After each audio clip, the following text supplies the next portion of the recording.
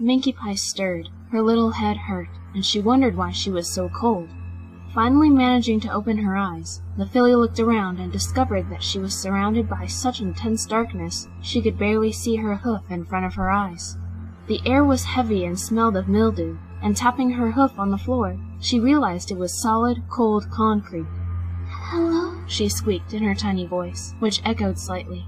She began to feel very frightened. "Mama? Papa?" Minkie Pie stood, though her body ached from laying on the hard floor. She wondered how long she had been passed out. The last thing she could remember was eating dinner with her mother and father. She also recalled feeling very sleepy. Taking a few steps forward, Minkie yelped as she bumped into some sort of rickety wooden structure. Feeling it, she discovered that it was a set of shelves with a few empty glass jars. Minkie's eyes began to adjust to the darkness just enough for her to make out shapes of objects, though there weren't many in the tiny room she was in. However, she knew she had indeed been here before, to bring down and take up jars for her mother's homemade jams, and sometimes retrieve tools for her father. Minkie Pie was in the cellar. Knowing where the exit was, Minkie made her way up the dusty stairs and pushed at the latch on the door, but it wouldn't budge. Perplexed, she heaved with all her might, but it seemed as though something was blocking the cellar door. Panic started to set in, as she pounded both hooves on the wood desperately. "Mama? Papa?" Minkie cried. From what she could see through the very small cracks around the door, it was nighttime, but she had no way of telling exactly how late it was. Were her parents asleep? "Mama? Papa?" Tears ran down her face as she fought with the door, but after 10 minutes, she used up what little energy she had and collapsed on the top stair, sobbing. Minkie Pie didn't understand why she was locked in, or who even put her down in the cellar to begin with. Maybe if she waited out the night, she'd be able to shout again and get her parents' attention. Igneous Rock and Cloudy Quartz were outside harvesting rocks, but Minkie Pie had hidden under her bed to get out of working. It was the afternoon, and her parents had barely spent any time searching for her, for over the years, they had tried less and less to communicate with their first daughter. Minkie had even overheard her parents talking about how frightening of a foal she was, and that they wanted to get rid of her. This broke her little heart. A few nights ago, Minkie Pie had discovered that she had a newborn sister, but her parents absolutely forbade her from getting close to the infant. She didn't understand why, though. She had been excited to see the tiny filly, and even smiled at the thought of playing with her and growing up together. Alas, her dreams were crushed when her mother told her she was never to enter the little filly's room. But Minkie Pie did not want to listen. As her parents continued to work outside, Minkie quietly trotted to her baby sister's room and slipped inside, carefully closing the door behind her. With difficulty, seeing as how she was so little, Minkie Pie peered into the cradle to see her tiny sister curled up in the blanket and sleeping, a cute frown on her face. She was gray, just like the rest of her family, save for her Granny Pie, who was bright pink. Marblestone Pie was what her mother had named the foal, Inkie being her middle name. She wanted so badly to wake Inkie Pie up, but she was afraid she'd cry. However, Minkie didn't need to rouse the foal, for her small purple eyes fluttered open and fell upon the older filly. Inkie cooed cutely in baby talk, and Minkie Pie grinned widely. "Hello," she said softly. "My name is Obsidian. I'm your older sister. When you start talking, you can call me Minkie Pie." "Ma?" said Inkie questioningly, crawling out from her blankets and coming closer to her sister. "Minkie," she said slowly. "Me?" In an attempt to get even closer to Minkie Pie, Inkie fell over the edge of the cradle, but Minkie caught her instantly, cradling the tiny child in her arms. "Be careful," she warned the baby. "You're little. You can get hurt if you fall like that." Not understanding, Inkie Pie waved her arms and giggled, which made Minkie Pie fall absolutely in love. She nuzzled her short mane and then blew a raspberry on her tummy. This caused Inkie Pie to shriek with laughter, and Cloudy Quartz burst into the room, looking enraged and horrified. "Obsidian Pie!" she shouted, and Minkie flinched, pulling her ears back. "What did I tell you?" "I was playing with her," she murmured, but Cloudy yanked the foal out of her arms. Immediately, Inkie Pie began to cry hysterically, but her mother ignored it as she tucked her back into the cradle. She then turned to Minkie and struck her across the face. "Get out! Go to your room! Now!" Weeping with pain and sadness, Minkie Pie trudged to her own room and crawled under her thin blanket, sniffling and feeling miserable to no end. She hadn't done anything wrong, and in fact, it seemed like Inkie Pie had really taken a liking to her older sibling. Why wasn't Minkie Pie allowed to play with her own sister? It was that night that Minkie Pie had somehow fallen asleep during dinner, only to wake hours later on the cold, hard floor of the underground cellar. Light from the sun shone through the cracks of the cellar door, catching Minkie Pie's attention. She weakly stood again, banging on the wood and calling for her parents. She froze when she saw a faint shadow appear in her line of sight, freeze, and then dash away. Heart-pounding from anticipation of finally being rescued, Minkie continued to yell louder than her little voice had ever gone. She paused when she heard a stallion's voice speaking from afar, and recognized it as her father's. Her mother quickly gave a reply, and before Minkie Pie knew it, another shadow approached. "Obsidian Pie, get away from the door," said Cloudy emotionlessly. Discouraged by the tone, Minkie pulled her ears back and descended the stairs halfway. There was the heavy sound of large rocks being moved off of the wooden door, and it finally opened, revealing the silhouette of her mother backlit by bright sunlight. Mama? Minkie Pie whimpered. "All the way," Cloudy Quartz barked. "All the way down the stairs." The filly carefully made her way to the floor of the cellar, and then looked up to see that Cloudy had followed her, but stood above her on the 5th step. Mama, why am I down here? Asked the frightened foal. "You are to remain in the cellar," her mother replied coldly. "Obsidian Pie, we have had it. You are an evil, evil child, and you need to be kept away from everyone." What did I do? Said Minkie, her lip trembling and eyes welling up with tears. "I do not know what went wrong!" Cloudy shouted, making Minkie Pie flinch and cower. "You were my first foal, so I thought the pain I went through during pregnancy was normal despite what the other mares have told me. You were like a parasite. I was weak, frail, constantly vomiting, and oh, Celestia, how you kicked! Giving birth to you was the most horrible agony I have ever felt in my life." Mama, I do not understand. Cloudy Quartz's expression was filled with hate as she glared down at her firstborn daughter, and poor Minkie Pie lowered herself slightly to the floor in fear. "When I found out I was pregnant with Marvelstone, I was terrified that the torment would begin again," she explained in a hiss. "But no, that entire time she was in my belly, it was like a vacation. I was surprised when the doctor told me that she wasn't dead, she was so calm. I only got sick a couple of times, and when I gave birth to her, it came to a shock that it was over. And so I thought back on everything you had done, everything your father and I had to go through with you, and I realized that it was not normal." She took one step lower, closer to the filly. "You are evil. No foal in the village is like you.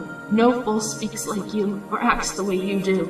What did I do wrong? Minkie cried, but in an instant, Cloudy Quartz sprinted down the remaining stairs and lashed out with her front hoof, striking Minkie Pie on the chest and sending her fully to the floor in a crumpled heap. "I wanted to dispose of you, but your father said that we would most certainly go to hell, so you are to remain down here. I will bring you a blanket and will feed you, so if you die, it will not be our fault." Minkie Pie was sobbing, staring at her wicked mother in disbelief. She had been treated terribly by her parents all her life, but she had never thought they'd actually abandon her. She thought they loved her. You are the one who deserves to die! She screamed, getting to her hooves weakly. Minkie was overcome with more hatred and rage than she had ever felt, accompanied by the searing pain in her little heart. I want you to die! I did nothing wrong!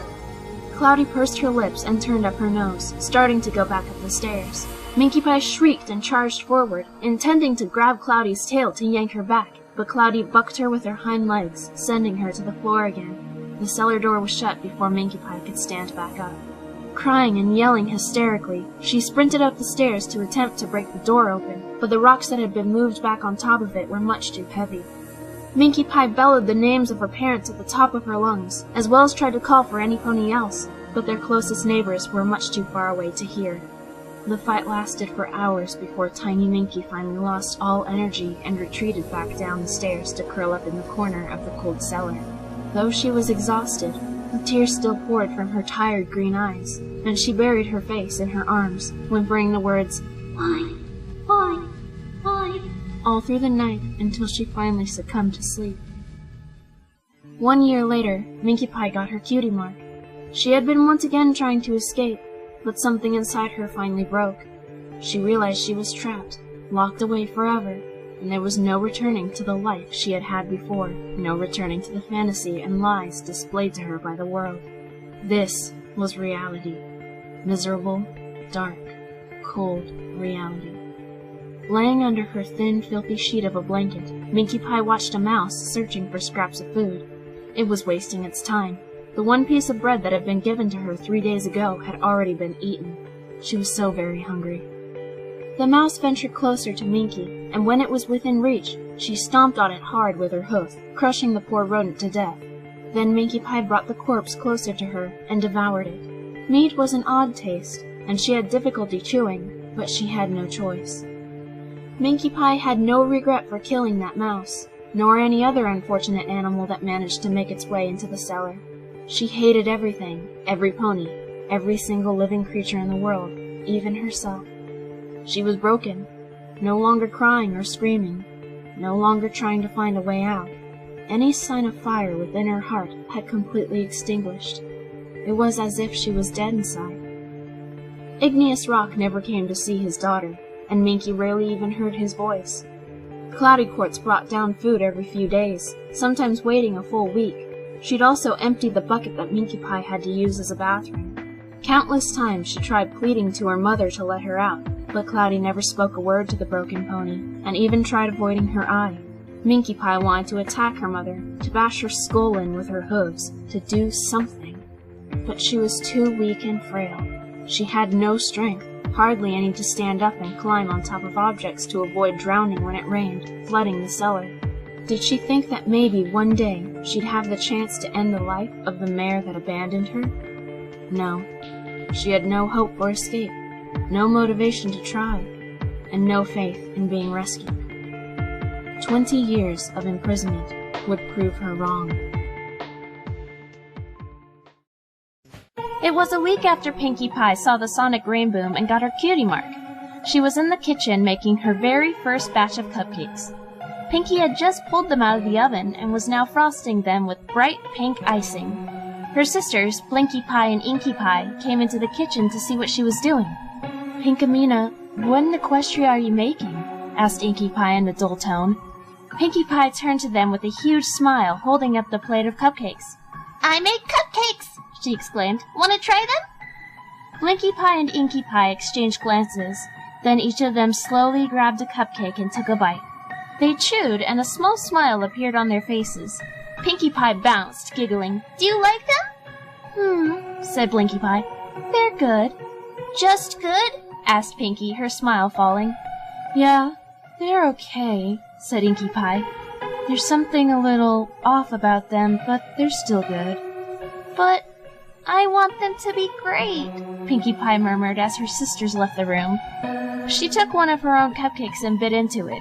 It was good, but she knew there was something missing.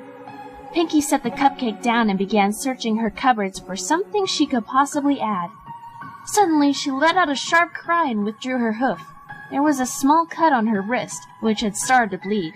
She looked at what scraped her and saw a cheese grater. Pinkie sighed and looked at her adequate cupcakes. She gently licked her wound to clean it, but froze, her eyes wide. The taste of her blood was good. Really good. She licked again and then smiled. She grabbed her half-eaten cupcake and gently squeezed her cut, letting a few drops of blood hit it and soak into the fluffy cake. She picked it up, smiling excitedly, and took a bite. Eureka! Pinkie squealed. It's fantastic! It's terrific! It's fantastic-terrific! She bounced out of the kitchen, out of the house, and into the shed across the way. There, she did extensive planning to make her cupcakes the best ever. Oh, these are much better, Pinkamena, Blinkie Pie exclaimed. Yeah, they're amazing, agreed Inkie Pie. The sisters were smiling broadly as they munched on the sweet cupcakes Pinkie Pie had set on the table. I'm glad you like them, she said, thrilled at the smiles on her sisters' faces. What did you do differently? Asked Inkie. Pinkie Pie winked and giggled. It's a secret ingredient. No more was said on the matter. Earlier that day, before she had made her second batch of cupcakes, Pinkie Pie had journeyed into the small town where her family got their groceries. She had her first failed batch of cupcakes with her, but she had put something extra in them, sleeping powder. She walked around, looking at every pony to see who might be a worthy candidate. Pinkie Pie's eyes brightened as she saw a filly a little older than herself. She had a jet black mane and tail and slate-colored hide. Her cutie mark was a dark gray cloud with a frowny face pouring rain. Pinkie bounced over to her, looking as cute as can be. Hi, she said, stopping the depressed-looking filly. My name is Pinkie Pie. What's yours? Rain Cloud. She sounded nervous to be socializing with another filly. You look so sad, Pinkie said kindly. You know what I do when I'm sad? What? Asked Rain Cloud, looking interested. Pinkie Pie took a cupcake from her basket and held it up. Eat cupcakes! Rain Cloud's eyes widened, staring at it as if it was the most beautiful thing she'd ever seen. It's so colorful, she said in awe. Is that food? Yeah, said Pinkie. It'll cheer you right up. Here, you can eat this and walk with me so I can tell you more about them. Rain Cloud managed a small smile. Okay, she agreed in a quiet voice. She balanced the cupcake on her nose and walked with Pinkie out of the marketplace. Once they were out of sight of the town's ponies, Pinkie turned to Rain Cloud. Why are you so sad? She asked.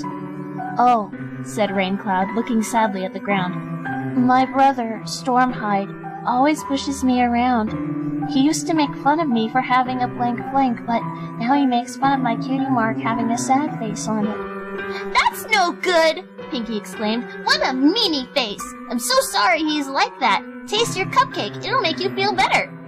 They both stopped, and Rain Cloud took the cupcake off of her muzzle and nibbled a bit of it. The widest smile appeared on her face. She seemed to stand up a little straighter. Oh, wow, she squeaked. This is amazing.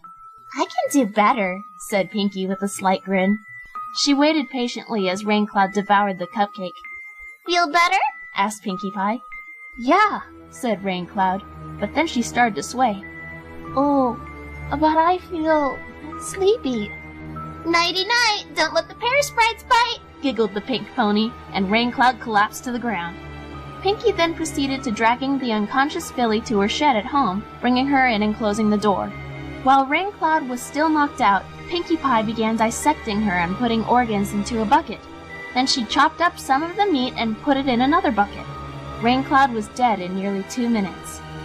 Pinkie Pie didn't know what to do with the body, but she decided to at least take Rain Cloud's cutie marks as a memento. Finally, she settled on throwing the rest of Rain Cloud's carcass into a lava pit a few miles from her home where a small colony of dragons lived. Surprisingly, this didn't take too much time. When she got home, she brought cupcake mix to the shed and started preparing them, adding in her special ingredient. Once the batter was mixed, she carried it back to the house and started baking her cupcakes. Just as her sisters had said, they came out amazing. One day Pinkie Pie was getting ready to dissect a mare when Blinkie Pie and Inkie Pie walked in. Pinkie Pie whipped around, still holding a knife that she had been about to use. The sisters all stared at each other for a moment. Pinkamena, what are you doing to that pony? Asked Inkie Pie. Said Pinkie nervously, still smiling, though her eyes shifted from side to side. Blinkie Pie walked around Pinkie Pie and saw all the things needed to make cupcakes sitting on the little table. She looked at the unconscious mare and put 2 and 2 together. Pinkamena, she said softly, you're making cupcakes. Yes, Pinkie squeaked. And you're going to use this pony in them? Said Inkie Pie, catching on. Pinkie Pie was starting to panic. Suddenly, she let out a wail, her hair deflating and going flat, and she lay on the ground, covering her face. Blinkie Pie slowly walked towards Pinkie and picked up the knife. Pinkie Pie watched her sadly, but was a little surprised when she inched towards the sleeping pony. In a flash, the knife was plunged into the pony's chest. Pinkie Pie sat up, looking bewildered. Blinkie Pie ran the knife down the mare's abdomen, opening her up. This is genius, Pinkie, said Blinkie Pie. Pinkie Pie's hair poofed up again and she hopped up. Really? She squealed. Inkie Pie ran over to them, smiling just as widely. Yeah, she laughed. This is what made your cupcakes so good? It's the best idea ever! But why cut them open while they're knocked out? Asked Blinkie Pie. Well, if they're awake, they'll probably scream, and then Mama and Papa will hear, Pinkie Pie explained. You know what? Said Inkie Pie, poking at the mare's still beating heart. There's that abandoned cave on the mountain. We can set up a sort of harvest room up there. No one will hear the screams, and if they do, they might just think it's a dragon. We can play with them before we chop them up, said Blinkie Pie, hopping up and down. Pinkie Pie began bouncing around the room happily. That's such a great idea, she sang. When she stopped bouncing, she grinned at her sisters. You know, I didn't think you'd ever be as fun as me, but I was wrong. Finally, we have something to do together, said Inkie Pie. The 3 Pie sisters embraced, and then Blinkie Pie and Inkie Pie began helping Pinkie Pie make cupcakes. As time went on, the sisters decided they needed to be more organized when it came to choosing ponies. They all began learning the names of all ponies in the village and started writing them on slips of paper to put in a jar. They wrote a number next to each one, and when they needed more of their special ingredient, they'd pull a number at random. After capturing the pony that had been chosen, the 3 fillies would drag the body up to the cave where they had set up many different toys. The sisters would strap the pony to a stone table they fixed up, and when they woke up, would begin to play. They tortured the ponies, making jokes and bouncing around in the process. As time went on, they came up with new and better ways to play with their victims, inventing devices and bringing in random tools they'd find around the rock farm. They even saved the cutie marks, dividing them up between the 3 of them. It was tremendous fun, and they got to enjoy the best cupcakes in all of Equestria afterwards. The Pie sisters would even share the cupcakes with their parents and the ponies in the village, getting a reputation for being the sweetest fillies in town. They were nicknamed the Cupcake Sisters. Of course, there was a scare about the constantly missing ponies, but they considered the weekly delivery of cupcakes a distraction from the panic. It was a perfectly executed system.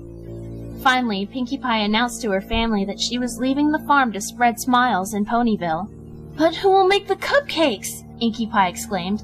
I've taught you everything I know, said Pinkie Pie. I have faith in you. The 3 sisters hugged tightly, and then Pinkie hugged her parents, who were completely unaware of the truth behind the cupcakes. "Good luck, Pinkamena," said her mother, nuzzling her. "We know you will do well." Blinkie Pie actually started crying slightly. "Will you visit sometime?" she asked with a sniffle. I'll do what I can, said Pinkie, and she slung her saddlebag over her back, waving goodbye to her family and then bouncing away from the farm and into the sunset. When she arrived in Ponyville, she discovered the bakery, Sugar Cube Corner, ran by Mr. and Mrs. Cake. They agreed that she could have the upstairs part of the shop and Pinkie would work there as well. Ponyville was much bigger than her old village, so it took some time to get to know every pony. She'd throw parties nearly every week so that she could make all new friends and know everyone's name. And so continued the nifty number system she had developed with her sisters, and Pinkamena Diane Pie began to share her cupcakes with the ponies of Ponyville. It had been a few weeks since Pinkie Pie left the rock farm to go to Ponyville, and in that time, her parents and sisters had sunk back into their old, miserable habits. Inkie and Blinkie Pie tried to keep their happiness alive, but it was difficult when their parents were so strict and cold. The only thing the fillies had to make them happy was baking cupcakes, but they couldn't do it very often because their parents kept them hard at work. The sisters were outside in the afternoon sun, and Inkie Pie was loading rocks into a wheelbarrow.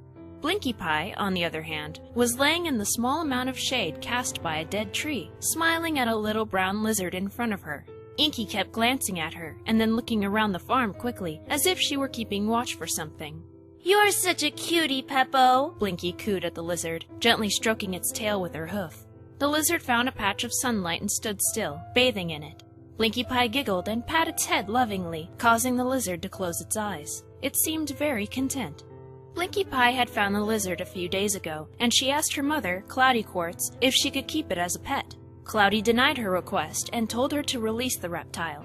Extremely upset, little Blinkie disobeyed her mother and kept the lizard in a small box, taking it outside to play every now and then while Inkie Pie worked, while at the same time watching out for their parents in case they discovered her sister's pet.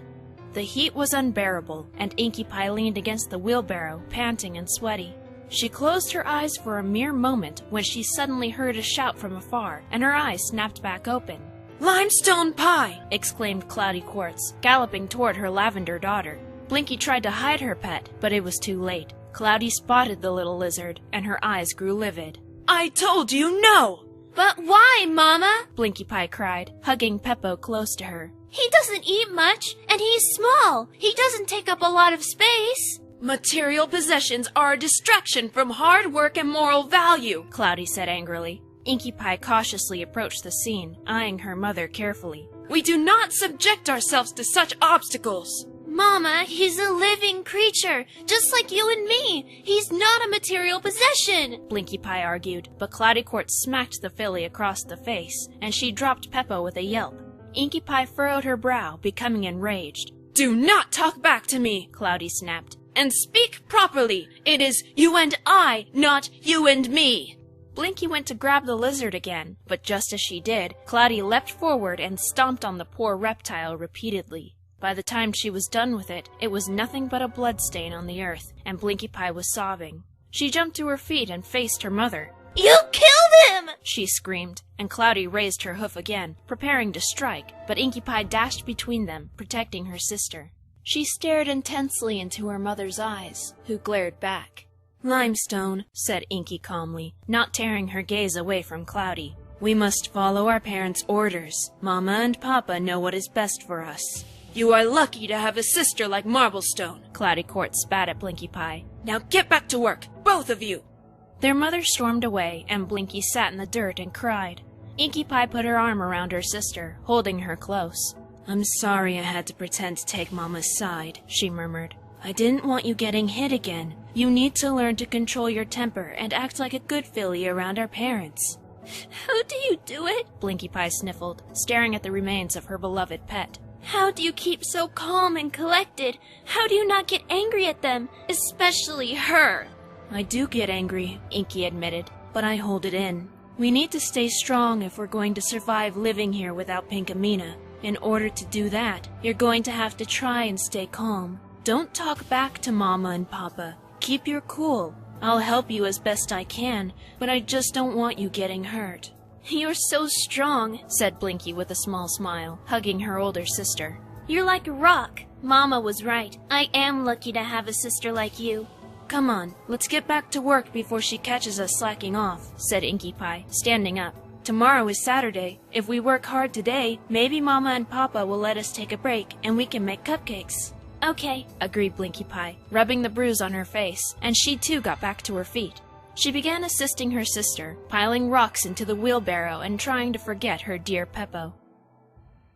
The next day, Cloudy Quartz and her husband, Igneous Rock, allowed their daughters to have some free time, which they used very efficiently. They ended up wandering away from their own farm to the next one, knocking out a teenage pony that lived there while she was working, and dragged her to the cave where they held their playdates.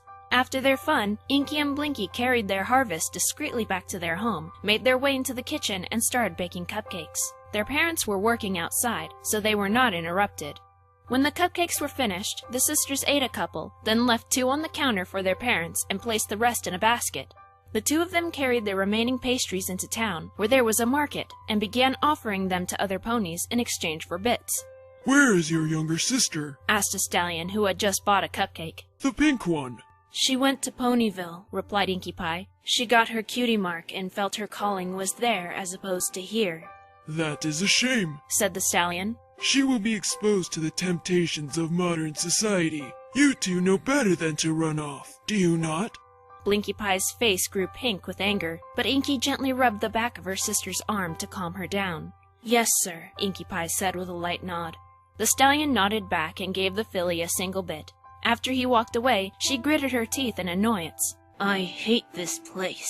How dare he insult Pinkie Pie? Blinkie squeaked, trying to keep her voice down. He knows nothing about her. She's the one who showed us it wasn't a sin to be happy. I know, Inkie Pie sighed. Shove it off. Let's finish selling these cupcakes and get back home. Blinkie Pie nodded sadly, walking next to her sister as they journeyed through the market. By the time they had sold their batch of cupcakes, the sun was setting, and the 2 sisters were getting ready to head back. However, Blinkie Pie stopped Inkie quickly upon seeing a gypsy pony with an assortment of goods laying out on a blanket. The gypsy was attracting a lot of glares, for she and her material items were not welcome in their community. What is it? Asked Inkie Pie. Look at that! Blinkie exclaimed excitedly, trotting up to the gypsy and examining a vintage record player. Pinkamena had something like this. It plays music. She met the eyes of the gypsy nervously. Doesn't it? Yes, the pony confirmed. I his records perfect for little filly like you. Good music for you and sister. Inkie Pie stood next to Blinkie Pie, staring at the player. I don't know, she said slowly. Surely Mama would disapprove. She didn't have a problem with Pinkamena owning one, Blinkie pointed out. Yes, but Pinkie got away with a lot of stuff after she got her cutie mark. Ever since she left, Mama has been even more strict than she was before. Music good for soul, said the gypsy, patting the record player gently. Good for growing foals, make you happy. How much? Inkie Pie asked her. How much you got? The gypsy pony inquired. Inkie set down her basket, which now had bits instead of cupcakes, and counted them. Only 10 bits, she replied sadly. Record player go for 15, said the gypsy. But I give to you for 10 because I like you. I has no business all day, and you come to me and buy from me. You are good fillies. Thank you so much, Blinkie Pie said happily, and they dumped their bits out of the basket and onto the blanket. Then Inkie carefully heaved the record player into the basket, along with the 3 records that the gypsy had, gave her a cheerful farewell, and headed home. Let's hide it in the closet, Inkie Pie said softly to her sister when they entered their bedroom. We'll play with it tomorrow while Mama and Papa are working. This is so cool, said Blinkie Pie as they pushed the music player into their closet. I can't wait to hear those records. We'll have to keep it at a low volume, added Inkie, closing the door. Marblestone, limestone, dinner, called Cloudy Quartz briskly, and they left their room to sit at the kitchen table. After being served and all 4 of them were seated, Igneous Rock said grace, and they began to eat. A few minutes of silence went by, and then Inkie Pie spoke. Mama, Papa, did you see the cupcakes we left you? She asked softly. Her parents gave her a disapproving look. Marblestone, you know it is impolite to speak during dinner, Igneous said firmly. I just wanted to make sure you got them, Inkie Pie continued, her voice even quieter now. It was a really good batch. We wanted to share them with you. Yes, we saw them, Cloudy Quartz said impatiently. We threw them out. Why? Blinkie Pie shouted, and her sister tensed. You love our cupcakes! We allowed Pinkamena's inappropriate way of life cloud our judgment, said Igneous. Now that she is gone, we have decided not to take part in such reckless acts. What is reckless about eating a pastry? Blinkie inquired angrily. Cupcakes are a luxury food, continued Cloudy. They are not a necessity. Blinkie Pie was about to retort, but Inkie silenced her by setting a hoof on her knee. Fuming, Blinkie returned to her dinner, and they all ate in silence. When dinner was finished and the fillies had rinsed their dishes, they returned to their room and got into their beds. Igneous and Cloudy briefly bid them good night, but then left them alone to get sleep. I hate them so much, Blinkie Pie whispered through the darkness. Cupcakes are a luxury food. They're not a necessity. What bullcrap! I know, Inkie Pie agreed, but at least they're not prohibiting us from baking them. It's only a matter of time, muttered Blinkie. Inkie Pie remained silent, trying to calm her own anger, for she too was infuriated by their parents' behavior. She missed her little pink sister so much, she contemplated running away with Blinkie Pie to go to Ponyville as well, but she wasn't entirely sure if that was a good idea. The sisters fell asleep, thinking about how nice life was when the party pony was around to brighten up the day. The morning came, and after breakfast, the entire family went to work. Igneous Rock and Cloudy Quartz were moving rocks in front of the farm, whereas Inkie and Blinkie Pie were in the back. However, after a few minutes, the 2 of them snuck back inside and ran to their room, pulling the record player out of the closet.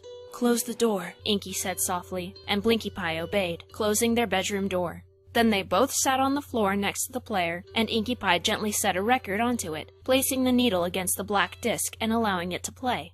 What came out was some very happy and fast-paced piano music, and both fillies immediately grinned wide. It's so energetic! Blinkie squealed quietly, and they giggled together, bobbing their heads in time with the song.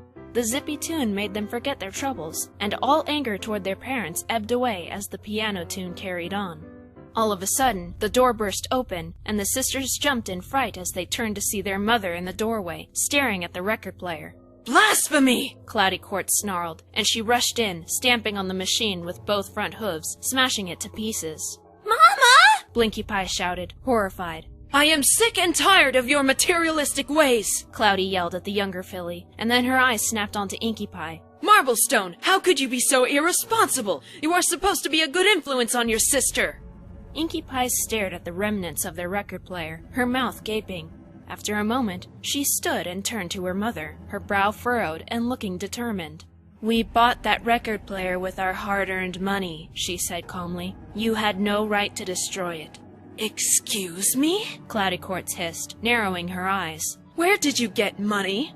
"We sold some of our cupcakes," Inkie replied. "We worked hard, and instead of simply sharing them, we've decided to sell them to the ponies in town. We earned that money, so we bought the record player from a gypsy. It was ours, and you had no right to—" Inkie Pie was interrupted by a hard smack in the face, delivered by Cloudy. Blinkie Pie gasped, holding her hooves to her mouth, and Inkie's eyes were wide as pain throbbed in her cheek. Cloudy had never hit Inkie Pie before, because she had never spoken back to her. "How dare you!" Cloudy growled, bringing her face close to Inkie's. "You disrespect me? Your own mother? I gave you life. I provide food and shelter for you, and this is how you repay me? You cannot expect to receive special privileges just because your youngest sister is a careless harlot. You are not to eat dinner tonight. You will go hungry to pay for your disobedience." Inkie Pie stared at her mother, her violet eyes glossy. Then she calmly walked around Cloudy and left the room. "Where are you going?" Inkie Pie! Blinkie called frantically as her sister continued down the hall without answering her mother. She made to go after her, but Cloudy stopped her by throwing her arm out in front of her. "Limestone Pie, if you go after her, you will be going hungry tonight as well," she said. Blinkie ripped away from her and ran to catch up with Inkie Pie, leaving her furious mother behind.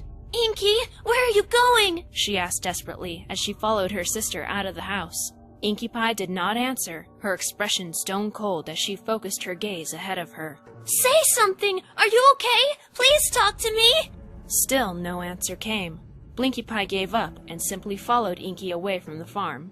The two of them eventually came to the cave where they tortured ponies for their cupcakes. Blinkie wondered why her sister had wanted to come here when they had no pony to play with, and was about to ask more questions. Just as they entered, however, Inkie Pie started screaming, and Blinkie flinched, backing away against a wall in fright. She had never seen her older sister lose it before. She was usually so laid back, even when their parents did something to anger her. Now her voice was filled with rage, and her yells of fury echoed around the cave. "Stupid bitch!" Inkie Pie shrieked, grabbing a large rock and throwing it as hard as she could against the cave wall, where it shattered into fragments. "Stupid fucking bitch! I hate you! I hate everything about you!" She chucked another rock, which Blinkie Pie had to avoid, for it exploded on the ground near her, and the chunks flew in her direction.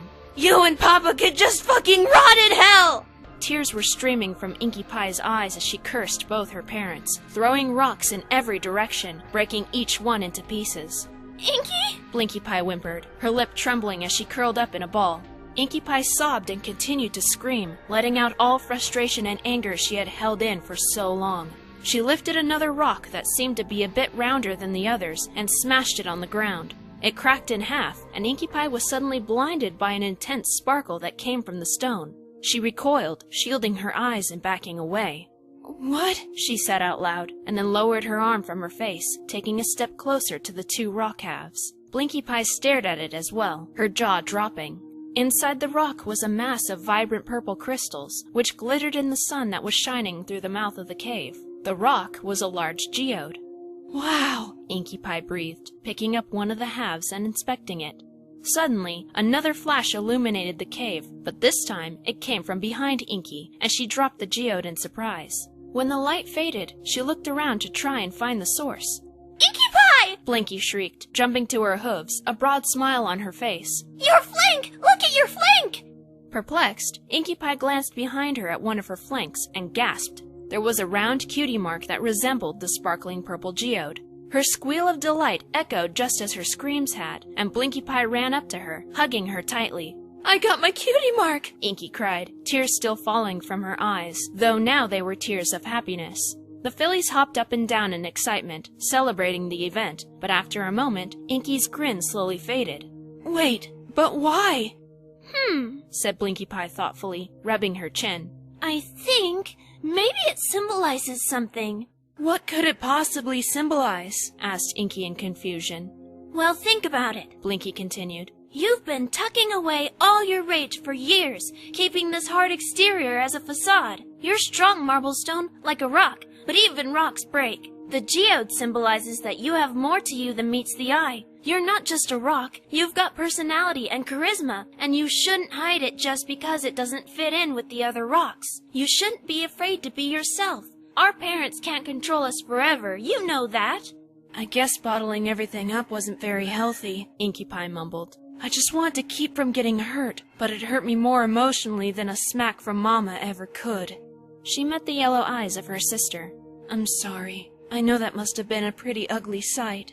You are damn scary when you're mad, Blinkie Pie said with a laugh. Show that rage to Mama, and she will never hit you again.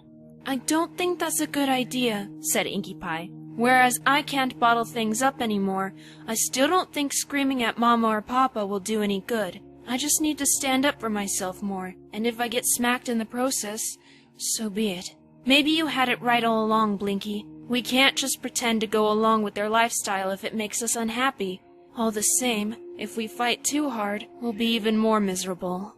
We need to find a medium between the way you were doing things and the way I was doing things, agreed Blinkie Pie. But as long as we have each other, we'll be fine. You're still a rock, Inkie. You're just more interesting. Inkie Pie giggled and hugged her sister again. The two of them stayed in the cave until it got dark, and when they returned home, their mother wouldn't even look at them. Knowing they weren't allowed to eat, the sisters went to their room, cleaning up the broken record player. After a bit, Igneous Rock came in, looking surly. You two had no right to do what you did, he grumbled, and Blinkie pursed her lips. However, Inkie Pie gestured for her to stay silent and approached her father. I got my cutie mark today, she said, showing her flank. Igneous blinked in surprise. I threw a fit and broke a rock that turned out to be a geode. I'm a strong filly, Papa, but you two have pushed me too far for too long. I won't let you put a damper on mine or Limestone's life anymore. Do not speak to me that way, said Igneous, a bit intimidated by his daughter's glare. Tell Mama not to hit us, and we'll behave, Inkie Pie said calmly, though her cold gaze did not soften. Your mother has the right to discipline you, Igneous argued, but his voice wavered slightly. Fine, Inkie said with a shrug. But you won't break me again. Try your best to push me down all you want. It's your problem, not mine. We are the parents. You do as we say.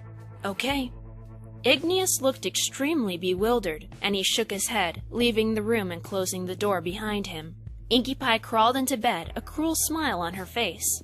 We still have to abide by their rules, don't we? Asked Blinkie Pie softly, tucking herself into bed as well.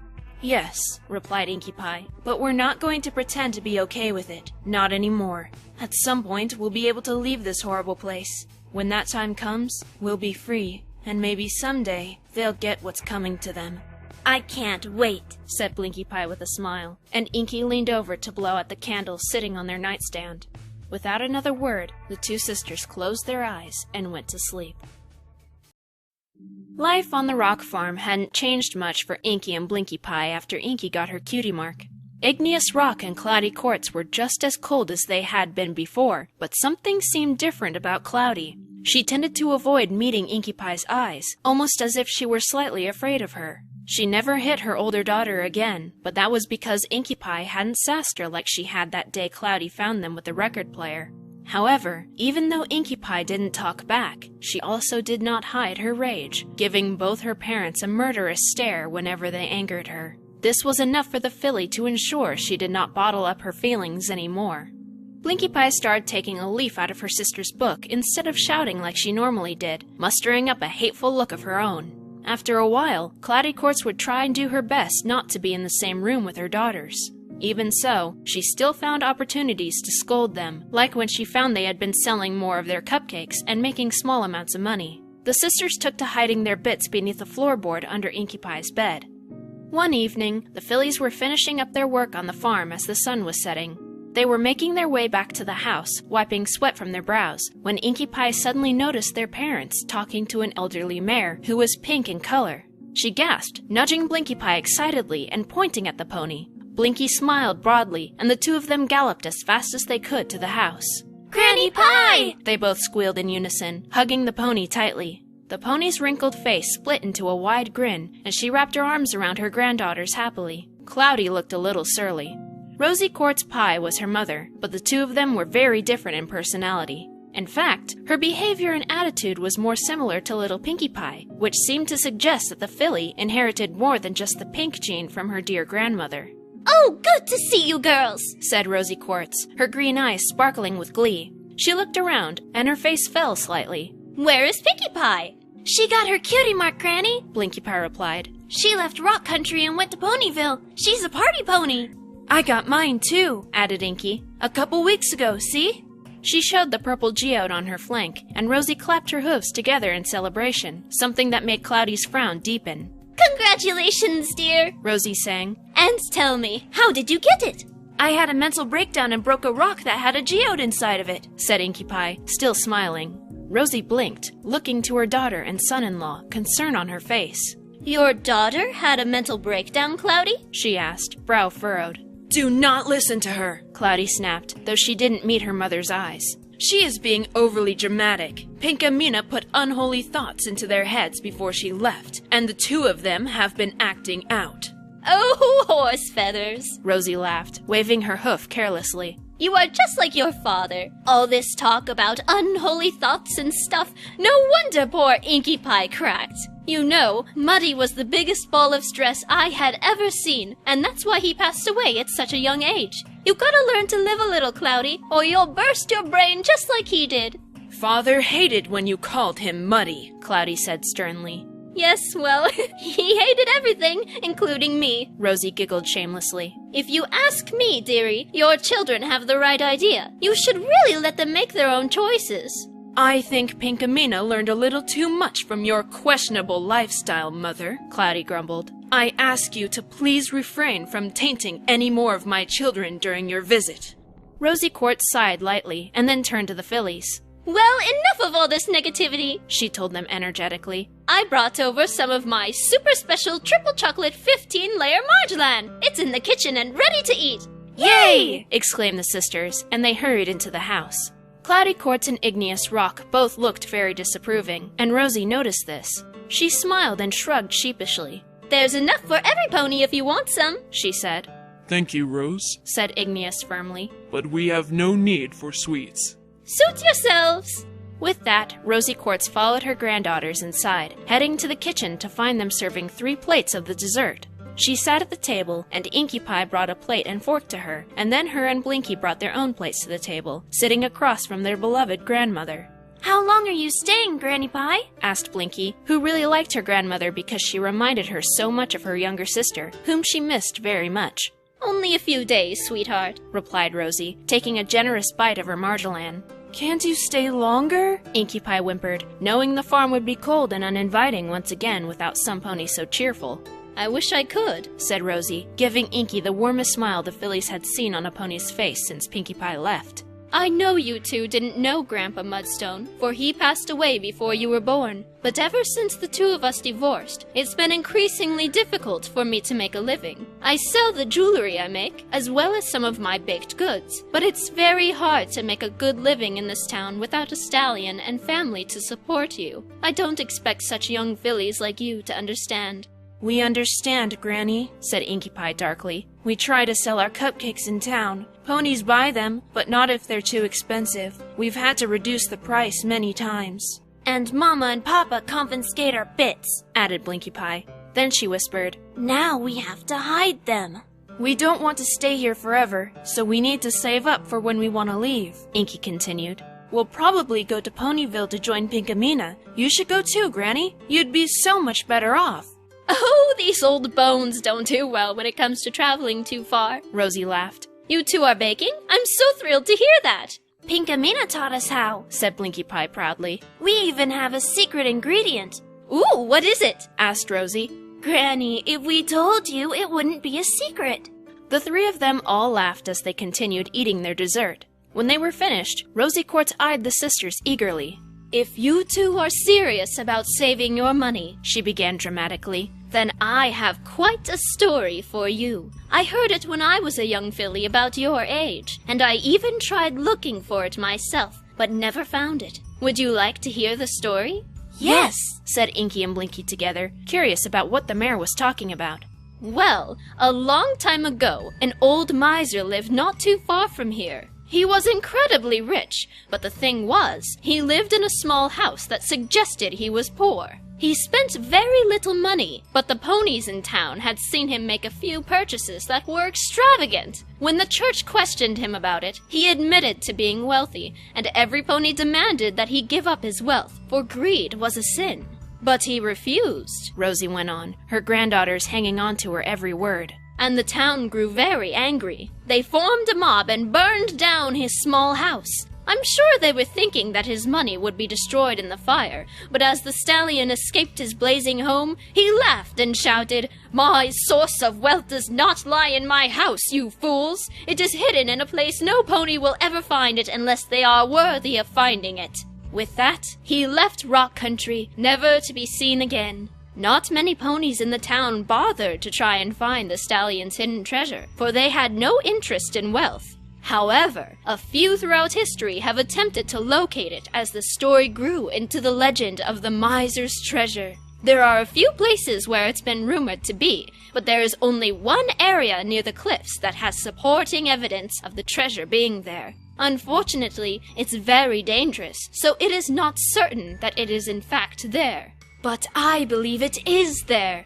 Rosie's eyes sparkled with excitement. I myself have tried to climb down to find it many times in my youth, but I was not only unsuccessful, but discouraged from trying once the community found out what I was doing. It was heartbreaking to give up on something I was so passionate about, but the town was already displeased with the way I acted at times, so I decided to give it up. Maybe it was for the best. The miser had said the pony who finds it will find it because they are worthy. Perhaps it is not mine to find.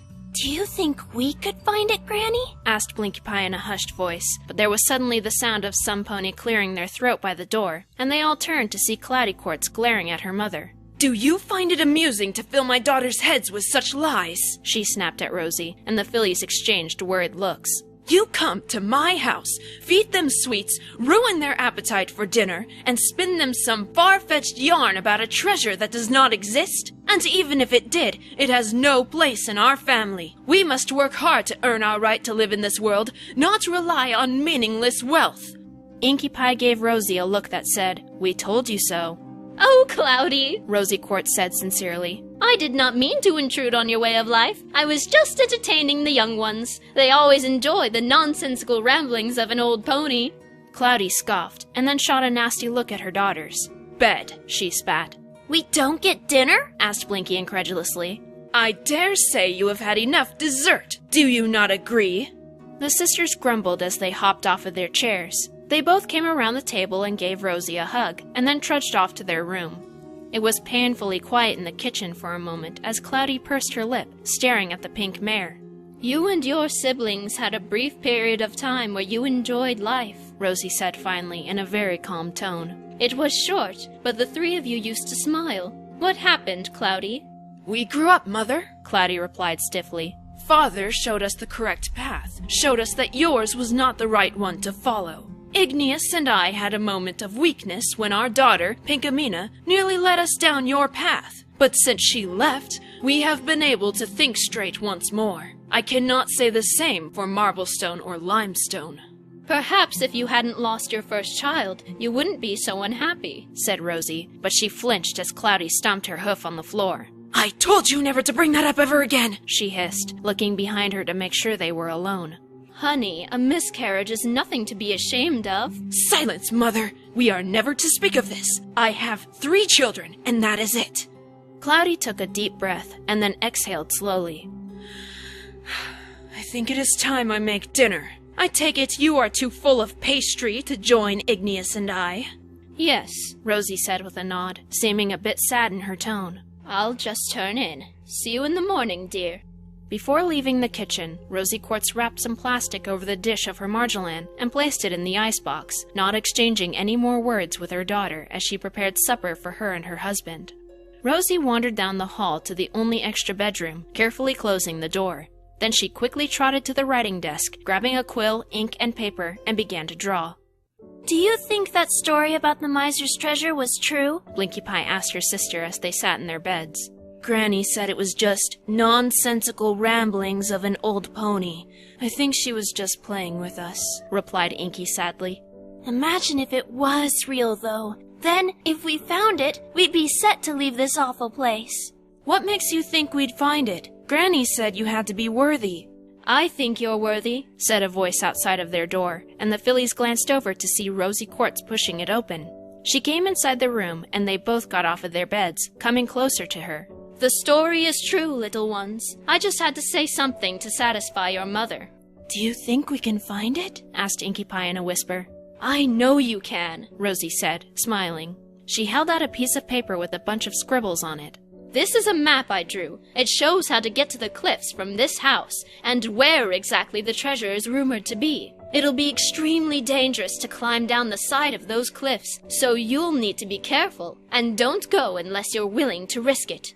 What's life without a little risk, huh? Said Blinkie Pie excitedly, and Rosie ruffled her mane lovingly. That's my girl! Now, don't let your parents see that map. Your mother is already furious with me for telling you the story. Mama's always furious about something, Inkie giggled, and she took the map from Rosie and hid it under her pillow. Rosie pulled both fillies into her arms and kissed their temples. I love you so much, she told them. I promise you, everything will be all right. Just don't forget how to smile. We won't, the sisters said together, and Rosie released them, waving goodnight as she left the room. Inkie and Blinkie crawled back into their beds, smiling at each other. We're going to find us some treasure tomorrow, aren't we? Inkie Pie said with a grin. Hell yeah, said Blinkie, and they giggled as Inkie blew out the candle on the nightstand. Morning came, and the family ate breakfast in silence. It seemed that Rosie Quartz did not want to risk upsetting Cloudy again, so she didn't speak.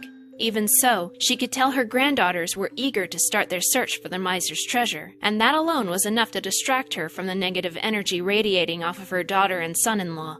When breakfast was finished, Igneous Rock set his daughters to work in the front yard, while he and his wife worked in the back. Rosie sat in the living room reading, as she was too old and frail to work. She had a view of Inkie and Blinkie Pie out of the front window, and watched as they quietly snuck away from the farm with a long rope coiled around Inkie's neck. The cliffs aren't far from here, Inkie Pie said as she glanced at the hoof-drawn map. Should take about 10 minutes to get there.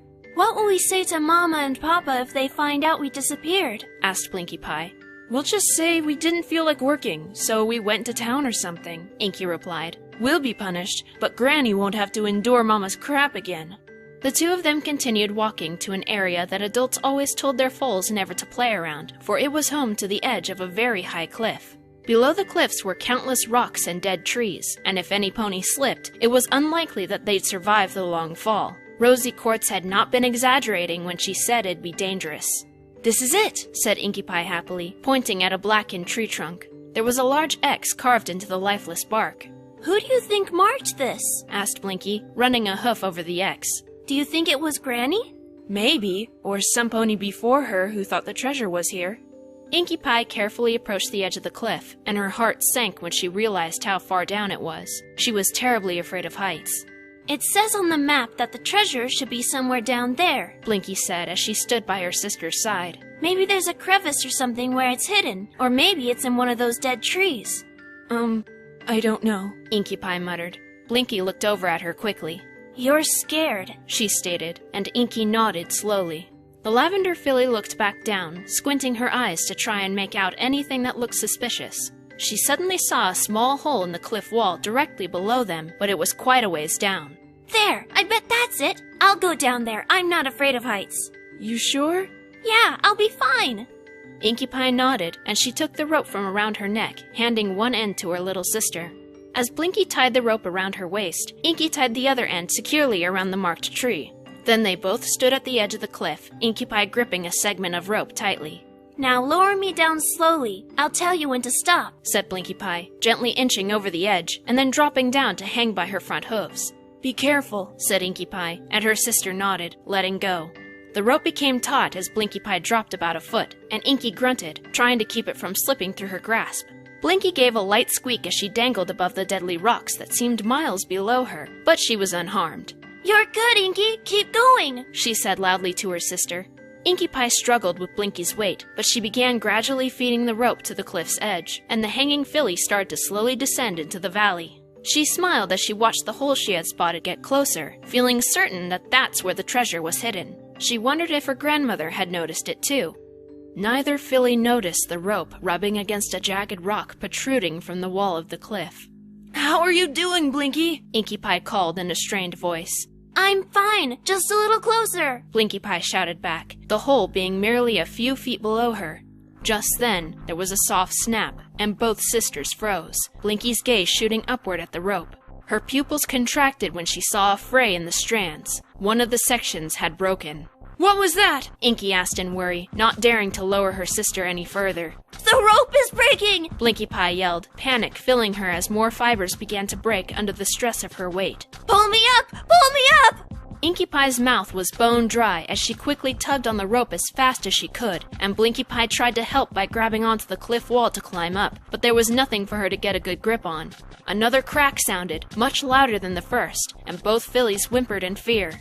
Come on! Inkie growled, cursing her lack of strength as she pulled on the rope desperately. The tear was down to its last few fibers, and Blinkie Pie stared at it, praying to Celestia that it would hold just a bit longer. Hurry! She shrieked as she reached upward toward the edge that was coming ever closer. Just a few more inches. A horrendous scream filled the valley as the rope shot back toward Inkie Pie, now shortened and frayed at the end. Inkie hurried to the edge just in time to see her sister plummet to the rocks below, disappearing from her sight. Blinkie Pie! She cried, tears filling her eyes. For a split second, she contemplated jumping from the cliff to go after her, but she changed her mind as she turned and ran as fast as she could back to her home. Blinkie Pie groaned, her eyes flickering open as she tried to make out her surroundings through the darkness. Her body ached, and she felt a few areas of her skin stinging, as there were cuts and scrapes she had acquired during her fall. Then Blinkie became aware that she was soaking wet. Her eyes adjusted to the darkness, and she saw that she was lying in a shallow pool of water.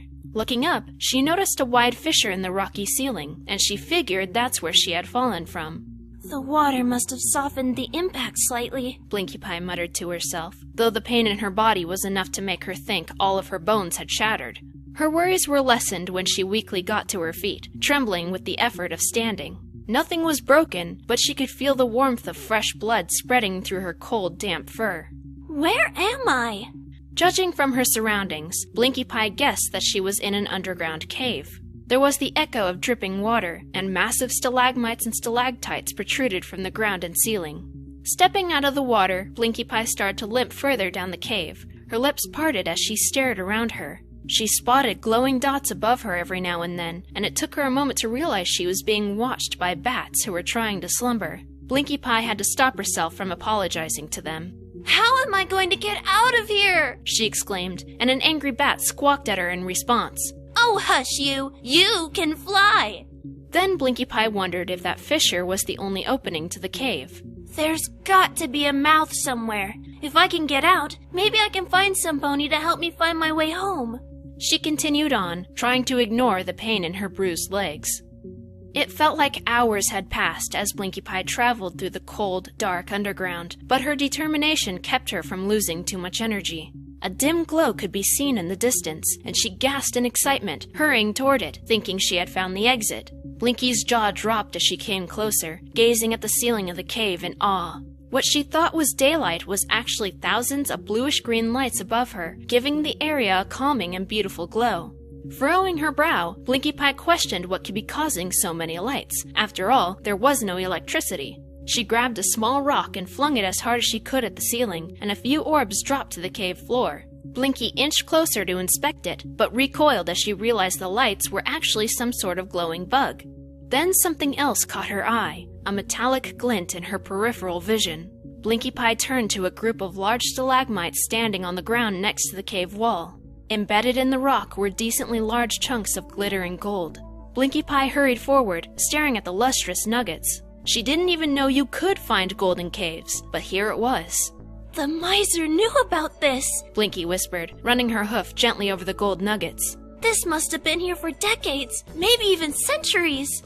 Her hoof found a smaller chunk, and as she touched it, it shifted slightly, and she blinked. It was loose. With difficulty, Blinkie Pie pried the piece of gold from the stalagmite and held it in her hooves, her eyes glittering almost as much as it was. All of a sudden, there was a flash that made her yelp in surprise, and looking at her flank, she saw a yellow rock cutie mark. It was a gold nugget. No way! She squealed, and Blinkie Pie jumped for joy, shouting, Yes! Yes! Yes! The sound of thousands of flapping wings ceased Blinkie's celebration, and she froze, seeing a black mass flying toward her from the distance. She had disturbed the bats with her shouting. Blinkie Pie gasped, put the gold between her teeth, and tore off in the direction she had come. The bats chased her back to the pool of water she had landed in, and she threw herself to the ground, covering her head as they flew through the fissure overhead and out of the cave. Panting heavily from running so far, Blinkie became more aware of the pain in her body. She stayed on the ground, closing her eyes and trying to think of a way out. Perhaps she could find a way to get back up through the fissure. Her segment of rope was still tied around her. Maybe that could come in handy. Limestone pie! Called a faint voice from somewhere above her. Blinkie Pie opened her eyes and looked up, recognizing the voice as her mother's. Limestone! The second voice belonged to her father. Limestone, can you hear me? I'm down here! She shouted back, hoping the cave would amplify her voice so that her parents could hear her. There's a fissure in the rock! I fell through! Don't worry, Blinkie Pie! Came the voice of Rosie Quartz. Your father is coming to get you! Happy to finally be rescued, Blinkie watched the fissure expectantly. Keep shouting, Limestone, said Igneous, who sounded a little closer, but still at a fair distance. Blinkie Pie did as she was told, yelling so that her father could find her, feeling certain that the fissure was in plain sight from outside. After quite a few minutes, Igneous Rock appeared through the opening in the ceiling, and he was lowered until his hooves came in contact with the ground. Blinkie Pie ran up to hug him, but he tapped her head firmly. You are in deep trouble, Limestone Pie, he shot angrily. He was wearing a durable leather harness around his torso, and the rope he was attached to was a thick metal cord that couldn't be easily broken. Blinkie Pie pulled her ears back and allowed her father to wrap his arms around her, and then he tugged on the cord to signal the others to pull them back up. It took some time with the added weight, but Cloudy, Rosie, and Inkie Pie managed to heave the two back up to the top of the cliff. Inkie was sobbing as she embraced her sister, repeating the words, "I'm sorry." Oh, sweetie, cried Rosie, noticing Blinkie's injuries. You're hurt. Are you all right?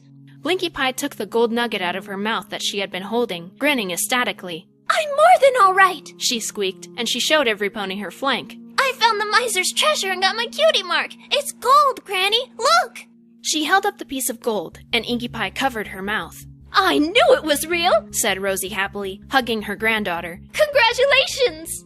Just then, Cloudy Quartz grabbed Rosie's shoulder and yanked her away from Blinkie. She could have been killed, Mother, she shouted. And for what? Some gold? What are we to do with gold? Mama, we could get a lot of money for the gold down there, insisted Blinkie Pie, but Cloudy snatched the nugget from her daughter and threw it off the cliff. Blinkie Pie shouted in protest, watching the object glint in the sun before it vanished. That gave me my cutie mark. I didn't even get a chance to figure out why. Do not store up for yourselves treasures on earth, where moth and rust destroy, and where thieves break in and steal, Cloudy recited firmly. But store up for yourselves treasures in heaven, where moth and rust do not destroy, and where thieves do not break in and steal. For where your treasure is, there your heart will be also. You know this. There should be no question.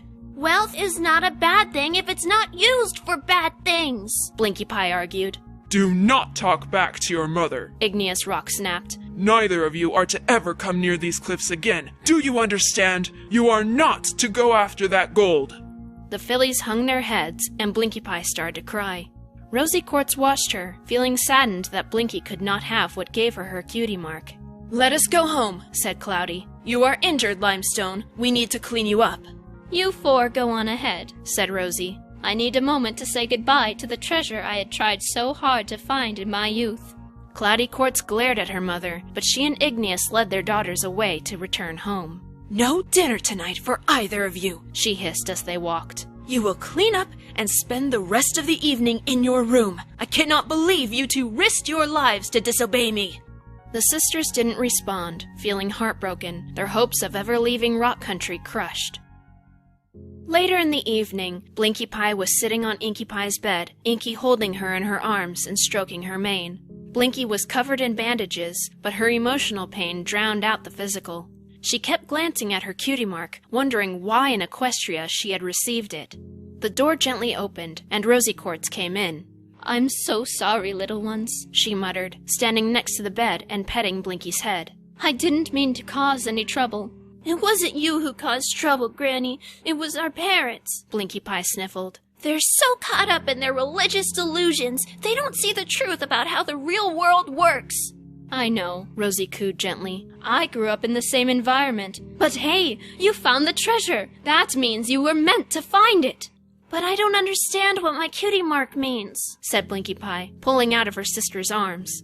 I think it means that you have strong determination that's just as valuable as gold, said Rosie with a comforting smile. You risked your life to find something that you weren't even sure existed, and you survived a great fall. Not only that, but you found it, Blinkie Pie. You found it. You did what no pony has been able to do since the legend began, and you have something to show from it. When you set your mind to something, nothing can stop you. I just wish Mama hadn't thrown that gold nugget away, Blinkie mumbled, but the sly smile on her grandmother's face made her brow furrow. What's that look for? Ta-da! said Rosie, and she held up the same gold nugget Blinkie had brought back from the cave. The filly grabbed it quickly, her eyes wide in shock. What? How? she babbled. I saw exactly where it fell, Rosie explained. In all my years in this world, I've always had perfect eyesight. I used the leftover rope tied to that tree to climb down and get it. You could have gotten hurt, Inkie Pie gasped, horrified. I was a little tired afterward, but I'm fine, Rosie laughed. Now, you hide that nugget, Blinkie, and you remember where that cave is. When you're ready to leave this place, you will be able to find it again and have enough money to get on your way to a better life. Blinkie Pie threw her arms around Rosie, hugging her tightly. Thank you, Granny. Thank you so much. You're welcome, dear. Both of you get some sleep. Your parents are probably going to work you hard tomorrow as punishment. I'll see you in the morning.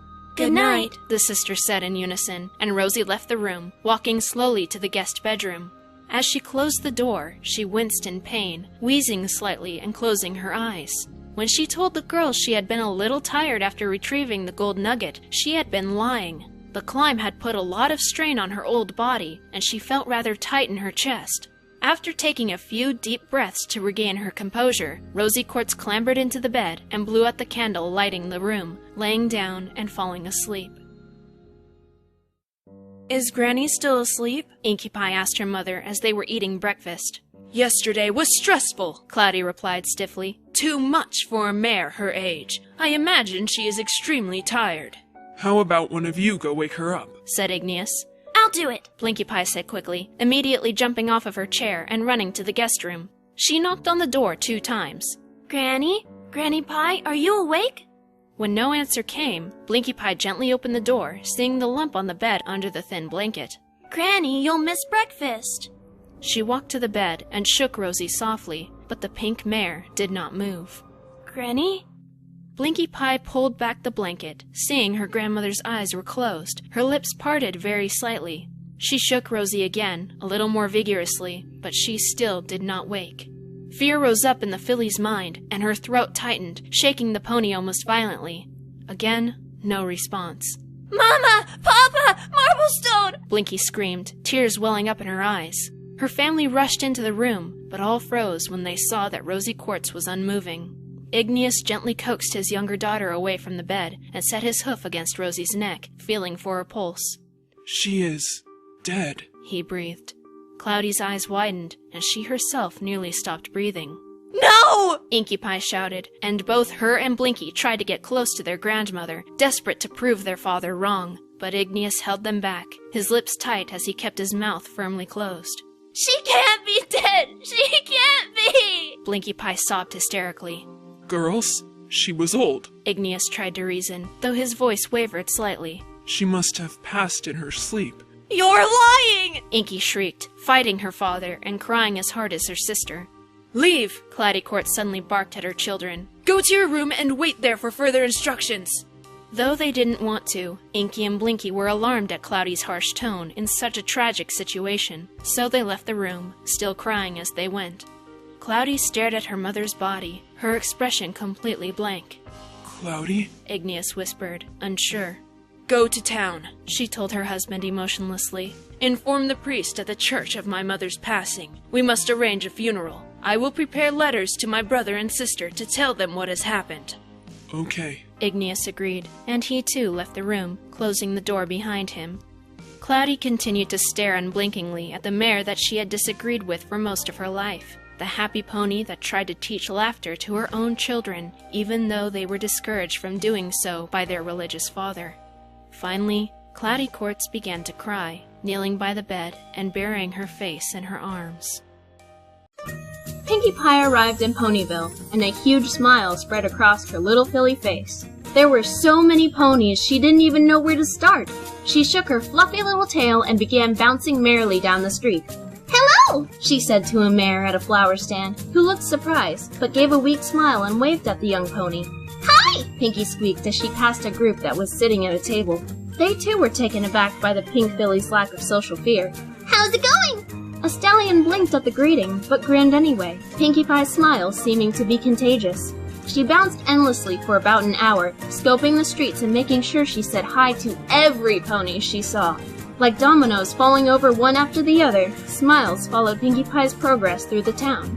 However, she froze when she saw a picture of a cupcake hanging on a sign above her. Pinkie backed up slowly, her eyes sparkling with delight upon discovering what looked like a giant gingerbread house.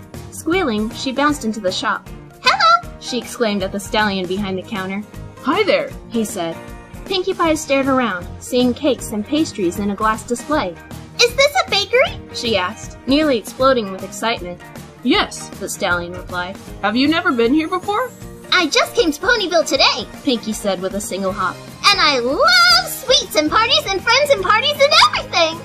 The stallion was amused at how eccentric this filly was. He held out a hoof to shake Pinkie's. "Well then, my name is Carrot Cake, and I run this place with my wife, Cupcake. Honey, come out here and meet our new little friend." Mrs. Cake came out from the kitchen, spotting the pink filly. "Oh my, aren't you a little cutie?" she cooed. "She's new to Ponyville," Mr. Cake explained. "What's your name, sweetie?" "My name is Pinkamena Diane Pie, but you can call me Pinkie Pie. Every pony does." "Do you have family here, Pinkie Pie?" Mrs. Cake asked. "Nope, I'm all on my own. I came from a rock farm and lived with my parents and two sisters, and there was no smiling, just work, work, work. And then I saw a huge rainbow explosion, and I smiled and threw a big party for my family and got my cutie mark."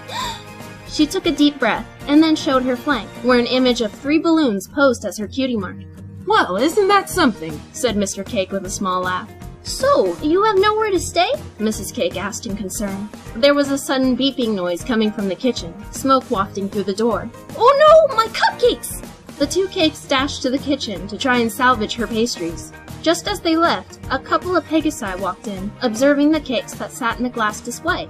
The female Pegasus was pure white with sky blue mane and tail, and her cutie mark was a little blue bird accompanied by 2 music notes. The buck was slate gray with black mane and tail, his cutie mark being a metal Pegasus wing. "Oh, I like that one, Silver," said the white mare, and her cohort nodded, looking around. "But it looks like no pony is here," he said with a frown. Pinkie Pie gasped, not wanting the customers to be unsatisfied with the service, so she dashed behind the counter, trying her best to peer over it despite her height. "How may I help you?" Pinkie chirped, and the Pegasi exchanged unsure looks. "You work here?" the mare asked, her brow furrowed. "We're not here to work, we're here to play, bringing smiles upon smiles to brighten up your day." The 2 ponies grinned, instantly overcome with happiness. "All right, I would like that strawberry tart right there," the mare said, pointing at the pastry in the display. "Okie dokie, Loki," Pinkie Pie squeaked, as she spun around to look through cabinets and drawers. She found a box, quickly but gently placed the tart inside, and set the box in front of the couple. However, before they could take it, she cried, "Wait!" Digging into her saddle pack, she dug out a bright pink ribbon with her mouth, and in a flash, wrapped it around the box to make it look like a present. "There, that'll be..." Pinkie Pie checked the tag where the tart had been before saying, 3 bits. As they were paying, Mrs. Cake rushed out, terrified at seeing the filly helping her customers. "Pinkie Pie!" she exclaimed, but Pinkie opened the register to put the money inside. The stallion, who was holding the box, smiled wide at Mrs. Cake. "I have never been so charmed by a sales clerk in my life," he said excitedly to her. "She's such a gem," agreed the mare. "We are definitely coming back here again. What is your name, little filly?" "Pinkie Pie," she replied happily. "Well, Pinkie Pie," said the stallion, "you're fantastic, and we look forward to seeing you again."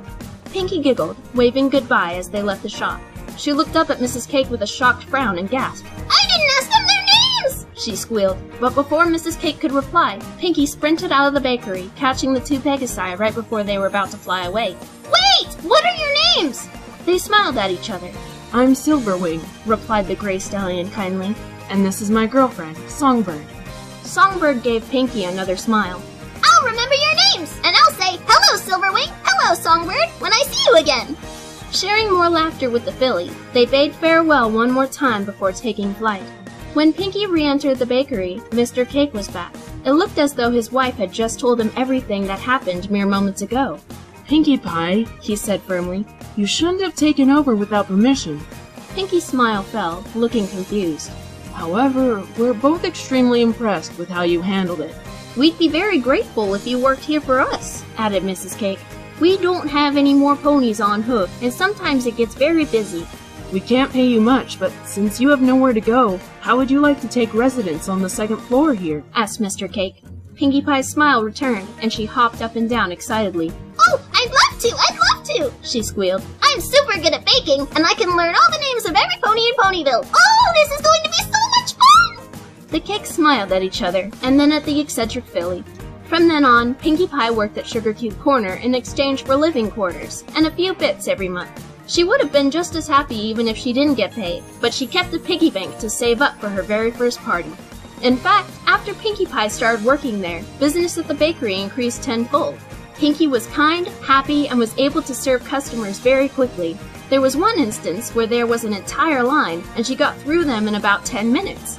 As the number of customers grew, the Cakes were making enough money to remodel the inside of the bakery to make it look as sweet as Pinkie Pie herself. Pinkie Pie threw many parties, learning every pony's name and making sure she never forgot who was who. Every pony in town knew her and loved her to death. However, because of her desire to know everything about Ponyville, she hadn't gotten the chance to make her extra special cupcakes. Yes, she'd bake quite often, but she was unable to get her special ingredient yet. It made her unhappy when she thought about it, but tried to tell herself that she'd be back on track in no time. Pinkie Pie opened her eyes, squinting in the bright sunlight shining through her window. Groggy, she glanced at the clock and saw that it was almost noon. Oh, horse apples! She cried hoarsely. She had slept late again. It had been like this for a few months now, and it kept getting worse, sleeping later and later as time went by. Pinkie Pie slumped out of bed and trudged to her mirror, staring at her exhausted face, her baggy eyes, and her mess of a curly mane.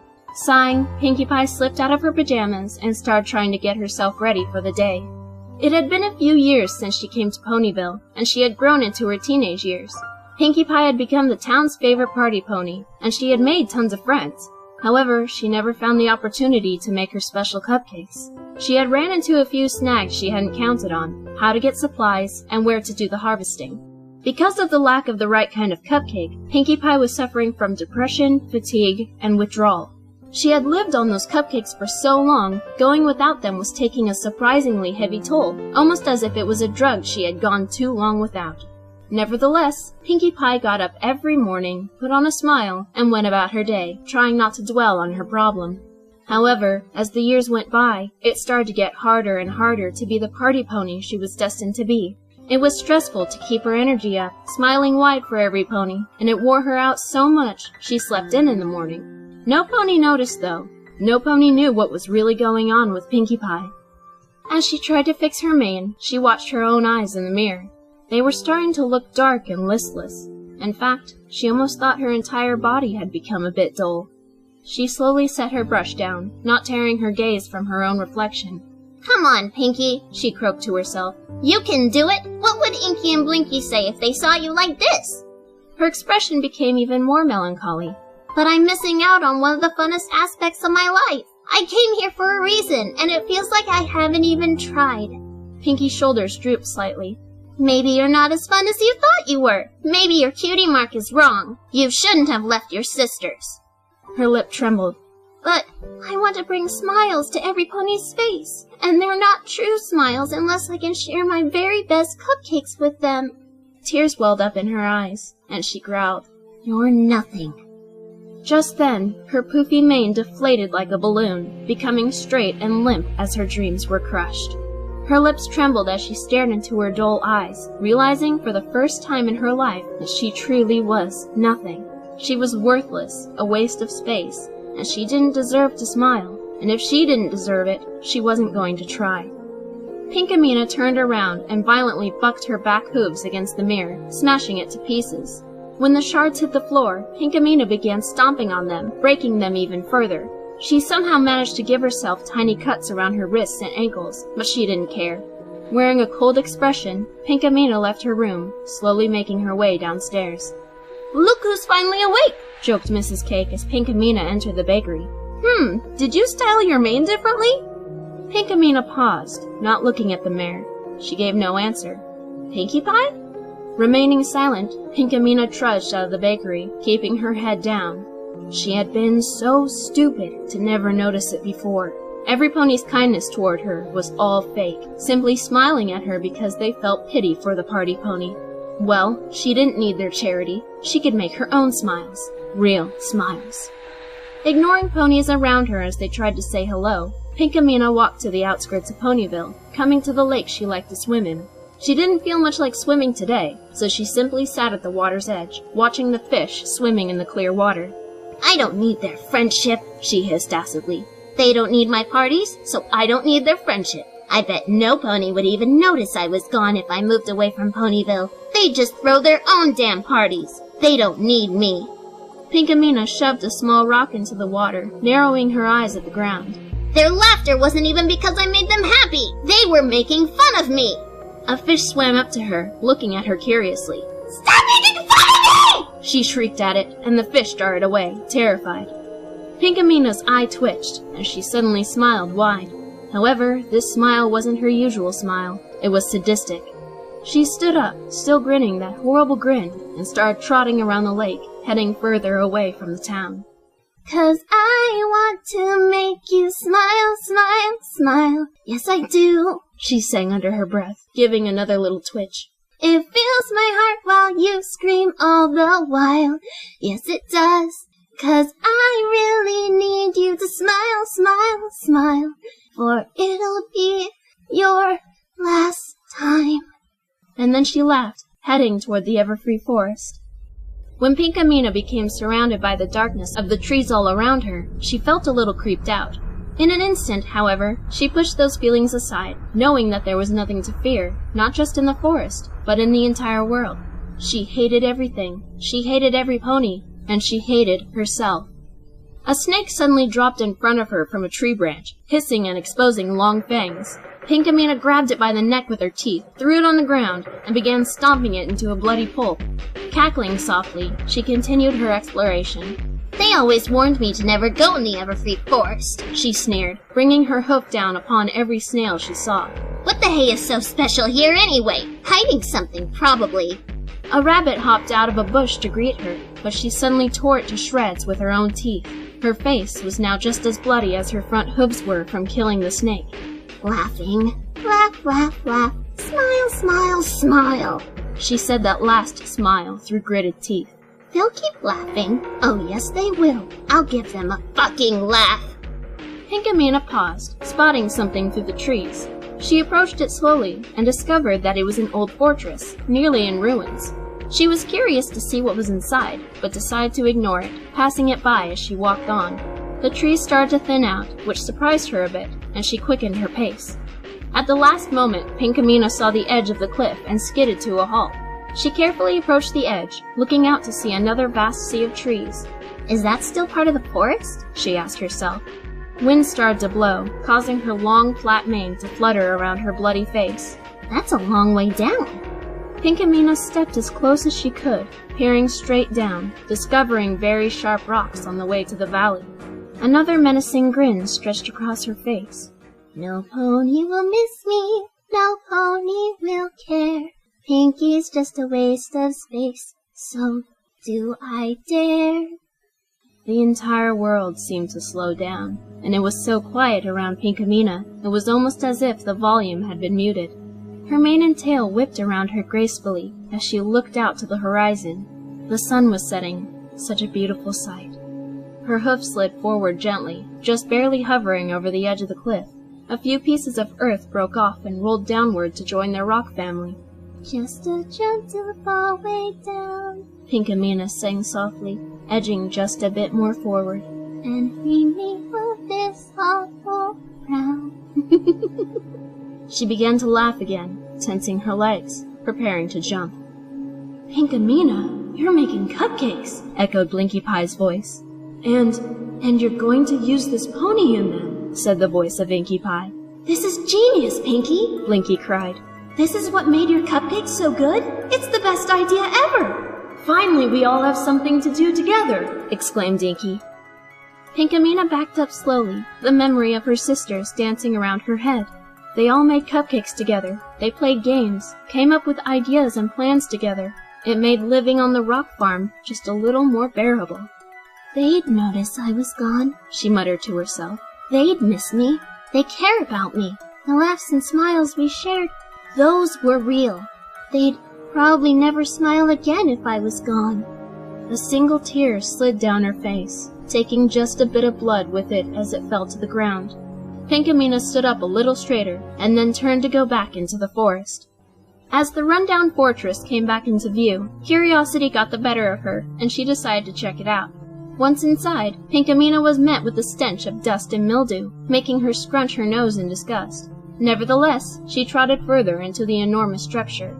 Upon entering a hallway lined with suits of armor, Pinkamena's tail began to twitch violently. Just as it did, her front hoof pressed on a hidden button on the floor, and she ducked as a blade shot out of the wall. Traps? She inquired. Good thing my Pinkie sense still works. Pinkamena carefully continued her journey, dodging multiple booby traps as she ventured further and further. Then, after descending a flight of stone stairs, she discovered a dungeon. Her eyes widened, heart racing, and her mane poofed up right back to its usual curly style. Eureka! She squeaked, and bounded into the vast dungeon, excitedly inspecting the numerous torture devices, tools, and weapons. There was a table with shackles on it to hold down the victim, many medieval torture devices, rusty blades and saws, ropes, chains, nails, hammers, axes, and much more. This was everything she needed to make cupcakes, but I can't drag ponies all the way through the forest, Pinkie Pie said to herself. But maybe if I manage to find a place to bring them in Ponyville, then I can move all this stuff there instead. But where, oh where, would I be able to harvest without any pony knowing? Glancing at the many tools and other building resources, Pinkie thought that maybe she could build her own dungeon in Ponyville. But there was still the question of where in Ponyville. Pinkie Pie let out a loud gasp, and then squealed in excitement, running as fast as she could out of the building and back into the forest. On the way back to town, she dove into the lake, washing the blood out of her fur, and continued to run home. When Pinkie entered the bakery, the cakes looked around at her, surprise and concern on their faces. Then they looked confused when they saw that Pinkie was soaking wet. "Pinkie Pie," said Mrs. Cake, "are you all right?" Super! She exclaimed. I didn't feel so good earlier, so I went to the lake to swim, but I feel much better now. I'm going up to my room now. Without waiting for a rebuttal, Pinkie Pie galloped upstairs, bursting into her room. Ignoring the mess from the shattered mirror for now, Pinkie Pie took out some sheets of paper and many crayons, humming to herself as she quickly started to draw. She was designing her dungeon, the perfect torture room, and it'd be right under Sugar Cube Corner. For the weeks following, Pinkie Pie was still sleeping in late every day, but it wasn't because of depression. It was because she worked late at night when every pony was asleep, building a basement under the bakery. The most difficult part was hollowing out the earth while trying not to damage the building itself. She managed it, though, and she was overwhelmed with pride. The entrance to her new room was located toward the back of Sugar Cube Corner, behind some bushes. Pinkie Pie had dug a hole there when she started her dungeon, tunneling her way deep below the ground. This would be nearly impossible if it were any pony else, but Pinkie seemed to have a special talent for doing random things that others couldn't. Then, using her outrageous abilities, she discreetly transferred most of the tools and torture devices from the old fortress to her own dungeon. The table was a bit difficult to get in, considering the hole was significantly smaller than it, but anything is possible with Pinkie Pie! When the basement was finally finished, including soundproofing the walls and entrance to the tunnel, she sat on the cold floor, gazing at her masterpiece. How could she ever thought of giving up? She was the ultimate party pony, and she did bring laughter and smiles everywhere she went. Now her life, as well as the lives of every pony in Ponyville, would consist of even more fun and happiness, for she'd finally be able to make her best cupcakes. The last step Pinkie Pie had to take was assigning every pony in the town a number so that she'd know who she was going to play with next. Just like when she lived at the rock farm with her sisters, she wrote every pony's name on a scrap of paper and put them in a jar. This way, she could shake the jar and draw a number at random. Kidnapping her playmates was no problem, as Pinkie had had enough experience when baking with her sisters.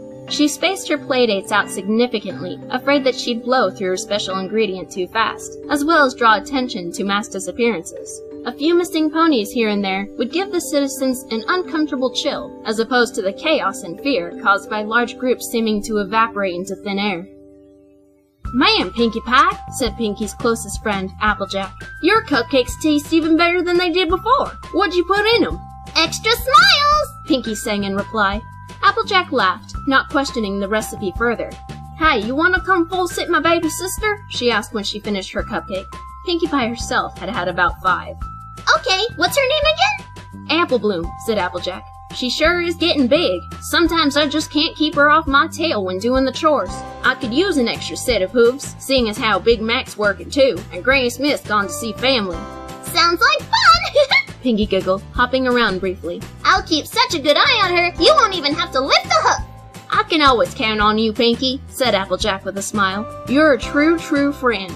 "Don't you forget it!" With that, the two of them walked to Sweet Apple Acres where Applejack lived. Little did Pinkie Pie know, she was about to meet the little filly that would later become her own baking apprentice.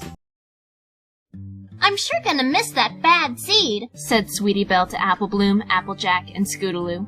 "Bad seed?" asked Applejack, her brow furrowed. "I thought y'all were friends now." The Crusaders waved to Babs Seed as she looked out of the window of the train departing Ponyville. "No," said Sweetie Belle. "See, first we called her Bad Seed, as in actually a bad seed, but now she's bad as in good. Get it?" "Yeah, no," said Applejack.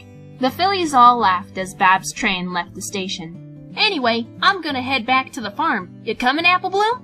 "I think I want to go see Pinkie Pie first," Applebloom said to her big sister. "I'll catch you later." "Alrighty," said Applejack. "See you, girls."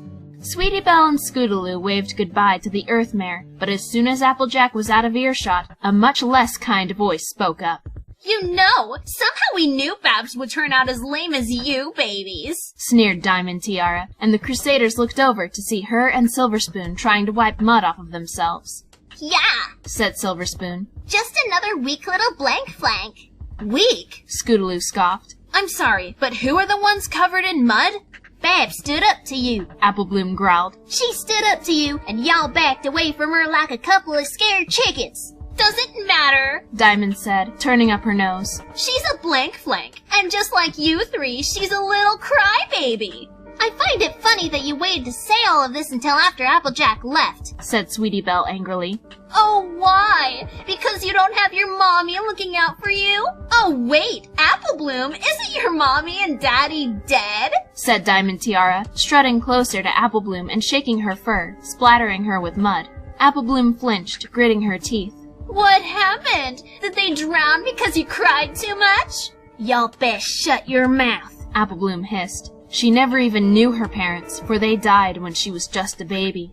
"Or what? You'll tell on me? Oh, Applejack, it was horrible. Diamond Tiara went and done made fun of Ma and Pa, consarn it."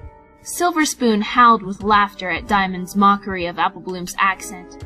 The little yellow filly's cheeks turned pink with rage, and she gritted her teeth. "I said, y'all best shut your mouth," she shouted. "I'm not warning you again." "Applebloom, just ignore them," said Scootaloo, who was terrified at the amount of anger her friend was displaying. "Oh no, Diamond!" cried Silver Spoon dramatically. "I think you made her all mad. Better watch out, or she'll cry so much that she drowns us like she did her parents." "Stop it!" exclaimed Sweetie Belle, but before she could console Applebloom, the yellow filly turned on her heel and galloped back into town. Her tears streamed behind her as she burst into Sugarcube Corner, and, ignoring Mr. and Mrs. Cake's greetings, tore up the stairs to Pinkie Pie's room. Pinkie Pie was repairing a party favor when she was tackled to the floor by the distraught foal. "Applebloom?" Pinkie said in alarm, putting an arm around her sobbing friend. What's wrong? Apple Bloom did not answer, just continued to cry. Pinkie Pie backed away from her and started making silly faces, stretching and puffing her cheeks to get Apple Bloom to smile, but the filly continued to glare. Apple Bloom sniffled and turned away, heading over to a cabinet and opening it. She took down a glass jar filled with little scraps of paper and smashed it on the floor. Apple? I don't care about the rules, Apple Bloom grumbled, sifting through the paper and looking at all the names and numbers. She's had this coming for a long time, I tell you what. But Apple Bloom, Pinkie said quickly, I already picked 2 ponies for us. We can't do a third. 2 is pushing it already. Apple Bloom rounded on her mentor, her sunset-colored eyes blazing with rage. Y'all gonna have to make an exception. She finally found the paper she was looking for and held it up. It was Diamond Tiara's number.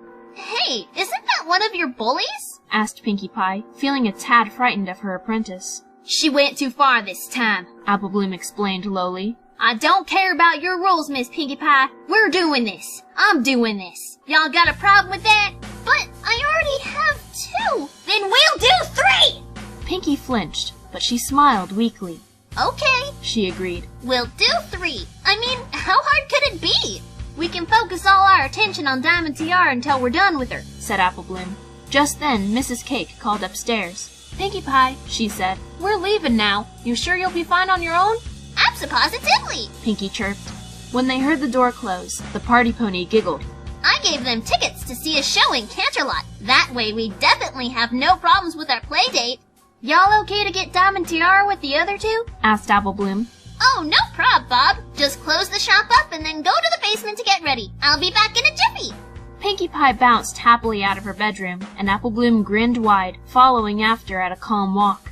The filly had only been baking with Pinkie Pie for about 2 years. She had stumbled on the hobby by accident, but instead of disposing of Apple Bloom, Pinkie Pie had decided to show her what she did. Apple Bloom was fascinated with the art, and she never really knew why. However, in her entire time of baking, she only assisted Pinkie. This was going to be different. Apple Bloom put up the closed sign on the door to the bakery and shut off the main lights. Then she opened the door to their secret basement, went inside, and closed it again. She turned on the lights, looking around at their handiwork. There were entrails and bones decorating the place, and on the table were 3 painted skulls, all foals, wearing party hats made from their own hides. Next to them was what looked like a large pile of fabric piled on the surface. Apple Bloom went to inspect it and discovered that Pinkie Pie was in the process of sewing a bunch of hide together into a banner. She wondered what it was going to say. Staring at the full heads, Apple Bloom's lips curled into a nasty smile. She imagined a 4th skull sitting there with a toothy grin and a pink party hat. She always hated odd numbers. She gently pat one of the skulls with her hoof. Y'all gonna have a brand new friend soon, She told the heads. She's kinda rude, but I'm sure y'all will straighten her out right. After that, she started preparing all of their tools and equipment, humming merrily as she brainstormed what she was going to do to her guest. Okay, explain it again, Pinkie, said an earth mare once she entered Sugar Cube Corner with the party pony, a unicorn mare, and an earth filly. She had light brown hide and a bit darker brown mane and tail, and her cutie mark was a little brown bean pod. Yeah, I still don't get it, said the unicorn. Her hide was an odd bluish silver, but her mane and tail were pure white. Her cutie mark was a cluster of multicolored sparkles. Why do you need us to help you make cupcakes? I'm experimenting with new flavors, Pinkie explained happily, digging into the fridge. She reached to the very back where no pony would think to look. I need some taste testers. Why us? Asked the filly, who was none other than Diamond Tiara. I've got way more important things to do than eat sweets. Cocoa Bean, said Pinkie, addressing the brown pony. You are Ponyville's chocolate expert. You know more about chocolate than even the cakes. I need you to test my new super duper ultra deluxe fudge-o-matic cupcake. And Glitter, She turned to the unicorn. You're always about how much pizzazz something has. I need you to try my tangy Tangelo turnover surprise cupcake. Glitter and Cocoa Bean exchanged looks, but then they smiled and nodded. And Diamond Tiara, I know you're too good for sweets and stuff, so I figured you could help me taste test some tea. I mean, you are so super duper classy, right? And so mature for your age. Diamond Tiara grinned and held her head up high. Yes, I am, she said in a dignified tone. I would be happy to help you taste test some tea. Fantastic! I've got to get the water boiling then. Pinkie Pie set a container on the counter before turning to fill a teapot with water and setting it on the stove. Glitter used her magic to open the container, seeing 2 cupcakes, 1 chocolate, and 1 that was colored orange. Should we go ahead and eat these, Pinkie? Asked Glitter. Oh, not yet! Sang the pink pony. I want to wait until the tea is done so I can gauge all of your reactions at once. Go ahead and sit at a table. I'll be there lickety-split. The 3 guests all nodded, leaving the kitchen and going into the main area of the shop to sit at a table. Glitter took out a sparkly brush from her saddlebag and started carefully running it through her lovely mane. Diamond Tiara watched, jealous at how her snow-white hair seemed to shimmer as if it had glitter in it. She had always been envious of unicorns, feeling like she should have been one. It wasn't fair. After some time, a loud whistle sounded from the kitchen, and a short while later, Pinkie Pie bounded in with a tray of tea and 2 cupcakes. She set it in the middle of the table, then quickly poured tea from the teapot into a cup and handed it to Diamond Tiara. Drink up before it gets cold, she chirped, and then handed Glitter and Cocoa Bean their cupcakes. Bon appetit! Thank you, Pinkie Pie, said Cocoa kindly, as she took a bite from her cupcake. Her eyes widened in surprise. Wow, that's fantastic! Glitter bit into hers, and her expression matched Coco's. That's really tangy, she exclaimed. I feel like I just bit into a Tangelo. Diamond began to sip her tea, trying to look as elegant as she could to show her host that she was indeed mature and classy. Not bad, she drawled, hiding how impressed she was, though the taste made her want to smile. What flavor is it? Sleepy time, Pinkie Pie giggled, and just as she said that, Cocoa Bean and Glitter both dropped their cupcakes, their heads dropping to the tabletop. Diamond's vision blurred as she tried to figure out why her fellow guests had passed out, but Pinkie Pie tipped her cup gently, forcing her to drink more of her tea. It didn't take long for the cup to slip from Diamond's hooves, and it crashed to the floor as she too fell unconscious. Diamond Tiara woke up to the sound of screaming. It took her a moment to recognize the sound for what it was, for she was still groggy. She had to blink a few times to get her vision to clear, and when it did, she saw Cocoa Bean and Glitter tied to chairs right in front of her. Both were sobbing hysterically, but Glitter was the one screaming, for her horn appeared to have been broken off, blood dripping from the break and down her head. Diamond began to struggle, but noticed that she was bound to a wooden table big enough for 1 adult pony. What's going on? She yelled at the mares in front of her, but before either of them could say anything, Pinkie Pie hopped into view. Oh, sorry, Diamond Tiara. They're a little tied up. She laughed, and suddenly slapped pieces of duct tape over the ponies' mouths so that they couldn't speak. Yes, this party is all for you, Princess, said a second voice, this one with a southern drawl. Diamond Tiara looked around to see Apple Bloom looking up at her, grinning in a way she had never seen before. What? Said Diamond Tiara, but then something else caught her eye. Right behind Apple Bloom was a table with 3 full heads sitting in the middle, almost as if they were meant for decoration. Then her eyes flitted around the rest of the room, taking in all of the hideous flair. Intestine streamers, furniture made from bones and hide, and even balloons that appeared to be organs filled with helium. On the floor was a large banner laying out, but it was blank. Looking more closely, Diamond realized that it was made out of many different pony hides stitched together to form one enormous piece. The party pony turned back to the terrified filly and waved at her. She herself was a terrifying sight, wearing a dress made from cutie marks, 3 pairs of Pegasus wings on her back, and necklace of unicorn horns around her neck. Apple Bloom wasn't wearing anything special, just her usual pink bow. However, the yellow filly remedied that by taking Diamond's crown from her head and placing it on her own. Why you wear this thing anyhow? She sneered. You ain't a princess. You ain't more special than the rest of us. What you trying to pull? Making every pony think you're hot stuff when all you got is nothing? I've got money, you low-life, poverty-stricken farm animal! Diamond spat, but to her surprise, Apple Bloom just chuckled. My family works hard and earns its keep in more than just money, she said bittersweetly. We bring apples to the whole town. We make cider for every pony. What do your parents do? My father sells your stupid sap apple jam, shouted Diamond Tiara. And my mother is a nurse. I'd say that's pretty helpful.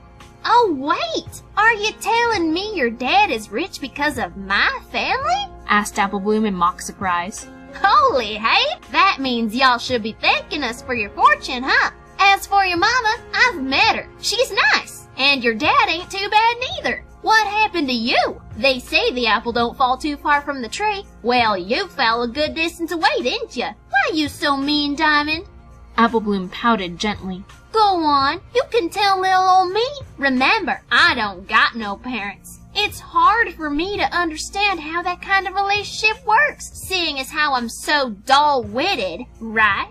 I'm so sorry, Apple Bloom, Diamond Tiara said quickly, realizing that this was an act of revenge. I was so mean to you. I'll be so much nicer to you from now on. Just let me go. I won't even tell on you. Apple Bloom, I have an idea, said Pinkie Pie. Why don't we let Diamond Tiara tell you why she's such a meanie face, and then we'll let her go? Great idea, Miss Pinkie Pie, agreed Apple Bloom. How about it, Diamond Tiara? Give me your sob story, and I'll let you go. Diamond smiled weakly, and she nodded. Mom and Dad are always so busy, she explained in a rush. Dad travels a lot because of business, and Mom works late at the hospital. Even when I was really young, Mom was hardly there. I have a nanny, but I don't like her. She's mean to me. She tells me that I'm ugly and that I'm not special, but all I want is to be loved. Can't I have that? I don't know. Can you? Asked Apple Bloom pensively. I want attention, Diamond Tiara continued. You don't know what it's like, Apple Bloom. I am jealous of you with your loving sister, brother, and grandmother. They give you the love and attention I want from my parents. But no, all I get is Nanny Nutmeg telling me to make myself useful and clean the house. She threatens to take my tiara away.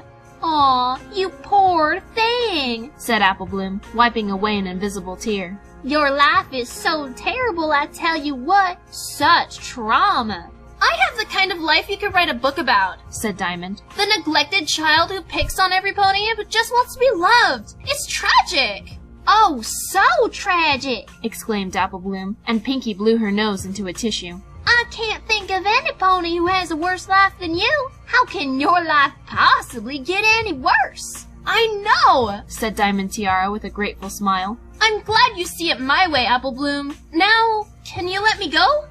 Apple Bloom looked to her mentor, who gave her a wink. Your tragedy ain't over just yet, Diamond Tiara, Apple Bloom hissed wickedly. Maybe we spice it up a little. Give the author of your biography something to really write about. What are you talking about? Asked Diamond, her smile falling. Well, what could be more tragic than a foal that doesn't get attention from her wealthy parents? Said Apple Bloom as Pinkie Pie pushed a cart over to her. She lifted the towel that was covering it, revealing medical tools of many different kinds. Apple Bloom took a scalpel from the cart and calmly journeyed to Diamond Tiara's left side. How about a foal who lost her cutie mark? What? Diamond shrieked, struggling as she realized what Apple Bloom was doing. Unfortunately for her, she was tied down too tightly, and her screams elevated when the scalpel pierced the flesh of her flank. Apple Bloom carved a circle around the tiara cutie mark, and then used the blade to pry the skin from the muscle. She then walked to her other flank, repeating the process.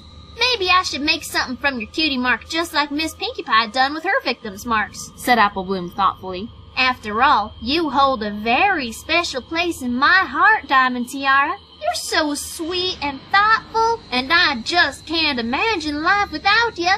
Then she cackled, stabbing Diamond's flank with the scalpel, making the pink filly cry out in pain. Oh wait, yes I can, and it'll be as sweet as the cupcakes we're gonna make you into. At this point, Cocoa Bean and Glitter both had their eyes shut tight, not wanting to see the blood.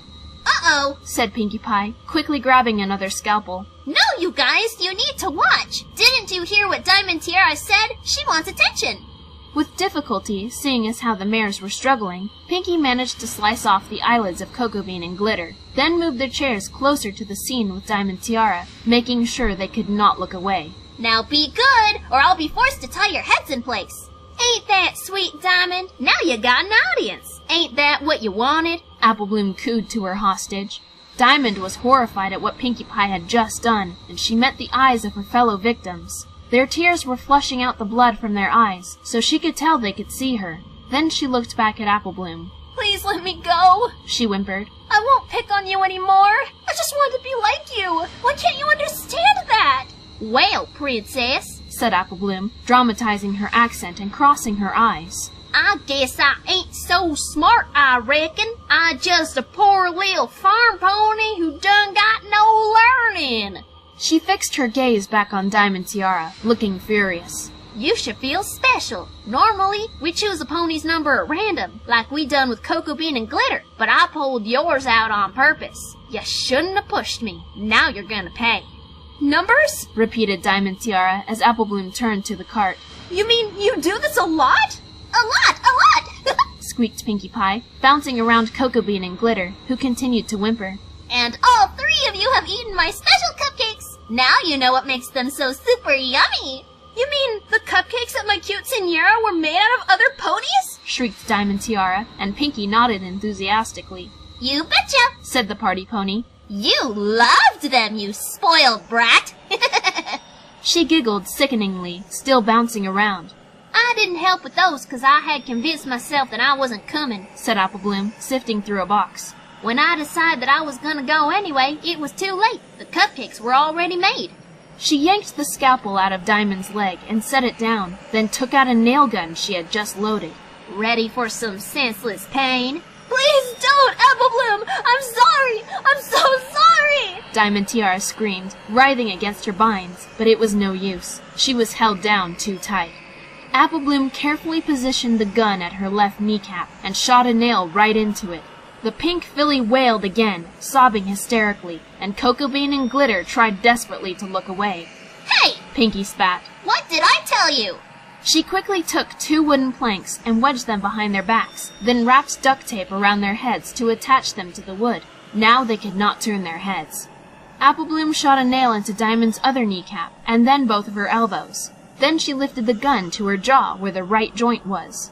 I always thought you talked too much, Apple Bloom hissed in her ear. I'm gonna fix that.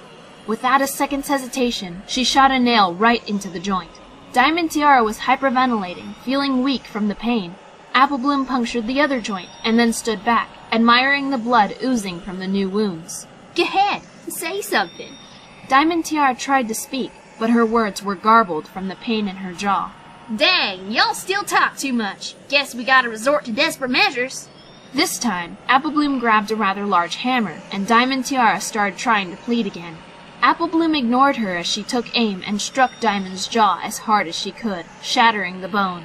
Her victim continued to sob and yell as Apple Bloom set the hammer down, and then took out an enormous wrench, beginning to pry Diamond Tiara's jawbone off. She was having a lot of difficulty because it was still attached to the skin.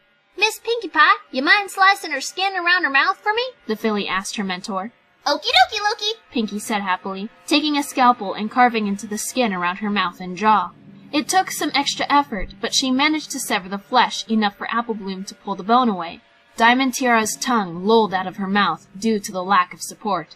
Here, said Pinkie Pie, and she cut the tongue off completely, throwing it to the floor in front of the other 2 prisoners. Great! Exclaimed Apple Bloom happily. Now you're much less annoying. She stared at her bleeding foe for a moment, and then punched her across the face as hard as she could.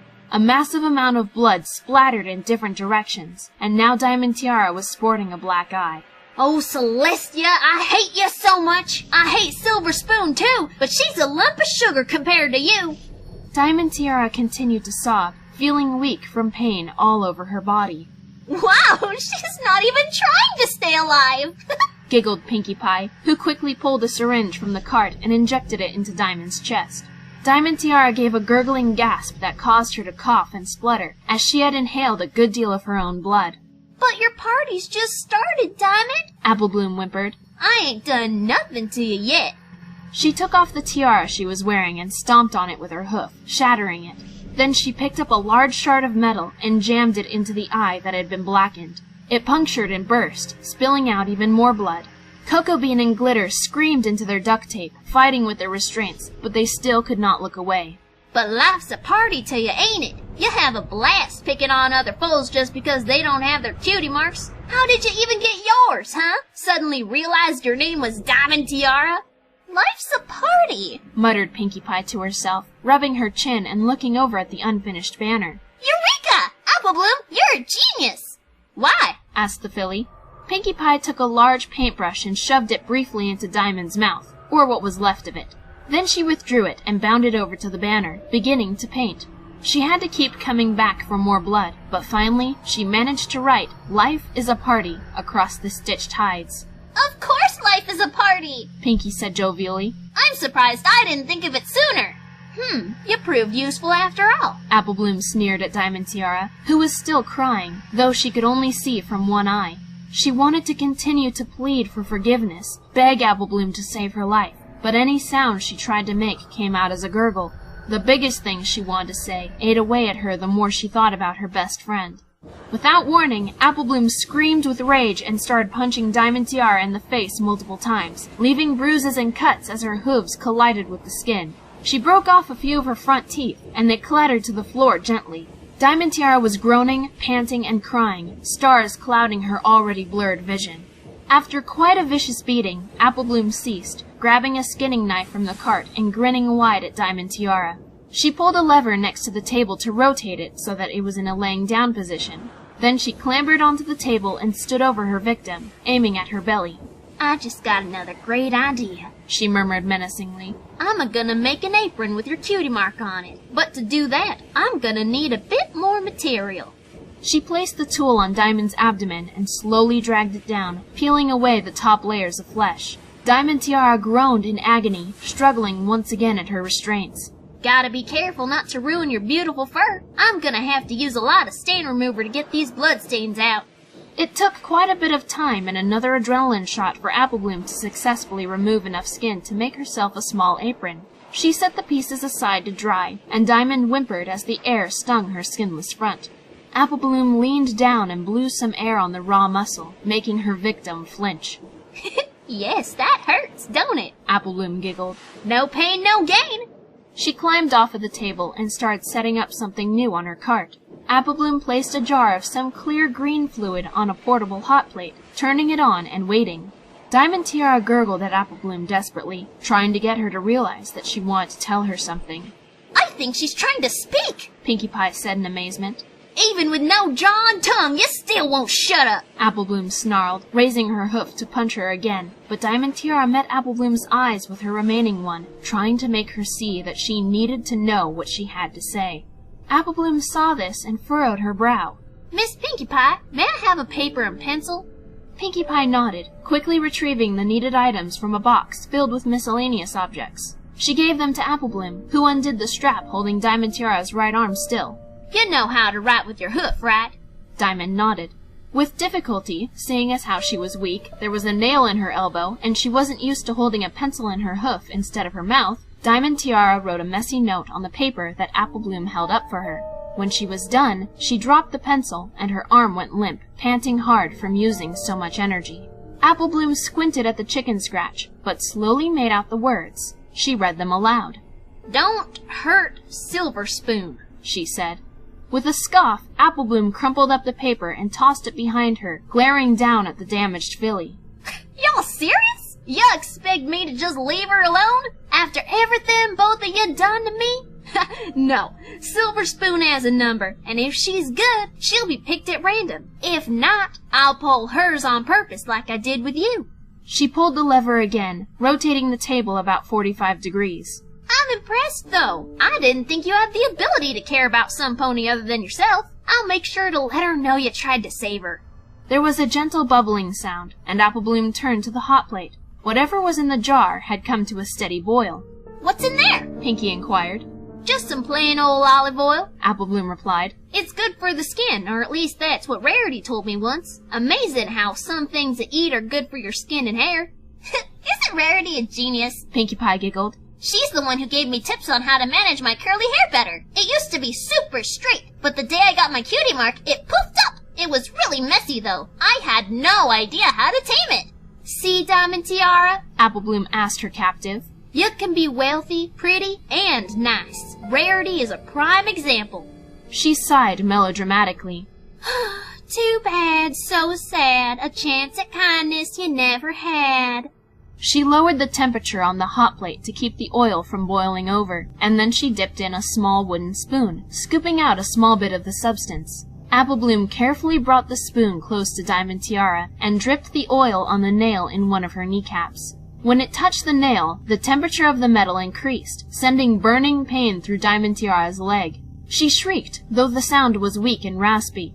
Apple Bloom scooped up more oil and did the same to the other kneecap, as well as her elbows. She also dribbled oil along the other parts of her skin, including her flank wounds, as well as her skinless belly. Boils and blisters appeared anywhere the hot liquid touched. The filly stood back, rubbing her chin as she observed her work. She was growing bored, for Diamond Tiara was hardly struggling anymore. She figured she should have held back, but she hated Diamond so much she was overwhelmed with violent urges. She sighed and turned off the hot plate, grabbing the jar with a cloth and splashing the remaining oil on her victim. Diamond Tiara flinched, but her sounds were almost non-existent. Are you finishing up already? Asked Pinkie Pie in disappointment. I'm not sure what else to do, Apple Bloom replied with a shrug. I had a few other plans, but she's sure not as fun as I thought she'd be. I think you just got a little enthusiastic, said Pinkie Pie. You got carried away. That happened to me a lot when I first started out. You'll learn to manage your time more carefully. In fact, I'll teach you some good techniques when we play with Cocoa Bean and Glitter. The aforementioned prisoners whined in despair, Glitter feeling sick to her stomach. She was amazed she hadn't yet vomited. Perhaps it was because she knew what came up would have nowhere to go but back down, and she didn't want to suffocate on her own puke. I've been helping you for years, and I'm still nowhere near as good as you, Apple Bloom sighed, beginning to prepare a second syringe. No wonder I ain't got no cutie mark. But I've been doing this since I was your age. I have way more experience, Pinkie Pie explained confidently. You'll get your cutie mark before you know it, and it'll be the best cutie mark any pony has ever seen. Apple Bloom smiled, and then shot the syringe into Diamond Tiara's belly. Diamond herself was feeling faint, starting to lose consciousness. Pinkie Pie hit her with a third adrenaline shot, and it woke the filly up by force once again. We gonna bring some of these cupcakes to the picnic tomorrow afternoon? Apple Bloom asked as she waited for the numbing serum to take effect. Yep. Pinkie replied with a hop. That's my favorite part about making cupcakes, sharing them. Apple Bloom laughed, looking into Diamond Tiara's bloody face. The poor filly stared right back, her chest heaving as her heart worked overtime to keep her alive. My favorite part is the harvest, she said, winking at Diamond. Then she slammed her hoof against one of her damaged kneecaps, but there was no reflex response. Good, time to get started. Apple Bloom took a scalpel and sliced down Diamond Tiara's torso vertically, then added a horizontal line at the top and bottom. How's that look, Miss Pinkie? It's a tiny bit lopsided, but that doesn't matter much, said Pinkie Pie. She looked over to Cocoa Bean and Glitter. Do you guys feel sick? They nodded as best they could, and Pinkie ripped the tape from their mouths. They immediately started shrieking. Let us go! Please let us go! Cried Coco, tears pouring from her lidless eyes. Hey, I'm being nice, Pinkie Pie said defensively. I don't want you throwing up and choking to death. Where's the fun in that? So just hush up. This is Apple Bloom's first solo harvest. Apple Bloom opened the flap she had made on Diamond Tiara's torso, and poor Glitter finally retched. Cocoa Bean groaned, trying to find something else to look at. While you're awake enough to comprehend, I'm gonna let you in on a little secret, Apple Bloom said to Diamond Tiara as she swiftly began to dissect her. When I first met you, I admired you so much. You were pretty, confident, and popular. I figured it was 'cause y'all had your cutie mark. She started pulling out the lower intestine, and Pinkie Pie held a bucket for her to set the organs in. I wanted to be your friend, wanted to hear how you got it, but you shoved me off and called me a blank flank. I expected you to be the type of pony who would help other foals get their cutie marks, but I proved myself that I was a fool for thinking that. Instead, you were only a little nice to foals who had their marks already. I even remembered you being cold towards Silver Spoon until she got hers. You're so false. After both intestines were piled up in the bucket, Apple Bloom pulled out her liver. Diamond Tiara felt sickened at seeing her own guts being taken away from her, and her vision started to blur again. We could have been friends, you and me. Then you would have got the kindness and attention you craved so badly. You attract more bees with honey than vinegar, you brat. Bees! Pinkie Pie exclaimed as Diamond's pancreas was dropped into the bucket. Remind me to get some. We can use them on one of our playdates. Apple Bloom did not smile, but in fact, a tear ran down her face as she removed Diamond Tiara's stomach. You hurt me so much, she muttered. Me, Sweetie Belle, and Scootaloo. Why? For something we can't control? Why What is wrong with you? Out of the two of us, even though I'm sitting here pulling out your entrails, you're still the monster. You brought this upon yourself. My one regret about this whole thing. She finally grinned wide, and it was the last thing Diamond saw before her vision swam at its maximum intensity. I regret that I was too rough with you, and this didn't get to last longer. She pressed her hoof to the slowly beating heart. Goodbye, you sad piece of trash. She pushed with all her might, crushing the heart into a massive goop, and Diamond Tiara's body fell completely limp. Not how I would have done it, said Pinkie Pie. but you've got lots to learn. Are you crying? Apple Bloom wiped her eyes, smearing blood on her face. Yeah, She sniffled. not sure if it's 'cause I'm happy she's gone, or shocked that I just single-hoofedly killed some pony. Might be both. Giggled Pinkie. I guess I should have let you practice a bit before now. Wow, I am a bad mentor. But that ends today, Apple Bloom. I'm going to be more attentive, and you're going to be the best baker this town has seen since, well, since me. Apple Bloom smiled at the pink pony, and then glanced over at Glitter and Cocoa Bean. Both were sobbing and covered in vomit, for Coco had finally thrown up on herself as well, and Glitter seemed to have lost her stomach a few more times. I want glitter, Said Apple Bloom. and I'm gonna do it right this time. I'm gonna pace myself. It might be easier because you won't be blinded by rage. Said Pinkie Pie. You're right. Apple Bloom agreed with a nod. I rushed Diamond Tiara 'cause I hated her and wanted her dead. I need to prepare myself for handling Silver Spoon. I gotta restrain myself. The filly giggled.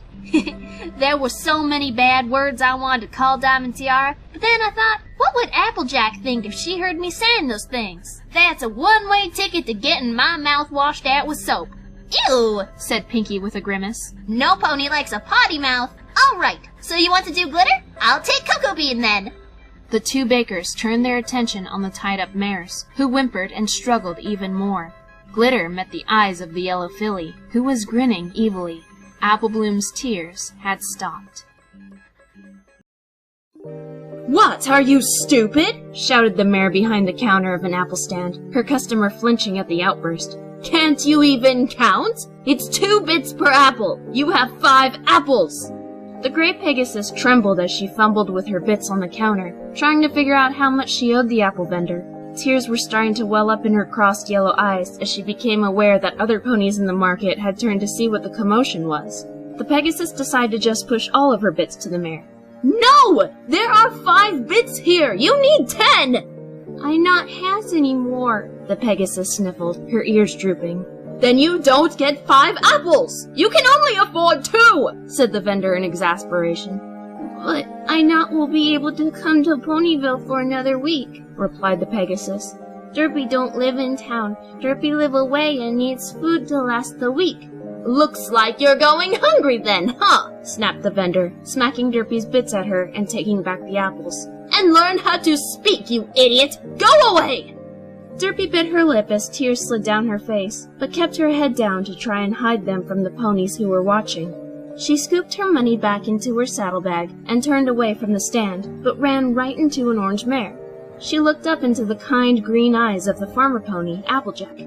Howdy, Sugar Cube, she cooed with a gentle smile. Derpy had rarely spoken to Applejack face to face, but knew of her contributions to the town. What's wrong? Ain't got enough bits? Derpy nodded, her cheeks growing hot with embarrassment and humiliation. Tell you what, why don't y'all come back with me to Sweet Apple Acres, and I'll get you set up with all the apples you need. Sound good? Okay, replied Derpy softly, feeling a bit more confident. As she followed Applejack, she glanced back at the angry vendor, who actually looked disappointed that Applejack had come to Derpy's rescue. Once at the farm, Derpy noticed 5 ponies, a stallion, a young dragon, and a filly sitting on a red and white checkered blanket under a large apple tree. The group noticed Applejack walking toward them, and all waved, but a bright pink pony bounced right up to greet her. Hi, Applejack, she squeaked happily. Where you been? Ooh, who is this? She had just noticed Derpy. Pinkie, you remember Derpy Hooves, right? Said Applejack, ruffling Derpy's blonde mane affectionately. She's the one who eats the most muffins at your parties. Oh, I remember you, squealed Pinkie, clapping her hooves, and Derpy smiled shyly. I remember my party a few weeks ago when you accidentally knocked the punch over and it fell on your head, and I was like, ooh, and I took another bowl and put it on my head, and we wore them for the rest of the party. Pinkie Pinkie Pie took a deep breath when she finished talking, panting slightly from lack of breath. I knocked the bowl over on by accident, Derpy admitted shamefully, hoping Pinkie wasn't mad. And that's what made it fun! Pinkie squeaked in reply. She turned back to Applejack. So what you doing? Is Derpy hanging out with us today? The apple vendor was harassing her, Applejack sighed. It seemed she didn't have enough bits to buy the apple she needed, so I said I'd give her some of ours. What? No pony is mean to my friends and gets away with it! Shouted Pinkie Pie, and she actually made to walk into town, but Applejack threw an arm out to catch her. Whoa, slow down, it's fine, I took care of it. Besides, our apples are much more fresh than the ones that mean mare sells. She gets them from a different farm. Derpy noticed that the rest of the group behind Pinkie Pie were watching the three of them curiously. Well, don't go yet! Have some fun with us for a bit! She said excitedly. We're having a picnic! Derpy smiled, still a bit shy, and nodded as she followed Pinkie Pie and Applejack to the blanket. Hey, said Rainbow Dash, standing and approaching Derpy. I know you! It's Ditzy, right? Derpy, the gray Pegasus corrected. Right, said Dash, gently punching Derpy's shoulder. I notice you helping out Pegasus sometimes. I try, said Derpy, pulling her ears back again. But Derpy don't fly so good, so sometimes Derpy makes wrong. Rainbow Dash frowned, having never heard Derpy speak before. She now understood quite a few mishaps during Pegasus duties. Well, she said, a bit more slowly, every pony has things they're better at than other things. Pinkie Pie hopped behind Derpy and started pushing against her rump to move her closer to the others. Derpy resisted slightly, her hooves scratching the dirt as she was forced forward. Rainbow Dash sprinted over to the rest of her friends and whispered something to them quickly, which made their faces fall, and they looked uncomfortable. Pinkie and Applejack encouraged Derpy to sit on the blanket, which she did, nervous around the others. Hello, Derpy, said Rarity, speaking with more pronounced enunciation. My name is Rarity. This is Twilight, Sparkle, Spike, and Fluttershy. She's a Pegasus like you. Hello, the latter three said in unison. And this is Big Macintosh, my big brother, said Applejack, gesturing to the red stallion, who waved. And my little sis, Applebloom. Nice to meet ya, said Applebloom, and unlike the others, she didn't bother to change the pace of her speech. We've got lots of food in our picnic basket. Help yourself. Derpy smiled widely, having not eaten anything all day, and she dug into the basket to find something. Applebloom, can I talk to you for a sec? Said Applejack with a frown, and Applebloom began to look concerned. She followed her big sister away from the tree and close to the barn. What's up? Asked Applebloom. Well, Derpy... See, Derpy ain't like most ponies, Applejack explained. She doesn't understand some things, and you gotta watch how you talk to her. What do you mean? Try talk a bit slower and use more simple words. Why? Applejack frowned deeply, knowing that Applebloom was too young to understand some of the less fortunate things in the world. Because she, Applebloom! Came Pinkie Pie's voice, and both apples looked back at their friends. Come see what Derpy can do! Forgetting the conversation with her sister, Applebloom galloped back to the picnic, causing Applejack to let out an indignant sigh as she slowly followed. Pinkie Pie was cheering as Derpy balanced an apple on her snout, her little tongue sticking out in concentration. That's awesome! Applebloom cried, and she took another apple to try it herself, but failed. Soon, both she and Pinkie were attempting Derpy's trick, but their apples just kept falling back to the blanket. After dropping her apple about 10 times, Pinkie Pie laughed. I can bake, I can play a bunch of instruments at once, and I can throw parties, she said with a defeated smile. But I cannot balance things on my nose. Well, I ain't getting my cutie mark this way, said Applebloom, taking a bite from her own apple. I'm not good at a lot of things, but I still do some things, said Derpy, also eating the fruit she had been balancing. So, Derpy, said Rarity tentatively, and Derpy's crossed eyes rested on her as she chewed. Where do you live? I not live in Ponyville, Derpy replied, her mouth still full, which made Rarity cringe. I live far out in a little house, but I can see Ponyville from my window, and I really like Ponyville. Why don't you live in Ponyville? Twilight asked, a slight frown on her face. I not can has much money, Derpy continued. I has a house from the nice doctors that took care of me when I was a filly. Doctors? Asked Twilight, but before Derpy could elaborate, there was another voice that called, Applebloom! They looked around and saw 2 more fillies, one a white unicorn and the other an orange Pegasus. Hey guys, said Apple Bloom, standing to greet her friends. The young Pegasus waved at Rainbow Dash, blushing slightly, and Dash gave her a wide grin in return. Guess who we just saw in the park, said Sweetie Belle, joining their picnic. Who? Apple Bloom inquired. Silver Spoon, replied Scootaloo. So? She was crying, said Sweetie Belle. We couldn't help but ask what was wrong, and she wasn't even mean to us when she said she hasn't seen Diamond Tiara in 3 days. She hasn't even been home, and her parents called the police. There's a search party and everything. Pinkie Pie and Apple Bloom exchanged glances, and they both smiled briefly. I'm sure she's fine, said Apple Bloom. She's probably just, I don't know, doing something evil, I reckon. But she's never away from Silver Spoon, Scootaloo contradicted. Relax, said Pinkie sweetly, and she dug into the picnic basket, pulling out a small box. When she opened it, Derpy saw 3 very pretty cupcakes. Have a cupcake. A tiny snicker came from Apple Bloom, but no pony noticed except for Derpy, who tilted her head at the cupcakes. The 2 fillies each took one and bit into them, a smile immediately playing their faces. Gosh, Pinkie Pie, said Scootaloo happily. Your cupcakes are the best in Equestria. Hey, Derpy, you want the last one? Pinkie asked, holding the box to her. Derpy immediately shoved her face into the box, scarfing the pastry in seconds. She exclaimed, frosting all over her face. This is yummy yummy. I usually like muffins, but this is yummy yummy. Fantastic-terrific! I'll make you a batch of muffins sometime. Twilight tapped Pinkie Pie on the shoulder and whispered into her ear. Hey, Pinkie, she said kindly. Maybe you should bring your energy level down a tad? Not speak so quickly? Why would I do that? Squeaked Pinkie loudly, and Twilight flinched. Hey, Derpy, wanna play tag? Yeah! Derpy exclaimed excitedly. Apple Bloom, Sweetie Belle, Scootaloo, you can play too! The 3 fillies happily followed Pinkie and Derpy into a part of the field that didn't have as many trees. The rest of the group watched momentarily before any pony spoke. I didn't realize that Derpy was, said Rainbow Dash in an unsure tone. I thought maybe she was just clumsy, said Rarity, though her eyes should have been a clue. Guys, there's nothing wrong with her, said Twilight sternly. She's just a little different. She talks like a fool does when they first learn to talk, argued Spike. Doesn't mean she ain't less of a pony, snapped Applejack. Yup, agreed Big Mac. That's very true, said Rarity. Maybe we just have to get to know her a little better. Pinkie Pie and Apple Bloom seem to just adore her, said Applejack. I'm a little worried about them not really understanding Derpy's condition, Twilight added. I mean, it's as if they don't see the difference. After playing tag for about 30 minutes, Pinkie Pie, Apple Bloom, and Derpy flopped in the grass on their backs, laughing and breathing heavily. Scootaloo and Sweetie Belle were panting just as hard, but Sweetie Belle noticed the sun beginning to set. Uh-oh, she said. I've got to get home or Mom and Dad will be sore. Me too, said Scootaloo, and they both said their goodbyes to the other 3 before running to the others to bid farewell to them, too. That was a blast, said Apple Bloom. I've never played tag with more than 2. Run, run, run, fun, fun, fun, sang Pinkie Pie, flailing her arms and legs. Derpy, however, had replaced her jubilance with concern. Why do every pony talk slow at Derpy? She asked softly. The other 2 blinked, rolling to lay on their stomachs.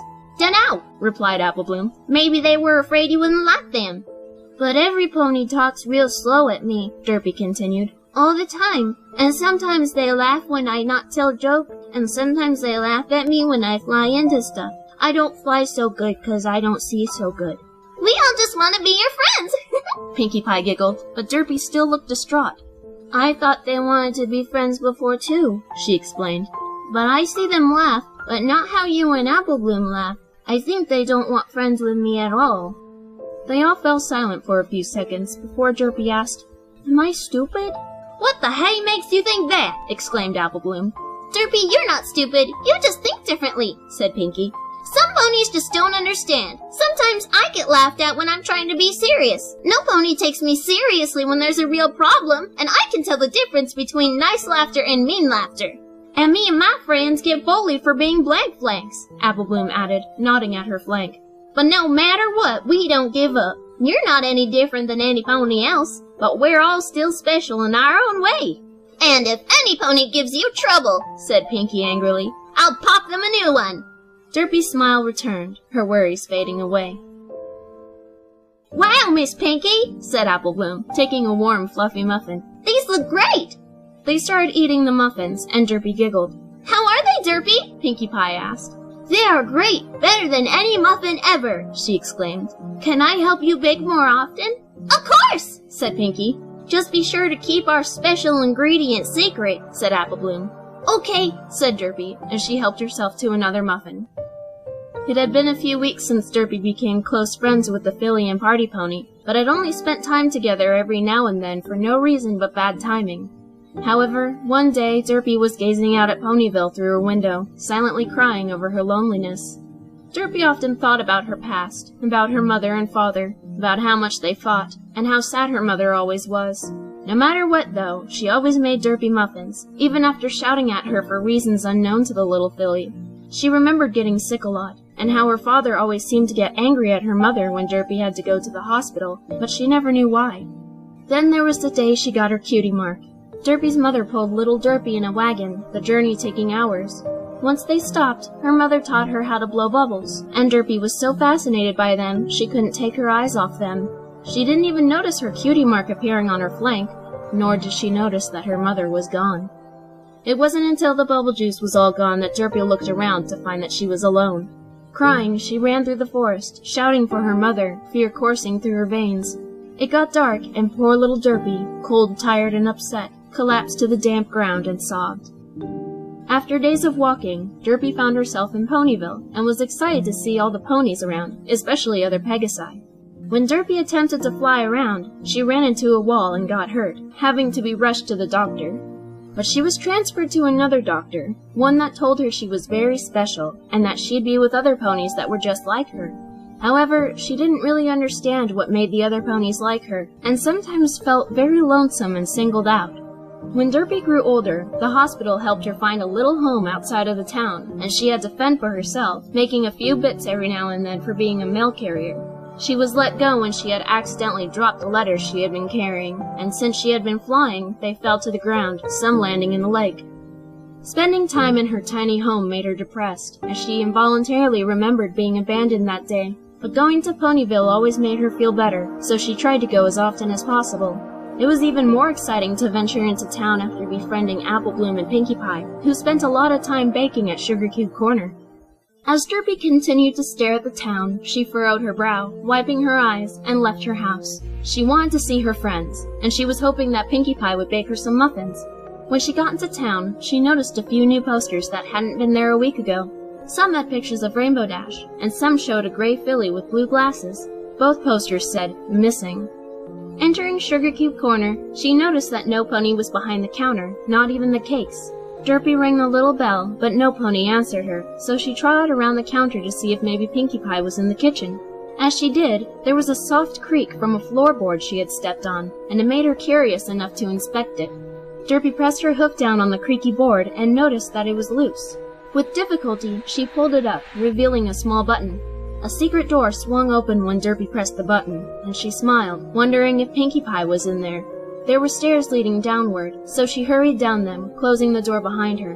When Derpy reached the last step, she tripped and landed hard on the concrete floor. However, when she looked up, she saw her best friend standing next to a table, another mare strapped to it, unconscious. "Hi, Pinkie," she said happily, and the party pony smiled back. "Hey, Derpy," she replied. "Did you need something?" "You weren't up there, so I came looking for you," said the gray Pegasus. "I wanted to ask if you could make some muffins." The unconscious mare started to stir, and Pinkie Pie glanced at her.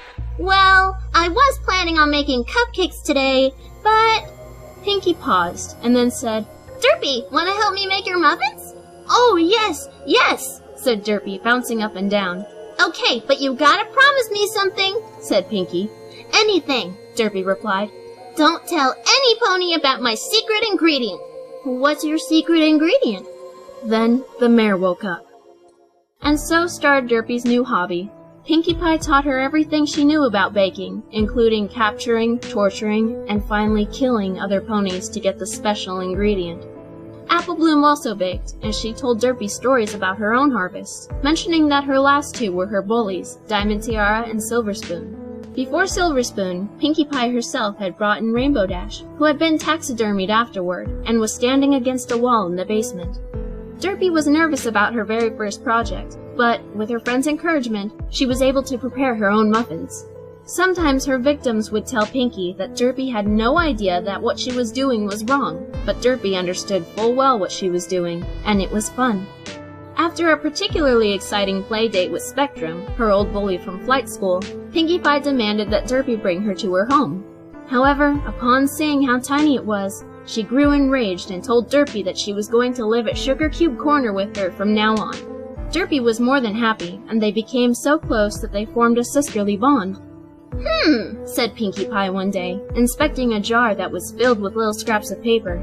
Each one had a name and number, which told her which pony was next for harvest. We're not very organized, are we?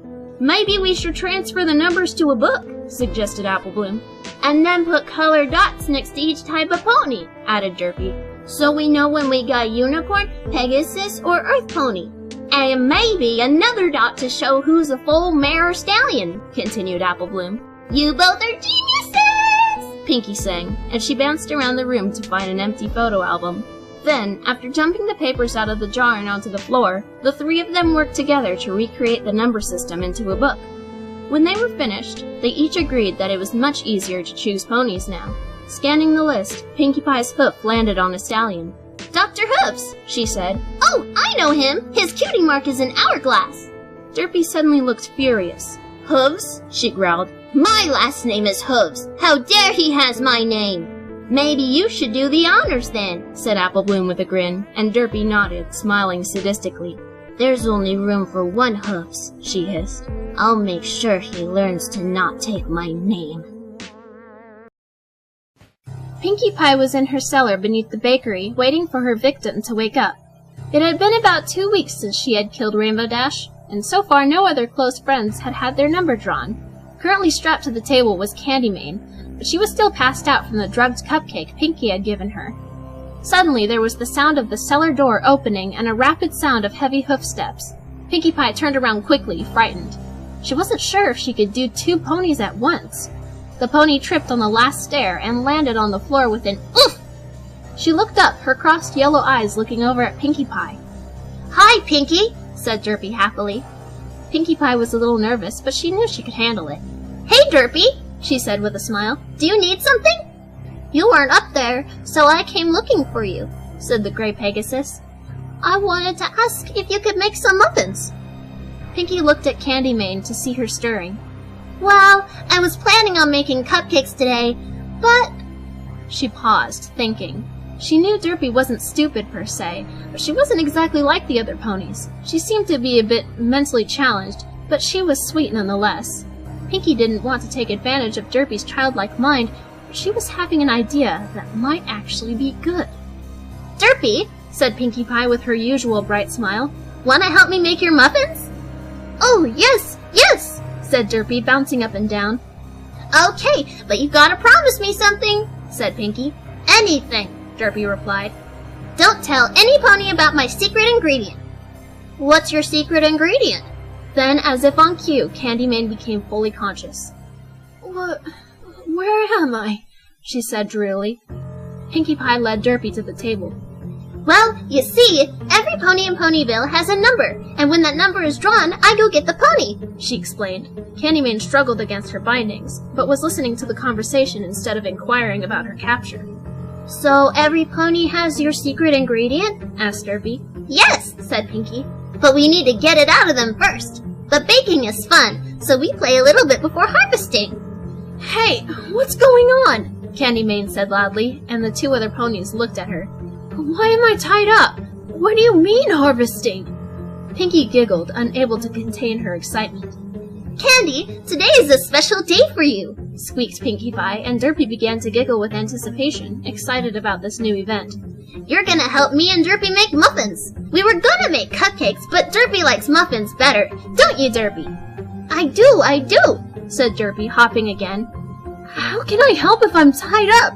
Asked Candy Mane with an angry expression. Oh, that's the most important part, said Pinkie Pie happily. We need you to stay still. Candy Mane started looking around the room. Pinkie's party decorations were pony innards and hide, and there were brightly painted pony skulls on shelves and in the center of a table. Life is a Party was written on a banner in what looked like dried blood. Then, she noticed the taxidermied Rainbow Dash. What the hell is going on? Candy screamed, which made Derpy flinch. Pinkie, I don't think she wants to be here, she said a little shakily. But Derpy, her number was pulled, she replied. We have to. It'll be fun. Trust me, I've been doing this for a long time, and after this we can make your muffins. The smile returned to Derpy's face.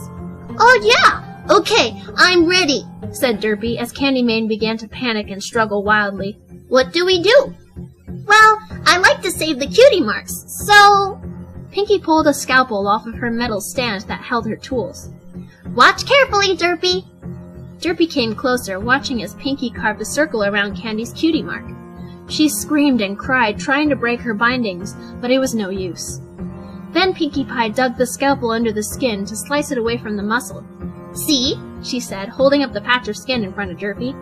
Can I do the next one? Asked Derpy. Of course! Said Pinkie, delighted.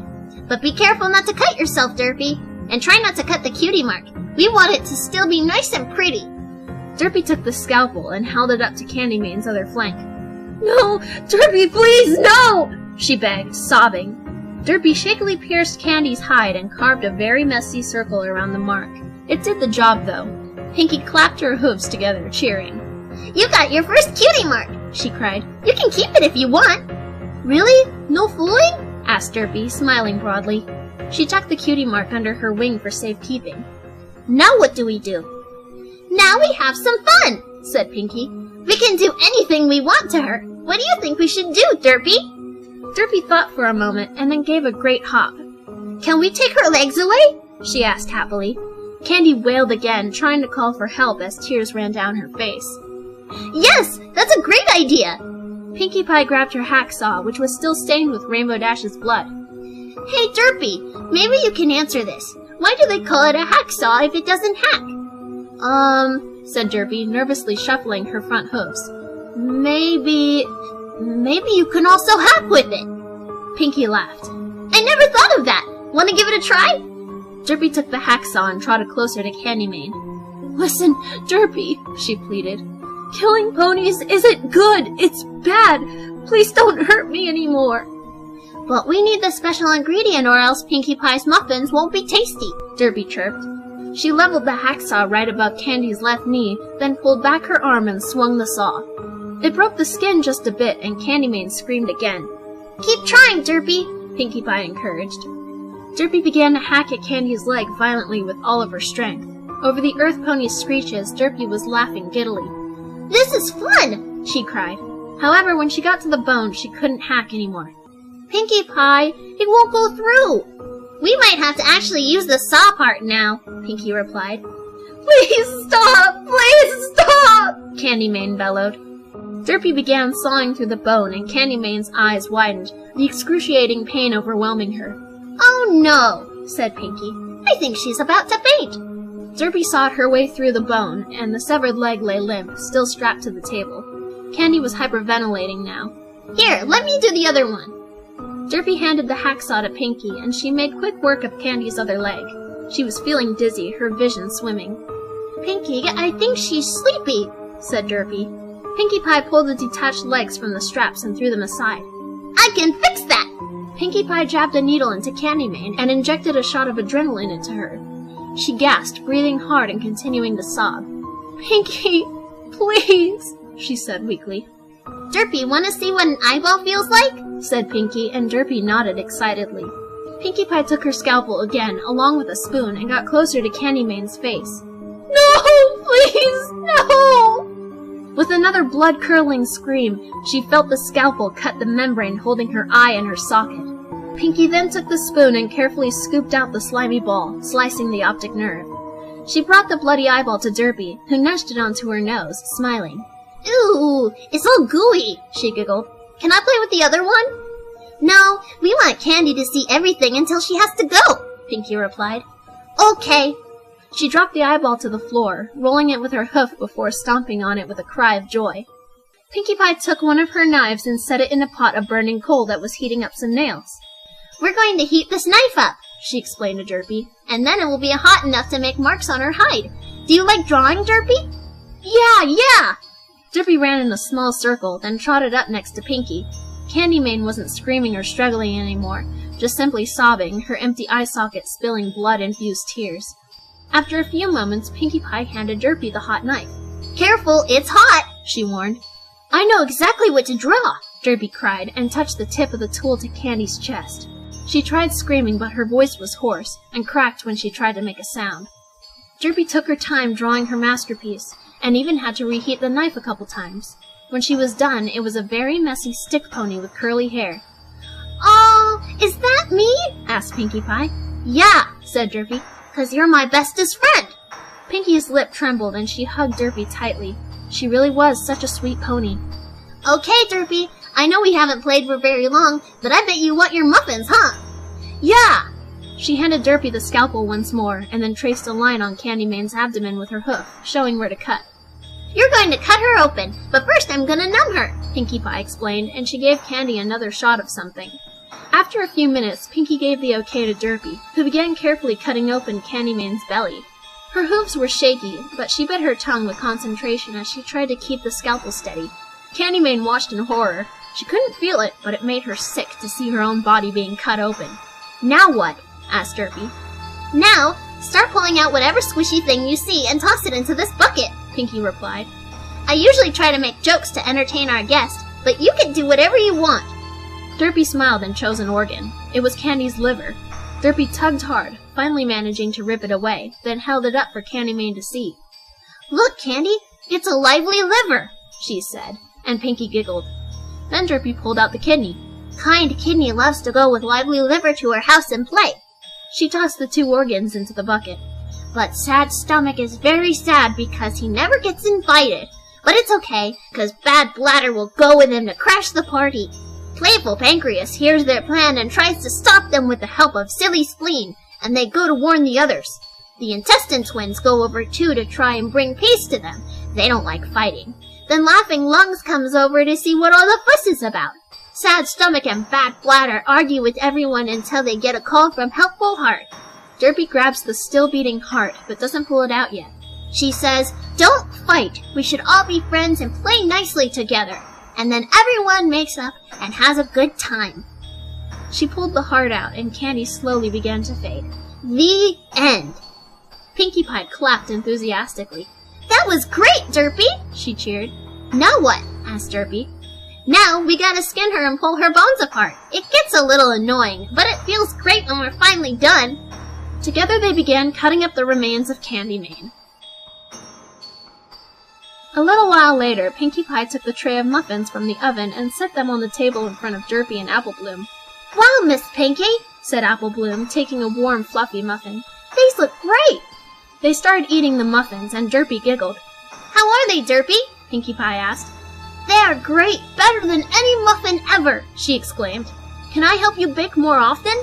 Of course, said Pinkie. Just be sure to keep our special ingredients secret, said Apple Bloom.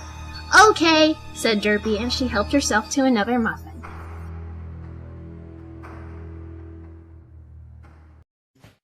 Derpy was trembling slightly as she attempted to clean off a scalpel in the dirty sink. She was in the basement below Sugar Cube Corner, and was very nervous as she waited for her guests to wake up. Her shaking hooves accidentally caused her to drop the scalpel. "Oh," she said nervously. "Oh." She picked it up again, and then fluttered over to a sort of rickety operating chair. As Derpy set her scalpel on the little metal table, the pony in the chair started to stir. She had a raspberry-colored mane and tail, her hide was pale yellow, and her cutie mark was a single rose. Derpy watched her, biting her lip. "What?" said Roseluck, her eyes out of focus. Once she opened her eyes completely, she looked around quickly. Where am I?" Derpy took a step forward. "Hello," she said with a shy smile, her voice cracking. My name is Derpy, and you're going to... She furrowed her brow and took an index card from beneath her wing, reading it. "You're going to help me make muffins." She gasped with a wide smile. "Muffins!" Dropping the card, she danced on the spot, and then became a little shy again. "Muffins?"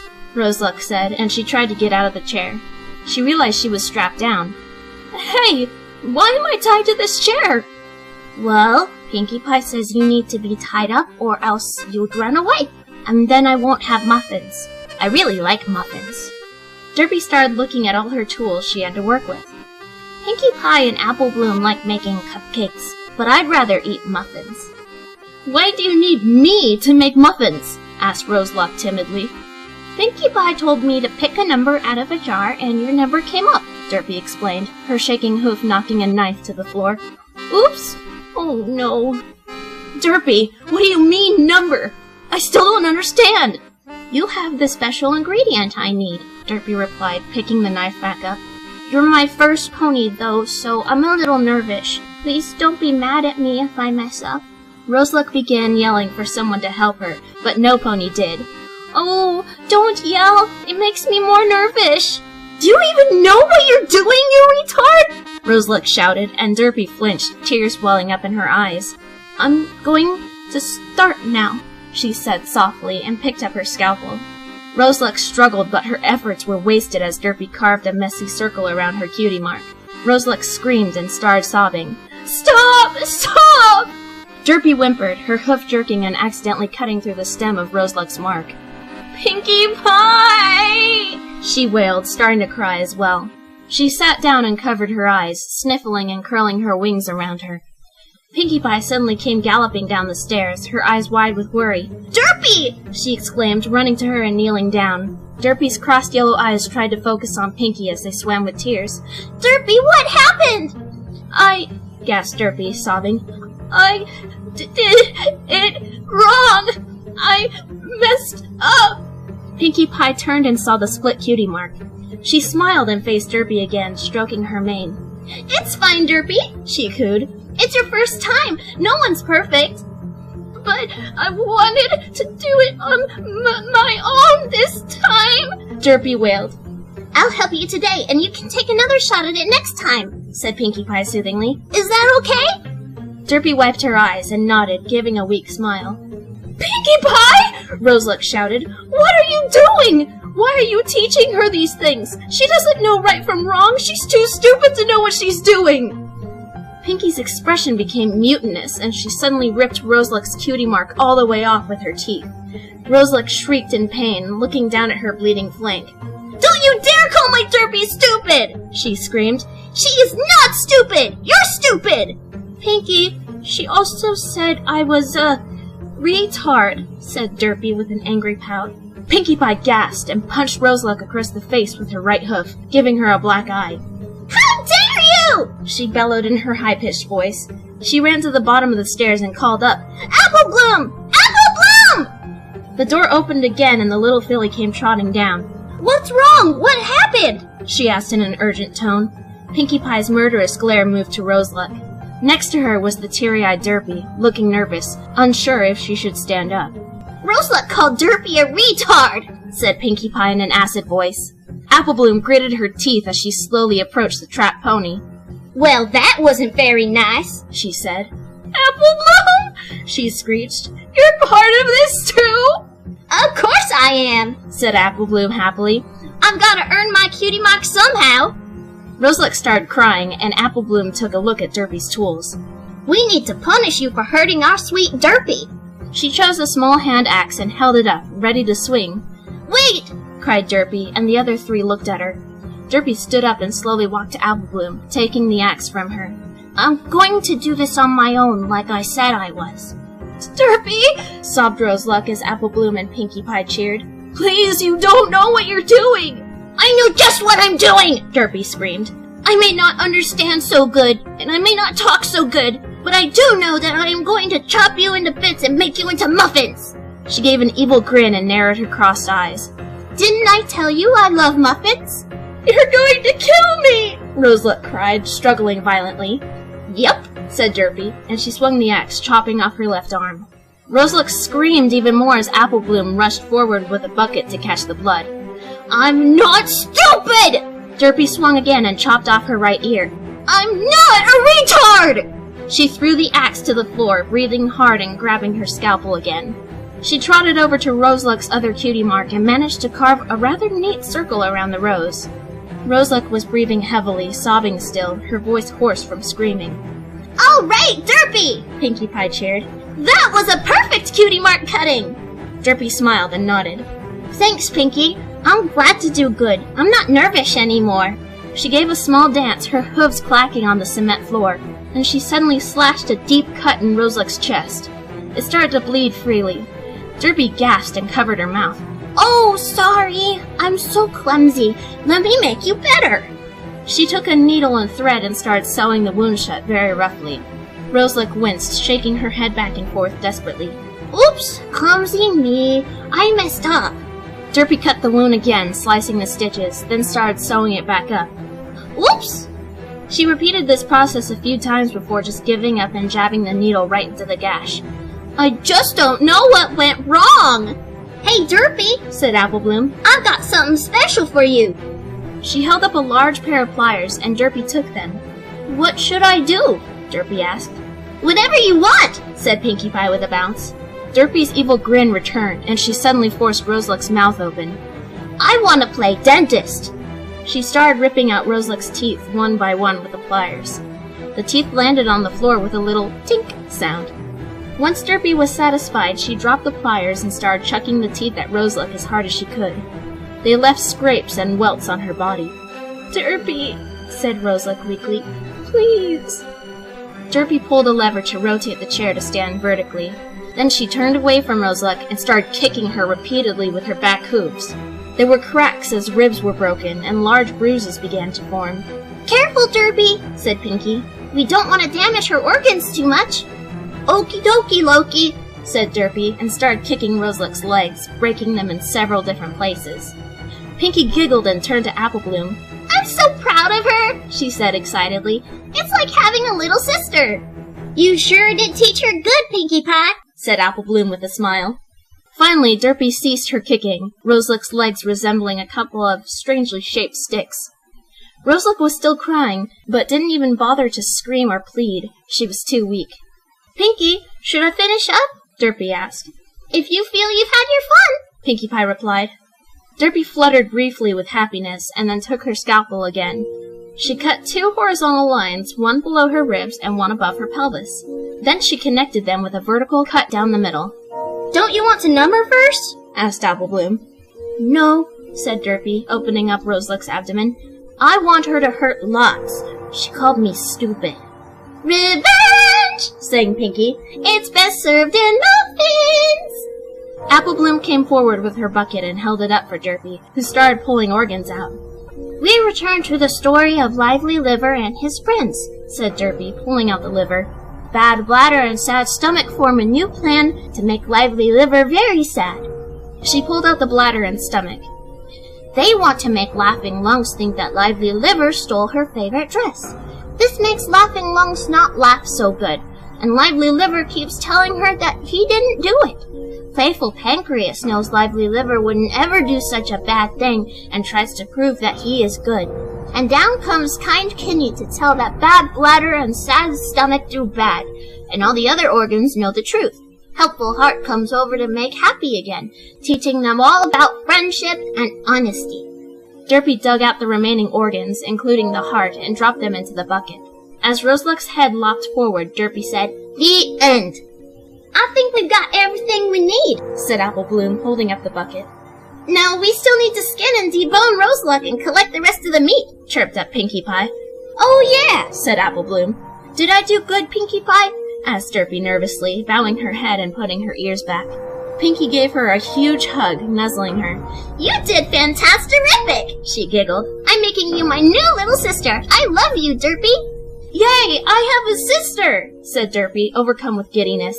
Now let's get to work, said Pinkie, holding up a knife. We gotta make those muffins!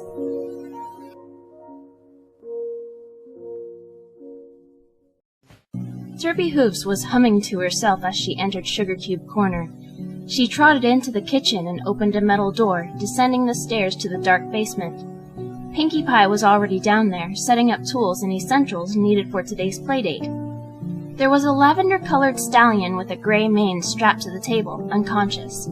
His cutie mark was a rainbow, except it only had purple, orange, and yellow. Derpy trotted over, a huge smile on her face, her scarf composed of cutie marks waving in the air as she moved. Ready, Derpy? asked Pinkie Pie, and Derpy nodded, grinning. I've gotta go see Applejack, but I'll be back by the time you're done. You can handle this, right? Yup, said Derpy. Pinkie Pie waved and bounced up the stairs out of the basement. Derpy was confident, pulling her scarf off and setting it on the table with painted pony skulls. Then she paced in front of her playmate patiently, waiting for him to wake up. It was nearly 20 minutes before the stallion regained consciousness. Derpy fluttered in front of him, smiling. The stallion opened his eyes and gasped lightly, looking confused. "Where am I?" he asked weakly. "Who are you?" "You don't remember me, Spectrum?" asked Derpy calmly, still smiling. Spectrum stared at her, looking into her crossed eyes. I went to flight school with you," he replied. "They kicked you out because you were a terrible flyer." "Is that all you remember?" Derpy whispered in a surprisingly sadistic tone. Spectrum began to feel scared and chose to not respond. Derpy's smile disappeared and she shot away from him, her hooves clacking as they came in contact with the concrete floor. "Maybe I make you remember." She took almost an attack position, leaned forward, and began to shout, Cross eyes, Derpy has cross eyes. Retard, Derpy is a retard. Spectrum's pupils contracted, and he began to struggle against his bindings. "Derpy!" he exclaimed. It's nice to see you again." Derpy let out the loudest, ear-shattering scream she could muster.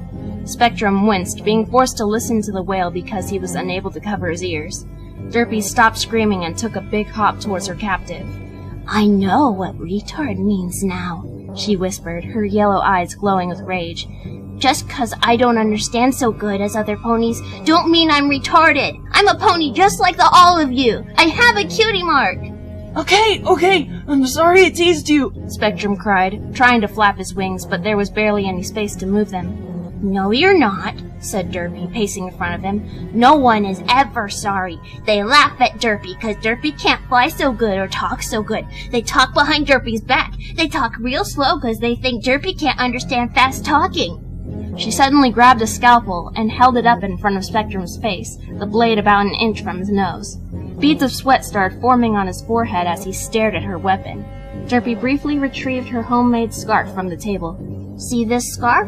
It's made of cutie marks from ponies I've made muffins into, but it's too shortish, so I need more."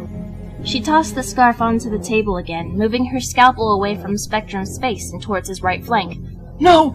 Derpy, no! Please!" he pleaded, and Derpy sneered at him.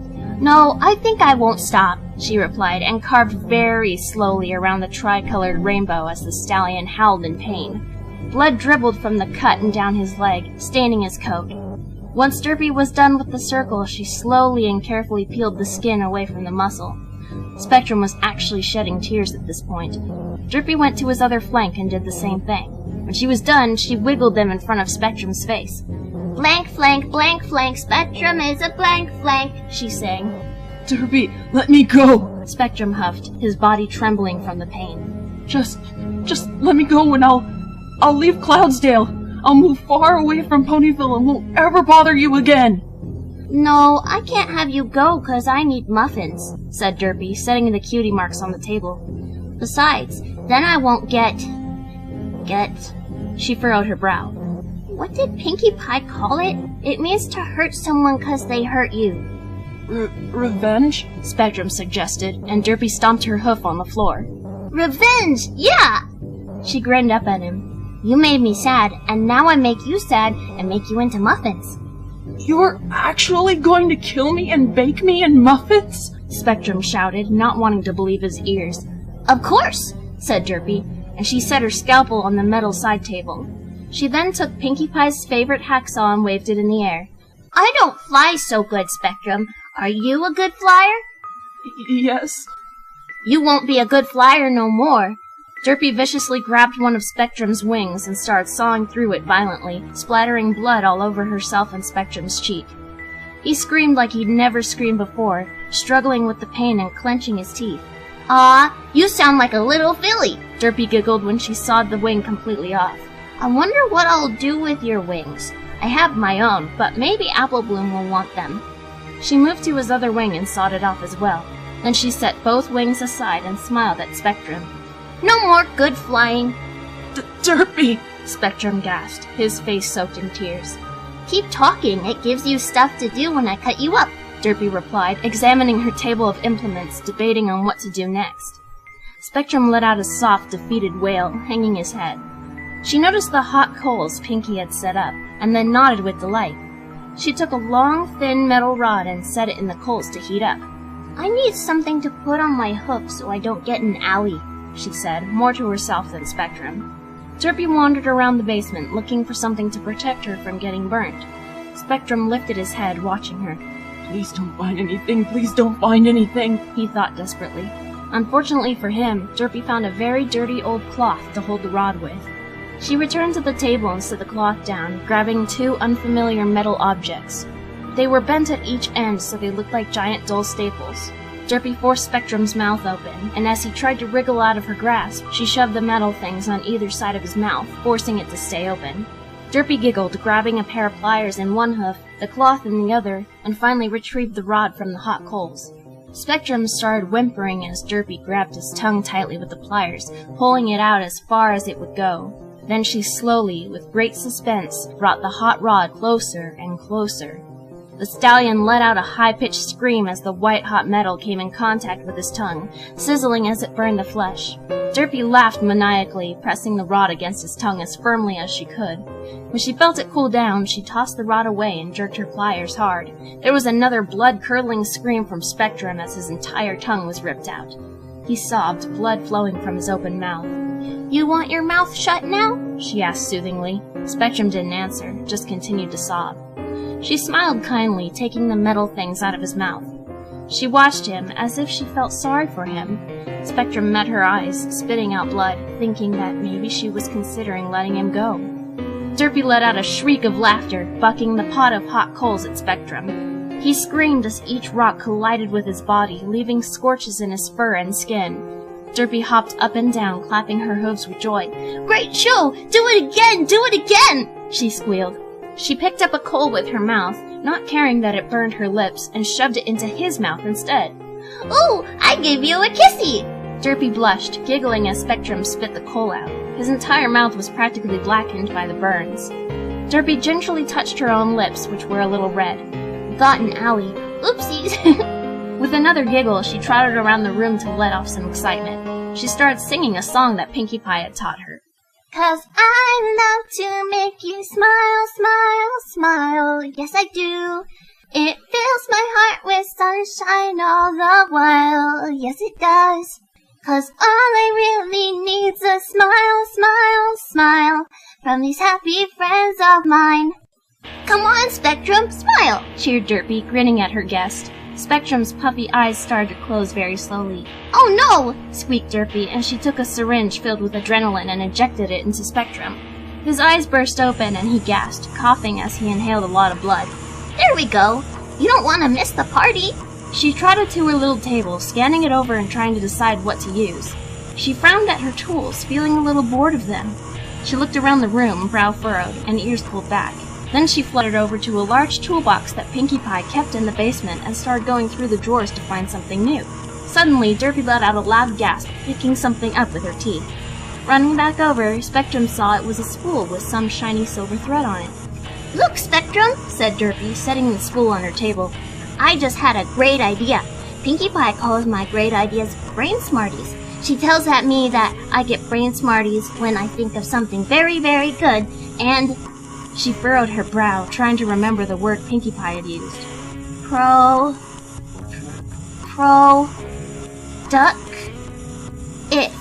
Product-if.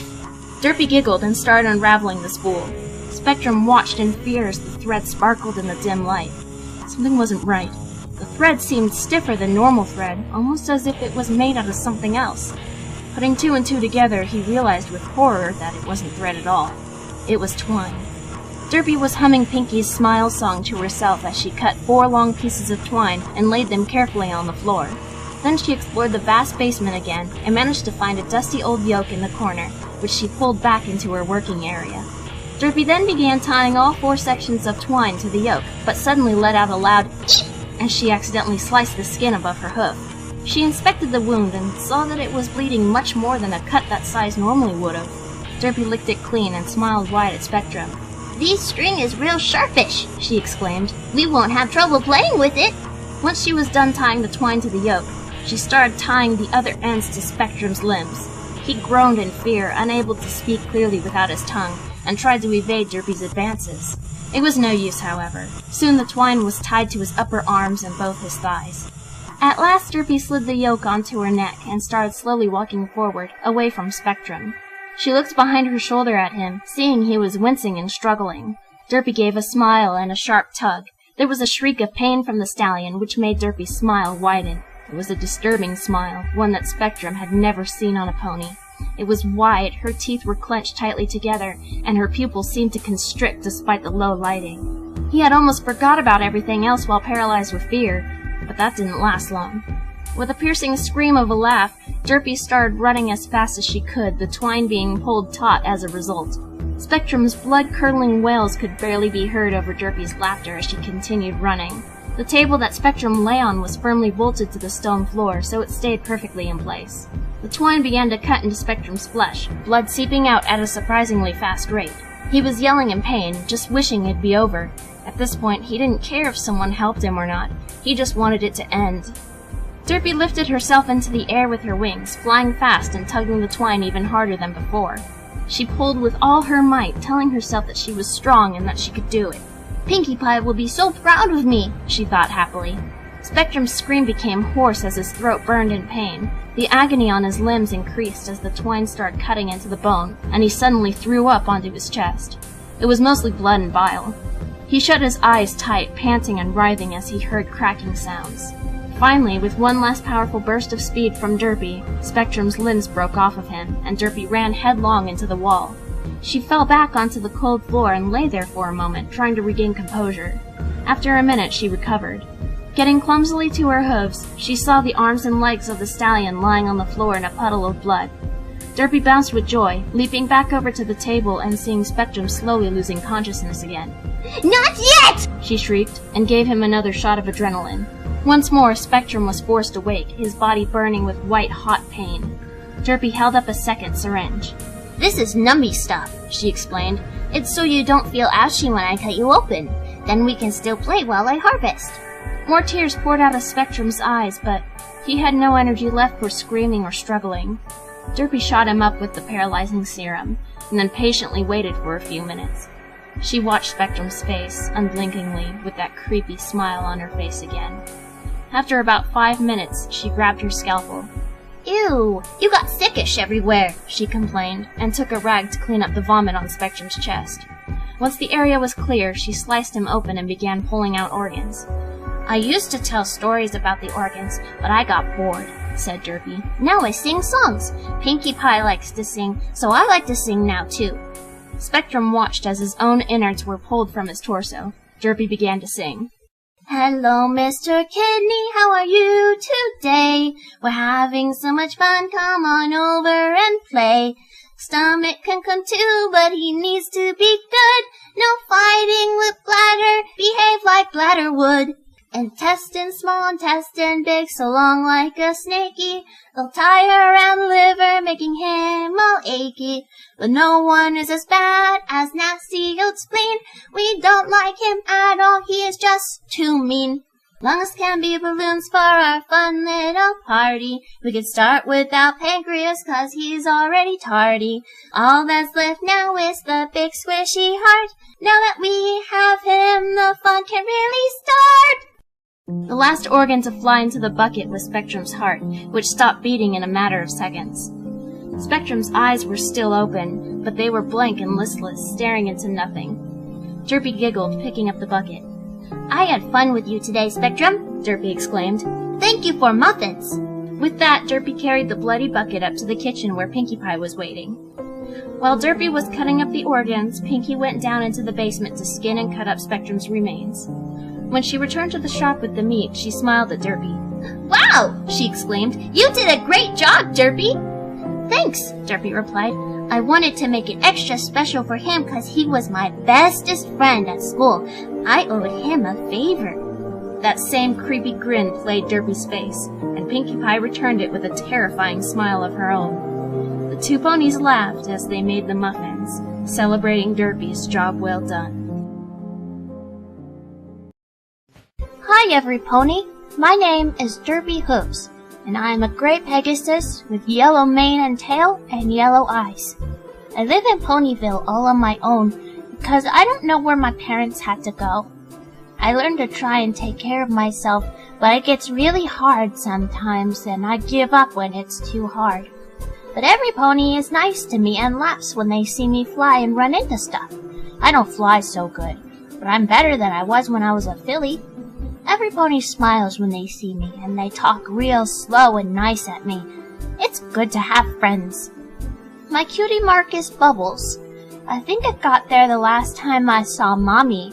Mommy was teaching me to blow bubbles, and they were so pretty and flew high into the sky, just like a Pegasus does. They pop, and then I make more with the stick by putting it in the bubbly juice. But when the bubbly juice was all gone, I look around for Mommy, but she's gone. I didn't notice my cutie mark yet because I started crying and yelling for Mommy, but she never came back. I never saw Daddy again either. I walked and walked and walked until I came to Ponyville. There was lots of ponies, and even more Pegasuses. I tried to fly to show them I was a Pegasus too, but I don't fly so good, so I ran into a wall and I got an ouchie on my nose. They took me to the doctor to get all better, but then I had no home to go to, so they took me to another doctor to let me live with other ponies. He said they were special like me, but no pony there was like me at all. They didn't have a Bubbles cutie mark. Some ponies had no cutie mark. A long time later, I had grown up and they helped me find somewhere to live. I live in a little house far away from the other houses. I has to walk a while to get to Ponyville. It makes me sad, but then I get happy when I remember that I can see a little bit of Ponyville from my window. But I spend a lot of time there 'cause I'm happy there. I know some ponies by name, too. I especially know Pinkie Pie, but Pinkie Pie knows every pony, so she knows me too. She's my friend now, but she says we're sisters, so she's my sister now. We play with Apple Bloom, and sometimes we like to make cupcakes and muffins. I especially love muffins. Pinkie Pie is teaching me to make muffins the best way, and it's so much fun. One of us takes out a little piece of paper from a jar that has a number of a pony in Ponyville, and then Pinkie Pie goes to get them and bring her to Sugar Cube Corner. We play in the basement that Mr. and Mrs. Cake don't know about, but I don't tell 'cause I'm not a tattletale. And if I told, I wouldn't be able to be with Pinkie and Apple Bloom no more. A couple days ago, Pinkie Pie said she hates my tiny house and says, "Come live with me, Derpy." So I go to live with Pinkie Pie. Sisters live together, right? Apple Bloom lives with Applejack, so I live with Pinkie Pie. I love her room because it reminds me of yummy cakes and candy.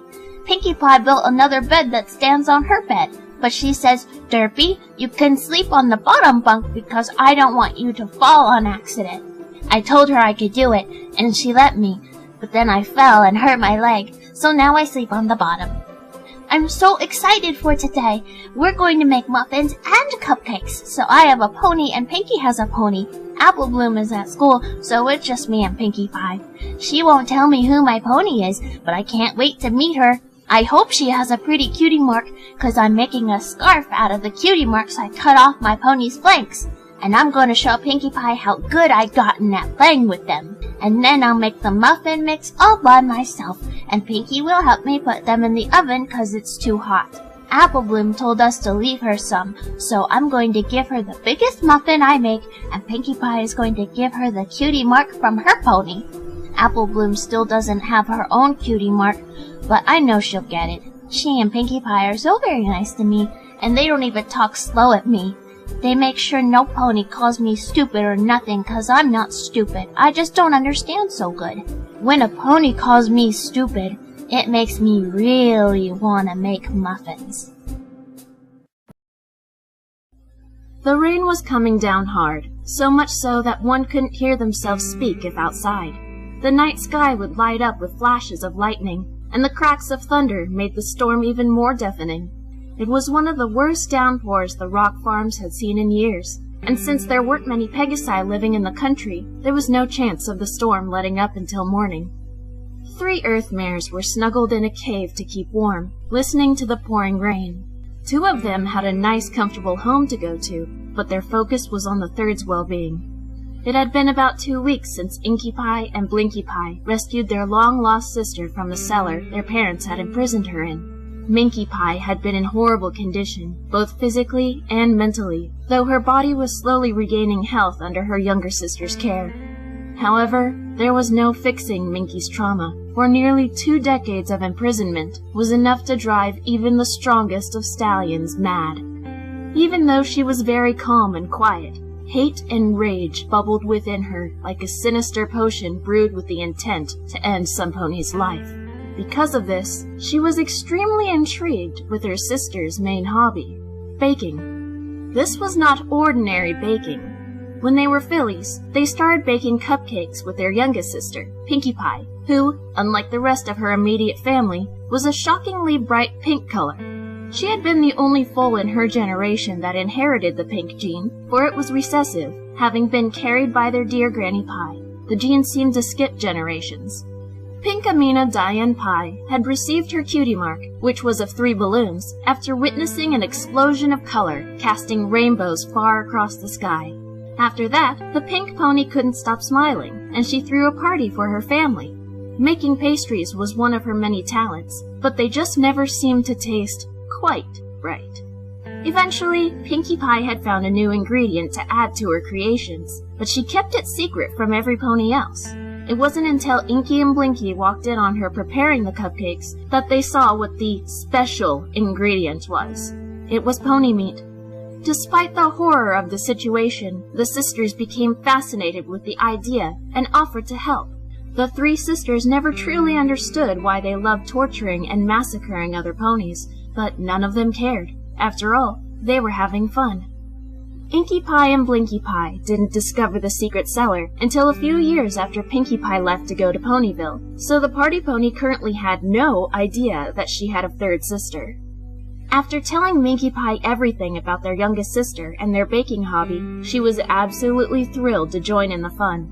It was the perfect outlet for all of the rage she kept inside for so long.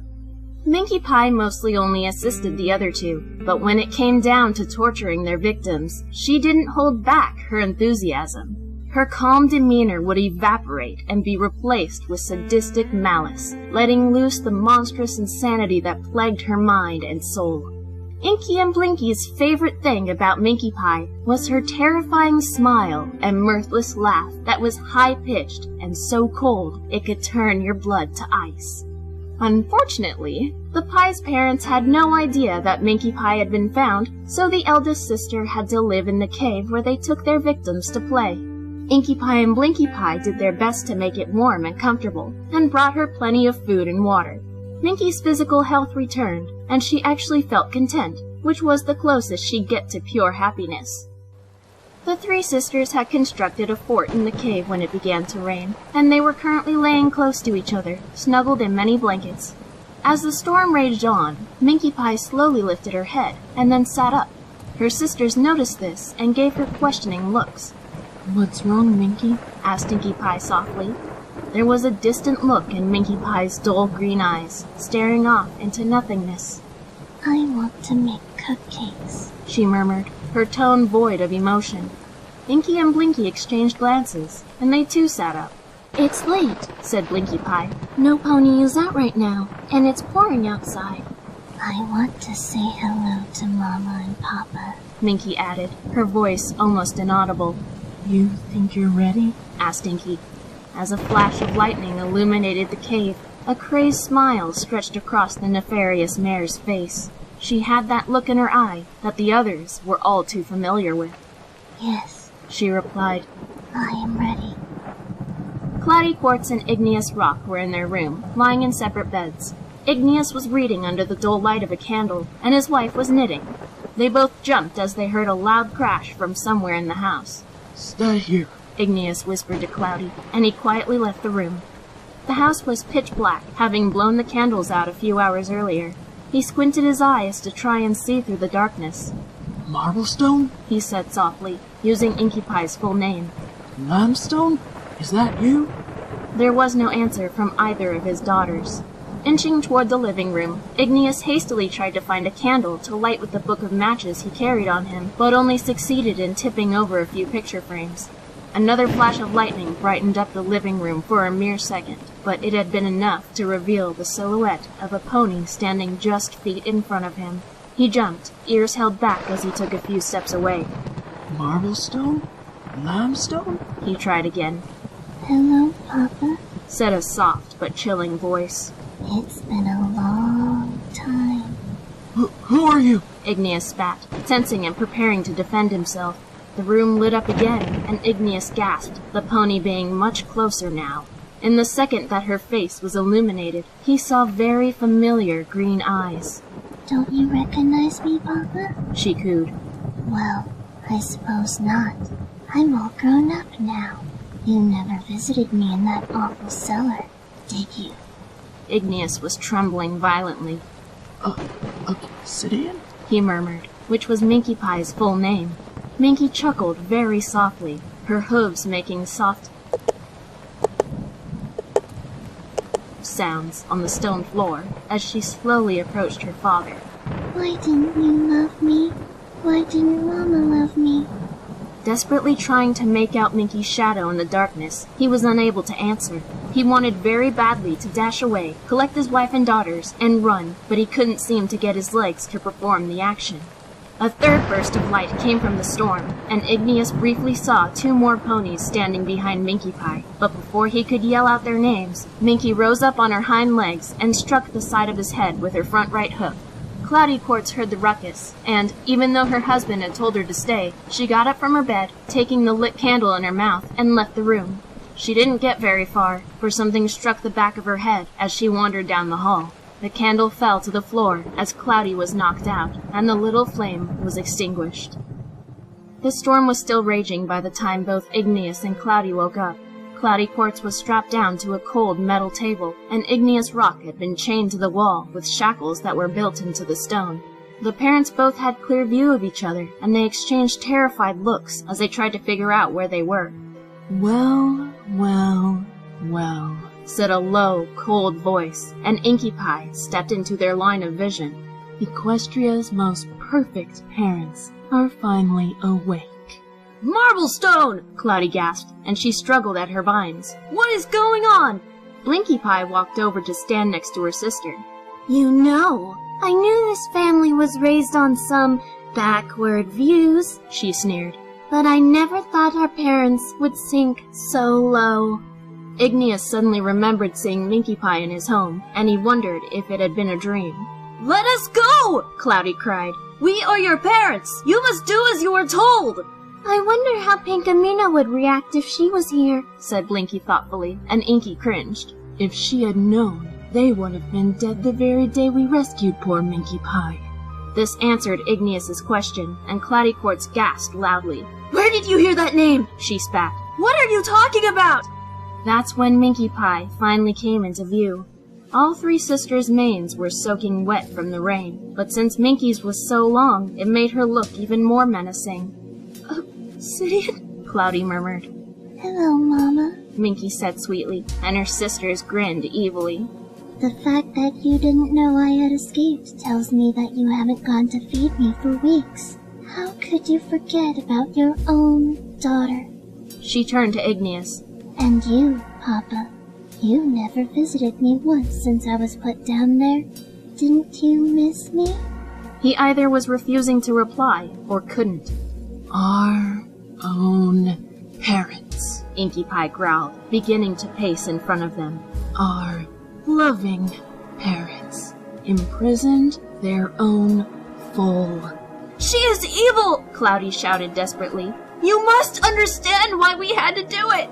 From what we've gathered, said Blinkie, she's not any more evil than myself, Marblestone, or even dear Pinkamena. It seems to run in the family, huh? The apple doesn't fall far from the tree. You're the evil ones, Inkie Pie continued. You neglected poor Obsidian. You are the devils. You locked me up because I said rather disturbing things," Minkie cooed, and if it wasn't for the acoustics in the cave, her parents wouldn't have been able to hear her words. "Instead of teaching me it was wrong, you were afraid of my violent behavior. And yet, you never told me it wasn't okay. I was a filly." "A filly!" She shrieked those last words, and a few slumbering bats fluttered further down the cave in fright. Igneous and Cloudy were absolutely horrified, unable to believe that such a sound could come out of Obsidian's mouth. "Imagine if we hadn't been so silent," Inkie Pie yelled, eyes filled with fury. "Would we have been locked away too? Or maybe you'd just do away with all 4 of us." "At least if we were all imprisoned, we'd have each other," Blinky grumbled spitefully. "Is that why you told us off whenever we spoke too much?" Inkie continued, circling the area between her parents. "You were afraid of what might come out of our mouths? I'm surprised Pinkie was able to put up with it. I know for a fact that she kept a lot of things in." "But when she got her cutie mark," Blinky continued, "we all finally knew what it was like to smile, to feel joy. You did too. You joined in with Pinkie's little party. You had fun. I bet you didn't even know what that word meant." "Imagine how much Obsidian would have enjoyed this celebration," Inkie Pie growled. "Maybe she wouldn't be filled with so much hate." "And she'd be as normal as her sisters," added Blinky Pie, and her and Inkie howled with laughter. "It was Pinkie that cracked first!" Inkie shouted, half angry, half manic. "Ever wonder where all the missing ponies have gone from the village?" "And you're about to join them," Blinky Pie hissed, watching Minkie as she approached Cloudy Quartz. "See my cutie mark?" she said quietly, flashing her flank. There was the shape of a black lock. "So sad that my destiny is to remain locked up, even after I was rescued. I had nothing down there but my own thoughts, and I was imprisoned in a different sense. Funny how things work out, huh, Mommy?" She emphasized the last word between clenched teeth in a malicious growl. Minkie Pie turned around and bucked Cloudy in the stomach with her hind legs, making her cough up a small amount of blood. Obsidian Pie! Stop this at once! Igneous shouted, struggling against his chains. With unnatural speed, Minkie dashed in front of him, reared up, and pressed one of her front hooves against his neck firmly. "You have no room to give me orders!" she screamed, and even Inkie and Blinky felt a bit frightened. "You did nothing! Nothing! You didn't help me! You never even came to see me! Were you ashamed of what you did? Were you feeling regret and didn't want to come face to face with your guilt? You are not worth the dirt you live in!" Igneous began to cry, gasping for air and staring into his daughter's visible eye, the other being covered by her dark mane. She released him, and he took deep breaths to bring air back into his lungs. "I am sorry," he wheezed. "I am so sorry. You are right. I was ashamed. I am still ashamed. I made a mistake, Obsidian. I am sorry." Minkie Pie turned her back on him, walking back to her mother. Inkie Pie and Blinky Pie stepped in front of Igneous, expressions ice cold. "Sorry is just a word you don't know the meaning of," Blinky hissed, as she suddenly withdrew a dull blade she had been hiding and placed the tip to his flank. He gasped, eyes wide as he watched the knife. "What are you doing?" he shouted, voice cracking, but she didn't answer, instead carving slowly around his pickaxe cutie mark. His wails echoed in the cave, as did Cloudy's sobs as she realized what her daughter was doing. "Stop! Stop!" the mare screamed, but she was interrupted by a series of her own shrill shrieks as Minkie Pie began slicing away her cutie mark as well, which was 3 rocks. Once one mark was removed from their parents, Minkie and Blinky went on to cut off the second one. They both handed the bloody patches of skin to Inkie Pie, and she carefully laid them flat on a sheet of metal mesh. "Tell us, Mother," Blinky Pie began, standing next to Minkie in front of Cloudy. "What excuse did you make to every pony when they noticed Obsidian Pie was missing?" Cloudy Quartz sniffled, both of her flanks burning in agony as the wounds were exposed to the air. "We just said she ran away," she replied. "No pony seemed to care." "It's funny how no pony seems to care about others in the village," piped up Inkie Pie, joining her sisters. "Even after all of the disappearances, there has been no investigation." Well, it makes our job easier, Blinky cackled, and Cloudy's eyes widened. You were behind it? She croaked, and the sisters grinned evilly.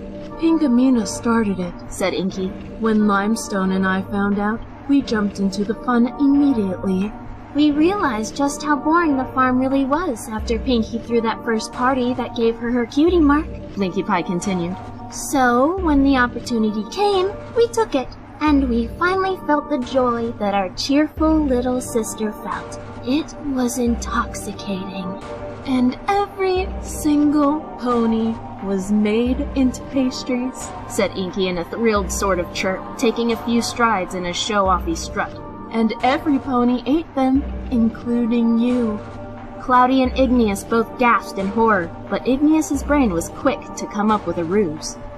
This is brilliant, my dear daughters, he exclaimed in false happiness, his voice cracking.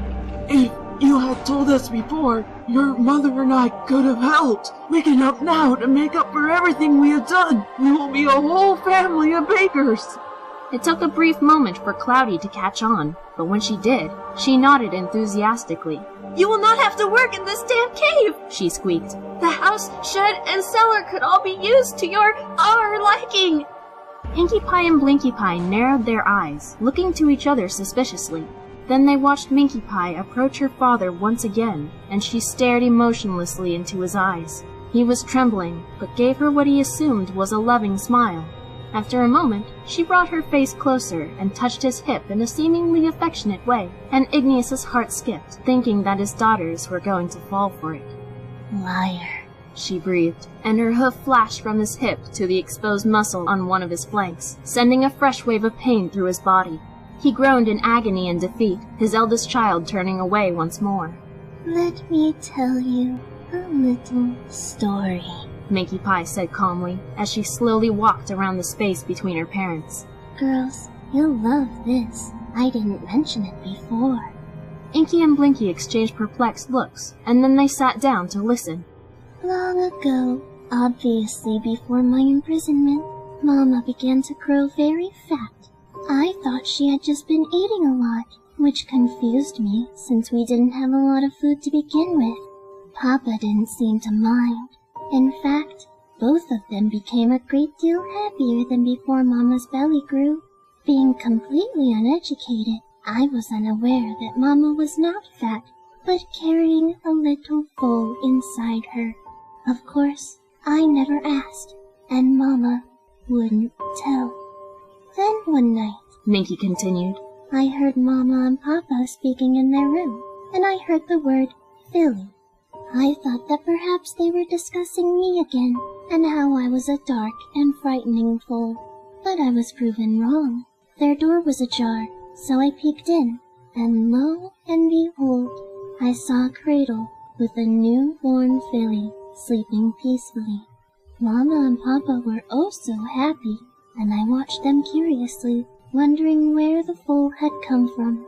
Then Mama said, let's call her Marblestone. Marblestone, Inkie Pie. Then Papa said, are you sure? Obsidian's middle name is Minkie. Seems a little clustered. Mama replied, I don't want to think about Obsidian right now. Ignoring the jolt of pain in my heart at these words, I stared at the young offspring and figured, that must be my sister. I was born before you were thrown in the cellar? Inkie Pie exclaimed, and Minkie nodded. You were too young to remember me, she went on. I was excited, though. I imagined myself playing with you, giving you rides on my back, snuggling with you at nap time. I was thrilled to have a new sister, and possibly a new friend. But that didn't happen. Minkie Pie slowly glared at her mother, whose eyes were glossy. Papa's next words jerked me out of my fantasy. We cannot allow Obsidian near Marblestone. She might hurt her. Mama responded with, I agree. My heart shattered. Then Mama noticed me peering in through the crack in the door, and she approached me, her expression filled with dislike. I was frightened. Obsidian Pie, you are not to enter this room. If you go anywhere near this child, there will be serious consequences. Then the door slammed shut. My last hope of happiness escaped. My chance of having some pony to love. It was all ripped away from me. I was crying. Just a moment ago, I had been smiling the widest smile that had ever played the face of a pie, and in an instant, it was taken away. Minkie Pie actually had tears in her eyes as she stared menacingly at Cloudy. Inkie and Blinkie were crying too, filled with even more sadness and hatred toward their parents. Minkie Pie slowly approached Cloudy, who was trembling. I was ready to love, she hissed. I am capable of love. Just like any pony else! Her words turned into the shrill shrieks of fury she had displayed earlier. I did not trust you, Cloudy said in a shaky voice. I expected you to maim Marblestone. Minkie Pie let out that cold, frightening laugh, silencing her mother out of sheer terror. Oh yes! She exclaimed.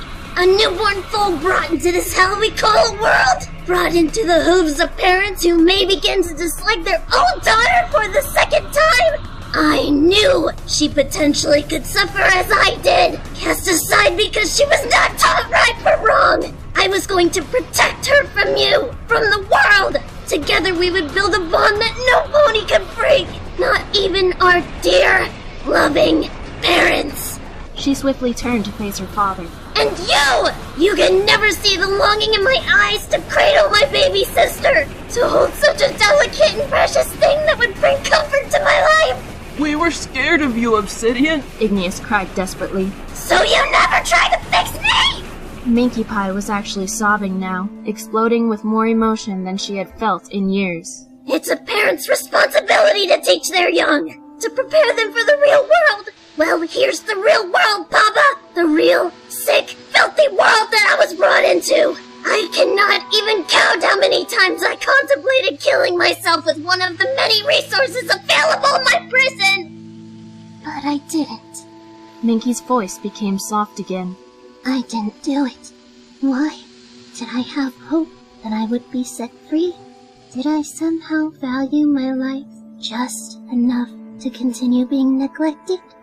No, I did not kill myself because I realized that I was already dead.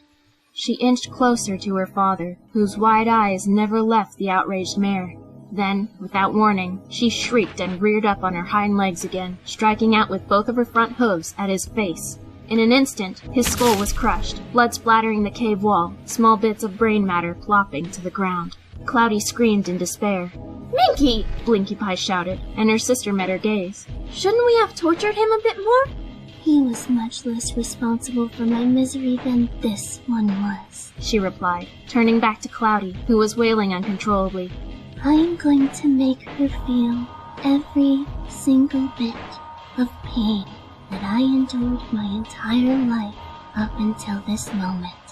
Her death will be slow, and I will show no mercy. I can't believe you kept me away from Minkie! Inkie Pie screamed at her mother. You heartless witch! Whatever Minkie does to you isn't even close to what you deserve! I am sorry, Cloudy pleaded, struggling against her bonds. Minkie Pie lashed her teeth at her wounded flank, taking a bite and ripping away a large chunk of meat. Cloudy screamed even louder than she had thus far, and after chewing briefly, Minkie spat the morsel to the ground. Disgusting, she growled. We're going to have to add twice the sugar with this batch. Is it salty or bitter? Blinkie Pie asked conversationally, walking over to the glob of meat on the ground and stepping on it, making a light sound. Bitter, Minkie replied, beginning to set up a table with many frightening-looking tools and devices. Carrots can help with that, Minkie continued. We should make carrot cupcakes. Apples do too, Inkie Pie added. We'll do a batch of both, Minkie concluded.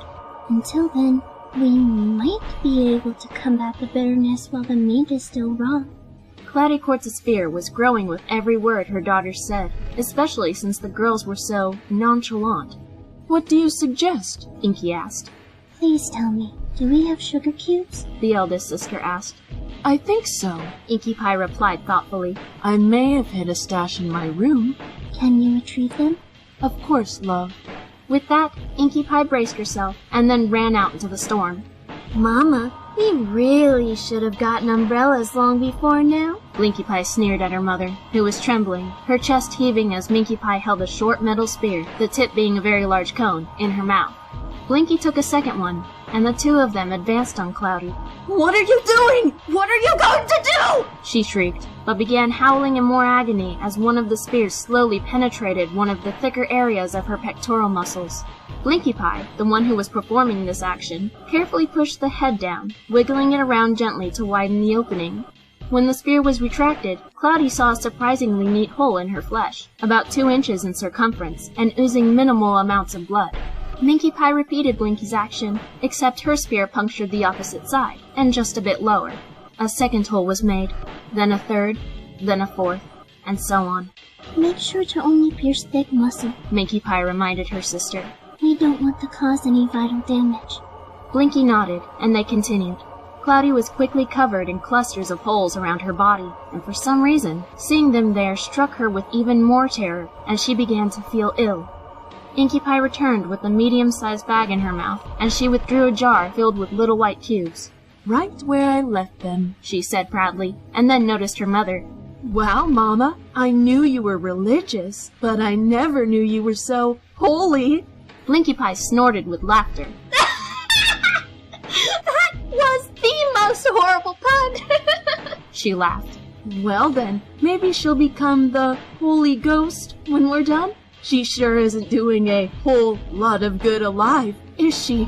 Just shut your hole and bring out those sugar cubes, said Blinkie teasingly, and her sister obliged, setting the jar on their table of tools and opening it. So what are we doing, Minkie? Inkie Pie inquired. We're going to insert 1 cube into each hole. Minkie Pie explained. That way, the muscle will absorb some sugar as it dissolves, and if everything goes right, it'll have time to distribute throughout the bloodstream, counterbalancing the bitterness. Can you be any more of a genius? Said Blinkie Pie, impressed and jealous. The 3 mares began to carefully push a single sugar cube into the holes on Cloudy's body. It was extremely hard for her to handle. It wasn't the fact that the sugar stung her raw flesh, but seeing things put into holes in her skin freaked her out immensely. She closed her eyes, but that didn't take away the extremely uncomfortable and disgusting sensation of the new insertions. Please stop! She cried, choking up slightly as she tried to bear the feeling. Please, just please stop this! Oh, for how many times I pleaded to you to free me from the cellar. Minkie Pie cooed, stroking her mother's very disheveled mane. I don't think you have room to talk. They finished putting the sugar cubes in their respective places, and then began fiddling with something else on the table. Cloudy nervously glanced at the holes again, and was absolutely repulsed by the mere sight of them, especially when she saw bits of white poking out. She finally retched, coughing as the contents of her stomach came out of her mouth. Oh! Blinkie Pie spat angrily. She made a mess of herself! That's going to be hard to clean up! Don't worry, dear sister, said Inkie Pie with a grin. Once we skin her and rinse her down, it may not be so tedious. Cover that up! Cloudy Court shrieked, and the 3 daughters looked at her in confusion. Cloudy was thrashing, her eyes shut tight as she yelled. Close them! Sew them closed! I do not care! Just get rid of them! Inkie furrowed her brow, trying to figure out what was going on, but then it clicked. She's afraid of the holes in her skin, she told the other 2. The widest grin stretched across Minkie's face, and her ear twitched in excitement. Here, she squeaked, watching her hysterical mother with wide eyes. The ultimate torture tool. No more was said on the matter as she continued to sift through different implements. Cloudy tried not to look down at her body, but the only other places to look was either at her daughters or her dead husband, and it was hard to choose which was less unpleasant. She settled on her deranged daughters, but gasped as all 3 of them held up what looked like large potato peelers. We usually save this bit for after we're done playing, but I think this will be rather exciting for you, Mama. said Blinkie Pie with a giggle. Before Cloudy could retort, Blinkie was slowly running the peeler down her leg, effectively separating the skin from the muscle. The cave was once again filled with her screams, but her voice was hoarse and weak. Inkie and Minkie moved to start skinning Cloudy's arms, peeling her hide as slowly as they could possibly manage to induce maximum pain. After what seemed like hours to the damaged and broken mare, all of her limbs were void of skin. The cold air stung the exposed nerves and muscle, ensuring that the agony didn't cease for a second. Peering into the holes in Cloudy's body, Pinkie Pie smiled and said, "The sugar has almost completely dissolved. We should be ready to harvest soon." Perfect, Minkie hissed, and she walked up to her mother, peering right into her swollen red eyes that were still filled with tears. Though I'm not quite satisfied yet. She hasn't suffered enough. I feel like there's not enough emotional pain. I have an idea, Inkie Pie said quickly, as she cantered over to where Igneous Rock's body hung on the wall, and carelessly undid the chains, pulling him down. She then dragged the carcass over to Minkie Pie and set it in front of her. If we make Mama eat Papa, their flavors will infuse. Pinkamena would be so proud of us, Pinkie Pie said happily, and she held back a small sob. She missed her eccentric sister very much, and wasn't quite over her leaving, even though it had been a few years. Just kill me, Cloudy croaked, her energy having been used up. I cannot handle this. Please, just finish it. Oh, are you not having fun? Minkie Pie cooed in mock sadness. Don't worry, we will fix that. The sisters started carving bits of meat from their father's corpse, making each chunk bite-sized so that it'd be easier to force Cloudy to eat them. Pinkie Pie shoved the first bit into Cloudy's mouth, and before she could attempt to spit it out, Pinkie held her jaw shut. Chew it, she demanded in a brisk and bossy voice. Chew it, and then swallow it. This will be easier on all of us if you cooperate. Cloudy Port's fresh sobs were muffled as she begrudgingly chewed on her own husband's flesh, which was difficult because pony teeth were designed specifically for the diet of an herbivore, but finally managed it and swallowed the meat. Much better, said Inkie with a smile. Open wide, here comes another. They continued to feed Cloudy, even after she involuntarily vomited a few times. When the sisters were satisfied with the amount consumed, they turned back to their tool cart. They had never been able to get their hooves on a scalpel, so a metal shank was used instead. Inkie Pie and Pinkie Pie stepped back to let their older sister take the lead. Time for the end of our game, Minkie Pie said softly, and she dragged the blade down Cloudy's abdomen. Her voice cracked as she cried out in even more agony, and then horror when her daughter opened her up, exposing her organs. Mama, you're going to hell. I will see you there someday. We've had a good time together, have we not? I'd like our relationship to remain strong in the afterlife. She smiled as she very gently detached one of Cloudy's kidneys, and Pinkie brought up a bucket for her to drop it in. Obsidian, Cloudy choked. I am sorry. I am so sorry. No, you're not, Minkie Pie replied, taking out the second kidney. You are only apologizing because of the fear and pain you are feeling. I guarantee that you would not be apologizing if I had simply screamed at you and Papa. Would you have let me live in the house? Would you have loved me? No. Sorry is a word cowards use to escape the repercussions of their sins. You think that by using the word sorry, you atone for your actions, clear the canvas, start anew. Next to be removed were the pancreas and liver. Well, Mama, I don't forgive you. Cloudy Quartz let out one last gasp as Minkie Pie's hoof struck her chest, breaking the rib cage and smashing her lungs and heart. She was killed instantly. Her sisters applauded happily, and then began to assist Minkie in gutting the corpse and tossing the innards into the bucket. After finishing with their mother, they moved to disembowel what was left of Igneous's body. As they worked, the sun started to rise, and the rain slowly came to a stop. The three sisters carried a few buckets in their mouths filled with organs, slabs of meat, and blood as they stepped out of their cave. Looking out at the horizon, they saw the most gorgeous sunrise, accompanied by a vibrant rainbow stretching over the mountains. There were growls as the dragons living close by were finally able to come out of their own caves, for they had been hiding from the rain, but now enjoyed the fresh, new air, admiring the beautiful sky. Once back in their house, Inkie, Pinkie, and Minkie Pie brought their buckets to the kitchen and started retrieving implements and other ingredients to prepare their cupcakes. Minkie didn't have any trouble finding things, for she remembered the kitchen from when she was a filly, and not much had changed. It didn't take very long for their pastries to bake, and when they were done, the mares decorated them with frosting and sprinkles, and then each ate one. They were very pleased with how they turned out, Minkie Pie's sugar cube technique having worked like a charm. Then, after eating a few more, they took a portion of their sweets out to the market to sell. Their batch was gone in record time. There's one left, said Blinkie Pie when they returned home, seeing one less cupcake on the counter. Should we divide it? Inkie Pie's eyes suddenly lit up, and her lips parted as she stared off into space. What's wrong? Minkie asked gently. I think Inkie replied very slowly. It's time to visit Pinkie Pie. Her sisters agreed immediately, and then quickly began to prepare for their long trip to Ponyville. The ponies of Ponyville whispered to each other in frightened tones as 3 strange mares slowly made their way down the street. Some ponies even hid in their houses, watching them with apprehension. The 3 newcomers were so intimidating and, well, scary.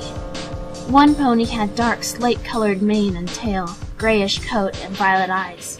Her mane hung over one side of her face, slightly obscuring one of her eyes. Her cutie mark was some kind of geode. The second one had a silver-gray mane and tail, a dull lavender coat, and listless yellow eyes. Her cutie mark appeared to be a gold nugget. The last mare was the creepiest out of the 3. Her mane and tail were a very dark midnight blue, and were so long they almost reached the ground.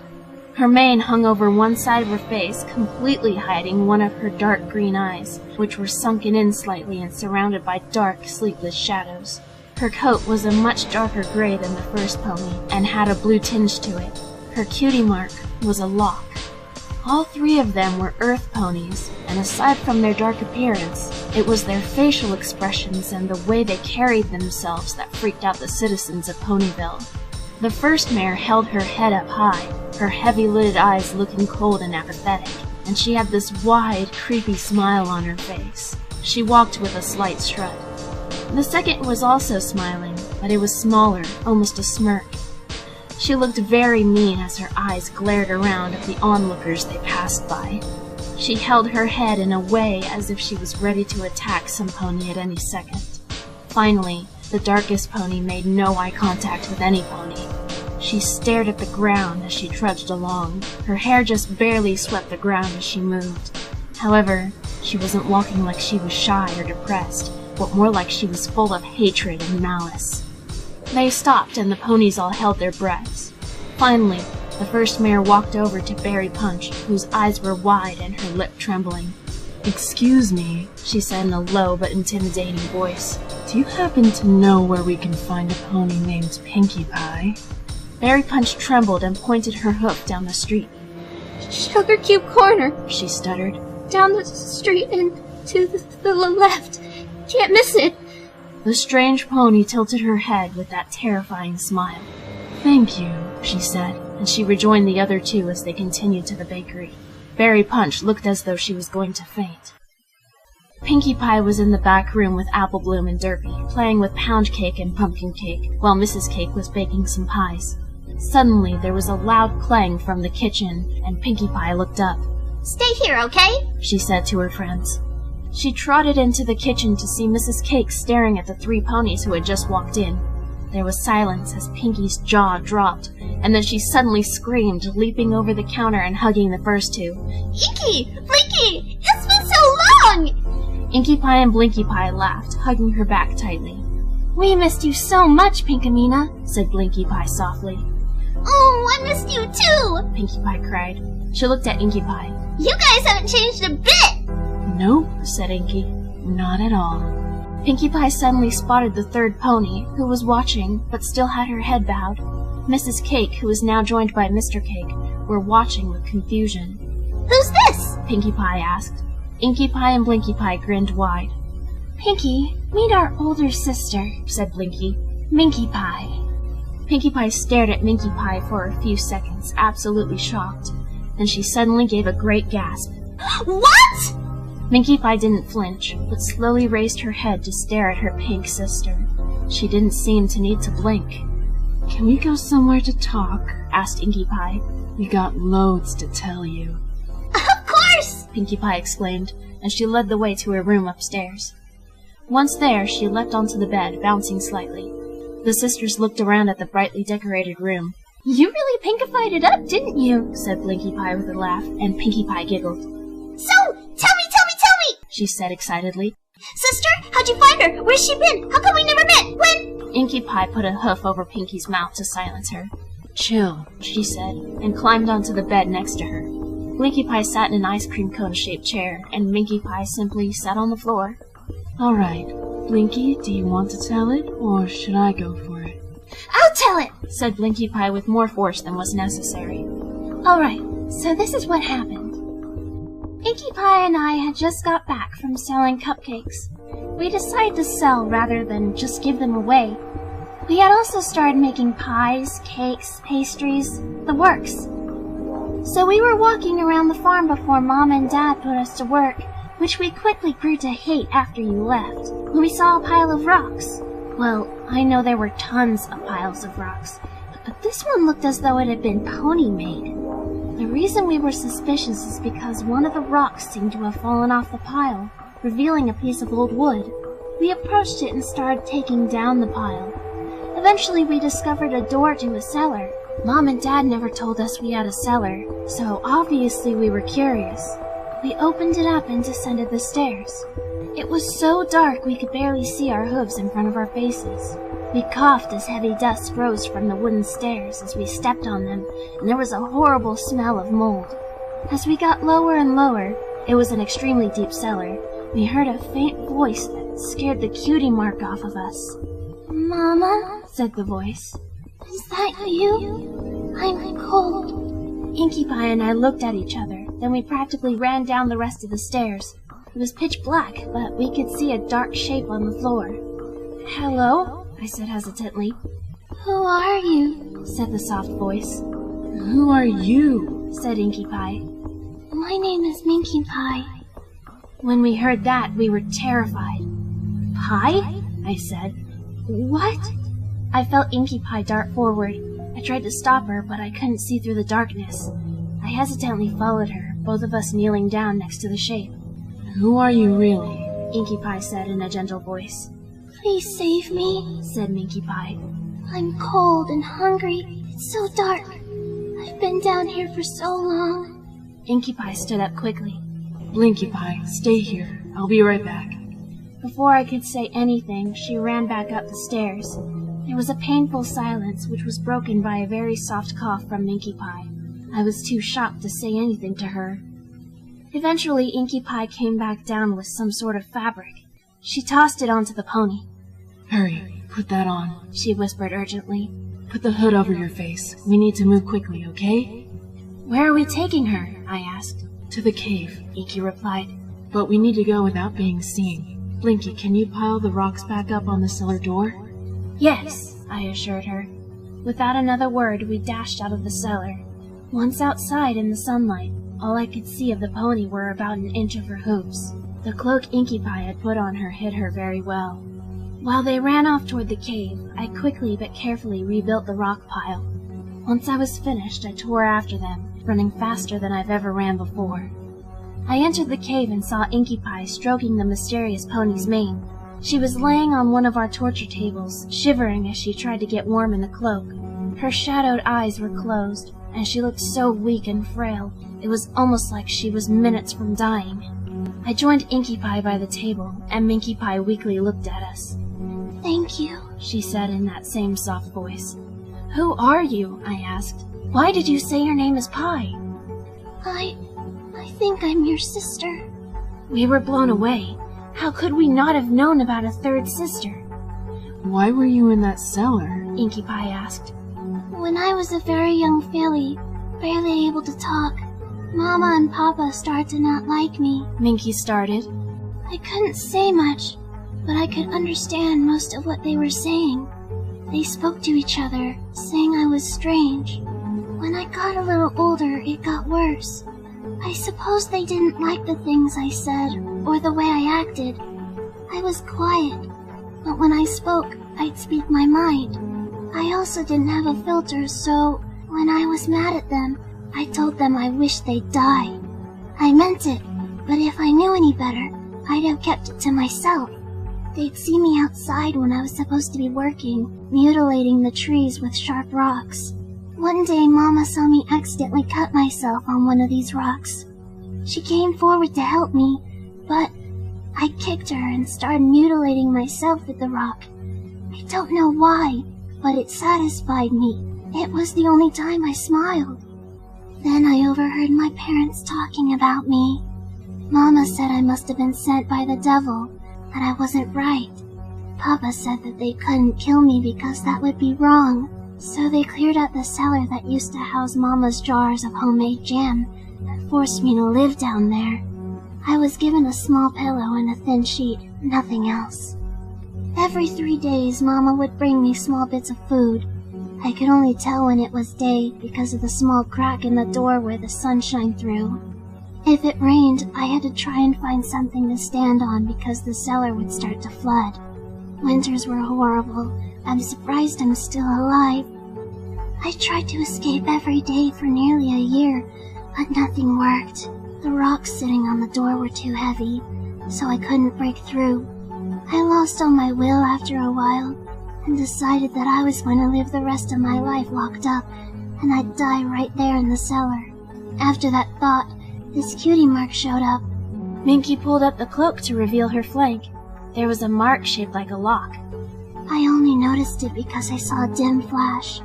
I decided to walk up the stairs to see if I could shine some light on it, and there it was. Destined to remain locked up forever, I curled up in my sheet and cried. I cried nearly every day until, after a few years, all the sadness left me. I didn't feel anything but cold and hunger. I never moved unless I had to go to the bathroom in the bucket that Mama emptied out each time she fed me. I never saw Papa again, never heard his voice. And that's how it's been all these years. When Minkie Pie ended her story, mine and Inkie Pie's faces were wet with tears. We had been softly crying as she spoke, completely horrified at her sister's experience. We hugged her tightly, trying to give her the love she should have had all her life. After a while, Inkie and I curled up on the table with Minkie Pie under the cloak and fell asleep, our bodies giving her warmth. We woke up in the evening when we heard Mom calling us. We promised Minkie Pie that one of us would sneak out to bring her food and blankets, and that we'd decide what to do in the morning. Inkie Pie and I were rather cold towards our parents after that, and we didn't even eat. That was partially because we were so disgusted, and also because we wanted to bring the food to Minkie Pie. After we all went to bed, Inkie Pie snuck out with a rucksack on her back full of things to help Minkie through the night. She was the one who went because she was darker and would be less likely to be spotted in the night. The next morning, we rushed off to the cave before Mom and Dad even woke up to make sure Minkie Pie made it through the night. To our relief, she was fine. She even looked a little better. She started asking us about our lives, and we told her about you, which led us to telling her about our baking. Let me just say that she was intrigued. We spent the whole day with her, even when our parents called for us. Minkie Pie started getting her emotions back, but they were filled with hatred and resentment towards our parents. We didn't blame her. Then she said she wanted to make cupcakes. Pinkie Pie's eyes were wide, dried tears clinging to the fur on her cheeks. She looked over at Minkie Pie, who had her head hung. Under her mane, which was covering most of her face, she could see a wicked smile. So, what happened? Asked Pinkie Pie in a hushed voice. Pinkie, said Inkie Pie. the 3 of us killed our parents. There was silence. Pinkie's mouth was agape, eyes expressionless, body tense. Blinkie Pie reached into her saddlebag and took out a small box, handing it to Pinkie Pie. "We brought this for you," she said. Pinkie Pie slowly took the box and opened it. There was a lone cupcake. Pinkie Pie's lip trembled as she took out the cupcake, staring at it. Just then, her shaking lips slowly curled into a smile. "Is this their cupcake?" she asked in a whisper. Completely made by Minkie Pie, said Inkie Pie. Of course, we had to teach her the other ingredients and how to work the oven, but the way she handled Mom and Dad was superb. "Well, after that much hatred, I'd expect nothing less," said Blinkie Pie with a smile. Pinkie took a large bite out of the cupcake, chewed, and then smiled wider. "Delicious!" she exclaimed. "Great job, Minkie!" Thank you, said Minkie Pie gently, still smiling evilly. When Pinkie Pie finished the cupcake, she hopped off the bed and ran over to her newly found sister and gave her a huge hug. Welcome back to the family! Inkie Pie and Blinkie Pie joined them, and together they embraced in a group hug, reunited at last. As Pinkie Pie hugged her three sisters, tears of happiness filled her eyes. She sniffled, then pulled away gently. I gotta introduce you to every pony, she exclaimed. I suppose we should start with my friends downstairs first.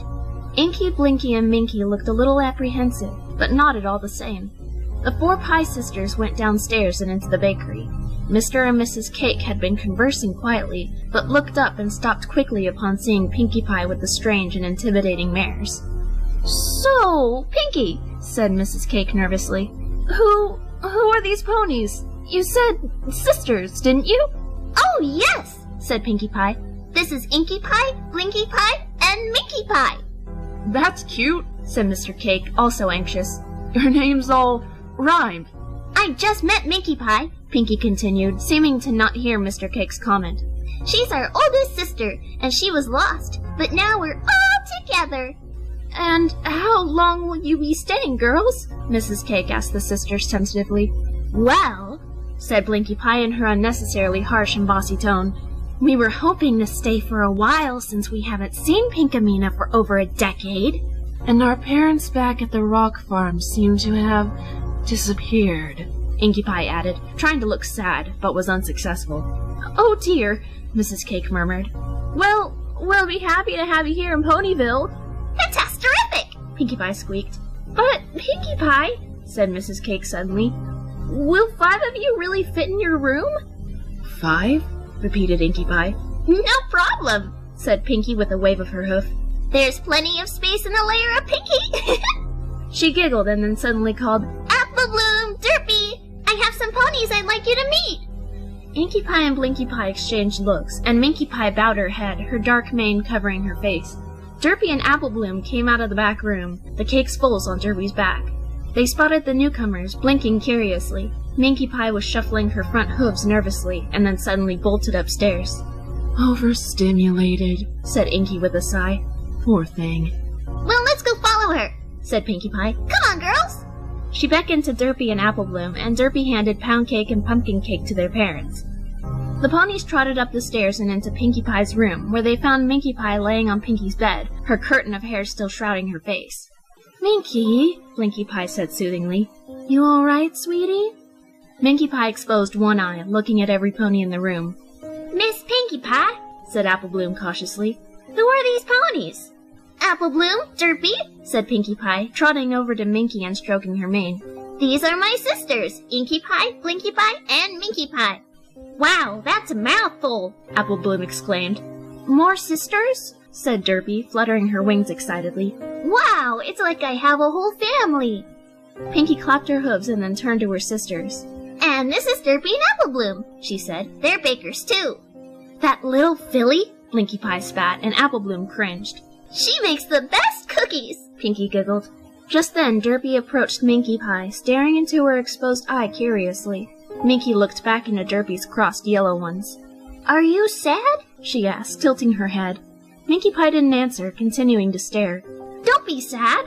She started singing in the tune of Pinkie's Smile song. "My name is Derpy Hooves, and I am here to say, I wanna make you smile wide and love you in every way. It will not matter when you're sad and need a friend, 'cause you'll be wearing a great big smile in the end." "Pinkie Pie, can we speak to you?" asked Inkie Pie softly, and Pinkie blinked, stepping aside with her and Blinkie. Apple Bloom narrowed her eyes, not sure if she liked the sisters. "What's up?" asked Pinkie. "Are you seriously telling us that filly and that rather slow Pegasus help you bake?" asked Blinkie. "Yes," said Pinkie happily. "Apple Bloom was my first assistant, and then Derpy came along. I'm really important to Derpy because she has no family, and she lives here with me now. She's like our adopted sister. Her specialty is muffins." "You really think you should trust a little filly and mentally challenged pony with a secret this big?" said Inkie Pie sternly. "Oh, they're great," Pinkie Pie giggled. Don't worry, they're pros by now. And don't call Derpy mentally challenged. She's not stupid or anything. She just thinks differently.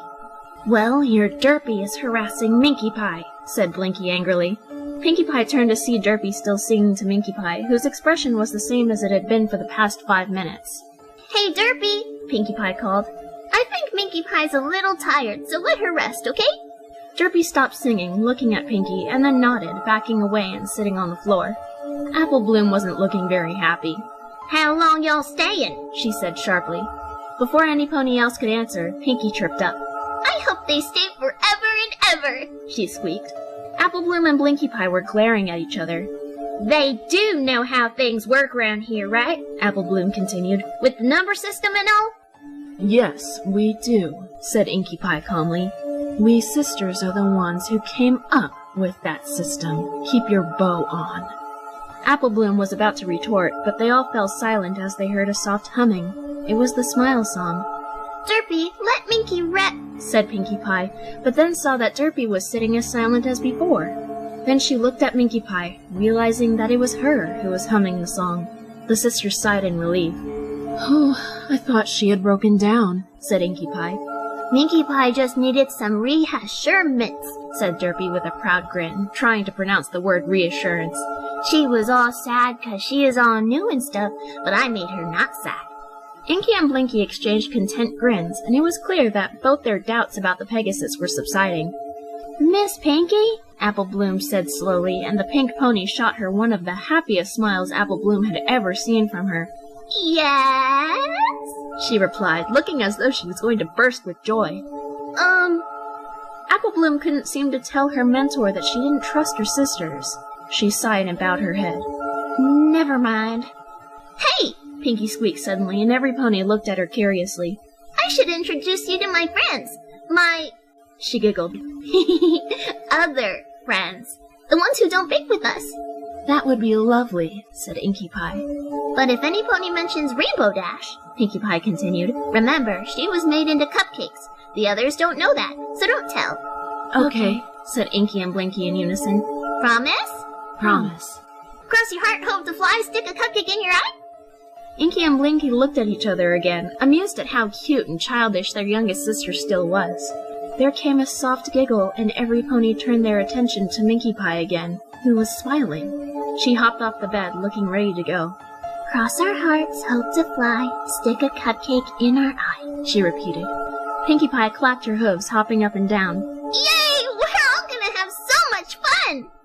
With that, Pinkie Pie gave Derpy and Apple Bloom a nuzzle, and the Pie sisters headed toward the door to go back downstairs. However, before they opened it, Minkie also gave Derpy a nuzzle, and Derpy giggled. Apple Bloom, however, looked nervous as Minkie Pie approached her. Her expression was hard to read, especially under her heavy dark mane. Apple Bloom? She asked, making sure she got the name correct. Yes? Said the filly nervously. Minkie Pie gave her a smile, though it was kind and much less scary. I look forward to knowing you better, she said softly. You and Derpy are officially my very first friends. Apple Bloom's expression softened, and she smiled. Sure thing, Minkie Pie!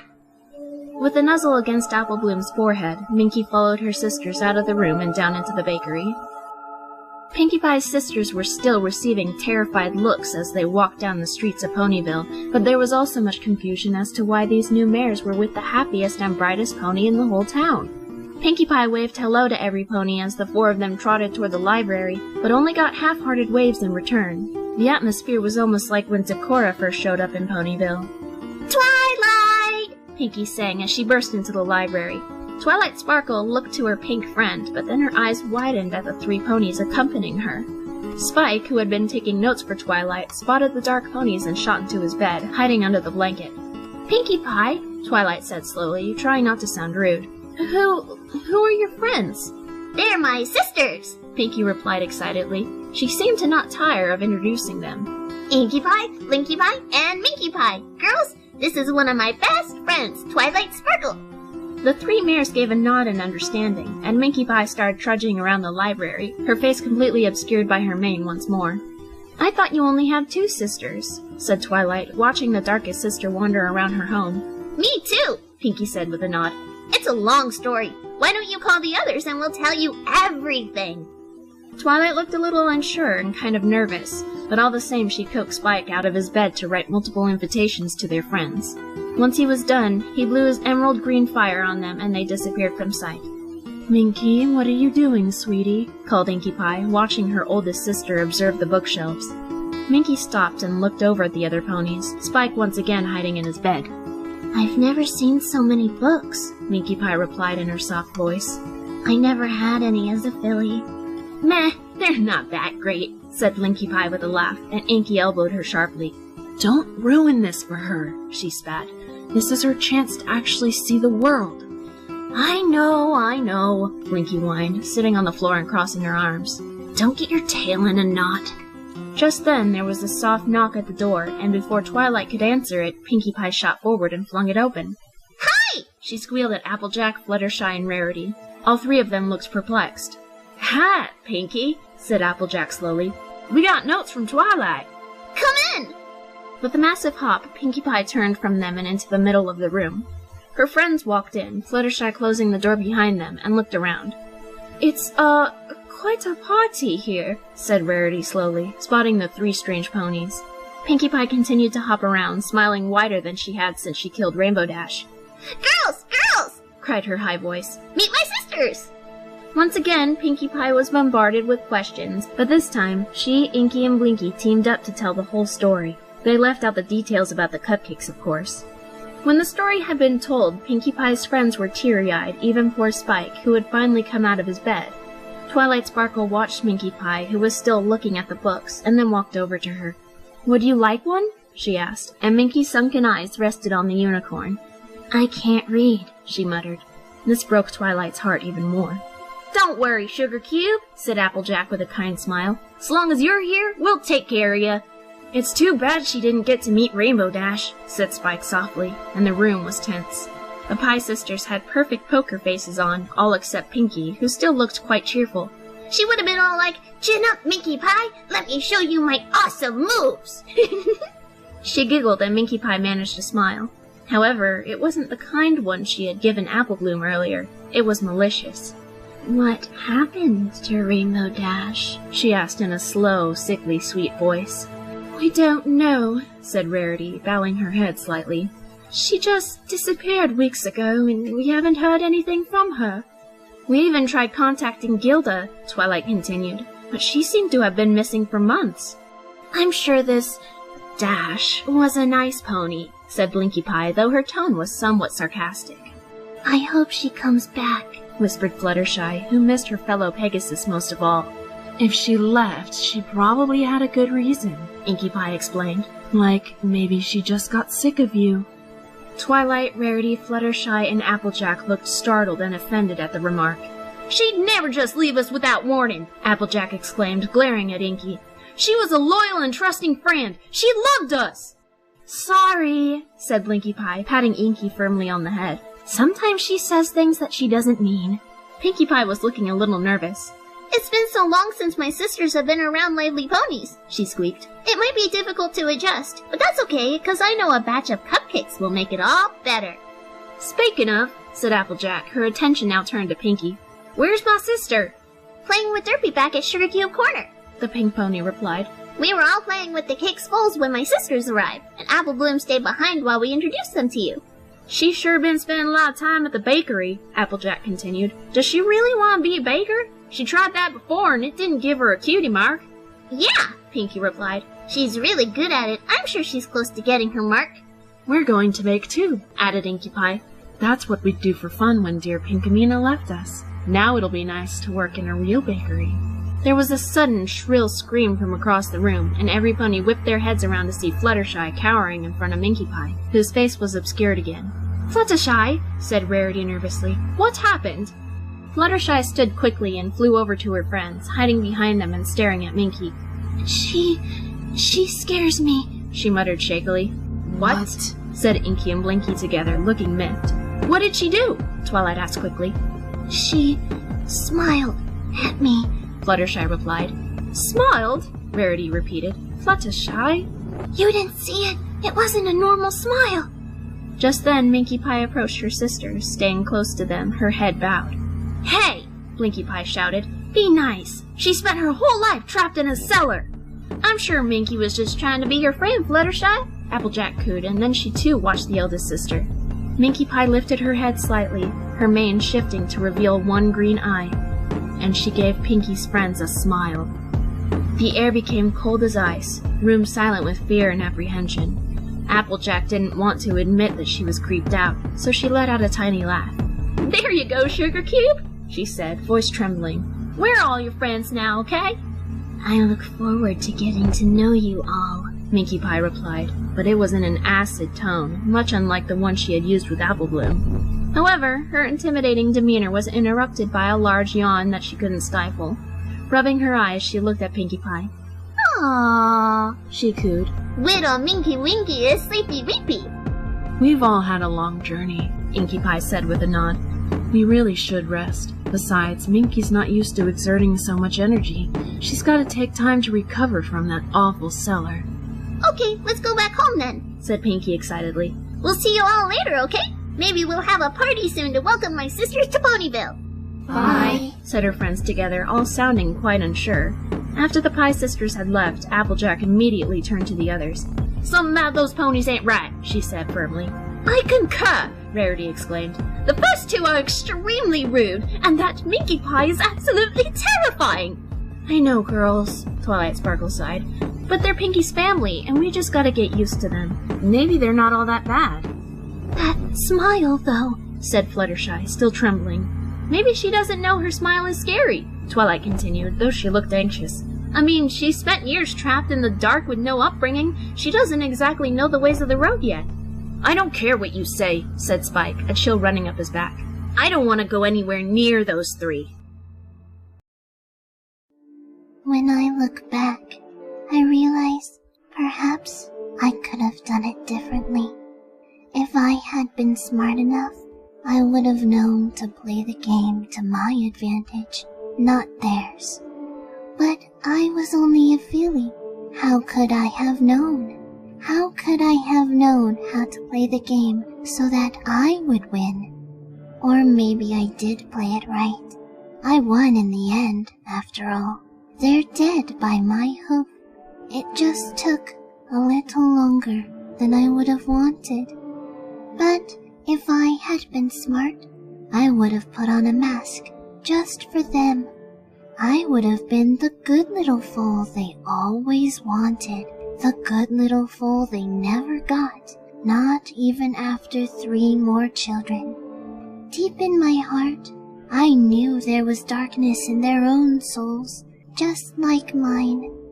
I could have catered to their idealistic ways, to their fantasy. I could have just rode along until the time was right. But if I had, I suppose I wouldn't have all of my sisters by my side. If there's one thing a child knows without being taught, it's love. We love our parents, our siblings, our family, our friends, our pets, and we even find solace in something as silly as a doll or toy truck. We need to learn everything else as we grow older. What causes happiness? A flower? The sunshine? A butterfly? What causes sadness? A bee sting? Losing your favorite toy? Or being smacked in the face by some pony you thought loved you? What causes loneliness or heartbreak? Being abandoned in a dark cellar by your own parents, having no communication with the outside world, knowing that there are other ponies out there living their lives with nothing to worry about? What causes fear? Experiencing long winter nights year after year and expecting to not wake up the next morning? Having to climb rickety boxes to avoid drowning when the rain flooded your prison. Worry that any day might be your last. And what about hate? What causes one to hate? How do you learn it? When you're shown what the world really is? When a pony reveals their true colors? when the ones you trusted take away your innocence and your life? Can a child learn hate so strong? Can a child feel an emotion so vile? The answer is yes, they can. But only if they're pushed just so carefully over the thin line that separates the mind between sanity and utter madness. I've felt fear often in the past, even though I don't feel it now. It wasn't just the fear that I'd lose my life down there, for, after a good long while, I began not to care if I lived or died. In fact, many times I asked myself, Obsidian, why don't you just kill yourself? Why did I keep fighting the elements? Why did I keep fighting my own mind? Why did I continue to fight the physical torture brought upon me by my mother? Because I knew I was already dead figuratively, but something figurative can become physical with a bit of gentle persuasion. I felt dead enough. I was cold, frail, helpless, hopeless, and the only things reminding me that I was still alive was the pain in my empty stomach, the ache in my hardly exercised muscles, and the constant stinging of my damaged psyche. But I had fear. Oh, yes. What was my fear? I was afraid that Marblestone Pie would go through the torment that I had. Was Mama hitting her? Was Papa turning a blind eye, pretending not to notice? Would she end up in the cellar along with me? Well, like Limestone had said, if we were all down there, at least we'd have had each other. Nevertheless, I did not want my baby sister to end up like me. I hoped every day that she was loved and showered with praise, and perhaps she was playing the game efficiently. But my hope in the world died quite soon, so I was often surprised that Marblestone did not land in the cellar with me. I thought maybe she had the sense to run away, or maybe she was dead. When that cellar door opened, and it was not Mama, I thought I was dreaming. But Marblestone and Limestone rescued me, and I was free at last, at long last. There was a part of me, though, that feared they'd return me to my parents. They did not. They listened to my story. They wept for me. They shared my pain. Then I learned about a third sister, a much happier sister, the one who was pink. And all three of my sisters engaged in dark, morbid, and terrifying acts.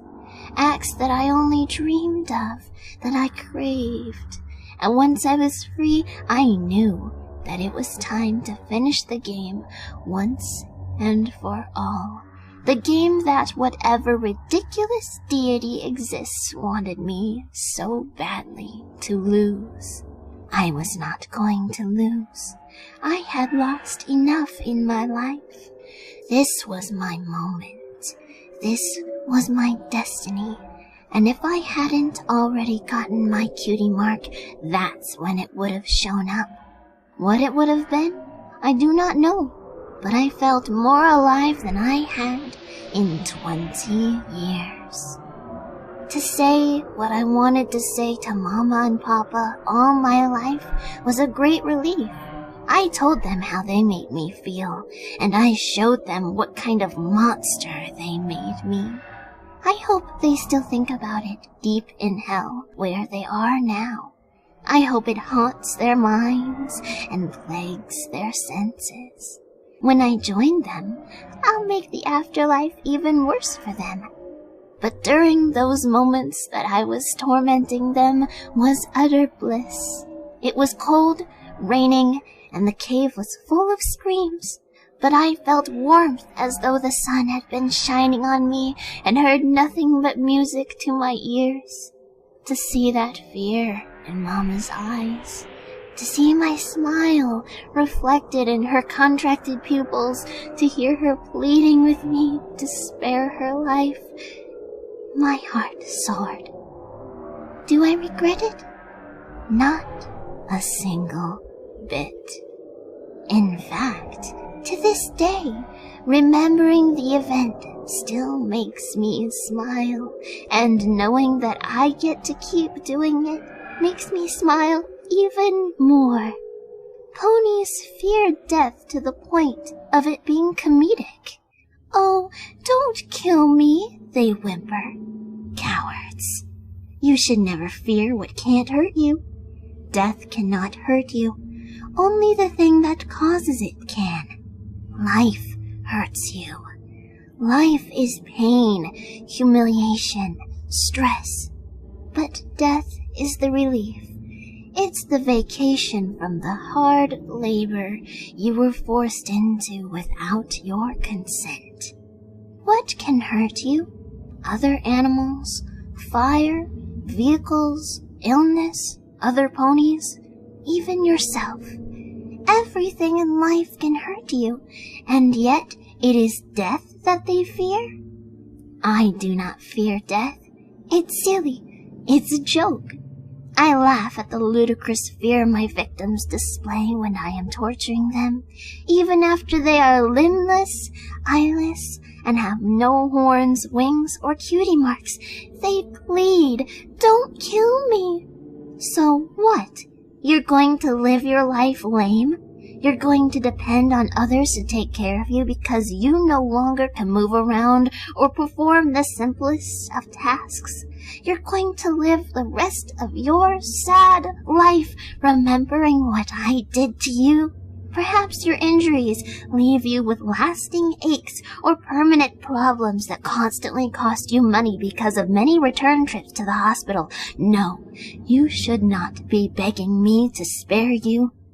You should be begging me to kill you. Death is sweet salvation from all of your pain and hardship. Some ponies may argue, but life is so rewarding. Tell me, what is your reward for living? What do you get in the long run? Well, at the very end, you die. So, you're right. Then there's the, "But you're still alive, Obsidian." Am I? Can you call this living? Sure, my heart beats, my blood circulates, and I breathe the air of this filthy world. Sure, I'm alive, but am I living? No, I lived once. Barely, but I did. I was a filly. Now I am reaping. I take the lives of others. I save them from their pain, though I cause a majority of it at the end. Why? Just a test. How much pain can you stand? How much trauma can you endure? Are you really so bent on keeping your sad little heart beating? When I die, I'll know it'll be my time, and I'll go with my eyes open and arms outstretched.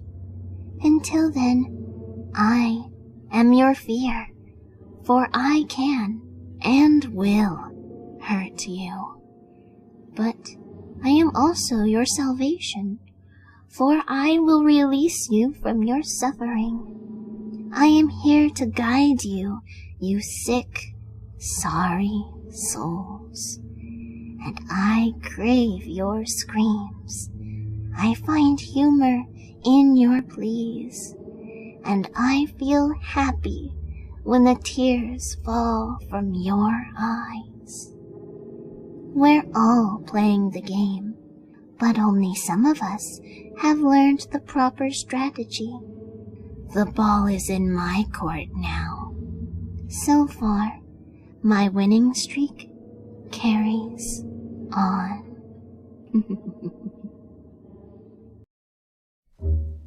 Minkie, it's morning time! Wake up! Obsidian Pie scrunched her nose, cringing as she tried to sleep, covering her face with her arms. Minkie! The cot Minkie slept on shifted as some pony pushed obnoxiously at it, and she groaned, pulling her blanket over her face. You're making Derpy sad! Wake up time now! Minkie finally peeked out from the blanket, opening her eyes sleepily. What are you so excited about? She croaked hoarsely, and Derpy fluttered happily a few inches off the floor. Derpy and Minkie Pie are all alone today, she exclaimed. Derpy wants to have fun and stuff. Minkie sat up, rubbing her eyes. Where is every pony? She asked.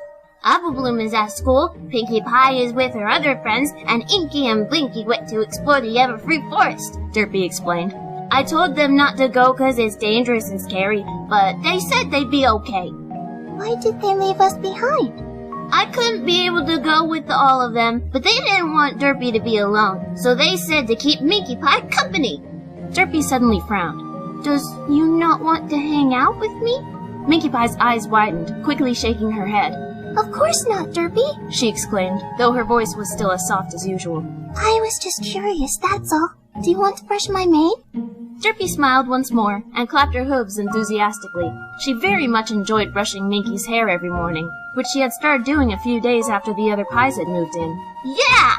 As Derpy went to grab Pinkie Pie's brush, Minkie yawned and climbed clumsily out of her cot. Her and her sisters didn't have proper beds because Pinkie and Derpy already occupied the bunk bed, though sometimes they'd all pile their blankets and pillows on the floor and snuggle up with each other. This was especially meaningful to both Minkie and Derpy because of their traumatized foalhoods.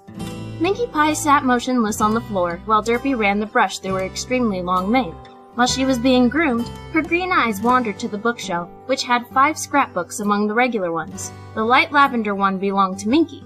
Pinkie's 3 sisters started their scrapbooks after coming to Ponyville, and already they were bursting with mementos. Minkie's was especially bulky because she got very carried away with stickers, ribbons, jewels, and other accents, including doodles. Her sisters encouraged the creativity because this was a chance to make up for her lost foalhood, and Minkie Pie truly loved making her scrapbook pages as pretty as possible. She still couldn't read, though she was learning the alphabet very slowly from Apple Bloom, so when she labeled snapshots, objects, or cutie marks, they were often spelled wrong. In fact, one of the only words she could spell correctly that had more than 1 syllable was party. If one were to open Little Obsidian's scrapbook, it would look as though it belonged to a cheerful young filly, aside from things like bloodstains, bloody objects, chunks of hair, and most importantly, the patches of pony hide stitched to the pages, which each had a different cutie mark on it. Of course, along with the baking, the mentally damaged mare loved to spend time with her newfound family. Hey, Derpy, said Minkie suddenly. Yeah? Derpy replied, struggling with a particularly stubborn knot. Let's take more pictures, just you and me, said Minkie with one of her rare kind smiles. She only smiled like this when she was feeling genuine happiness, which was usually saved for moments spent with the other 5. Derpy gasped suddenly, and Minkie jumped, having been startled. Wanna fly, Minkie Pie? She squeaked energetically, and Minkie looked at her with an anxious frown. Fly? She breathed, her voice cracking. Oh, no, Derpy, I'm scared of heights. We can fly real low, Derpy insisted, and we can take pictures and everything. Please? Stomach churning slightly, Minkie Pie considered it. You promise not to go too high? She murmured. Cross my heart, hope to fly, stick a cupcake in my eye. Minkie giggled, and then nodded.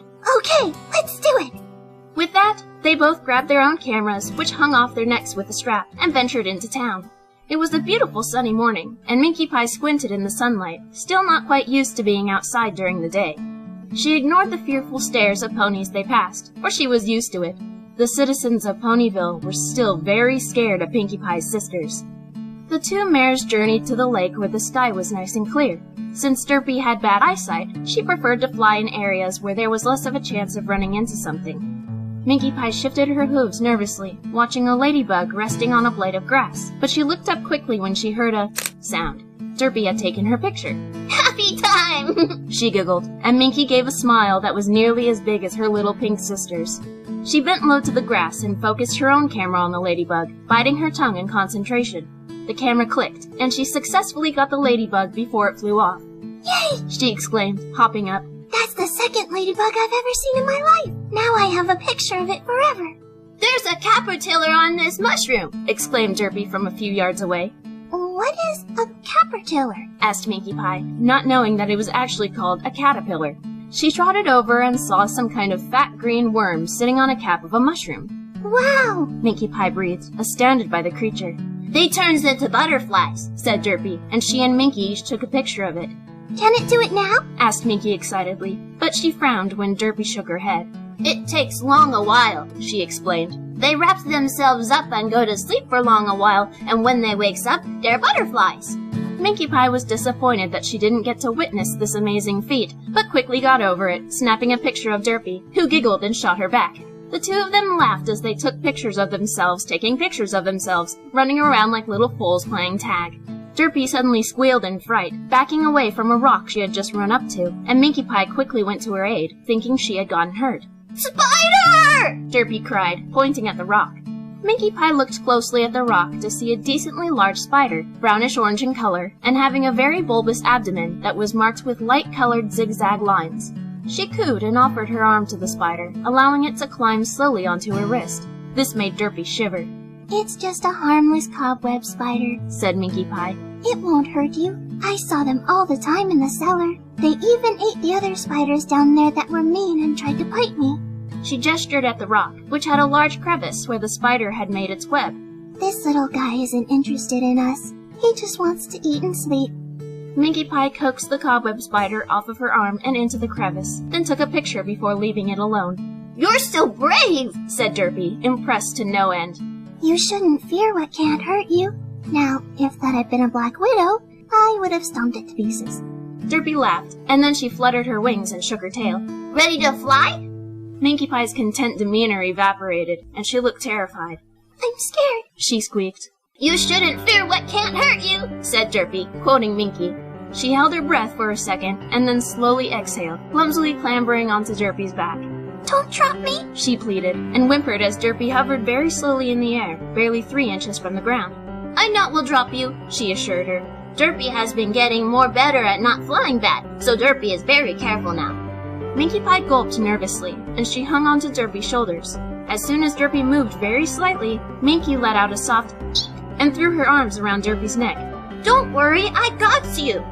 Minkie's mane blew in the wind and obscured her other eye. She felt even more terrified if she couldn't see, so she carefully released Derpy's neck and then reached up and tied her long hair into a large knot, keeping it out of her eyes.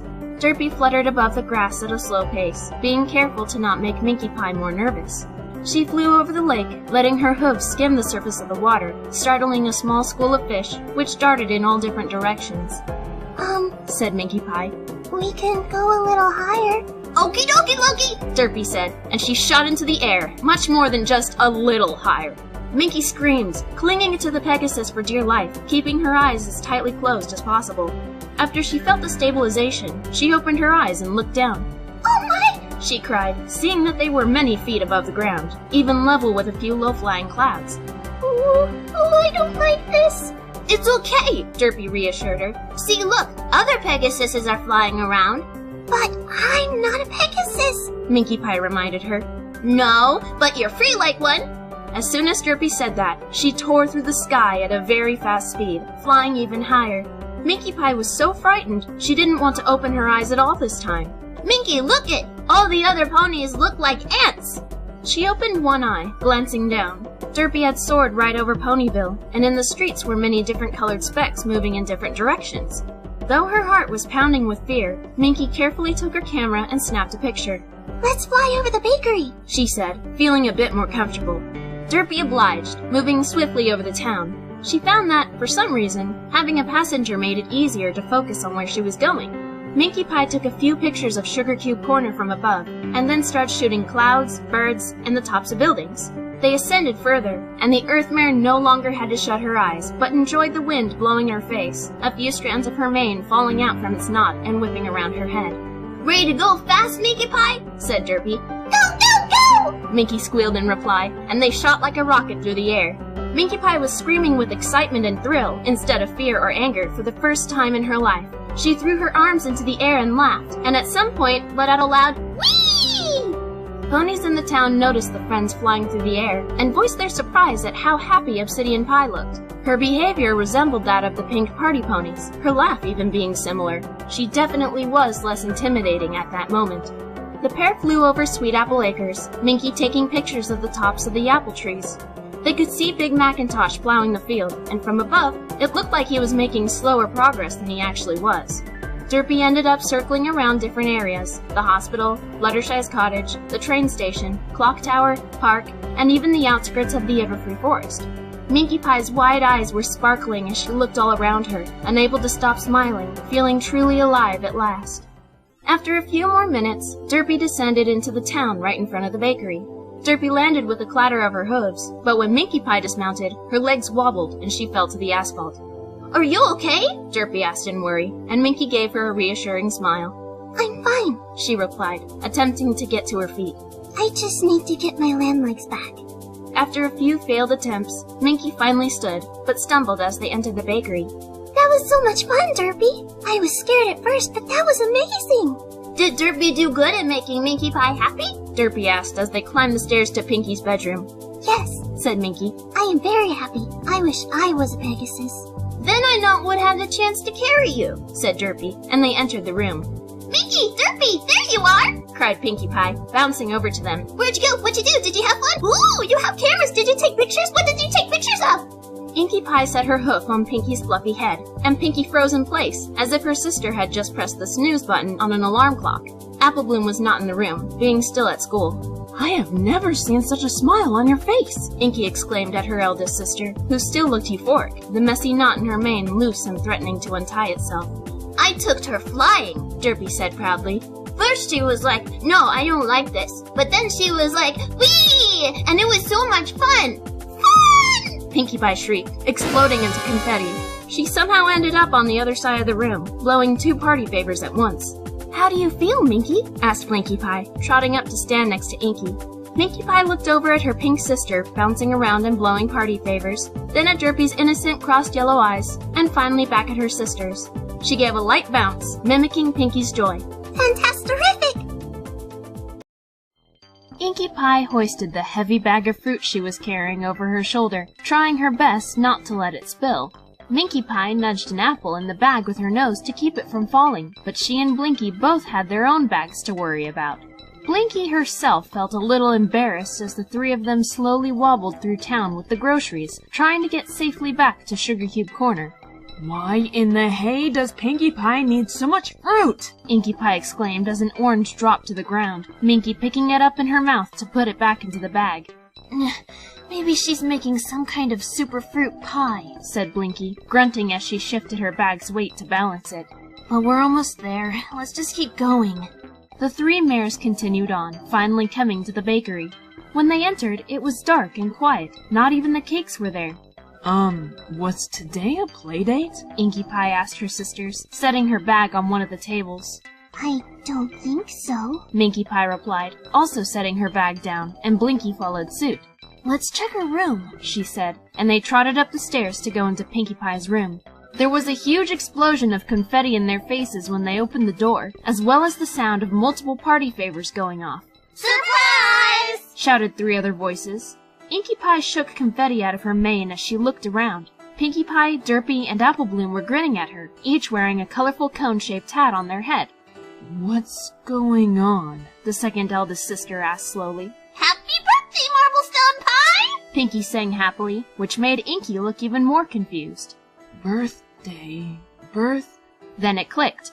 Oh, it's my birthday today! I haven't celebrated my birthday in years! Neither have I, said Blinkie Pie. Pinkie, how did you remember it was her birthday? I never forget a time to party, said Pinkie Pie. I remember yours too, Blinkie. But what do you mean you haven't celebrated in years? Mama and Papa stopped celebrating birthdays after you left, Inkie Pie explained. Actually, after you left, it was like we all forgot what a party was. Well, I'm changing that. By the way, Minkie Pie, I don't know when your birthday is, said Pinkie, turning to her oldest sister. Minkie Pie tilted her head in confusion. What is a birthday? She asked. The room went quiet, and then Inkie Pie clicked her tongue. Of course, she said softly. We never celebrated our birthdays until you got your cutie mark, Pinkie. Mama and Papa wouldn't have ever given Obsidian a party or anything like that. You mean, Apple Bloom started, walking up to the dark mare. y'all never got any presents or anything like that? Presents for what? I still don't understand, said Minkie Pie. In most of the world, it's tradition to celebrate the day you were born, Blinkie Pie said. Of course, our family didn't, not until Pinkie Pie threw her first party.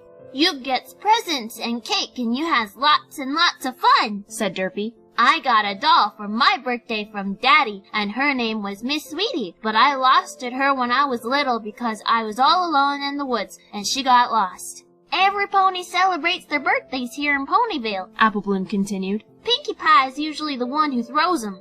So, when were you born, Minkie? Asked Inkie Pie. Minkie pulled her ears back and bowed her head. I don't remember, she admitted softly. You don't remember if it was summer or winter or anything like that? Asked Blinkie, and Minkie Pie shook her head sadly. Well, we can't just not give you a birthday! Pinkie Pie cried angrily. Gosh, I wish Mama and Papa were still alive so I could give them a piece of my mind! Minkie Pie shifted nervously, her hair shrouding her face as it was wont to do. I think we should give her a day, said Inkie Pie, rubbing Minkie's back comfortingly. What's your favorite time of year, Minkie? I like autumn, she said. It's not too cold, but not too hot, and the leaves fall over the trees. It's very pretty. So, we got to find a day in the fall for Minkie Pie, said Derpy. Then that can be her birthday. My birthday's in the fall, said Apple Bloom. Maybe we can celebrate her birthday the same day as mine. It can be a double party. Hey, now there's an idea, Blinkie Pie said happily. Apple Bloom, as always, your genius never ceases to impress me. What do you think, Minkie? Inkie Pie asked her sister. Do you want to share your birthday with Apple Bloom? Minkie Pie looked around at her friends and sisters, and then smiled wide. Yes, she said. I would like that very much. Hooray! Shouted Pinkie Pie. That's only a few months away! And you'll never forget what day it is, 'cause you could just ask me, Apple Bloom told Minkie Pie. So, you have a party every year? Minkie asked. Yeah, said Derpy. My birthdays were so lonely after I came to Ponyville until I met Pinkie Pie. Then they were so much fun. You'll have so much fun too. Minkie's smile widened. Let's show Minkie Pie how a birthday works, said Pinkie happily. I have everything all set up for Inkie's birthday on the top floor. Let's go! They all followed Pinkie Pie up the stairs to the floor just above her room. Just as she had said, the room was decorated with streamers, balloons, tables with snacks and drinks, and there was a small pile of gifts. I owe you a present, Blinkie Pie told Inkie quickly, and Minkie Pie nodded to show she did as well. I don't blame you for forgetting, little sister, Inkie said with a kind smile. I forgot too. It's been so long.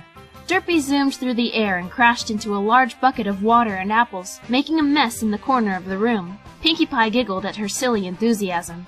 So this is why you had us go buy all that fruit, said Blinkie to the party pony. To distract us, so that you could set this all up. Bingo! Said Pinkie. Aw, Pinkie Pie, cried Apple Bloom, peering into the punch bowl. There was a baby, toothless alligator sitting in the liquid. Gummy is in the punch. It's okay, he's clean.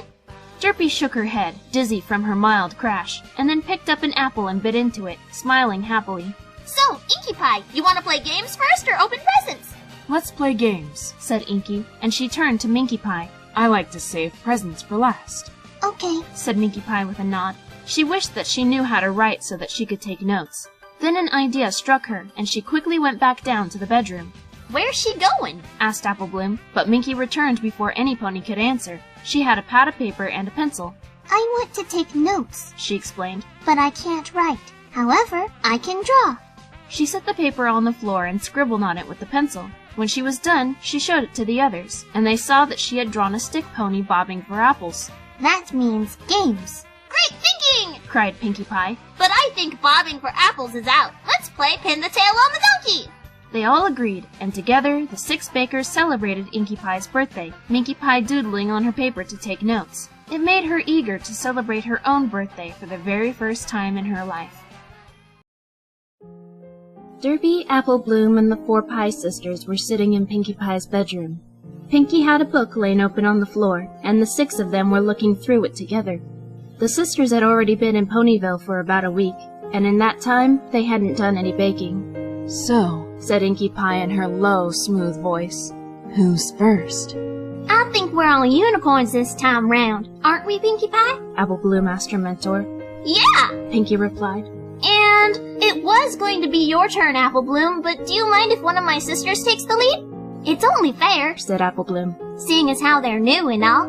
But which one will do it? asked Derpy, looking at Pinkie's sisters. If we're talking about fairness, said Blinkie Pie, I think Minkie should do it. Minkie Pie blinked at her curiously. What's your reasoning behind that? She asked. Back home it was supposed to be your turn anyway, Blinkie replied, and Minkie Pie smiled devilishly. Oh yeah. But who's going to play next? said Derpy, peering at the book, squinting her eyes a bit. Because of her crossed eyes, sometimes she had trouble making out small print. Looks like, said Inkie Pie, scanning the page with her hoof. Pinkie, what do these red dots symbolize? To tell which pony is a foal, Pinkie replied. Well, it seems we've got one. Inkie Pie chuckled. By the name of Cedar. Ooh, he's cute, Derpy exclaimed, fluttering her wings lightly. He's got a really fluffy mane. Unicorn, said Minkie Pie slowly. We've never had anything but earth ponies, girls. That's true, said Blinkie Pie. Well, how do we keep them from using their magic? asked Minkie. Remove the horn, silly, said Pinkie. While they're knocked out, Apple Bloom added. That's no fun, Minkie said with a pout. Don't worry, breaking the horn off is usually what wakes them up, said Apple Bloom with a sly giggle. Apple Bloom, said Inkie Pie suddenly. Why haven't you gotten your cutie mark yet? I dunno, she admitted sadly. I must be doing something wrong. It'll come, Pinkie Pie assured her. Patience is pie, I like to say. All the girls giggled, even Apple Bloom. So, Minkie Pie is gonna play with Cedar, but we can all help, right? said Derpy. I like when we're all together and everything. Of course, said Pinkie. If that's okay with Minkie Pie. I'd love your help, she said softly. And you can give me your input. It's always good to learn new techniques. What are we gonna bake? said Derpy suddenly. Muffins? Cupcakes! said Pinkie. Cookies! exclaimed Apple Bloom. Why don't we make brownies? said Blinkie Pie thoughtfully. Ooh, every pony loves brownies! Pinkie Pie giggled, standing and enthusiastically hopping around the room. Derpy followed suit, bouncing right behind her. Brownies sound lovely, said Inkie Pie. So, who's going to go get Cedar? I will, said Apple Bloom. He's in my class, and I don't mean to sound vain or nothing, but I think he's got a crush on me. That'll be easy then, said Blinkie with a nod. What do you think will be the best thing to put the sleeping powder in? I think the usual cupcake will do, Apple Bloom replied.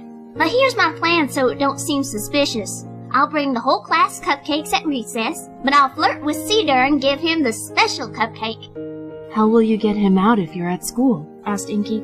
Derpy, she replied simply, and Derpy stopped bouncing, looking over at her. She can hide in the bushes, and when I sneak Cedar over, she can fly him away when he's knocked out. Then, if you guys can wait till I'm off, we can all play with him together. I am good at sneaky, Derpy said excitedly. It's very handy to have a Pegasus on our team, said Blinkie Pie happily. It's settled then, Pinkie Pie squeaked. That means we gotta go make boring cupcakes. That's okay, let's go get started. They all went down into the bakery to prepare the sinister pastries. The next day, Apple Bloom brought heavily decorated cupcakes to school. Each one was different, so she knew exactly which one was for Cedar. When it was recess time for the foals, she handed them out, purposely leaving Cedar's for last. Hi there, Cedar, Apple Bloom said in a sweet, seemingly shy voice, and she shifted her hoof nervously on the ground. Cedar blushed, looking ecstatic that his crush was talking to him. He was a short unicorn, a bit on the chubby side, and his blonde mane and tail were very fluffy. He also had dark brown fur, hazel eyes, and what looked like a set of marionette strings as a cutie mark. Cedar had recently discovered he enjoyed making wooden puppets. Hi, Apple Bloom, said the shy colt in a bit of a squeak. I made your cupcake special, she cooed, handing him a large chocolate cupcake with blue frosting, topped off with heart sprinkles and a slice of apple. Cedar took it graciously, sampling a small bite. He discovered that the inside was custard. This is amazing, he exclaimed. I didn't know you baked. Walk with me and I'll tell you more about me. She fluttered her eyelashes and then flipped back her mane, trotting off. Cedar stuffed the rest of the cupcake in his mouth and hurried after her. You've never spoken to me before, he said, a bit breathless from the shock. Why now? Why the special cupcake? Apple Bloom halted, standing near a large bush. She watched the ground, trying to look timid again. I was nervous. She replied softly. I've liked you for a long time, but I was scared you didn't like me. But my sister, Applejack, told me to just go for it. Cedar was so overcome with joy, he started to feel dizzy. I do like you, Apple Bloom, he choked out, trying to focus on her cute little face. I'd do anything for you. Apple Bloom giggled, watching him stumble a bit. Great, she breathed, and Cedar collapsed to the ground. 'Cause I have a lot of things I want you to do. As Cedar's eyes closed, Apple Bloom looked around to make sure no pony was looking, and then quickly pushed Cedar's body closer to the bushes. Psst, Derpy, she hissed, and Derpy poked her head out. She looked adorable, wearing a hat and dress made out of leaves as camouflage. The two of them nodded at each other as Cheerily rang the bell, signaling the end of recess. Derpy heaved Cedar into her saddle pack, and then shook off her outfit of leaves, tearing them up and kicking them under the bushes. Then she hurried away from the school, and with great difficulty considering Cedar's weight, took flight, heading back to Sugar Cube Corner. The next thing Cedar knew, he opened his eyes and found himself in pitch-black darkness. However, before he could cast light with his horn, he cried out in pain, having been pricked with something incredibly sharp. Almost immediately, he passed out again. Cedar's eyes flickered open once more, seeing Apple Bloom's smiling face looking back. He had to shake his head to find his bearings, and when he did, he looked around. It was no longer quite as dark, and now he saw that he was in a filthy, dusty room with strange decorations. Everything seemed to have dark stains on them, and were those pony skulls? About time you woke up, Apple Bloom giggled. I've been home from school for nearly 15 minutes. We were considering waking you up ourselves. We? Cedar croaked hoarsely. Apple Bloom, what's going on? The room suddenly echoed with his shrill shrieks as he felt the tip of his horn break. Writhing in agony, he also noticed that he was completely strapped down. Cedar looked around to see 5 other ponies staring at him, all mares. The gray Pegasus with crossed yellow eyes was holding a large pair of pliers, gripping the severed horn. Tears were streaming down his face as a small amount of blood oozed from his newly broken appendage. We didn't want you casting any magic, Apple Bloom giggled. For a colt, you're pretty good at it. Couldn't risk you escaping. What's going on? Cedar wailed, but Apple Bloom hit him across the face. I suggest you shut the heck up. Minkie Pie don't like loud noises. Minkie Pie? As Cedar whimpered, one of the mares stepped forward. Her face, half hidden behind a dark mane, was expressionless. Pleased to meet you, she said so softly it was almost inaudible. Something about this pony didn't sit well with Cedar, and, despite his horn being broke, he tried using magic to escape. It was no use, only succeeding in sending excruciating pain through his head. Pinkie, Derpy, Apple Bloom, Inkie Pie addressed the senior bakers. You are about to witness excellence. Minkie's lips suddenly curled into a disturbing grin, and Cedar was so frightened he no longer could make a sound. His chest was heaving, lungs working overtime. What do you need, Minkie? Pinkie Pie asked evilly. I would like a candle, a light bulb, mirror, any kind of knife, string, and a few fishing hooks, Minkie replied calmly. And then just the usual tools. Pinkie Pie blinked and then smiled wide. Wow, she really knows what she's doing! Minkie's evil smirk turned into an affectionate smile that she flashed at her pink sister before turning back to Cedar. We're going to have a lot of fun, she whispered, and Cedar trembled, still unable to utter a word. The dark mare paced in front of the upright torture table, keeping her eye on the young unicorn without even blinking. When the other ponies returned, they had everything that Minkie Pie had asked for, including a heavy-duty toolbox. I could only find a small mirror, said Pinkie Pie, holding up a square blue mirror with a handle. That's perfect, said Minkie in her soft voice. She took it and set it on the little metal cart that was set up next to her as a surface for her implements. Minkie Pie took her time setting everything up, making sure Cedar could see perfectly what she was doing. Tears were pouring out of his eyes, but he tried not to whimper. I know what the hooks are for, Pinkie Pie sang in a taunting tone, walking over to see her sister's setup. It'll be much more fun with the 6 of us, Inkie Pie added. What are you talking about? asked Apple Bloom with a tilt of her head. You'll see, Inkie and Blinkie said in unison. Apple Bloom! Cedar suddenly shouted, and Minkie Pie flinched, having been startled. Yes? She replied with a kind smile. Why are you doing this? What are you even going to do with me? Well, Cedar, Apple Bloom started, noticing Minkie Pie had started tying long pieces of string to 6 of the fish hooks. we all like to bake. You know, cupcakes, cookies, pies, and all that. But sometimes we run out of our special ingredient. We have a list of all the ponies in Ponyville, Derpy piped up. That's so we know what pony will be next. And your number just happened to be the one we needed. Pinkie Pie laughed. You're going to bake me? Cedar cried, breathing harshly once more. Into brownies, to be specific, replied Pinkie Pie with an affirmative nod. And you're nice and chubby, so we'll have plenty to work with. You won't get away with this! Cedar snarled, trying to avoid Minkie Pie's eye that was peering at him through her mane. Oh, silly Cedar. Apple Bloom giggled. Didn't you ever wonder where Diamond Tiara and Silver Spoon went? They've been missing for months, Cedar muttered, his teary eyes going wide. Yep, we've been doing this a long time, so don't you worry your fluffy little head. We know what we're doing. Distracted by Apple Bloom's words, Cedar hadn't noticed Minkie Pie walk up to his side. He suddenly started wailing as she used a scalpel to cut his flank, making a circle around his cutie mark. Apple Bloom, Minkie said quietly as she worked, and Apple Bloom came closer to hear what she had to say. would you like one of the cutie marks? This was supposed to be yours after all. I'd love it! Apple Bloom said excitedly. When Minkie Pie had ripped off the first cutie mark, she handed it to the filly, who set it on the table face down for the blood to dry.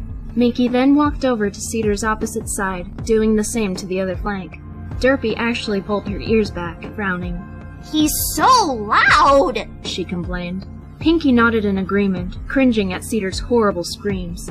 Finally, Minkie Pie detached the second cutie mark and tossed it to Inkie Pie, who placed it in a plastic Tupperware and into her saddlebag sitting against the wall. Let's go ahead and start with the fishing hook game, Minkie cooed, smiling her disturbing smile. Game? Derpy squealed, and she fluttered closer to the dark mare. Mm-hmm. Minkie replied with a nod, and she turned to the rest of the girls, raising her voice very slightly. Inkie Pie and Blinkie Pie already know how to play, but I'll explain it for the others. We each get a hook, which are stuck in his lips and attached to strings. Every pony holds a string, and we take turns asking Cedar questions. It can be anything, really, and if he fails to answer, or answers wrong, you yank on the string to rip the hook out. It's more fun if you ask him questions he most likely knows the answers to. Pinkie, Derpy, and Apple Bloom all nodded, and Minkie Pie grabbed the fish hooks in her own mouth, being careful not to pierce herself. One by one, the hooks were pushed through Cedar's lips. He screamed as 3 hooks punctured his top lip, and 3 more went into the bottom. When Minkie Pie was done, she left the weeping Cedar and handed each pony the end of a string. Who wants to go first? Minkie asked. Can I? Asked Apple Bloom excitedly. He's got a crush on me after all. Perfect. Cedar met Apple Bloom's eyes, which bore a hint of evil and malice. This was not the Apple Bloom he had fallen in love with. All right, Cedar, she said. What's 2 plus 2? 4! He choked out. I figured we'd give him something easy to start out with. Apple Bloom told the others. Me next! Derpy tripped, fluttering her wings. Okay, Cedar, what is Sea Swirl's cutie mark? Cedar stammered anxiously. You have 5 seconds. Blinkie Pie giggled, and Cedar shut his eyes tight, trying to remember what Sea Swirl looked like. Oh, dolphins! 2 dolphins circling each other! That was a close one, said Inkie Pie in a sickly sweet tone. I'll go next. How many colors in a rainbow? 6! Cedar answered immediately, but he let out a cry of pain as one of the hooks was torn out of his lower lip. Wrong, said Inkie. There are 7. Every pony forgets about indigo. Me! Squeaked Pinkie Pie, jumping up and down. Okay, what's my full name? I don't know! He cried, tears and blood staining his fur. A second hook was ripped out. Disc, disc, disc, said Blinkie Pie. 2 in a row. All right, let's try another easy one. How many pieces of toast do you put in a toaster? 2! A third hook was yanked out. Sorry, you don't put toast in a toaster. You put in bread. Minkie, your turn. Little Cedar, Minkie Pie cooed in her soft voice. how many colors are in Princess Celestia's name? 4! Cedar sobbed. Not bad. Said Minkie Pie, and she turned to Apple Bloom, giving her permission to go. What's my sister's name? Applejack! Too easy, I guess. What's the name of Rarity's shop? Derpy said. Cedar was panicking, trying to remember. 4, 3, 2, said Inkie Pie. Carousel Boutique! Cedar finally squeaked, and the 6 ponies clapped appreciatively. There's a one-story house where everything is blue. Minkie started. Chairs, walls, cabinets. What color is the floor? Blue. Cedar answered, a bit bemused. What color is the table? Blue.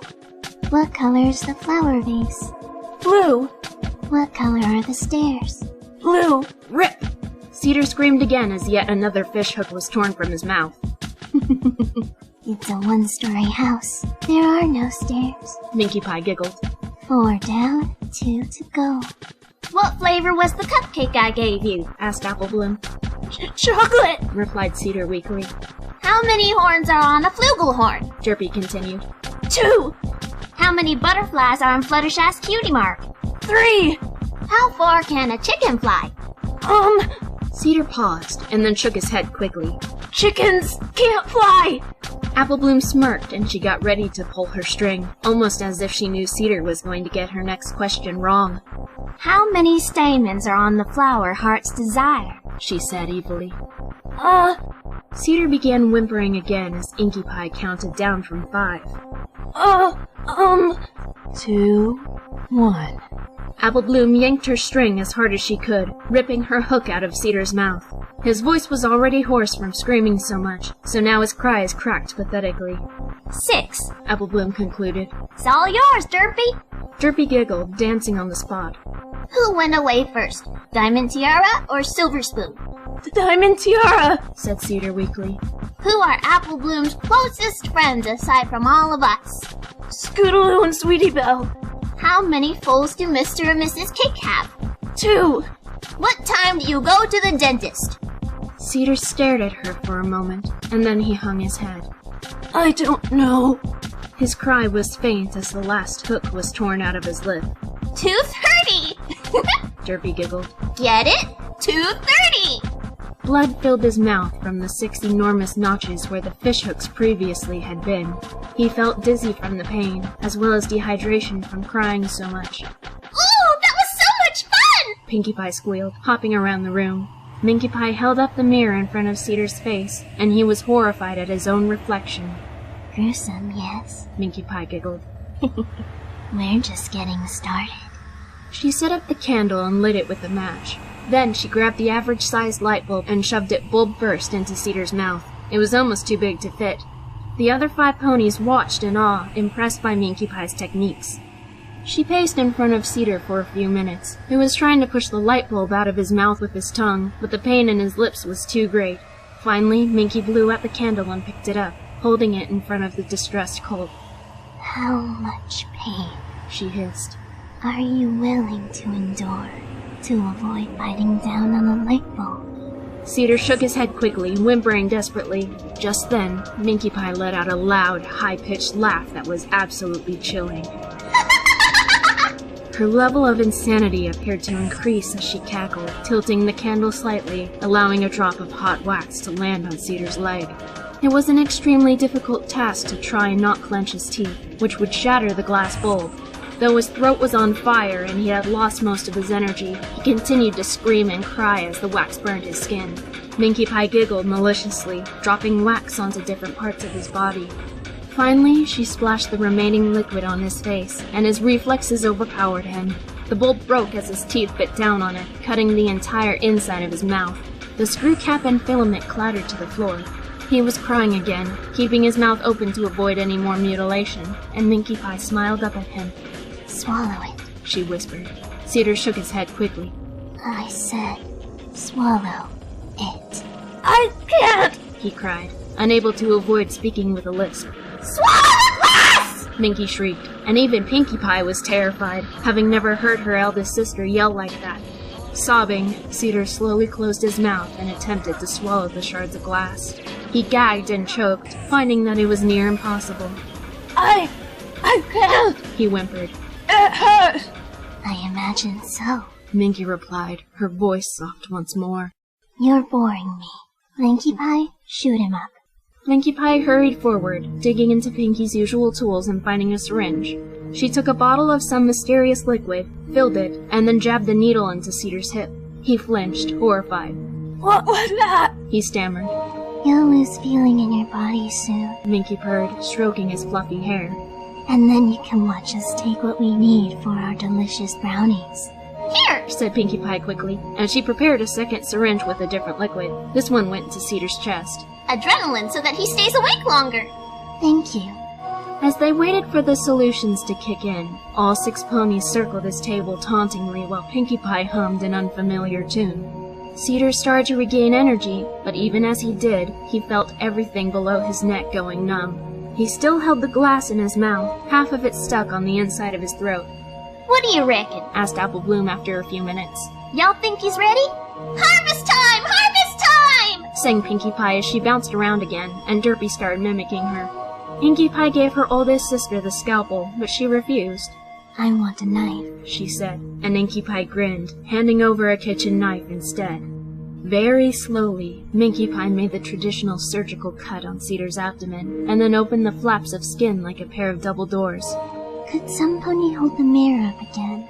Derpy was the one to volunteer for this task, grabbing the mirror and facing it towards Cedar again. He saw his own belly sliced open, and immediately vomited.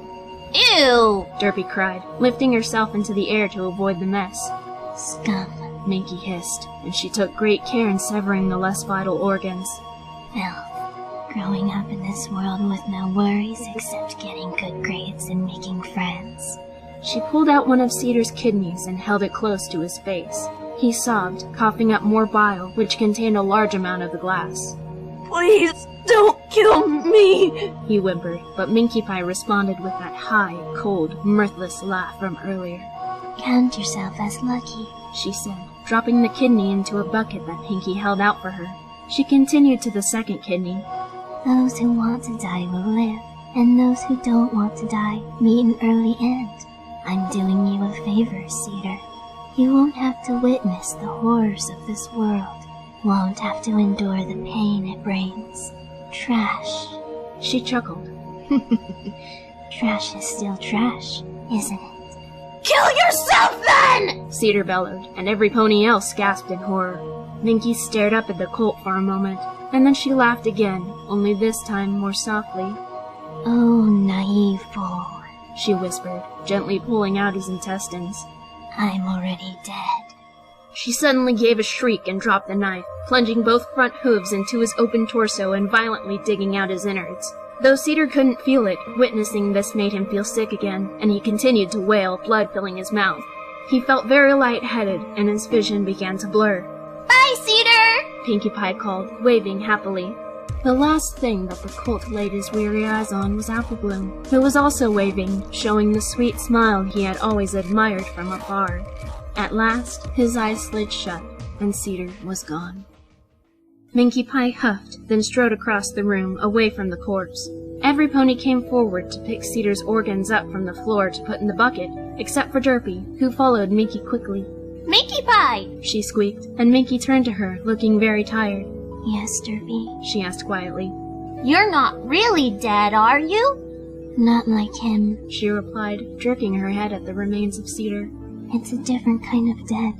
I'm dead on the inside. You wouldn't understand. I don't know where Mommy and Daddy went, Derpy said suddenly, and Minkie Pie's frown became more pronounced.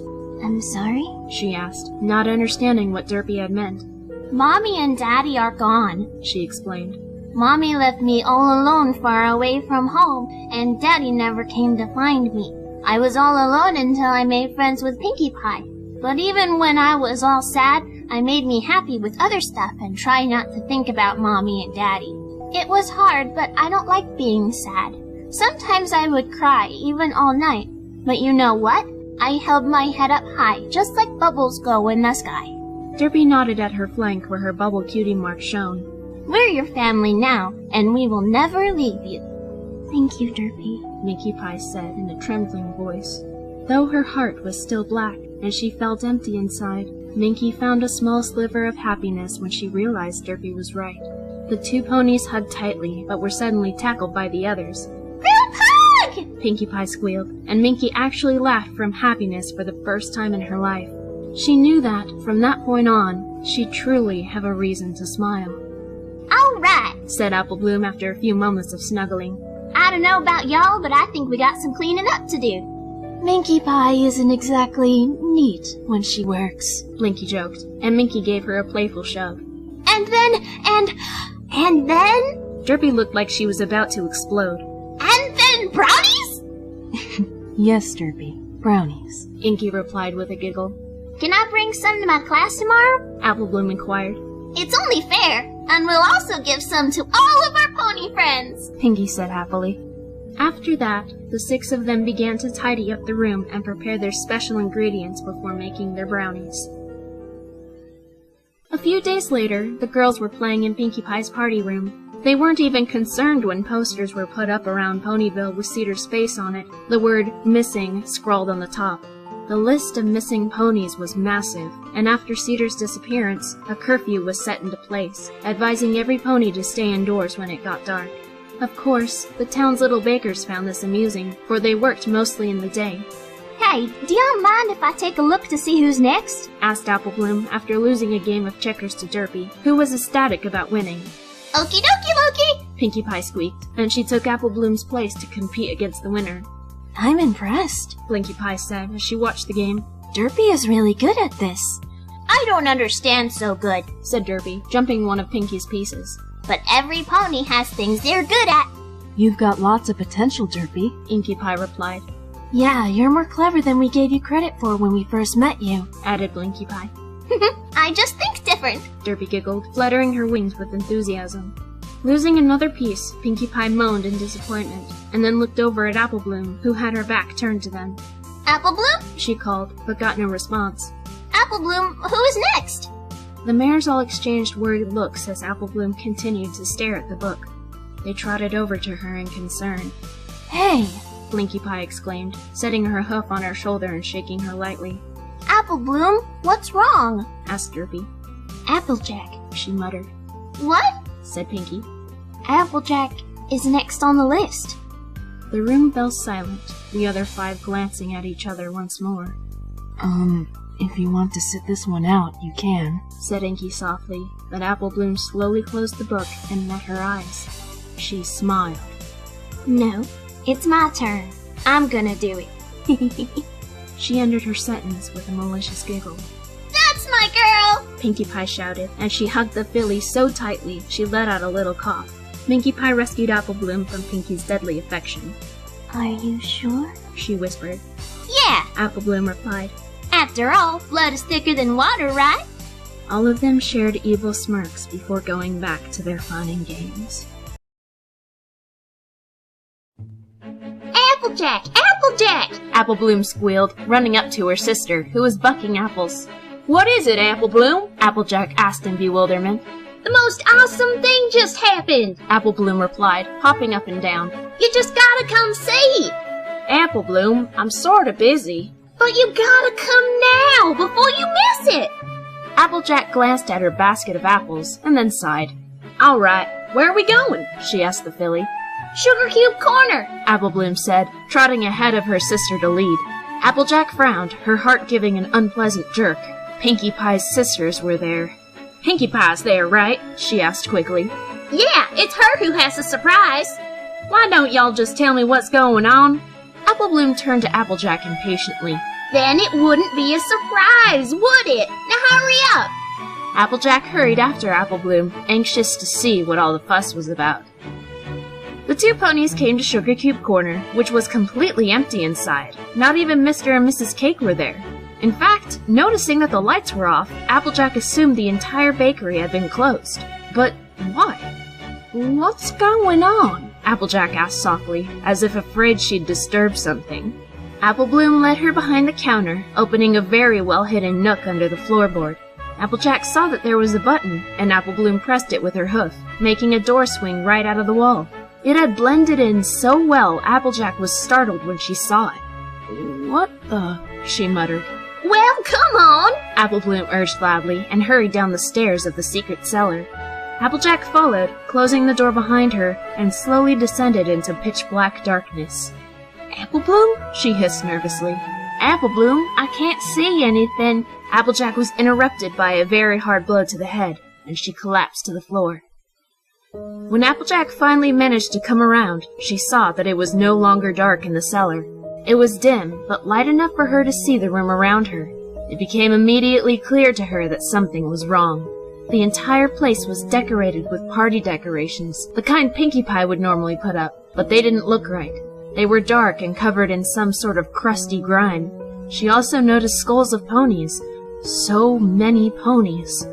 "Oh, Celestia," Applejack said weakly, noticing the shapes and the sizes of the skulls. There were foals, mares, stallions, and a single one with a beak. It was the skull of a griffin. "Hilda?" Good morning, AJ! It's a brand new day! Wake up! It's time to play! Sang a familiar, jubilant voice. The pink pony bounded in front of Applejack excitedly, wearing a party hat that looked as though it was made out of pony hide, as well as a strange dress. "Pinkie Pie!" Applejack croaked urgently, making to move, but cried out in excruciating agony. She looked at herself and noticed she was chained down. However, the chains weren't holding her limbs, they were going through them. Applejack couldn't move without triggering another jolt of pain through her arms and legs. Along with the ones tearing at her muscles and bones, there were also chains strapped over her hips and neck, and she was very glad that those weren't penetrating her body. Just then, more ponies emerged from the darkness, all wearing party hats similar to Pinkie Pie's. With a gasp, Applejack saw the other 3 Pie sisters, Derpy and Apple Bloom. She suddenly noticed that all 6 of them were wearing peculiar articles of clothing. Pinkie Pie's dress was made of stitched-up cutie marks, a necklace of unicorn horns, and on her back were many different colors of Pegasus wings. Derpy had a rather long scarf wrapped around her neck, and it too was composed of cutie marks. Inkie Pie had an attractive little vest, also made from cutie marks, as well as Blinkie Pie's shirt and skirt. Even more marks created socks for Minkie Pie. And Apple Bloom? "Apple Bloom?" Applejack exclaimed, seeing that her little sister was wearing an apron that was stitched together like the other pony's clothing, but in addition, there was a brand new bow in her mane to match. It was a terrifying sight, and if it didn't hurt so much, Applejack would have been struggling to free herself. Hey, sis! Said Apple Bloom happily, clopping her front hooves on the floor in excitement. "What's going on?" Applejack whimpered. "If I had a bit for every time I heard that," said Inkie Pie softly, and the others laughed. Apple Bloom said you were one of the strongest ponies in Ponyville, said Derpy, fluttering closer and landing next to the filly. So we said we'd use chains instead of strappies, but Apple Bloom said you'd still get out. So Minkie Pie said, let's put them through her arms and legs. And it worked, Pinkie Pie added. Apple Bloom leapt up and grabbed Applejack's hat, placing it on her own head. I think this is mine now, she giggled. You won't be needing it. Sugar Cube, please tell me what's happening. Why y'all have me chained up like this? Applejack pleaded.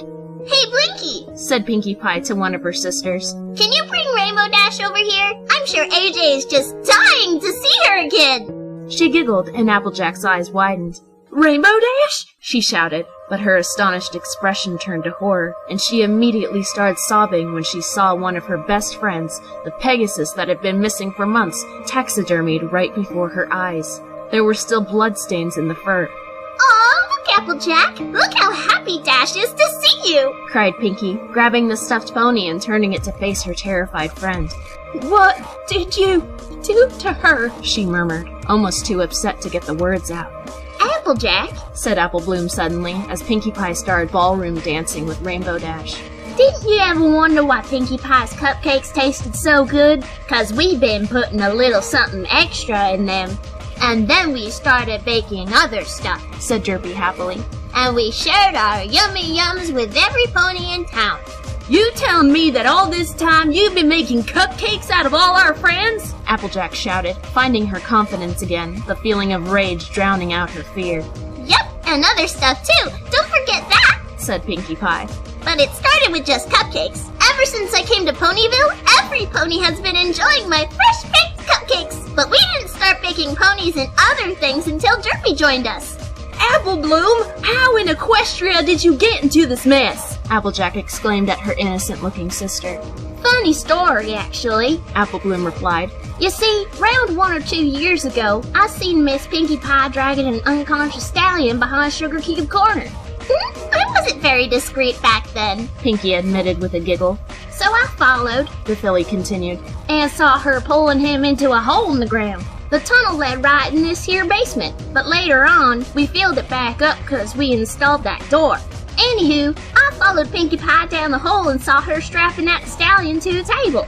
But wouldn't you know, she saw me and nearly started crying. I asked her what she was doing, but Pinkie kept saying she didn't want to get rid of me for being a witness, and I got scared. I was so young back then, I could barely understand what the hey she was doing. But when I told her I wouldn't be upset, she explained everything. Pinkie Pie told me how her and her sisters made cupcakes when they were fillies, and then said that her special ingredient was other ponies. Apple Bloom went on. I was a little scared at first, but then that stallion woke up and Pinkie started showing me what she did. I didn't know why, but it fascinated me so much I decided I wanted to help. I didn't think I'd be any good, but I sure proved myself wrong. I thought maybe I'd get my cutie mark this way. Even when Pinkie Pie taught me how to finally bake the cupcakes, I got nothing. So I figured, maybe this is just for fun. Maybe my cutie mark is supposed to be something else. I keep trying though. I keep hoping something down here will happen that'll finally get me my cutie mark. It's too bad you won't be around to see it come, sis. Apple Bloom, this is nuts! Applejack shouted, wincing as her slight movement tugged on the chains a bit. You know what you're doing, right? You're killing ponies! You're a murderer! I can't believe it's been you guys all along. All them ponies gone missing, disappearing. Yeah, you'd think ponies would have caught on, said Pinkie Pie with a wicked smile. Nope, every pony is just too naive and trusting. And who would suspect innocent little Apple Bloom, Ditzy Derpy, and that oh-so-jolly Pinkie Pie? Applejack looked over at Inkie, Blinky, and Minkie. I knew something just wasn't right about you three, she spat, but all three sisters grinned evilly. Oh goodness, were we that obvious? Said Inkie Pie in sarcastic sadness. But Applejack, Minkie Pie said in her quiet voice, you said that you'd take care of me. Yeah, well, I honestly wanted to be your friend, you psycho, but I guess that ain't happening, snapped Applejack. She looked back at Pinkie. And you gonna corrupted my sister! And Derpy, too! I refuse to believe she understands what she's been doing! A very scary expression of anger flashed across Derpy's face, and she stepped forward. I liked you, she growled, almost as soft as Minkie Pie. Always. You always was nice to me, always said hello to me, and always was helping me when I have trouble with something. But you think Derpy don't understand what Derpy is doing. Well, Applejack, I don't understand so good with some things, but I understand what all us is doing. Derpy is baking with her friends. Derpy is having fun making muffins from ponies. Derpy is being happy when the ponies are screaming in pain. Derpy, Applejack whimpered, horrified. Shut up! Derpy shrieked, and Applejack flinched, yelping in pain as the chains were tugged by her jolt. Derpy lifted herself into the air, glaring down at Applejack with malice. I hate it when ponies say I don't understand what I'm doing. They call Derpy a retard, or say Derpy is slow. I just don't understand so good. I don't see so good, and I don't fly so good. You think so too, right? You think Derpy is slow. Applejack couldn't respond, too frightened to even open her mouth. Derpy glared for a few more seconds, and then flew over to Minkie Pie, landing next to her with a clatter of her hooves. Corrupted me? Said Apple Bloom finally, starting to pace in front of her sister. I don't think I needed corruption. I think this was all meant to happen. Everything happens for a reason, right? That's why I was the one who volunteered to take you when your number came up. You volunteered? Applejack exclaimed in disbelief. Mm-hmm, replied Apple Bloom. One last bit of bonding, right, sis? You know how much I love spending time with you. And how you gonna explain this to every pony? She shouted. They'll all know I'm missing, just like Rainbow Dash. Yeah, but they didn't try too hard looking for her, did they? Apple Bloom sneered. Or any pony else for that matter. You ran way before, didn't you? All I have to do is start crying and say you took off without explanation, and poof, you're gone. Tears streamed down Applejack's eyes as they fell upon her dead friend, Rainbow Dash, then her insane friend, Pinkie Pie, and finally her own sister, whom she loved and cared for. The sister that was going to take her life. Apple Bloom, I beg you, Applejack said softly, surprisingly calm. Don't go through with this. Back out. Leave all this behind, and you and I can run away, start our own apple farm in the country, and never speak of this again. Apple Bloom frowned, her lip giving a little tremble, and Applejack flashed a loving smile. However, her smile fell when the filly started laughing. I can't believe you fell for that, she snorted. You really thought I was considering it. Oh jeez, why are the honest ones always so gullible? Applejack couldn't help it. She began to sob, whimpering from the pain in her limbs, her heart filled with sorrow as her sister continued to laugh.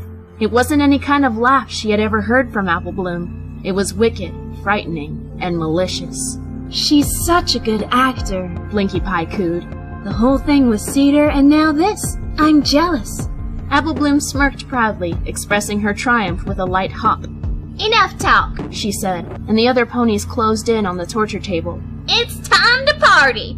Applejack looked to each face quickly and then took a deep breath.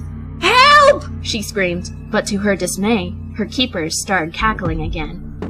Soundproof! Pinkie Pie giggled. We're underground and there's padding in the walls. Seriously, did you think you're the only one who's cried for help?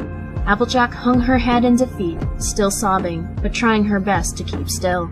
All right, Apple Bloom exclaimed. What should we do, girls, after I get her cutie marks? Let's play dress-up, said Derpy happily. That's a fantastic-terrific idea, Pinkie squeaked, and Minkie Pie began rolling their tool cart into their work area. Pinkie Pie, Applejack sniffled. Please don't do this. I'm your friend. That's what makes it even better, Pinkie Pie replied. It's much more fun to play with friends. Dashie and I had loads of fun, didn't we, Dashie? She turned to the stuffed Rainbow Dash, and then giggled. Oh, she's a little shy since she doesn't have her cutie marks anymore. Applejack let out an enraged shriek, and despite the pain, she started struggling against the chains. The room was full of snapping and ripping sounds as Applejack's arms and legs broke, as well as her screams of pain and fury. She wanted to hurt Pinkie Pie, something she had never wanted to do. Uh-oh, Derpy cried suddenly. She's getting brave. She won't be able to stand the pain for too much longer, Inkie said without concern, a wicked smirk on her face. No matter how angry she is. Inkie Pie had been right. Even though Applejack's hatred had fueled her adrenaline, the pain in her limbs was much too great. She fell limp, noticing she no longer could move her arms and legs, for they were completely broken. Well then, said Apple Bloom. That certainly was a show, Applejack, but we ain't here for dramatics. We're here to play. Apple Bloom took the scalpel off of the table and walked over to her sister's right flank. Let's make you remember what it's like to be a blank flank. She started slowly carving a circle around the 3 apples, blood immediately oozing from the incision. Applejack whimpered and gasped in pain, but gritted her teeth to try and bear it. Once she had detached one cutie mark, Apple Bloom proceeded to removing the other one. When she finished, she took the hat from her head, set it upside down on the table, and put both cutie marks inside. Beautiful job, darling, exclaimed Blinkie Pie, doing an impeccable impression of Rarity. Why, thank you, Blinkie Pie, said Apple Bloom happily, and she turned back to her distraught and broken sister. But we ain't done nothing yet. Can I gives her a haircut? Asked Derpy, holding up a rusty razor blade. Go ahead, just make sure you don't cut yourself, Apple Bloom replied. As she started fiddling with her tools, Derpy flew over and gripped Applejack's ponytail in her mouth. She swung the blade down, but missed the hair, slashing her cheek instead. Applejack yelped from the new source of pain. Oopsie! Derpy giggled through a mouthful of blonde mane. I'm so clumsy. I guess I'm not so smart, huh, Applejack? Derpy tried again, but only managed to slice the tip of the pony's ear off. Still sobbing, Applejack came to the conclusion that Derpy was missing on purpose. Oopsie, she said again. I just don't know what went wrong. After a third cut, Applejack's ponytail was severed, leaving her mane much shorter. Derpy chopped her tail as an addendum. Ooh, super savvy! Pinkie Pie cried, helping Apple Bloom assemble an unknown something together. Rarity would be proud, Apple Bloom added. Derpy did a few flips in the air before returning to the floor to see what the others were doing. Got some leftover fish hooks over here, said Blinkie Pie, holding one large hook in each hoof. What do you think? Those would make lovely earrings, Inkie Pie replied. Blinkie trotted over to Applejack, humming merrily, and then carelessly shoved the hooks into each earlobe. Applejack didn't scream, but made a small squeak sound as she flinched. She's already got a chain collar around her neck, said Apple Bloom thoughtfully. Maybe a crown? She and Pinkie had managed to rig up a messy crown made of razor blades tied together with twine. Apple Bloom handed it to Derpy, who flew over and jammed it on Applejack's head as hard as she could. A sharp scream echoed once again around the room. We can stick nails through the links of the neck chain, Pinkie Pie suggested, holding up a box of nails. Great thinking, Apple Bloom chirped, and she took the box from the pink pony and approached her sister. Applejack watched the filly, her heart broken, wishing this was all just a nightmare. How could her innocent little Apple Bloom be so sadistic? Her thoughts were torn away from the pain in her heart and replaced with pain in her neck as nails slowly punctured it. Apple Bloom was sticking the nails through the chain links, pushing them right into Applejack's skin, but was careful to avoid hitting the jugular vein. She didn't want her to bleed out before they were finished. Once she was done, Apple Bloom stood back to admire her work. Trails of blood streaked down Applejack's body, staining her fur. Apple Bloom tilted her head for a moment, and then took the chain on Applejack's left leg, detaching it. Before Applejack could register what had happened, she cried out in agony once more, for Apple Bloom had yanked the chain as hard as she could, breaking the leg clean off. It fell to the floor with a soft... Do we got any wooden sticks? She asked the other ponies. We can give her a peg leg. I have a bone, Pinkie Pie squeaked, and she trotted over to a shelf that had many pony skulls, as well as other parts, and brought back what looked like a femur bone. Apple Bloom took it, and then grabbed some duct tape from the toolbox, wrapping it around Applejack's leg many times to attach the bone securely. Pirate! Derpy exclaimed, and suddenly jabbed a screwdriver in Applejack's right eye. Her voice cracked as she let out another wail, Derpy digging the screwdriver into the eye socket. I spy with my little eye, she said over Applejack's screams, and finally managed to pop the eye out. She held it in her hoof as if it was an Easter egg she had been trying to find. The eye string thing! Hey, Pinkie, what is the eye string thing called again? Optical nerve, silly! Pinkie Pie replied with a laugh, and then trotted over with a pair of scissors to sever the nerve. Derpy giggled, waving the eye in front of Applejack's face, which was drenched in tears and blood. Optical nerve! See, AJ? Optical nerve! So I guess that means we're going to need an eye patch, said Blinkie Pie, sifting through all of the junk in the box. I can't seem to find one, Pinkamena. So what do we do? Asked Minkie in a falsely defeated tone. It's simple, my dears, Inkie Pie replied with an evil smirk. We improvise. She held up a medieval choke pear. Said Apple Bloom thoughtfully, and continued to dig in the box. I actually was thinking of something pretty. Like... Ooh! Apple Bloom pulled out a blue cocktail umbrella with her mouth. How about this? Inkie Pie looked a little disappointed. All right, she's your sister, I suppose, she mumbled. Apple Bloom grabbed a bottle of superglue and walked back over to Applejack. If you're going to kill me, just do it, she murmured hoarsely.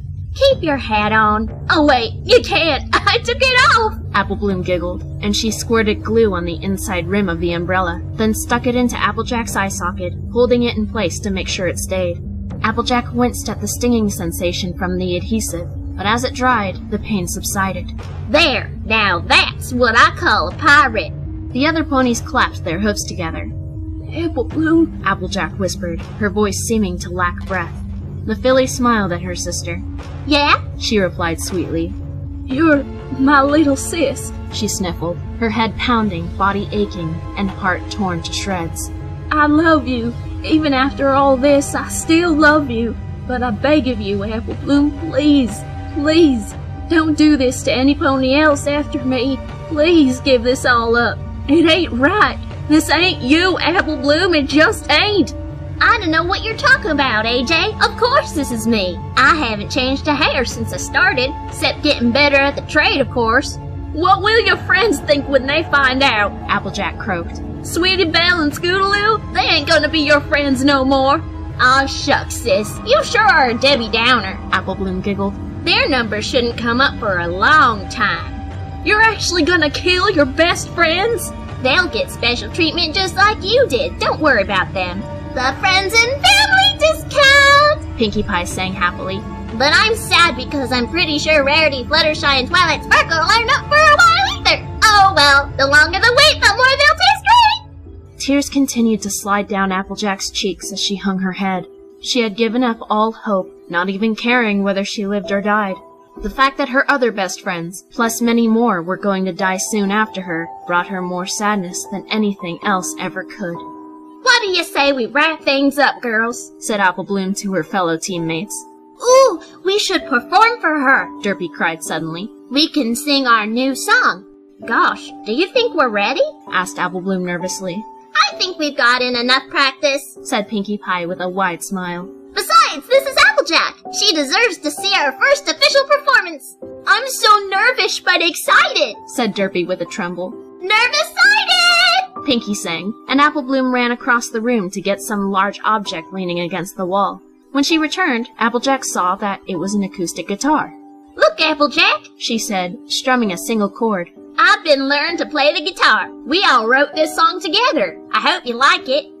As Apple Bloom tuned the guitar, Minkie Pie stepped forward and shot a syringe in Applejack's abdomen. Pinkie added a second shot in the chest. At last, Apple Bloom began to play, and the 6 of them started to sing.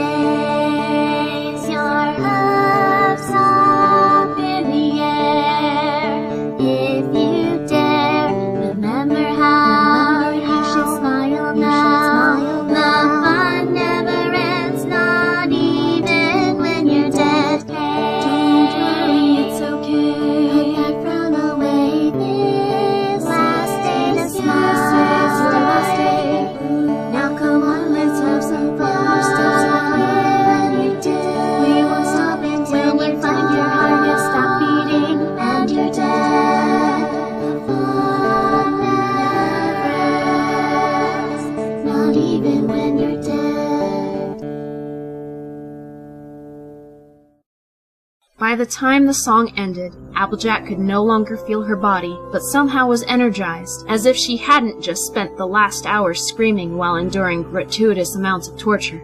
Nevertheless, her fear escalated again once Apple Bloom took the scalpel and made an incision on her abdomen.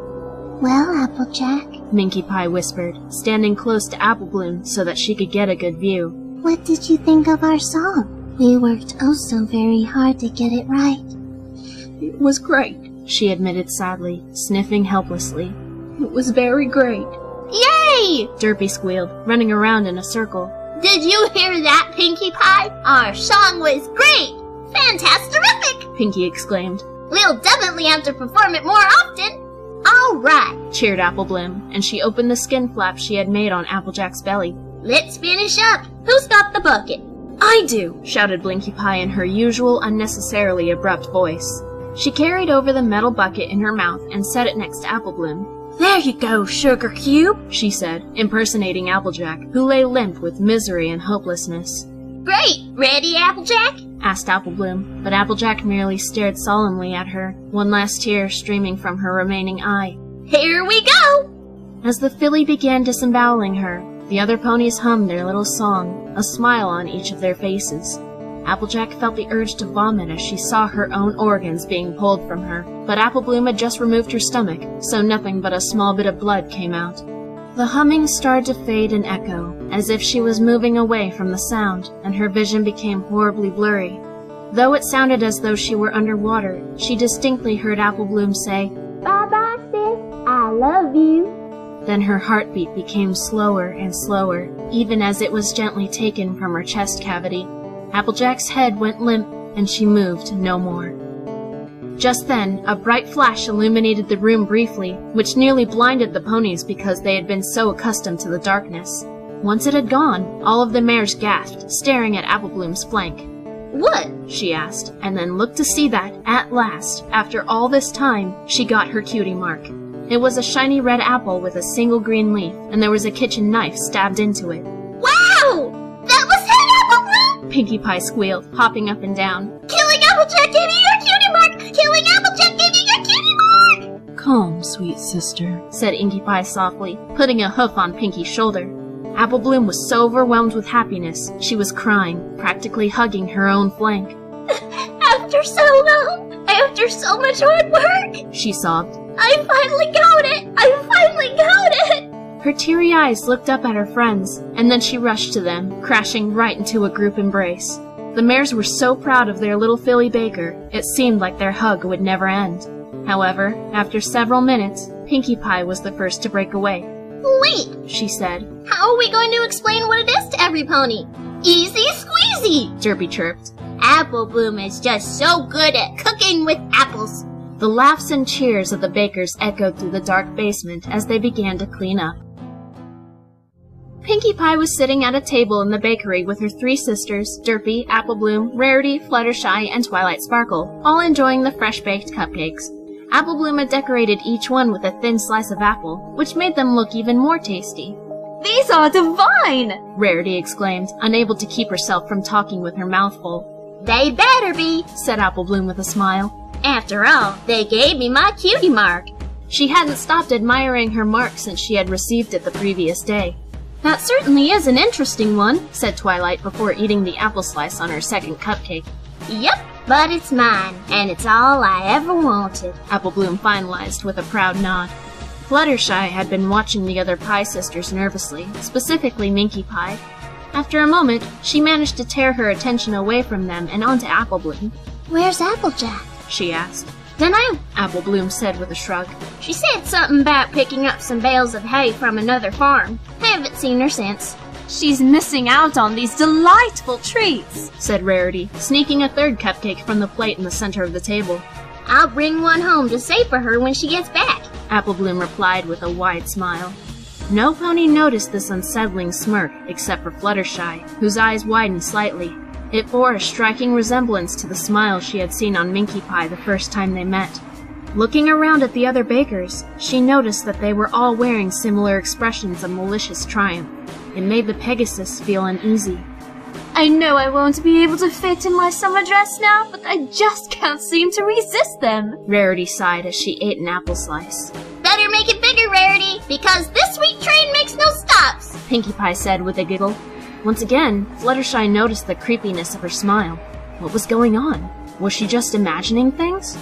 Just then, there was a very tiny squeak of a sneeze, almost like a rabbit sneeze. Minkie Pie wiped her nose gently, and every pony laughed, except Fluttershy. That was adorable! Twilight giggled. She's so little and cute! Minkie didn't acknowledge her, nor did she look up, but simply nibbled her own cupcake. Look what you did, Twilight! You made her all shy! Rarity cooed. They had both been trying to get used to Pinkie's sisters, choosing to focus on their good traits instead of their scary ones. Minkie, your mane is so long and lovely, you simply must let me style it sometime. I bet you could make up a cute little dress for her too, said Apple Bloom happily. Minkie Pie blushed, hanging her head so that her mane covered her entire face. How about it then? Continued Rarity soothingly. Can I dress you up? Minkie Pie remained silent for a moment, but then let out a barely audible, okay. We can all play dress up, cried Pinkie Pie. Rarity makes the greatest clothes. I want to wear bubbles, said Derpy, clapping her hooves. Then I can fly and look like bubbles floating. Sounds fun, said Inkie Pie with her eerie smirk. We'll go right after we finish these cupcakes, said Twilight, and the others agreed. They continued to chat, but Fluttershy's eyes continued to scan the bakers' faces. Something was wrong. Something was very, very wrong. Said Apple Bloom slowly, rubbing her chin with her hoof. I don't like it. It doesn't suit her. Oh, you're right, said Rarity exasperatedly, undoing the fishtail braid in Minkie Pie's mane. Oh, Celestia, I've never been in such a quandary. Here I am with a beautiful mane that I could do anything with, but I have no inspiration. You should make it poofy like mine, Pinkie Pie squeaked, who had pulled her own mane into sloppy pigtails. Minkie Pie hadn't spoken since the okay she gave Rarity back in Sugar Cube Corner when she had offered to style her mane. Now she sat still as a statue, head bowed and eyes closed. Don't do that, Rarity, said Blinkie Pie bluntly, who was trying to comb out her new curls. Pinkie had gotten a hold of curlers and attempted to style Blinkie's hair like her own. Jeez, I look like a grandmother. Don't worry, Rarity assured her with a smile. I'm not going to curl it, not like that anyhow. She started brushing Minkie's mane for the 100th time that day, the quiet mare still unmoving. Rarity began absent-mindedly muttering to herself about possible styles she could try. Twilight and Inkie Pie were sticking small, transparent plastic orbs to a lovely blue dress that Derpy was wearing. Derpy sat still like Minkie, but she seemed ecstatic about being pampered. You know, said Twilight, this is nice. I'm glad we decided to do this today. I just haven't been feeling very happy lately because of all the disappearances. Why should you worry? Asked Inkie Pie in her low voice. It doesn't even concern you. Twilight frowned. It's because, for one, many of my friends have gone missing. And for two, isn't it natural to be worried? Twilight, you do realize that these disappearances have been happening for over 10 years, right? Said Blinkie Pie, trying not to smile as she attempted to get some knots out of her hair. What do you mean? Asked Twilight. The same thing was happening in Rock Country where we lived, Inkie Pie explained, then cursed when she accidentally popped one of the fake bubbles. She sighed, rolling her eyes. But civilization there is at least 500 years behind the rest of the world. No pony really bothered to try and figure out what was happening. Every pony was worried, continued Blinkie. But we all went about our days, working and working. It was obvious that she had really hated working. The only outlet we had was baking, and we shared our stuff with the rest of the town, which lifted their spirits.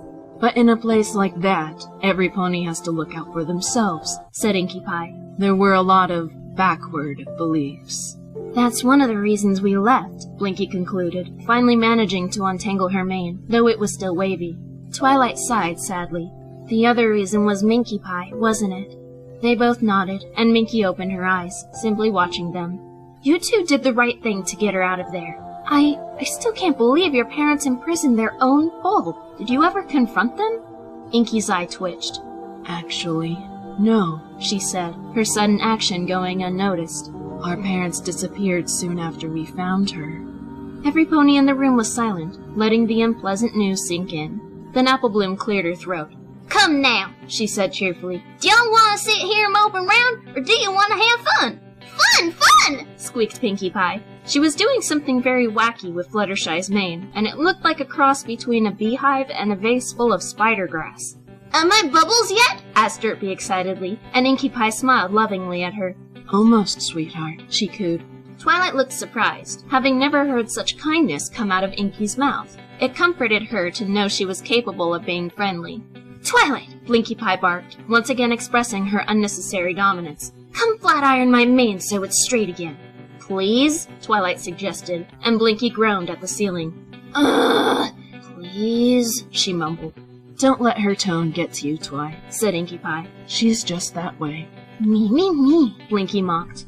As Twilight used her magic to flat iron Blinkie's mane with Rarity's straightener, Fluttershy glanced at Minkie Pie.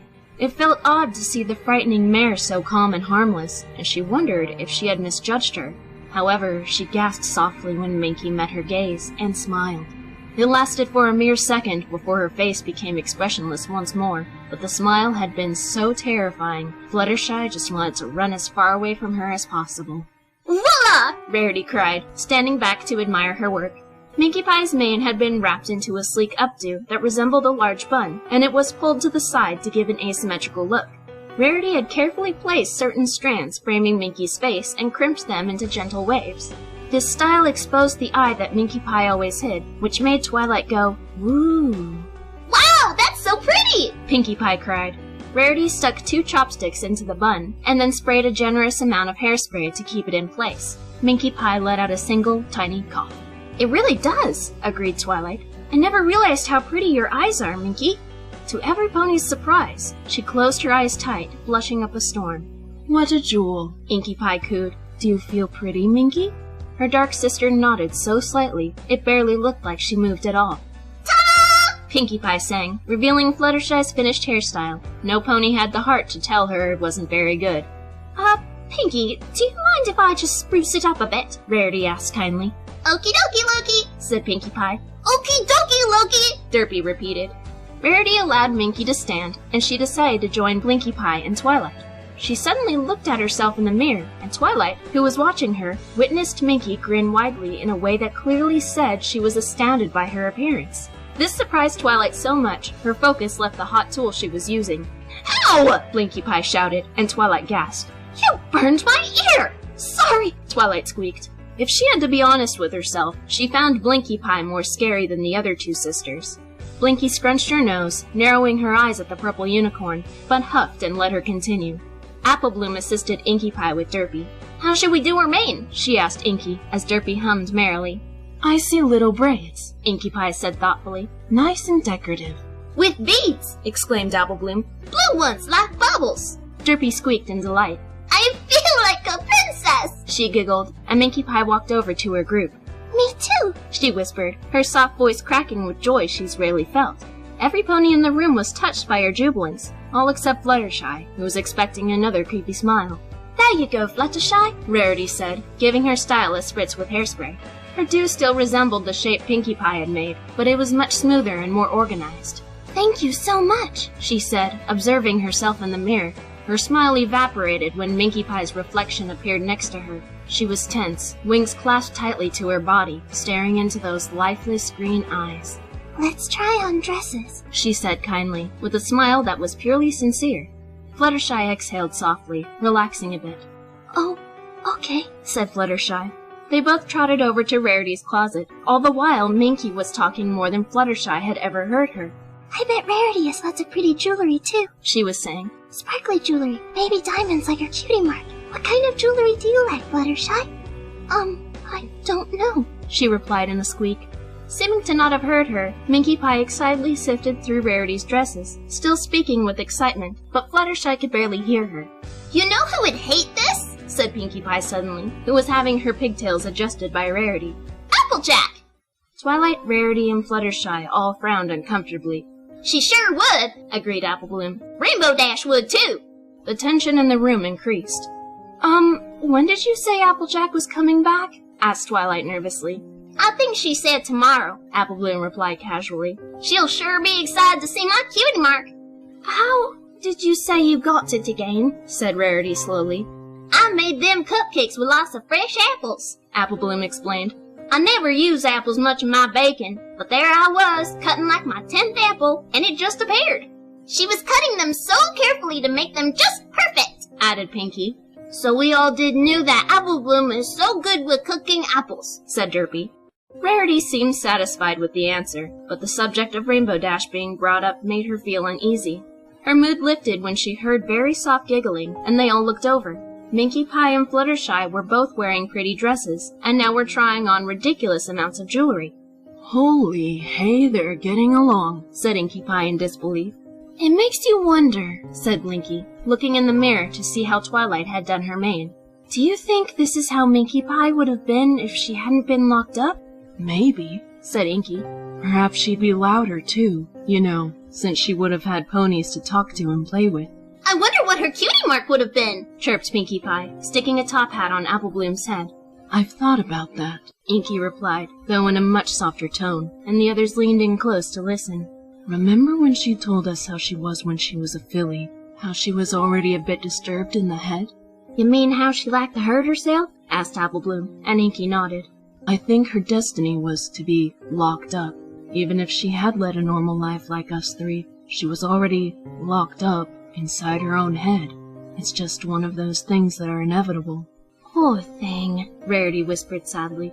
"I'm not going to lie to you girls, but I am honestly creeped out by her sometimes. But I know it's not her fault. She really is very pretty and sweet, no matter how disturbed she is."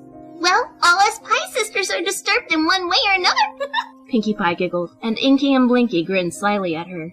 "It's just nice to see her smile like that," Blinkie Pie cooed, looking over her shoulder at the two quiet mares.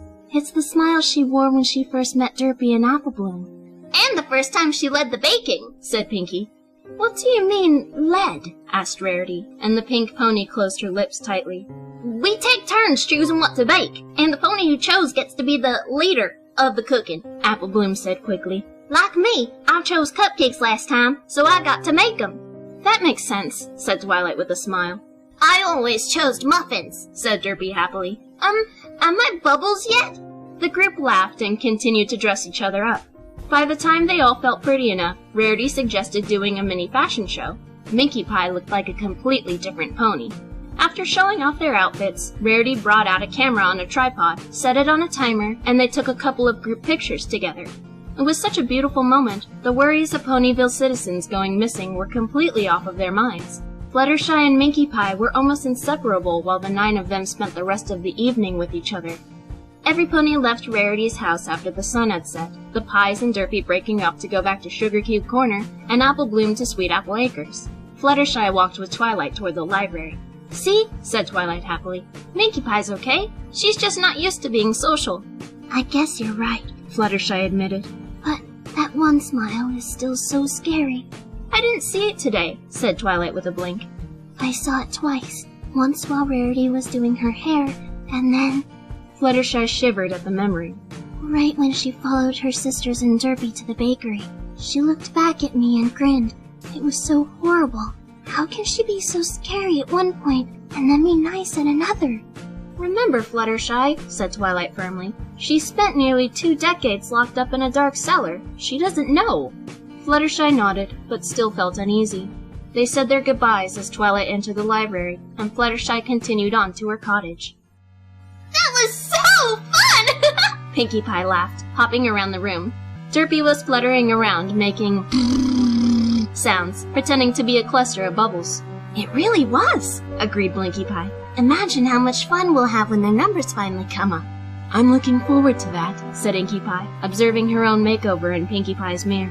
What do you think, Minkie Pie? Minkie had a scrapbook open that was home to the cutie mark she collected. She glued one of the group photos into the book, right next to Cedar's cutie mark. Her eyes fell on Fluttershy. I enjoyed myself very much, she said softly, her lips curling into her usual terrifying grin. I can't wait to play with Fluttershy again. She chuckled evilly, gently closing the scrapbook. It was quite a gloomy day, and not many ponies were out and about because of the most recent disappearance of an earth pony by the name of Applejack. No pony was fully certain if she had truly disappeared like countless others, but clues seemed to point in that direction. Even though many stayed inside their houses, there were vendors in the market that decided they still needed to make money, though they weren't getting much business. Inkie and Blinkie Pie were boredly wandering around the market, eyeing the vendors and very few customers, who all tried not to feel intimidated by the mares. Blinkie Pie stopped walking and groaned loudly up the overcast sky. I'm so bored, she shouted, and a few nearby ponies flinched, looking over at her. Inkie Pie shot them glares, wordlessly demanding that they mind their own business, which they did. Must you shout? She hissed at her sister. I'm going to die if we don't do something fun, Blinkie whined. You are not going to die. Quit being a drama queen. When did Pinkie Pie say they were going to be back? Pinkie Pie, Minkie Pie, and Derpy all agreed to chaperone Apple Bloom's class field trip to a museum. The reason Minkie Pie went was because she had never seen a museum before, but the remaining 2 Pie sisters stayed behind because they were not quite as interested.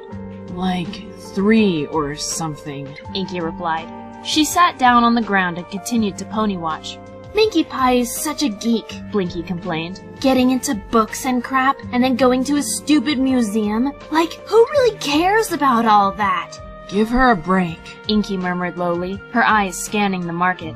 She didn't get the chance to develop interests and hobbies as a filly. Baking doesn't have to be her only hobby. Besides, she's still having trouble reading, so I wouldn't consider her a geek. Whatever, said Blinkie Pie hotly. You always take her side. I take all of your sides, Inkie told her calmly. I don't favor any of my sisters more than the other. That includes Derpy and Apple Bloom. I don't believe you. It seemed Blinkie was trying to start a fight, but Inkie Pie was not very easy to pester. Blinkie Pie thought for a moment, and then said, I used your toothbrush. Said Inkie Pie, which made Blinkie very frustrated. Just then, Inkie's eyes widened, and she stood quickly, mouth gaping in awe. What's wrong? Blinkie said quickly. That pony, Inkie Pie breathed. She's beautiful. Blinkie Pie followed her eyes and spotted a Pegasus at a craft vendor. She knew that this was the pony in question, for she was unlike any pony either of them had ever seen. The Pegasus was light yellow in color, but her hooves and the tips of her wings were lime green. Her mane and tail were electric blue, but the ends of her long fringe were pink, the back of her mane was short and dabbed with purple, and the base of her tail was another shade of green. Her cutie mark appeared to be 3 stars, the middle one pink, the outer 2 purple, and they were shooting upward with blue streaks left behind. The colorful pony paid for whatever she bought from the vendor and turned around, looking from side to side as if trying to decide where to go next. Her eyes were a gorgeous shape, her irises a bright silver, and she was wearing turquoise eyeshadow. Her lashes were long and sleek, and there was a lone freckle beneath her lower lid. She spotted another vendor and trotted happily over to them. I want that pony, Inkie Pie said bluntly, her violet eyes unblinking as she stared at the Pegasus. I want that pony. What the hey are you talking about? Asked Blinkie angrily, not voicing how jealous she was of the Pegasus's beauty. Inkie turned to her sister and shook her shoulders gently. I need that pony, she exclaimed. She's gorgeous! Those wings, that hair, that cutie mark. Did you see her eyes? She's perfect. I need her. I never thought you played for that team, Marblestone, Blinkie said crudely, and Inkie Pie rolled her eyes. I don't want to date her. I want to kill her. Blinkie Pie shook her head quickly. What? She said, bewildered. You want to kill her because she's pretty? That's kind of crazy, sis, even for us. You don't understand, Inkie Pie grumbled, watching the Pegasus. Think of what we can make out of her hair and hide. I've never seen a pony colored like that, and some pony that pretty probably tastes just as amazing. Blinkie couldn't contain her envy. I don't want her, she spat. She's too pretty. She's way prettier than me. I can't handle you fawning over something that stunning. Inkie Pie's heart skipped as the Pegasus looked ready to take flight. Before Blinkie Pie could stop her sister, she dashed forward and ran in front of the colorful pony, though she hesitated when she realized she didn't have anything to say. The Pegasus stared at her, blinking her innocent eyes in confusion. Yes? She said calmly, and Inkie blushed. Her voice was just as beautiful as the rest of her. Blinkie Pie watched, huffing at how desperate her older sister was acting. Said Inkie, but then she straightened up and cleared her throat. You don't know me, but you might know my younger sister, Pinkie Pie. She throws parties. Blinkie placed her face in her hoof. I've seen her, said the Pegasus, but I've never been to her parties. I just moved to Ponyville. She giggled melodically and grinned. I like rocks. Really? Inkie Pie gasped, feeling a bit weak in the knees. My sisters and I used to live on a rock farm. She gestured to Blinkie Pie, and the Pegasus looked over her shoulder at her. Blinkie waved sarcastically. Oh, but I like rare rocks, the Pegasus told Inkie Pie, opening her saddlebag and revealing an assortment of very shiny objects. Some were stones, but there were also a few jars of glitter.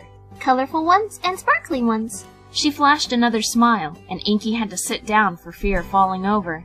Pinkie Pie likes to meet every pony in town, she explained. Would it be too much of me to ask you to come introduce yourself? Well, I was going to study these new rocks I collected, but I suppose that can wait, the Pegasus replied. As long as this is quick? Of course, said Inkie Pie, her voice cracking as she stood back up. My name is Marblestone, but you can call me Inkie Pie. That over there is Limestone, but she prefers Blinkie Pie. I'm Stella Burst, said the Pegasus, and she happily shook Inkie's hoof. I like you. You're nice. What is your cutie mark? It's a geode, Inkie replied, smiling wide. Blinkie's is a gold nugget. Like I said, we used to live on a rock farm. Stella flashed her own flank. I got mine when I was 3, she explained. I can't remember it, though. 3? Gasped Inkie Pie, but just then, Blinkie stomped over to them. Oh, you are such a liar, she growled. I get accused of lying a lot, said Stella, unfazed. But I assure you it's the truth. My entire family witnessed it. Well, follow us to Sugar Cube Corner, said Inkie, sidestepping Blinkie to keep her from retorting. They started to walk, the 2 pies keeping a short distance ahead of Stella. Don't ruin this for me, Inkie hissed to her sister. Can't you keep your mouth shut until she's tied down? You're more pathetic than a prepubescent colt trying to find a girlfriend, Blinkie Pie snapped. Seriously, you're practically flirting with her. Am not. Despite her argument, Inkie Pie blushed shamefully. What about Mr. and Mrs. Cake, huh? Blinkie hissed. They're still home. We can't make cupcakes. I'll figure something out. They arrived at the bakery, and Blinky strode angrily through the door. Inkie Pie held the door open for Stella Burst, smiling nervously. Then she gestured for her to sit at a table. Pinkie Pie isn't home right now, she said, looking around for a sign of the cakes. but she'll be back any minute. Do you want something to eat? I'm okay, said Stella, looking around the bakery calmly. She seemed sort of spacey. Blinkie Pie snorted, tapping Inkie on the shoulder. Well, well, that's one problem solved. She pointed to a piece of paper on the counter. It was addressed to Pinkie Pie. Inkie read it over quickly. Dear Pinkie Pie, we're very sorry, but we have decided to leave Ponyville. With the town being picked off so quickly, we're afraid that one of us might be next. We can't risk that, especially if it means losing one of our children, or worse, both. We won't tell you where we went in case this letter falls into the wrong hooves, and we're sorry we couldn't take you with. Maybe we'll return someday, when all of the crime comes to an end. Stay safe. Love, Mr. and Mrs. Cake. Pathetic, Blinkie Pie mouthed. Inkie turned back to Stella. Would you like something to drink? She asked, though Stella did not answer, but continued to look around the room, seeming to be off in her own little world. Stella? Hey! Shouted Blinkie Pie, slamming her hoof on the table, and Stella jumped, looking at her. Oh, I'm sorry. I tend to space out sometimes, she said. You see, I like to observe my surroundings and break them down in my head. What makes something that color or that shape? How is the light bouncing off of that object? Are we seeing something that might not even look like what we see? Fascinating, said Blinkie Pie sarcastically. Do you want a drink or not? I'll take carrot juice if you have it, Stella replied with a smile, and Inkie Pie cantered to the kitchen immediately. Blinkie Pie sighed and followed her. Just let her go, Inkie, she said as her sister rummaged through the fridge. She's not going to be any fun if she keeps spacing out. Inkie Pie growled as she took out a carton of carrot juice and set it on the counter. She turned to Blinkie Pie. Remember when we were fillies and you found that lizard outside? She said. You wanted to keep it so badly as a pet, but Mama said no. You were furious. You wanted to name it Peppo. I remember, Blinkie grumbled. I tried to take care of it in secret, but then Mama found me and stomped it to death. I was devastated. Mama and Papa always ruined things for us, Inkie Pie continued. Do you want to be like them? Do you really want to take this away from me like Mama took away Peppo? Blinkie Pie grinded her teeth, remembering how much she had hated their late parents. What about Minkie Pie? Mama kept her away from us too, remember? All that time we had a sister living in a cellar we didn't know about. Are you going to be like Mama Limestone? Are you going to be an evil witch? No, said Blinkie Pie, holding her head up high. I'm nothing like her. Then let me have this, said Inkie. I know you don't like that Stella is prettier than you, but humor me, okay? Fine, Blinkie shot. But I can't promise you I won't ruin her perfect little face. Please don't. As Inkie Pie poured some juice into a cup, Blinkie Pie fetched some sleeping powder from Pinkie's room upstairs and brought it back down to put in the drink. Inkie carefully carried the cup out to the main shop and set it in front of Stella. She sat directly across from her and watched her closely. Thank you, said Stella with a smile. Inkie Pie grinned back excitedly. So, how did you get your cutie mark? She asked casually. I knew how to fly when I was a very young baby, Stella began, tasting her carrot juice. It caused some complications for my parents. I had to sleep in a crib with a top on it so I wouldn't fly out. When I was 3, we were having a family get-together, and according to the stories they've all told me, I flew way up high into the sky. When they tried to get me down, I flew as fast as I could toward the clouds below, but I went straight through them. I ended up colliding with the ground, and they all thought I was dead. But I had been going so fast, I left a crater, and the friction melted a lot of the rocks and minerals in the dirt, causing them to morph into all sorts of pretty shards. Like I said, I don't remember it, but I've never tried to go that fast ever again because I'm not sure if my survival was a fluke. Wow, cooed Inkie Pie, watching her take another drink. I was made fun of a lot for having my cutie mark so early, she continued.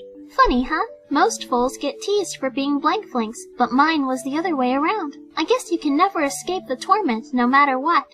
They were probably jealous, Inkie Pie said. Stella Burst's eyes went out of focus for a brief second, but she gently shook her head and took another drink. I never let it bother me. I knew they'd get theirs when it was their time. I always told ponies, don't go looking for your cutie mark. Your cutie mark will find you. That's so lame, Blinkie Pie muttered, idly tearing up the letter left by the cakes. Stella gulped down the rest of her juice and gently wiped her mouth.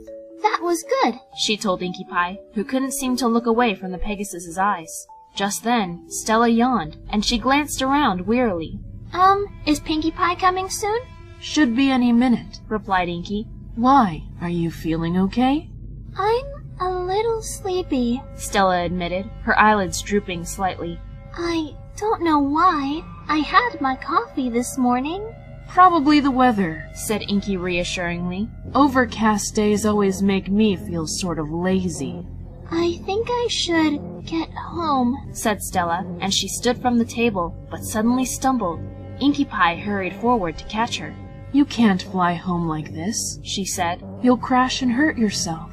But I don't want to be a burden, said Stella as her eyes closed. Said Blinkie Pie.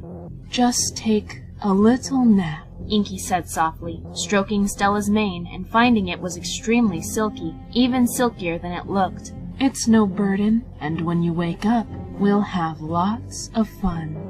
Okay, came Stella's weak voice, and she gave in to her body's urge to sleep. Blinkie walked over to the hidden door that led to the basement and opened it by pressing the secret button under the floorboard. Let's get this over with, she grunted, and Inkie Pie hoisted Stella Burst onto her back and carried her down the stairs. Our sisters are not going to be happy that we did this without them. They're just going to have to get over it, Inkie Pie said as they walked over to the torture table. Pinkie Pie can, sure, but you know Minkie. She can hold a grudge like a ruler wears a crown. If she thinks for even a second that you did this to spite her, you'll be dead to her. Blinkie started helping her sister strap Stella to the table, stretching her wings out to their full extent. Minkie Pie looks up to me as if I were the older sister, Inkie Pie insisted. If I explain to her why I had to do this, she'll listen and understand. You know how she is with lies. She can spot them faster than a pony can tell them. I have nothing to hide from her, and she'll know that. So, what are you going to do with Stella? Asked Blinkie Pie. If you don't want to ruin her beauty, you can't proceed with the usual. You have to be careful. A frightening smile played Inkie Pie's face as she stared at the sleeping Pegasus in front of her. Oh, don't worry, dear sister, she breathed. I'll be ever so gentle. She chuckled lightly to herself and began setting up her supplies. Stella Burst shifted slightly, but when she realized her movements were restricted, her eyes flickered open. The room she was in was dark, so she assumed she was in some pony's bedroom, but the fact that she couldn't move her arms, legs, or even her head worried her. Then she became more aware of her equilibrium and noticed she was not laying horizontally like she would in a bed, but was at an angle that was almost vertical. Hello? She croaked, squinting around to try and make out her surroundings. It was cold and musty, and the air smelled putrid and almost metallic. Welcome back, said a low voice, and a pony approached her. Stella could vaguely make out the shape of the pony she had just met before she fell asleep. Inkie Pie. You've been asleep for about an hour, but I'm patient. It's one of my better qualities. What's going on? Stella asked timidly, Inkie's facial features becoming a bit more noticeable as her eyes adjusted to the darkness. Didn't I tell you? Inkie said softly. That when you wake up, we'll have lots of fun. She laughed gently, tapping her hoof on the stone floor twice, and Blinkie Pie turned on the lights. Stella flinched, closing her eyes as she was surprised by the brightness, but when she opened them again, her heart rate increased rapidly. The entire room seemed to be decorated for a party, but a twisted one at that. There were entrails and other organs painted to resemble colorful streamers, balloons, and other party favors. Skulls of every size and shape hung on the walls and sat on tables, and the furniture was made out of bones and skin. Above the hellish scene was a large banner made from many different pony hides, and in big bloody letters was written, "Life is a party." Stella Burst was horrified at what she was seeing, her eyes darting around at the tools and devices sitting in the room, as well as spotting two stuffed ponies standing in a corner, one wearing a cowgirl hat. However, once it all settled in, she slowly began to giggle, and Inkie Pie's smile fell. What's so funny? She asked, bemused. Stella shook her head lightly.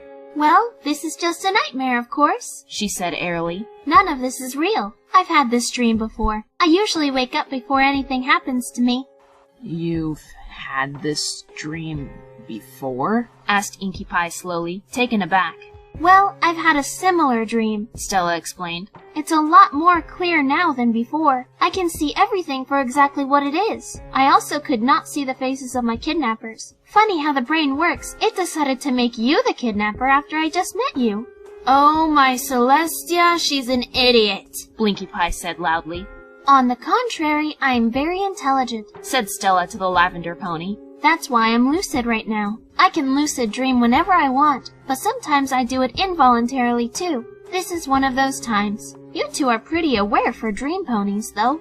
Stella, said Inkie Pie firmly. I can assure you this is no dream. Why do you think everything is so clear? Because this is really happening.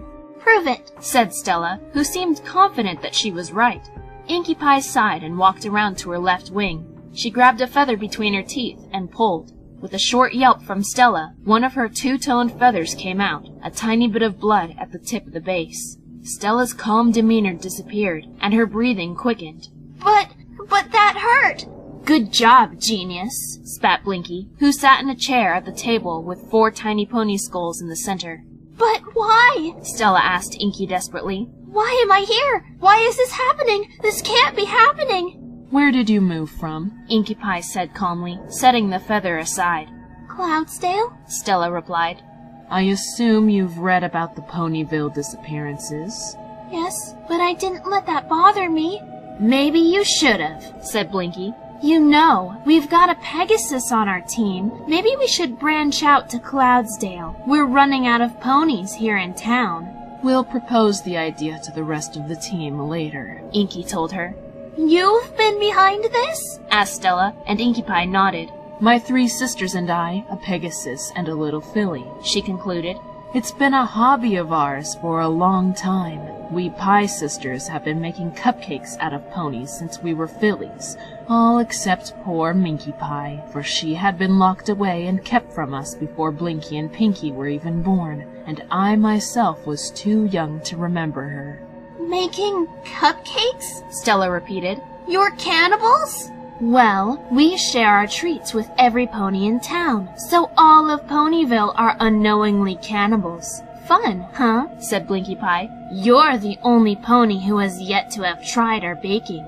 You would have eventually, but my sister here fell in love with you and just had to have you. Inkie Pie shot her an angry look.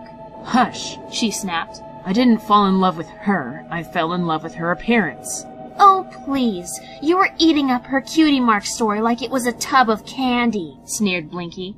Inkie Pie, Stella Burst said quickly, and Inkie met her beautiful eyes. Please let me go. I really liked you, and I think we can be good friends if you give me a chance. You seem very smart, and I've been looking for a pony to have an intellectual conversation with. Here's the problem, Stella, said Inkie Pie, her unsettling smile returning as she began to pace. I want your mane, I want your tail, I want your wings, and I want your hide. But I don't want you. You are the most gorgeous pony I have ever seen in my life, and I plan to preserve you in my own way. Maybe I'll recycle you for fashion, maybe decor. I could even make you into a doll. I haven't really decided yet. If you let me live, you can use me for whatever you want, Stella pleaded. You can cut my mane and tail, or pluck my feathers. They'll grow back. My fur will grow back too if you want to shave it off. No, that's all right. Thanks for the offer, though, said Inkie. She walked up to Stella's right flank and touched her hoof to the cutie mark. So pretty, and your fur is incredibly soft. How do you keep your fur and hair so soft? I don't do anything special, Stella whimpered, tears brimming in her eyes. It's that way on its own. Of course it is, Inkie cooed, touching her wings lovingly. You're so very perfect, aren't you? I bet you had plenty of stallions chasing after you. A few, Stella admitted, starting to cry. Her tears were blackened with mascara. Inkie began stroking Stella's tail very slowly, loving the feel of the blue and green strands against her hooves.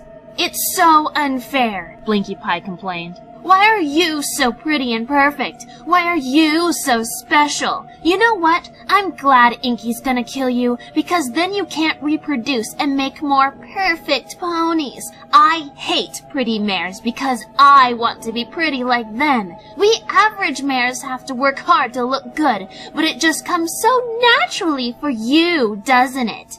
Stella began to tremble as Inkie Pie nuzzled her nose into her mane. She was feeling extremely uncomfortable. I think you should feel more confident in yourself, Blinkie Pie, she stammered. Oh, that's easy for you to say. You're gorgeous, Blinkie shouted. I said it before, and I'll say it again. I hate pretty mares. Inkie Pie gave Stella Burst a brief yet tight hug, and then went to her little table that held her tools and grabbed a scalpel. She narrowed her eyes at the blade. I bet Pinkie hasn't sharpened these once since she got them, she murmured, though both her sister and her hostage heard her. She carried the tool to Stella's flank and started carving into the skin. Stella gasped and bit her lip, trying her best not to cry anymore. She didn't want to appear weak to her new friend, who she seriously thought was making a big mistake. However, she couldn't help but groan in agony as the skin parted from her leg muscle. Stella panted heavily, staring at Inkie Pie with concerned eyes. I can help you, she said, much more calmly than even she expected. Inkie Pie had been about to move to her other flank, but froze in her tracks and slowly met Stella's silver eyes. What do you mean, help me? She asked softly. You obviously have a lot of psychological problems that you're expressing through violent and criminal acts, Stella Burst hurried on, wincing from the air hitting her fresh wound. I can help you work through them. I can help you channel them in a healthy way. I can help your sisters, too. I am very good at helping ponies, and I feel I can benefit from the experience just as much as you and your sisters. Inkie Pie stared at her, lips parted, and she gently set the scalpel down on her work table. Her eyes filled with tears, bottom lip trembling, and Stella gave her a comforting smile. It fell very quickly as Inkie Pie began to laugh. She sat on the cold floor and held her stomach, howling with laughter, tears streaming down her face. Blinkie Pie was also chortling, but she covered her mouth to try and stifle it. You want to play therapist? Inkie panted between laughs, wiping her watering eyes. Are you shitting me? No, wait. She had stopped for a second to sit on the thought, but snorted and continued to cackle. Poor Stella was absolutely terrified. Inkie Pie stood back up and started to pace in front of the Pegasus again, but this time she seemed to strut a little. You can't fix a pony that's unfixable, can't repair something that's too broken to put back together. You think that a few meaningful conversations would take care of what goes on in our heads? Ha! She reared up and got real close to Stella's pale face. It doesn't work that way, sweetheart.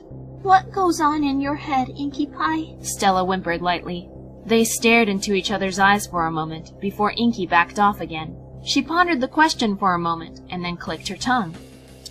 When I see a pony, she began, I see a toy, a plaything put on this world for my amusement. These toys are sentient. They have thoughts and feelings. They make decisions that impact how they live. They have desires and fears. Inkie smirked evilly at her hostage. But I find I just don't care. There are only a few ponies in this world that I would never harm. Every pony else is worthless. Their lives mean nothing to me.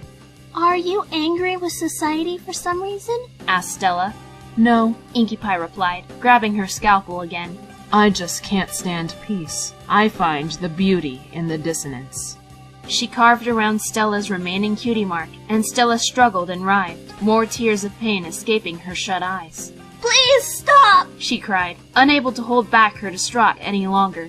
No, said Inkie Pie, completing the circle and tearing the patch of skin from the flesh. She set both cutie marks on the table with the 4 foal skulls, face down so they would dry. Then she stood back to observe Stella Burst, trying to think of what to do next. You're having trouble, aren't you? Blinkie sneered. You can't think of something to do that won't ruin her beauty. I told you so. Quiet, Inkie said firmly. It's a challenge, but it's not impossible. I just need to get creative. Unfortunately, I'm more of a technical thinker. Pinkie Pie and Minkie Pie have always been the creative ones. Well, you can start with the usual for Pegasi and cut off her wings, suggested Blinkie Pie, and she hopped off of the chair to join the fun. I'll do one.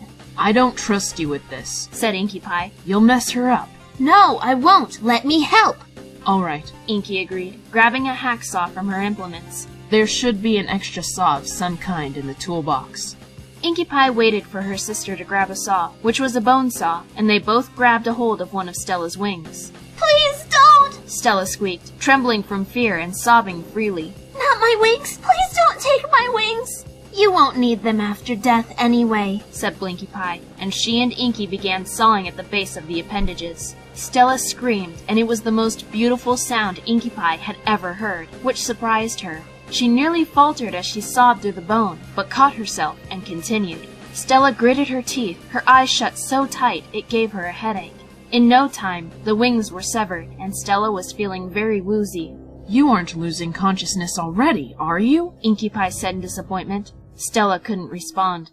It's hopeless, Inkie, said Blinkie Pie angrily. Look at her! She can't even handle her wings being cut off. This was a waste of time, and you know it. There's no way she can handle anything done to her. Inkie Pie's violet eyes scanned the Pegasus for a moment, but then she squealed excitedly and hopped on the spot. I have the best idea, she exclaimed. Okay, Blinkie Pie, listen carefully. I need you to shoot her up with 2 adrenaline shots and the numbing shot. Already? But we only use that when it's time to harvest, argued Blinkie Pie, but Inkie's excitement was plain on her face. Trust me, shoot her up and you can help me. Blinkie shrugged and put together 2 syringes, which she injected into Stella. She refilled one of them to inject the 3rd shot. Stella became more alert, so much so that she seemed to be working in overdrive, trembling violently. I hope that wasn't enough to overdose her, said Blinkie Pie, watching her sister digging in a box. She pulled out a few rolls of gauze and set them on her work table. She's fine, Inkie Pie assured her. What's happening? Asked Stella quickly. Why do I feel so energetic? We gave you some adrenaline, said Inkie Pie, selecting 2 small knives from her tools. We also numbed you, so soon you will be unable to feel pain.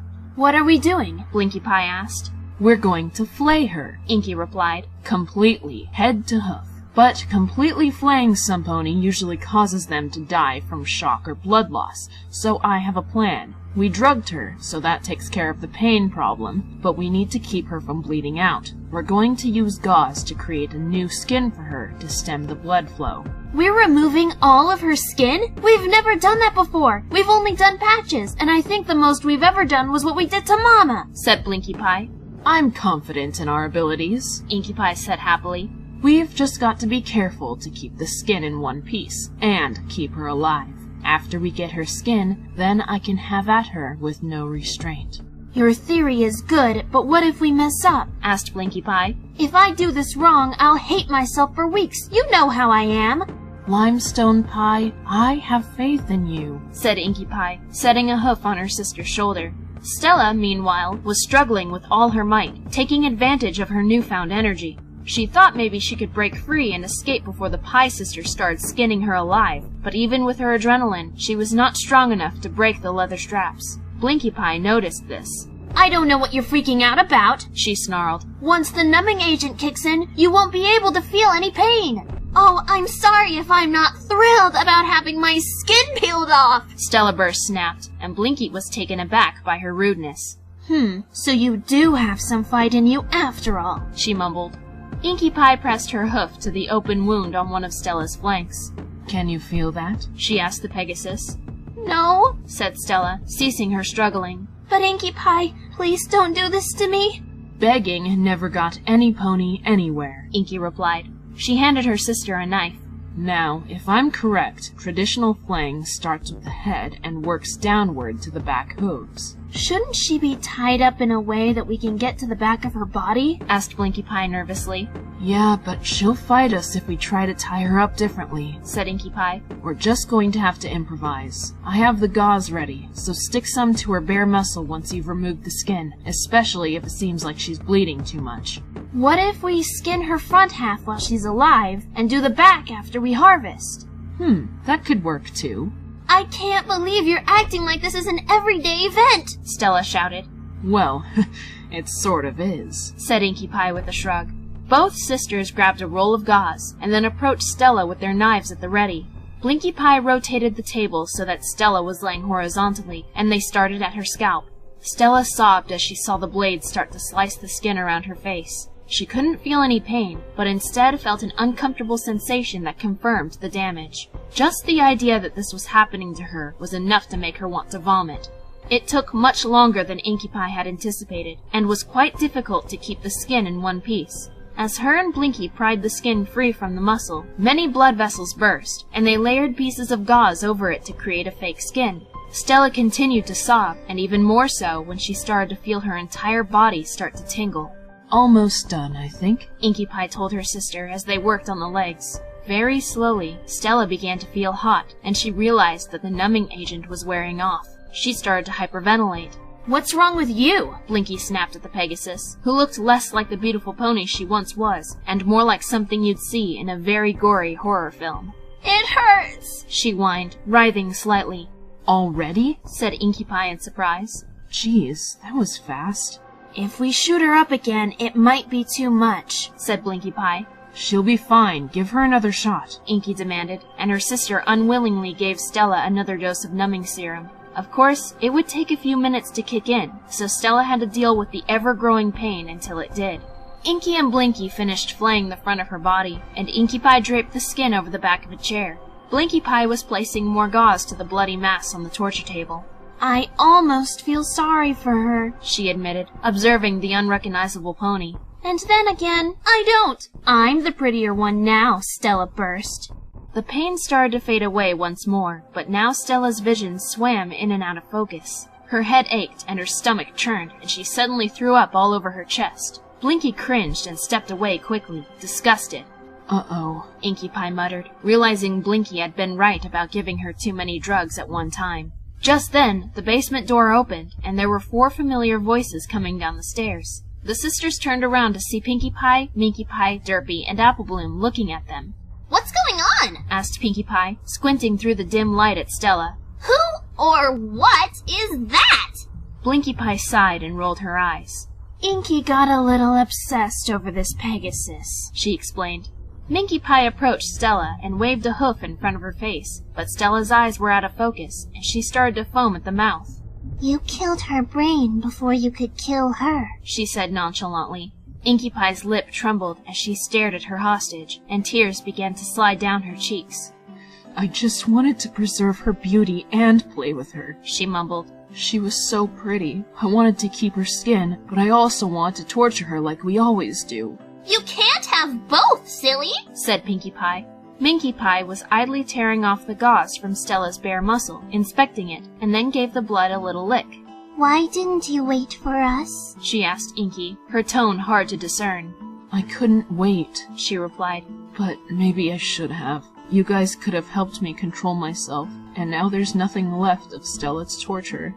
Derpy stared at the fleshy mass of pony on the table, then looked at Minkie, who was sucking the blood from a bit of gauze, Blinkie, who appeared annoyed, and lastly, Inkie, who was wiping her tears. Derpy quickly grabbed a knife in her mouth and trotted up to Inkie Pie, setting it in her hoof. Inkie blinked at her, a bit confused. "Now is not the time for being all neat and clean," said Derpy with a smile. "You're making yourself sad. Sometimes you gotta let loose all that bad feelings and make happy again." "What should I do?" asked Inkie Pie with a sniffle. "Go crazy," Derpy replied. Inkie Pie gripped the knife and turned back to Stella, who was still alive, but most definitely not there anymore. She gritted her teeth, fueled by her anger toward herself, and leapt onto the table, stabbing at every part of the Pegasus she could reach. Blood splattered everywhere, even hitting the other bakers.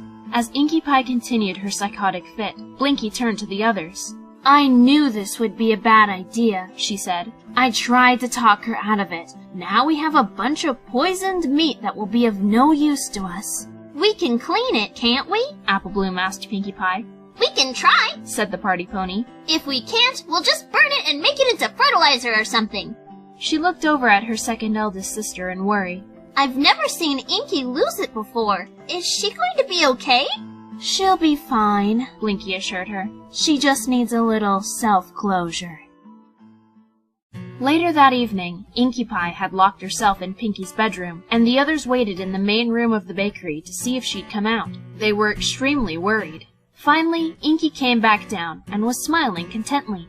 "Look what I made," she said, and held up a new saddlebag. It was very ornate, being yellow and decorated with feathers that were tipped green. It seemed to be embroidered with a very shiny blue thread that was tinted pink, purple, and green in certain places. It was extremely pretty, and looked like some sort of designer bag that would cost a lot of money.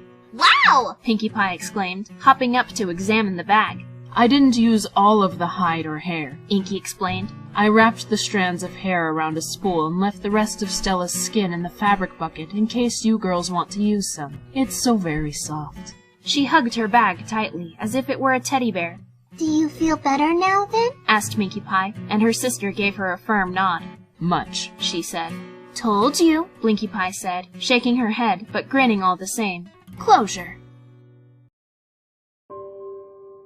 Ponyville was desolate.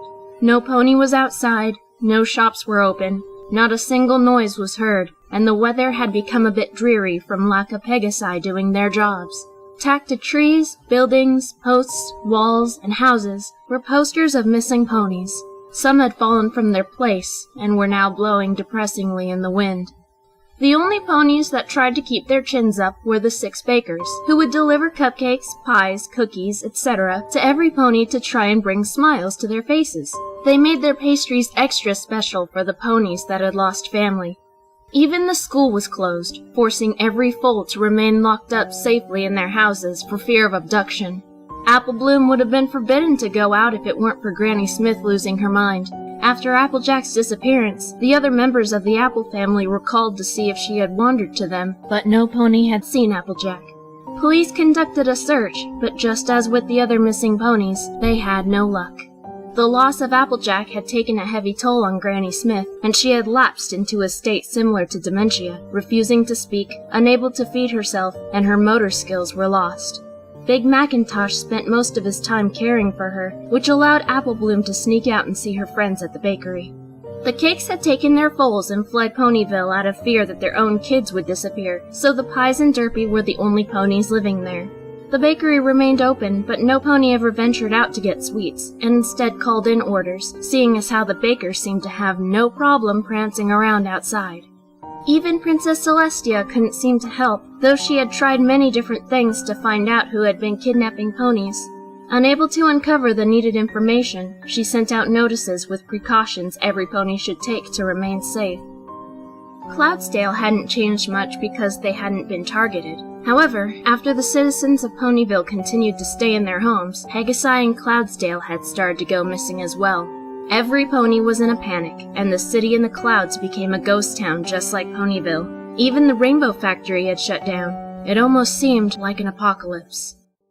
Twilight Sparkle had insisted on Rarity and Fluttershy staying with her in the library so that they could keep an eye on each other. She would have invited Pinkie Pie, but she knew that she was in safe hooves with her sisters and Derpy. Rarity, though she had never been as close to Applejack, was often seen crying in a corner over her disappearance. Twilight and Fluttershy would try their best to cheer her up, and even Spike gave her jewels that he had originally planned on eating, but Rarity never perked up. "Do you know what the last thing I said to her was?" Rarity sniffled to Fluttershy, Twilight, and Spike. "I told her, wipe your hooves before you enter some pony's home. What were you, raised in a barn? Oh, if I had known that those were the last words she'd ever hear from me, I wouldn't have said them. I shouldn't have said them anyway." "I'm sure Applejack would forgive you," said Twilight soothingly, rubbing Rarity's back. "Hey, maybe she'll come back soon. She's strong. Maybe she'll break away from whatever's keeping her locked up."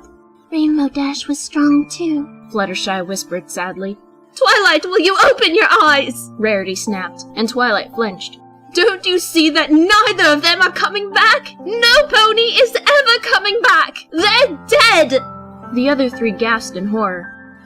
Don't say that, Fluttershy squeaked. "They're not dead. They can't be. They're just missing." "They're gone, Fluttershy! Gone! Not even Princess Celestia can find head or hide of any pony!" "Shut up! Just shut up!" Twilight shouted, covering her ears and shaking her head. I don't want to think about it anymore! There was silence between the four of them, save for Rarity and Fluttershy sniffling. Twilight took a deep breath before hanging her head solemnly. Fluttershy muttered softly, and the others looked at her. Did any of you notice that Apple Bloom got her cutie mark the day she last saw Applejack? Haven't thought about it, no, said Twilight. You don't think that has anything to do with it, do you? Asked Spike. It's just a coincidence. But I also noticed how Apple Bloom was smiling that day we were eating her cupcakes. Fluttershy insisted. It was almost malicious. Apple Bloom? Malicious? Absurd! Rarity exclaimed, turning up her nose. Please listen to me. All 6 of them were smiling that way, as if they were sharing some inside joke, but their expressions were scary, even Derpy's. Fluttershy hung her head.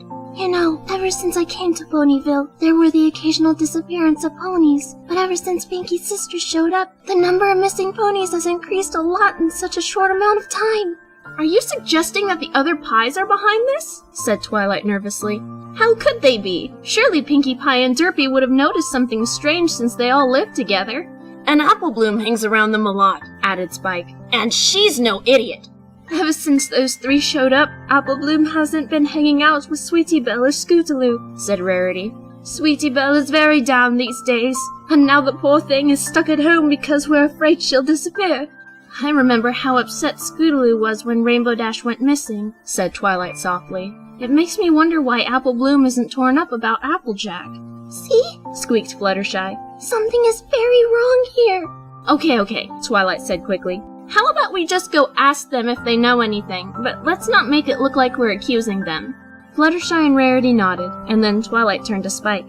You stay here in case something happens. If we're not back within an hour, tell Princess Celestia where we went, and she can decide what to do from there. All right, Spike agreed, and he watched the 3 mares leave the library. The sky was gloomy as usual, and it was raining rather hard. Twilight cast a shield over them before leaving the shelter of the tree branches and walked out into the street. When they came to Sugar Cube Corner, they were surprised to see a closed sign on the door. That's odd, said Rarity. I thought Pinkie Pie was keeping it open. Maybe business got so bad that she decided to finally close it, suggested Twilight. They walked up the stairs and tried the door. It was open. The 3 of them entered the bakery, which was completely dark and so quiet that it almost seemed like no pony was home. Should we check upstairs? Asked Rarity. Pinkie Pie? Twilight called suddenly, and they waited for an answer. When none came, she said, Pinkie Pie, are you home? Again, no response. She was about to head upstairs when Fluttershy spoke. Hey, what's this? She said, and the other 2 followed her behind the counter. Fluttershy pointed to a loose floorboard, and Twilight used her magic to open it. Underneath was a little button. Should we press it? Asked Rarity softly, and the 3 of them exchanged furtive looks before Twilight finally set her hoof on the button and pushed it down. They each let out loud gasps as a hidden door flung open right in the wall in front of them. What? Twilight muttered, and she stepped forward, looking down. There are stairs here. It looks like a basement. I don't think we should go down there, Fluttershy whispered, but Twilight and Rarity both illuminated their horns and proceeded down the steps. Fluttershy whimpered and begrudgingly followed. Once they reached the bottom of the stairs, a foul smell met their nostrils. Rarity nearly gagged as she peered around as far as she could see with the light from her horn. Fluttershy, not being a unicorn, stayed close to Twilight Sparkle so as to not stray into the darkness. Ugh, said Rarity in disgust. It stinks in here! It smells like something died! Oh, don't say die, Fluttershy said nervously. Just then, Twilight caught sight of 2 silhouettes in a nearby corner. She recognized the shapes. Rainbow Dash! She exclaimed happily. And Applejack! You've been down here the whole— As she ran up to the shadows, her horn illuminated them, and Twilight was completely stupefied. Her friends were nothing but stuffed versions of their former selves. They were both stitched crudely together and seemed to be covered in dark stains. Both their lips and eyelids had been sewn shut, and Dash was missing her cutie marks, having instead a failed attempt to stitch the skin over the wound. Applejack's cutie marks, however, had been sewn to her hat. Oh, my, Fluttershy squeaked, and Twilight took a few steps backward, vomiting on the stone floor. Rarity hadn't seen Rainbow Dash and Applejack's corpses, for she had found something just as horrifying. Girls, she whimpered shakily, you might want to come see this. Both trembling from head to hoof, Twilight and Fluttershy approached Rarity to see what she had found. Once again, they found themselves unable to move as their wide eyes fell upon a gruesome scene. The unicorn's light revealed that the room was covered in party decorations, but they were not ordinary decorations. What were supposed to be streamers looked like intestines, hanging around the ceiling just as streamers would. There were many shelves that held mostly pony skulls, but a few other bones could be seen. Even more skulls sat as the centerpiece at a round table, all wearing party hats made of pony hide. Lastly, an enormous banner made of stitched-up skin stretched across the ceiling. Written in what was most likely blood was, "Life is a party." Aside from the decorations, the three of them spotted the torture table, as well as many strange tools and devices. The table itself was covered in dark stains, presumably blood, as was the floor around it. "We need to go!" Twilight choked quickly. "We need to call the Wham! Fluttershy and Rarity screamed as Twilight Sparkle was hit in the back of the head with a blunt object. The two of them barely had time to retaliate before they had been knocked unconscious as well. Not too much later, both Rarity and Twilight woke up to excruciating pain in their heads. As their vision came into focus, they saw Inkie Pie and Blinkie Pie in front of them, both holding large pliers that were gripping the unicorn's severed horns. "My horn!" Rarity shrieked, tears pouring from her eyes. "My horn! You broke off my horn!" The sisters simply chuckled and tossed both horns to the floor. The screams had awoken Fluttershy, whose eyes fell upon her friends and their captors. She struggled, but found all four of her legs had shackles on them, which were chained tightly to a water pipe. Twilight was chained up as well, but Rarity was on the torture table. "What are you doing?" shouted Twilight furiously, struggling against her own bonds. "What do you want with us?" She ceased her struggling when four other ponies came closer to reveal themselves. Pinkie Pie, Minkie Pie, Derpy, and Applebloom were glaring at the hostages with annoyance. You just ruined everything! Pinkie Pie spat, staring at Twilight. We had an organized system and you just had to come snooping around. But no, you all wanted to play detective, huh? You do realize that none of you three were even close to being picked, right? Trust me, I checked! What the hell are you talking about? Rarity shrieked, and Minkie Pie flinched, closing her eyes. Gosh, sometimes I get tired of explaining it over and over again, but here we go, said Pinkie, and with the help of her team, she told Twilight, Rarity, and Fluttershy the entire story from the very beginning. The three listened in horror, and even began to sob as they heard about close friends being made into pastries. That's pretty much it, said Applebloom once her story had been concluded. Fluttershy was crying the hardest, curled up in a ball on the floor and covering her eyes. You won't get away with this, Twilight shouted. Spike knows we're here, and if we're not back in an hour, he's going to call for help. Well, we were more careful to conceal the button under the floorboard this time, sneered Blinkie. Honestly, which one of you didn't close it all the way? The bakers looked at each other questioningly, and then Derpy raised her hoof. I was the last to close it, she muttered guiltily. I didn't know it not was shut all the way. Blinkie Pie sighed heavily. Just be more careful next time, she said. Applebloom, do you realize what you've done? Rarity exclaimed to the filly. Your sister, she's... I'm the one who killed her, Applebloom interrupted with a smile. That's how I got my cutie mark. If you lay a hoof on my sister! Hush, she ain't up for a while. Applebloom, she's your friend, said Twilight exasperatedly. And so are you three, replied Applebloom with a nod. That makes the cupcakes extra special because they're made with love. Fluttershy was still sobbing, but she slowly uncovered her eyes to see what was happening. She let out a piercing shriek as she saw that Minkie Pie's face was mere inches from her own. Minkie was showing that terrifying grin Fluttershy had seen before. I want to play with the Pegasus, Minkie Pie hissed, not tearing her gaze away from the paralyzed Fluttershy. That's a good idea, seeing as how she seems to have taken a liking to you, Pinkie Pie squeaked happily. Fluttershy was whimpering uncontrollably, her wings clasped tightly to her body, seeming unable to take her eyes off of Minkie. Twilight attempted to charge at Inkie Pie, who was closest to her, but ended up being tugged right back by the short chains. Poor little Twilight Sparkle, Applebloom cooed, walking to stand in front of her. Think she's so important just because she was hoof-picked to be Princess Celestia's best student. What makes you so special? From what you told me and the other Crusaders, you passed your test on accident. That's when y'all got your cutie marks, ain't it? when Rainbow Dash caused that sonic rain boom? Come to think of it, Said Pinkie Pie thoughtfully. if it wasn't for Dash, I wouldn't have started making cupcakes. Too bad I never got a chance to thank her. Go to hell! Twilight screamed, and every pony in the room fell into shocked silence, even Fluttershy and Rarity. Oh, she said a no-no, Said Derpy softly after a few moments. What a potty mouth! Blinkie Pie exclaimed. We need to wash it out. Excuse me while I go find some soap. She trotted away, and then Pinkie Pie took 3 scalpels from her toolbox. Who wants to do Rarity? She asked. May I? Said Inkie, and Pinkie passed 1 scalpel to her. And Twilight? I wanna, Said Derpy. Derpy don't like bad words. Derpy needs to punish her. Pinkie Pie handed her a 2nd scalpel, and the 3rd went to Minkie Pie. While you 3 get the cutie marks, I'll set up, Said Pinkie, hopping around to gather needed supplies. Minkie Pie's eyes met Fluttershy's again, and she inched closer to the cowering Pegasus. Don't you touch her! Rarity bellowed, and Minkie looked up. Rarity was suddenly punched in the face by Inkie Pie. How dare you yell at my sister! She shouted back, and tears of pain slid down Rarity's cheeks. You're going to pay dearly for that, Queenie. Minkie Pie went back to advancing on Fluttershy, who suddenly went into hysterics, trying to scramble away from the terrifying pony. Just like Twilight, however, her movement was limited by her shackles. Don't, please don't! Fluttershy squealed, flailing as Minkie Pie tried to subdue her. Stop struggling, Minkie hissed between her teeth, attempting to get a good aim on her flank. Fluttershy kicked and screamed as hard as she could, and even flapped her wings violently like a scared bird would be when captured. Stay still! Minkie Pie screeched, which took all 3 prisoners by surprise, having never heard Minkie yell before. Apple Bloom, help me!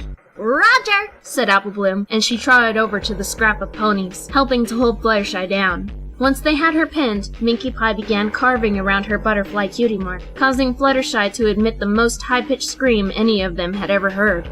Well, Said Inkie Pie to Rarity. you'll be much easier to cut because you're strapped to the table. Unfortunately, we only have 1 table, so we had to draw straws to see who would get tied to it. Oh, I feel so honored! Snapped Rarity sarcastically. Why don't you take Twilight's advice and go to hell? Naughty, naughty. Inkie chuckled. We'll have Blinkie Pie wash your mouth out as well.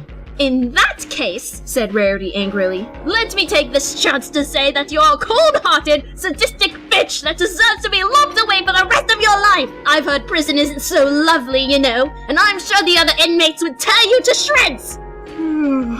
Fascinating story. Said Inkie Pie with a yawn. You done? Can I proceed? Rarity growled with fury, writhing against her bonds to try and break free, but she wasn't strong enough.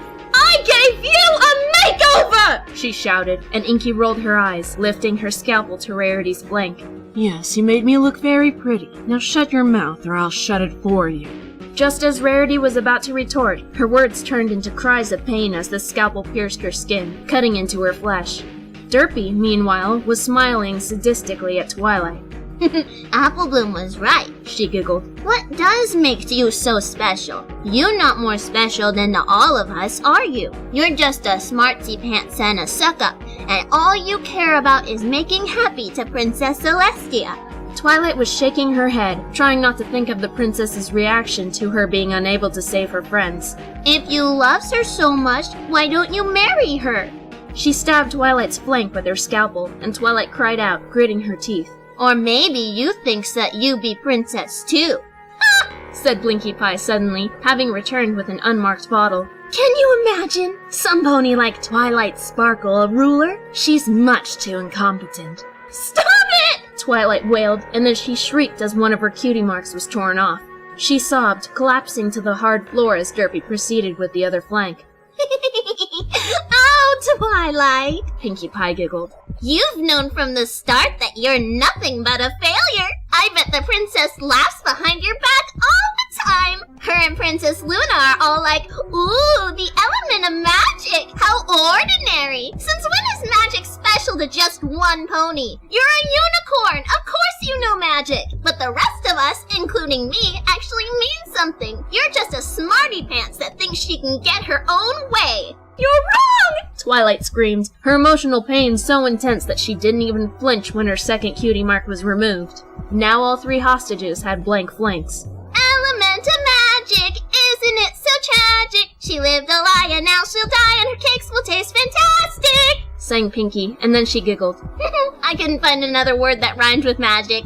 It's all right, said Blinkie Pie, approaching Twilight, who was holding her head hysterically. We understand. Now, I couldn't find any soap, so I mixed some ammonia and toothpaste in this bottle. I shook it up, so it should be like soap. After you've done Twilight, you've got to do Rarity, said Inkie Pie. She called me a bitch. Ooh, what a nasty word. Blinkie opened the bottle and lifted it. Derpy grabbed Twilight's head and yanked it back, forcing her mouth open. Blinkie poured some of the liquid into her mouth, and then took a toothbrush and started violently scrubbing the inside. Twilight choked and squirmed, but Derpy was able to keep her decently still. Stop it! Stop it! Rarity shrieked, attempting once again to break free, but failing. Leave her alone! She didn't do a darn thing to you! Leave her the fuck alone! Blinkie Pie froze, and then slowly withdrew the toothbrush, Derpy releasing Twilight's head.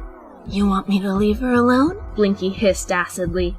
All right, I'll leave her alone. Besides, you've earned yourself a nice cleaning. This time, it was Inkie Pie who held Rarity's jaw open as Blinkie forced the foul solution into her mouth and started scrubbing. She was so rough, Rarity's gums had started to bleed, and she cried and spluttered, trying not to swallow the fluid. At last, when Blinkie Pie was satisfied, she stepped back and set her implements aside. A clean mouth is a happy mouth! Pinkie Pie exclaimed with a hop. I think Minkie is growing bored with her toy, said Inkie Pie maliciously. What would you like to do, dear sister? I want to remove her wings, Minkie replied, and Fluttershy whined in fear. Hexa! Sang Pinkie, and she dug one out of the box with her mouth, bringing it to Minkie. Perfect, she said as she took the tool. Applebloom continued to assist, stretching out Fluttershy's wings and holding them in place so Minkie Pie could saw through them. Leave her alone! Leave her alone! Rarity bellowed, and Inkie Pie growled. I told you to shut up! She snatched something out of the toolbox and leapt onto Rarity's table, standing right over her. Rarity spat in her face, which just enraged Inkie Pie more. Let's see who's the bitch now! Still you! Rarity shouted, but Inkie had pressed her lips together and started pushing a thick needle and thread through, sewing her mouth shut. Her cries of pain were muffled, and she writhed helplessly. Even when Inkie was finished, Rarity seemed to be trying to shout insults at her, but her words were completely indistinguishable. Pinkie Pie was pacing behind her fellow bakers, observing their work with a sneer on her face. Minkie Pie and Applebloom had successfully detached Fluttershy's wings, and were now tugging on her mane and tail teasingly with their teeth.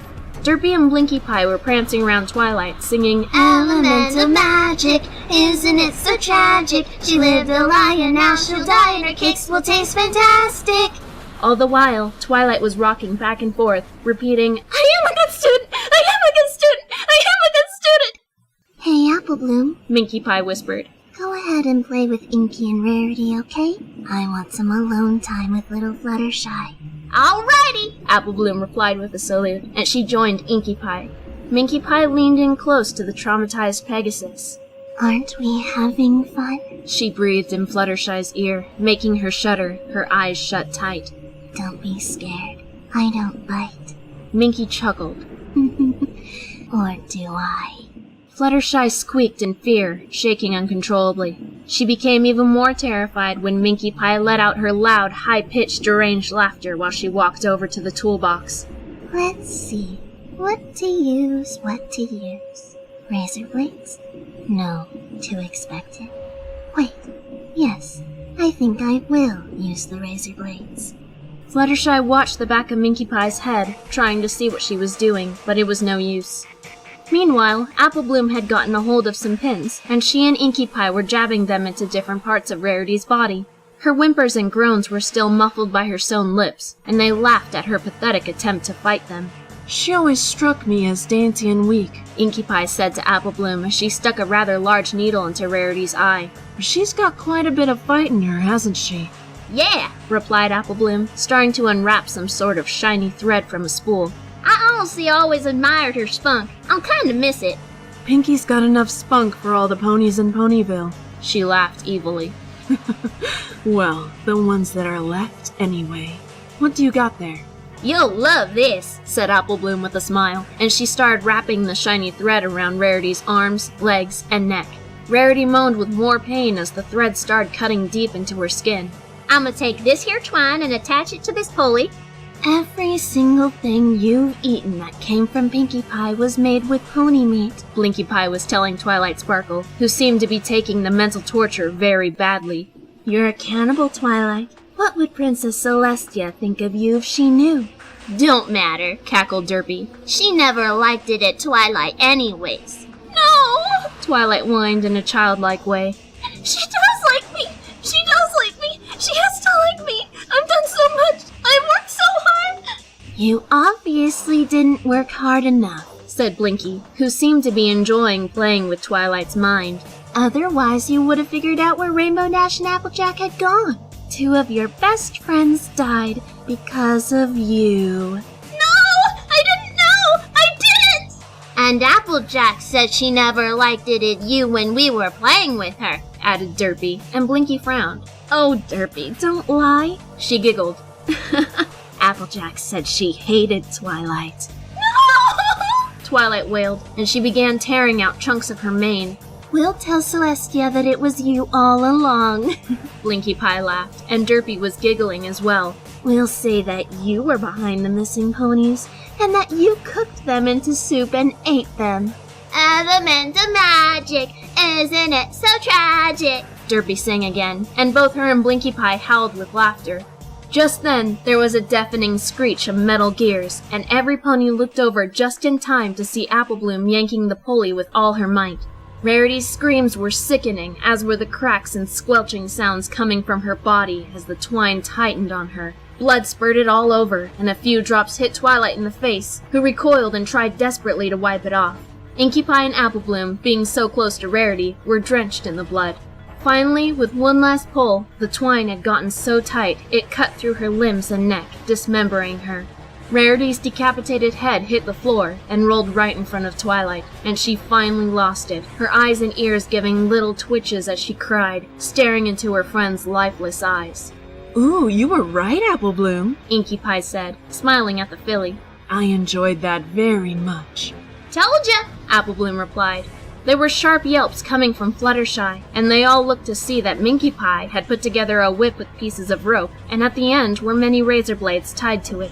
She was whipping Fluttershy in an unorganized fashion, leaving deep cuts all over her body. Woo! Go Minkie! Cheered Pinkie Pie, suddenly holding pom-poms that came from nowhere. With another snap of her whip, Minkie Pie had managed to hit Fluttershy's left eye, and one of the blades got stuck. Still screaming and sobbing, Fluttershy shook her head to try and shake the rope away from her, but it simply caused more pain. Oh, for the love of... Minkie Pie muttered, and she tugged as hard as she could on her rope, ripping the blade away from her face. However, the eyeball that it was stuck to came out with it, the optical nerve snapping like string. Minkie froze, watching the end of her whip drop to the floor, the bloody eye making a soft plop sound. The room was silent, save for Twilight and Fluttershy's whimpering, as every pony stared at the eyeball.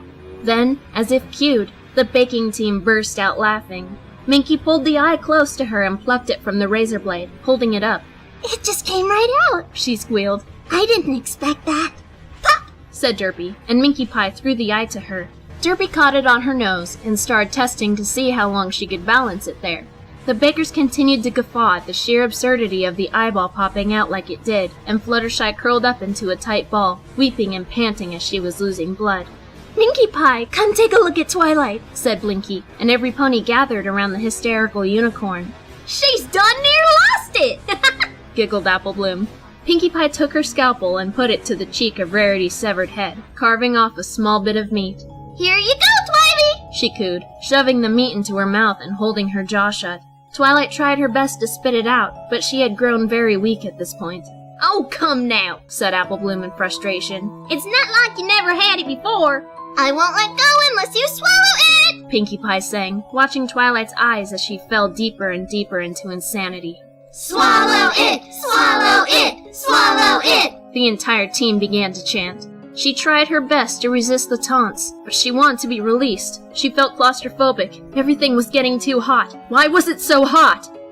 When Twilight finally swallowed the meat, the others cheered, Pinkie releasing her jaw. Derpy started bouncing Fluttershy's eyeball against her head, which didn't help her mental state. Just then, Inkie and Blinkie pushed the stuffed carcasses of Rainbow Dash and Applejack close to her. When Twilight looked into the stitched faces, she didn't see them lifeless. She had begun to hallucinate, her dead friends showing terrifying expressions that were filled with hate and rage. Why didn't you save us, Twilight? Blinkie Pie said, acting as Dash. Yes, we thought you were our friend, Inkie said as Applejack. I would have saved you, said Dash. I didn't know, Twilight croaked, drool dribbling from her gaping mouth. But you're so smart, Applejack hissed. How could you not know? Don't you know everything, Twilight Sparkle? Don't you know everything? Don't you, Twilight? Echoed Rainbow Dash. She whimpered, her friends' faces starting to distort. I'm sorry! Not sorry! Shouted Dash, her voice seeming demonic, and Applejack repeated her in the exact same way. Not sorry! Not sorry! Not sorry! They both yelled, and Twilight finally came crashing down. Her eyes rolled upward as she curled into a ball on the floor, twitching and mumbling incoherently. Wow, she's more unstable than any of us. Blinkie Pie laughed, pushing Rainbow Dash aside. Then, without warning, there was a loud bang from upstairs, followed by voices that were hard to hear because of the room's sound barrier.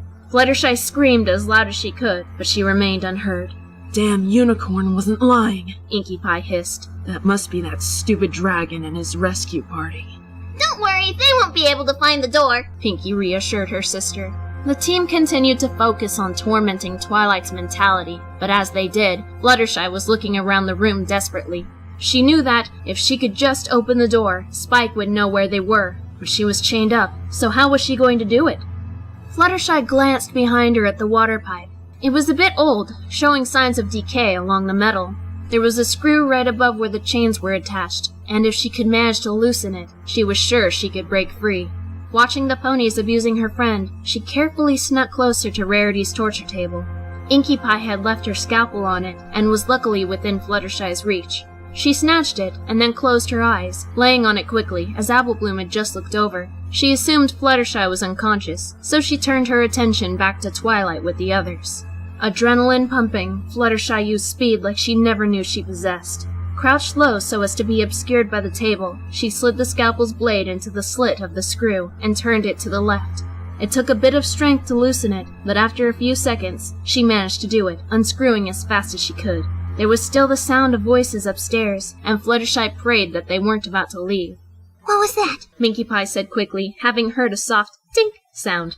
The team looked at Fluttershy, who was covering her mouth with her hoof, staring wide-eyed at the screw she had just loosened, which had fallen to the floor. What are you doing? Pinkie Pie screamed, and she charged forward, her cohorts following suit. But Fluttershy held the scalpel in her mouth, ready to fight whoever decided to try and contain her. She bucked her back hooves against the water pipe as hard as she could, and it broke, water spraying out of it and flooding the floor. She's getting away! Cried Blinkie Pie in a panic, and she rushed forward to grab Fluttershy, but ended up getting cut by the blade she held. At last, she managed to tug the chains from the broken water pipe and bolted to the stairs. Derpy darted through the air to go after her, but Minkie grabbed her tail and yanked her down, causing her to crash hard onto the floor. She then shoved Applebloom into Derpy's arms, practically threw them into a corner, and kicked the toolbox over them. Fluttershy burst from the hidden door and into the bakery, falling to the floor right in front of Chief Cherrywood, the head of the police department. He gasped, as did the other 3 police ponies and Spike, who actually screamed when he saw Fluttershy's condition. Great Celestia! Cherrywood exclaimed, but Fluttershy tugged on his sleeve desperately. Help! She gasped, and all 4 police ponies immediately ran into the basement. Freeze! Shouted Cherrywood as he, Poison Oak, Sonic Bullet, and Hypernova held up guns. They had hoped they'd never needed to use actual firearms, but that was before the mass disappearances. Pinkie Pie and her 3 sisters clumped together in fear, Pinkie's hair deflating from its poofiness. In an instant, the police ponies apprehended them, slapping cuffs onto each of their front legs and linking them together with chains so that they couldn't separate and run off in different directions. Hey Chief? Said Poison Oak, and Cherrywood looked to see what he was pointing at. It was Twilight. She was shaking from head to hoof, parts of her mane and tail missing, and seemed to be muttering non-stop under her breath. Hypernova, you stay back with Poison Oak and look over the place. Sonic Bullet and I will take these 4 in, demanded the chief. Poison Oak and Hypernova saluted as the other 2 led the Pie sisters back up the stairs. Holy horse apples, Poison Oak breathed, lighting his horn and looking around the basement. There was about an inch of water on the floor now, but it was heavily diluted with blood. The 2 police ponies watched Rarity's dismembered body parts attempt to float in the shallow flood. Oak? Hypernova squeaked, pointing at the hideous decorations. Those are body parts. What the hey was going on down here? Poison Oak exclaimed, and then his eyes fell on Rainbow Dash and Applejack. Oh, no. He stepped closer to them, his hooves making soft splashes in the water, and examined their bodies. These match the descriptions of Applejack and Rainbow Dash. Hypernova was attempting to lift Twilight to her feet. Come on, dear. It's alright. You're okay now, she cooed. But when she touched her, Twilight shrieked, flailing uncontrollably. I didn't know! I didn't know! She yelled, followed by a string of babble that neither police pony could comprehend. Oak, can you help me? Asked Hypernova sadly, and Poison Oak nodded, approaching the hysterical unicorn and using his magic to contain Twilight with an invisible bind. We'll do more on-site investigation later, he said, levitating Twilight as he and Hypernova ascended the stairs. Right now, we need to get these 2 to a hospital. Up in the bakery, Spike was sobbing over Fluttershy, who had passed out from blood loss and exhaustion. However, when he saw Twilight, he was so overcome with distraught, he couldn't find his voice. An ambulance was called, and Twilight Sparkle and Fluttershy were rushed to Ponyville Hospital. It took a few weeks for Fluttershy to make a full recovery. She had been in a coma for about 3 days, and when she woke up, she was able to tell the police everything that had happened in the basement, though she was crying through most of the interrogation. She also told them what the bakers had been doing with the ponies' bodies, and for how long. However, Fluttershy became panicked when the chief told her that they had caught the 4 ponies responsible. No, she squeaked. 6, Derpy Hubs and Applebloom, Applejack's little sister. They were part of it too. Oh dear, said Cherrywood, exchanging looks with his colleagues. Well, don't worry, Fluttershy. We'll find them. If you could just give us a short description. And so she did, still horrified upon hearing that they had managed to escape somehow. When Fluttershy was finally well enough to be released, she slowly made her way to the other side of the hospital, which was reserved for patients with severe mental disabilities. She had a permanent limp in one of her back legs, and had been given an eye patch to conceal her empty eye socket. As she approached the reception desk, she saw that Spike was there, accompanied by none other than Princess Celestia herself. Caught by surprise, Fluttershy went to bow, but was tackled by Spike, who hadn't seen her since that day at the bakery. Oh, I'm so glad you're okay! He exclaimed. I was so worried you wouldn't make it! You were in such bad shape! He was suddenly lifted into the air by Celestia's magic, then gently set back down on the floor. Spike, let's not get Fluttershy overexcited, she said in a soft yet sad voice. I was going to visit Twilight, Fluttershy croaked, her vocal cords having been damaged beyond repair. As were we, replied Celestia with a nod. We've just been informed that Twilight Sparkle has been moved to a high-security cell. What? Why? asked Fluttershy, and she began to follow the princess down the hall. Apparently she had tried to harm herself during mealtime, she sighed, and it looked like she was holding back tears. She had to be contained. As the 3 of them came to a door, a medical pony with a stethoscope around her neck had just come out. Hello, Dr. Crystalheart, said Princess Celestia, and the doctor smiled, bowing briefly. What brings you here today, Your Highness? she asked. She had an incredibly kind voice. We were wondering if we may visit Twilight Sparkle, Celestia replied, and Dr. Crystalheart's smile fell. You may, she said tentatively, but you might not like what you see. She clopped her hoof on the tile floor 3 times, looking over at a nurse pony. Nurse Freeheart, could you come here for a moment? A white earth pony with black mane and tail approached the group. Please monitor this visit. I must go check on Screwloose, make sure she hasn't wandered off somewhere again. Please enter, said Nurse Freeheart as she opened the cell door for the princess, Spike, and Fluttershy. She followed after and closed the door behind them, her expression melancholy.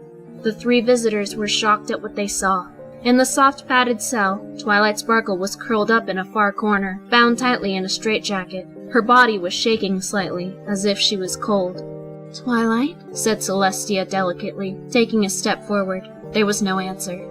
Twilight, it's us, your friends! Spike shouted desperately, but flinched when Twilight shot into a sitting position. Her broken horn had been wrapped in bandages. Friends? Friends? I love my friends! My friends love me! I'm a good friend! I'm a good friend! Tears came to Spike and Fluttershy's eyes, but Princess Celestia lost her professional demeanor in an instant, starting to cry heavily as she knelt next to Twilight.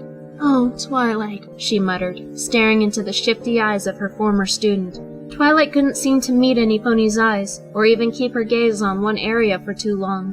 "Do you recognize me?" Good saint, I'm good. Twilight babbled, her wide eyes darting around sporadically. "It's me, Princess Celestia," the princess tried, but this didn't seem to jog the unicorn's memory. Even when Fluttershy and Spike spoke to her, Twilight didn't appear to recognize them in the slightest. "Her condition hasn't changed since she arrived," said Nurse Freeheart softly. "Not even with therapy, medications, or even simply being spoke to by a nurse or doctor. Nothing has triggered a sign of recovery." "Will she be like this forever?" sniffled Spike, hugging Twilight as if his life depended on it. "Well, as always, we'll try our best to help her, but as of now, it looks as though she'll never get any better," the nurse replied.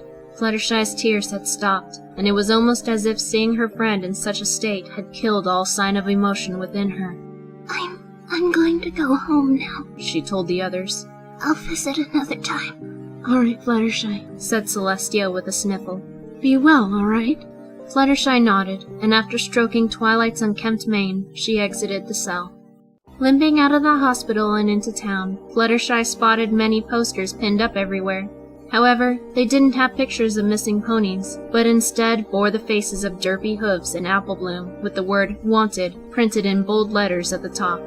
Fluttershy sighed, hanging her head as she continued on, attempting to hide her eye patch with one side of her mane. "Fluttershy!" called a voice, and she turned to see a familiar filly run up to her. It was Applebloom's cousin, Babs Seed.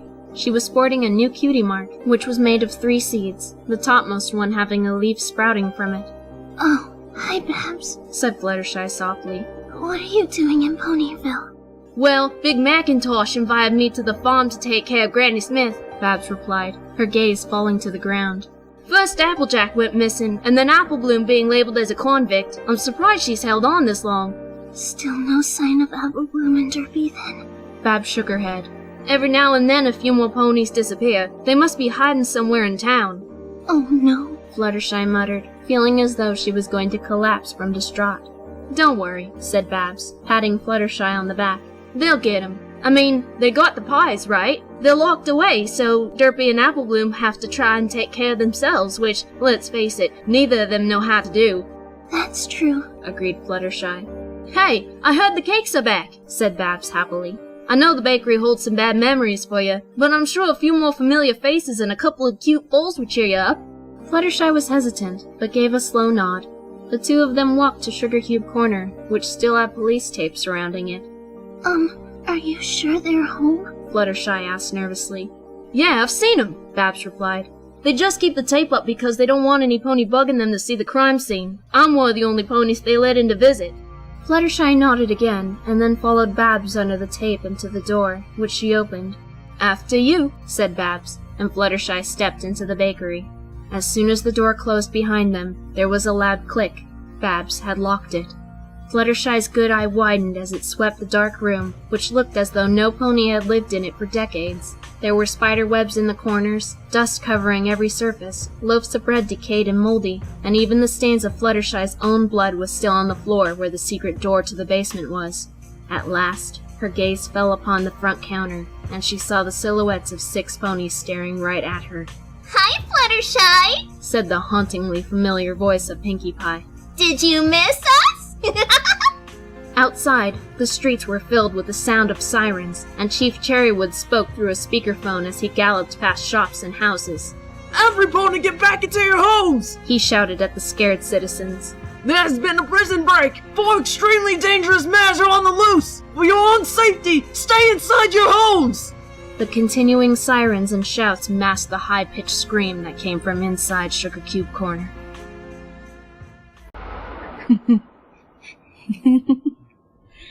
Forgiveness. I don't think it's as simple a concept as every pony makes it out to be. Ponies throw out the phrase, "I forgive you," like babies spit up. Me? I'm not such a pathetic fool. Sometimes I tell my life story to my playmates, just to see how they react. It's mostly the same. They feel oh so sorry for me and wish they could have helped.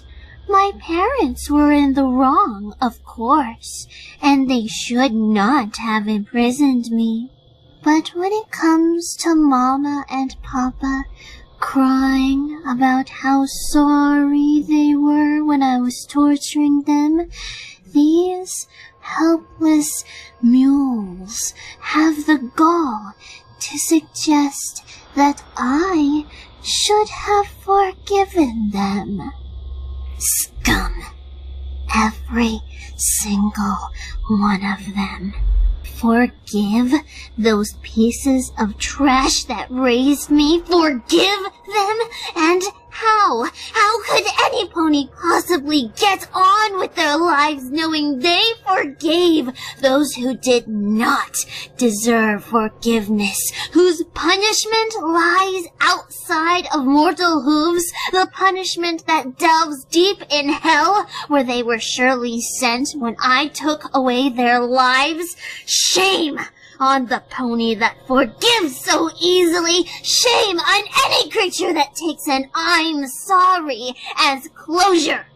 To forgive acts that are too cruel, too extreme for your forgiveness is stupidity.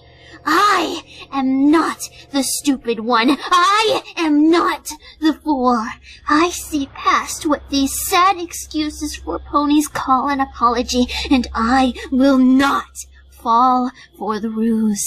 No, I will never fall for your tricks. There is a saying, forgiveness is for the forgiver, not the forgiven. Some ponies may think that this means that you should forgive another for your sake, that it will do you right in the end. Again, I find the idiocy of my peers to be quite amusing. Forgiveness is for the forgiver means that forgiving the wrongdoer is in your hooves. You choose to forgive. You are the judge in their lie-filled trial. And if you choose not to forgive them, well, too bad.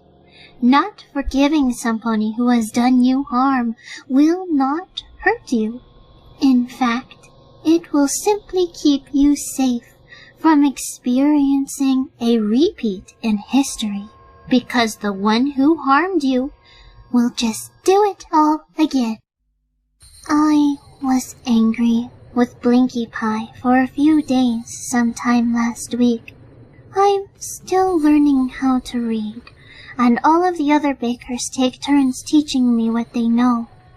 Blinkie Pie, bless her heart, is not quite as patient as the others. I was struggling with a word, and she said, "Come on, how could you not sound that out? Even an idiot can read it." She tends to say things like this, very abrupt and without thinking about the consequences. She often feels she is better than every pony else, and I don't really understand the vanity. I hit her, smacked her across the face as soon as she said that. When I look back, I admit I acted very rashly and should have taken time to contemplate my own actions, but it hurt my feelings, and I behaved as a fool would. Well, I didn't exactly grow up properly now, did I? Blinkie Pie hit me back, not being one to just let herself get stepped on like a doormat. We actually beat each other up quite magnificently until Inkie Pie came into the room and broke us up. Sweet Inkie Pie. Honestly, even though I'm older, she feels like the eldest sister. She knows how to handle situations without losing her own head. Anyway, Blinkie and I didn't speak for a few days, and she even ended up tripping me once as I walked past her. I did not retaliate that time. During the whole ordeal, I felt miserable. I knew she did not hate me, and I did not hate her. I love my sisters so much, and if I lost them, well, that would be it.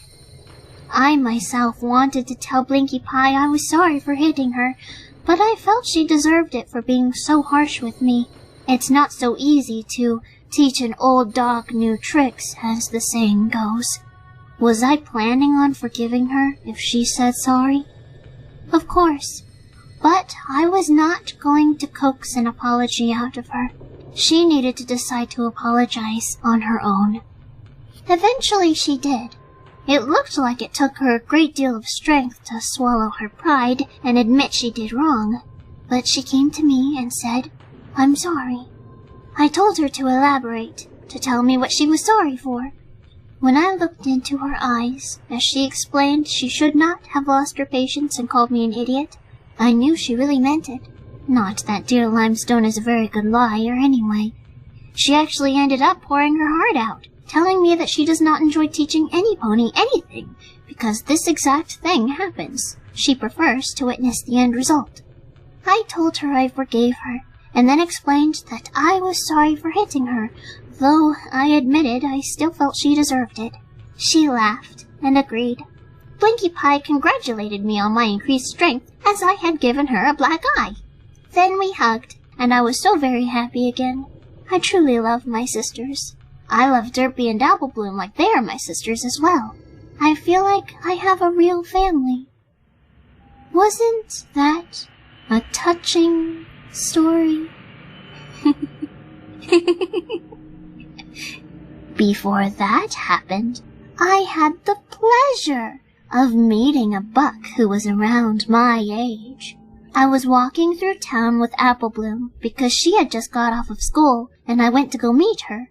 I like to do that sometimes. On our way to the bakery, this stallion walked up to me and introduced himself as Delta Wave. I admit, he was a sight to see. He was a unicorn, his hide was jet black, but his messy mane and tail were a beautiful ice blue. His cutie mark was a few strange white squiggly lines that didn't really make sense to me. Now, practically every pony in Ponyville knows about how I was locked up, so it didn't come as a shock to me when ponies were brave enough to ask me about it. What more did they need to know, I wondered, but I indulged them for as long as I could stand being around them. I don't feel comfortable around ponies I don't know, unless I'm completely free to have my way with them, so to speak. Not sexually, of course. Delta Wave carried himself a bit like Inkie Pie does, confident. Yet he had an air that resembled Blinkie Pie, which gave me the impression that he thought he was the best thing since sliced bread. I loved the color of his mane, though. I couldn't take my eyes off of it. He grinned at me, his teeth pearly white, and he said, "Got a second?" Poor Applebloom seemed to have mistaken my awe at his mane for flirting, and she elbowed me to converse with this buck, and she walked off. I really wish she had stayed. I walked with Delta Wave down the road, nervous about talking to him because I am very shy, one of my many faults that I cannot overcome, and he asked me about how it felt to be abandoned. It was the way he said it that struck something in me, and I knew that he did not have friendly intentions. We were out of earshot of any pony that happened to be nearby, and Delta told me that a mare like me was not meant to be free. He spoke like an intellectual, but his words burned like a young foal's jeers. He explained how my cutie mark represented me being locked away. For good. "You're just a burden on your sisters," he said. "They wouldn't care if you disappeared." He then told me about an experiment he wished to perform by locking me away again and studying the psychological effects on me, since I had already been imprisoned and had then tasted quite a bit of freedom. I will not lie. This scared me. I was just getting my strength back. I was able to fall asleep more easily, and I even thought the dark shadows around my eyes looked a little lighter, and the stallion wanted to throw me back into a cage like some kind of filthy vermin. I refused, but he wasn't going down without a fight. He used his magic to try and restrain me, insisting that it was for the good of science, and that no pony liked me anyway. I fought my hardest, but I am not as strong as I'd like to be, not when it comes to magic. Thankfully, I was saved by my sisters and Derpy, as Apple Bloom had gone to the bakery without me, and they must have turned back to make sure I was okay. I'm glad they did. The last thing I remember was Derpy rocketing toward Delta Wave and disrupting his magic. After that, I vaguely remember the sounds of my sisters and friends shouting at him before I was placed on Derpy's back and carried to Sugar Cube Corner.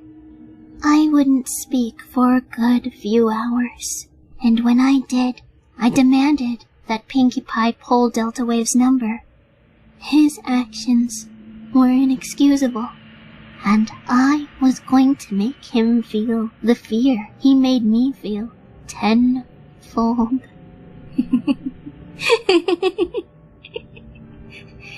Didn't I say I loved his wonderful mane? I knew it would make beautiful thread.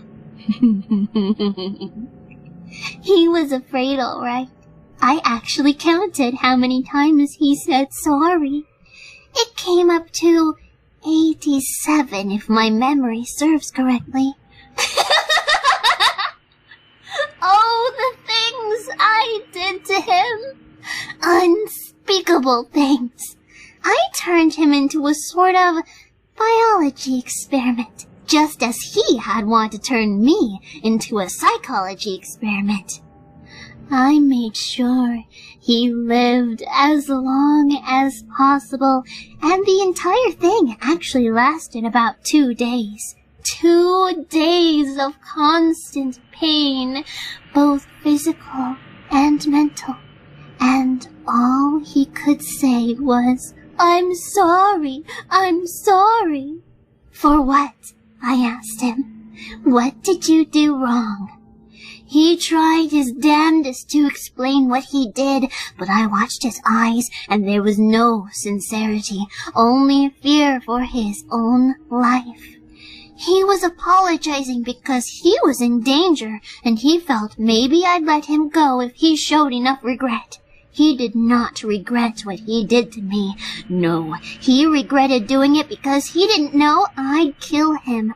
He was trying to save his own pathetic skin. I told Delta that his punishment was out of my hooves, and that I was sending him to hell, where he would be properly dealt with. He continued to plead. Did I forgive that sick bastard? Of course not!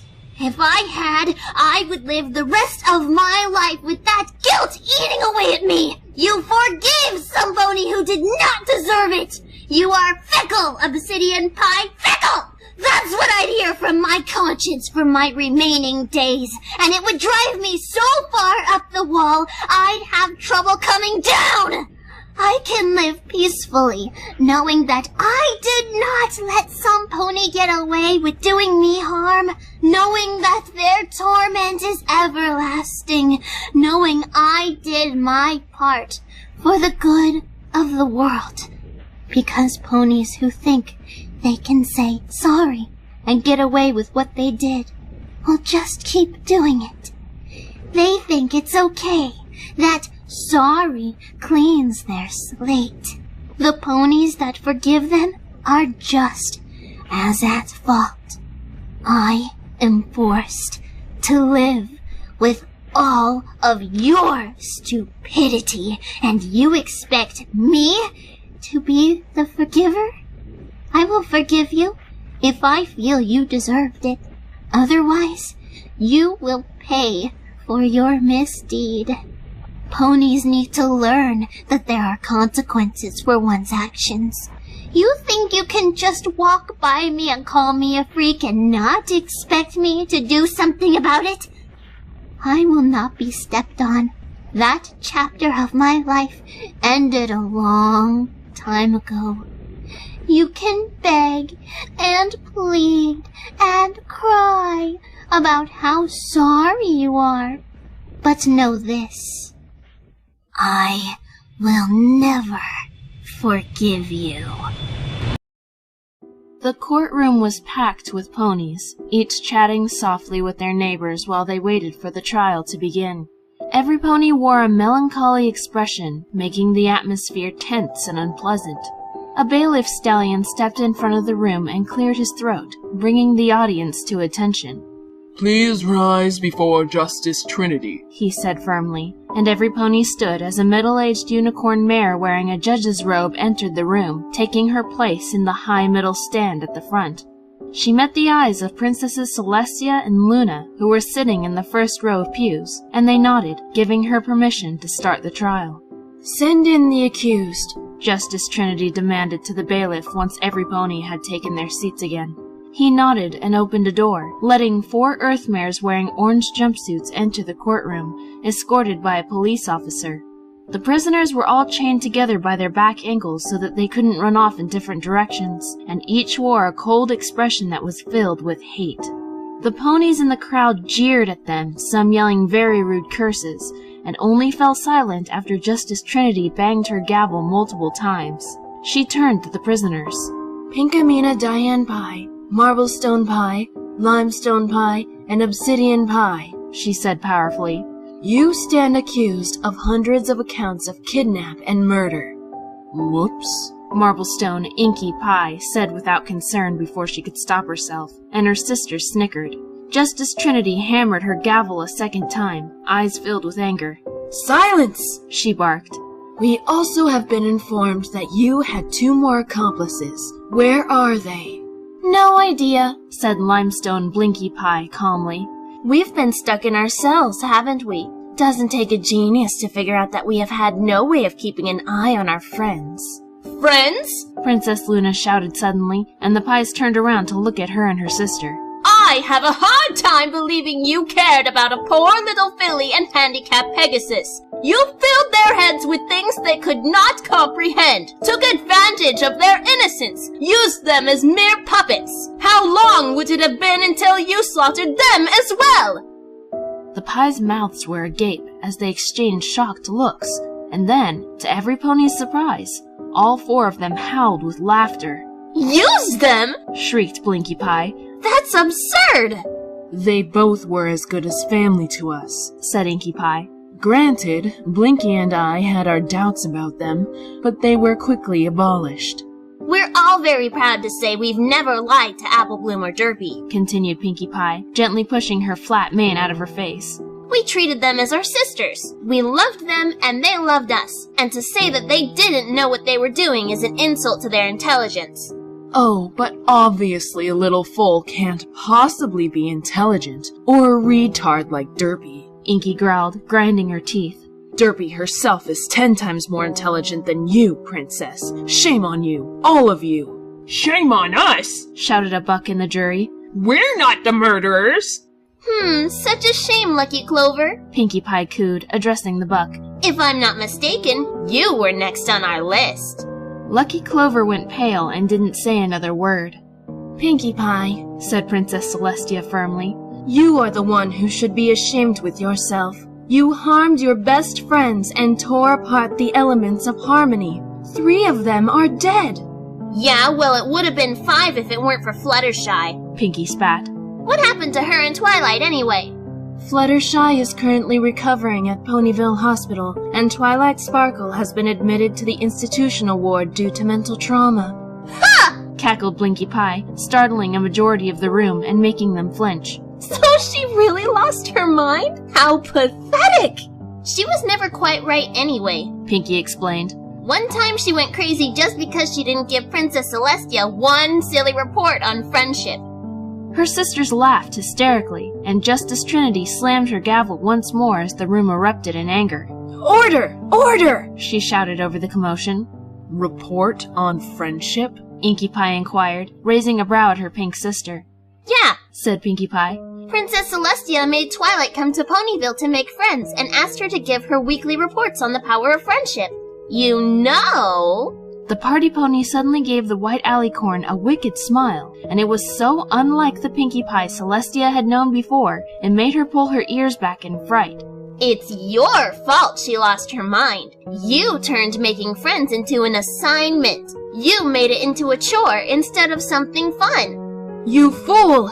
Celestia stood quickly, tears in her eyes as she glared at the former element of laughter. Twilight Sparkle enjoyed learning and completing assignments. I felt that, by making it a learning exercise, she truly would get the experience she needed and deserved. And she did so well. To think I can never tell her how proud I am of her. I was going to turn her into an alicorn. She could have been a princess. Really? Blinkie Pie said in disgust. I literally just made a joke about that the day we got arrested.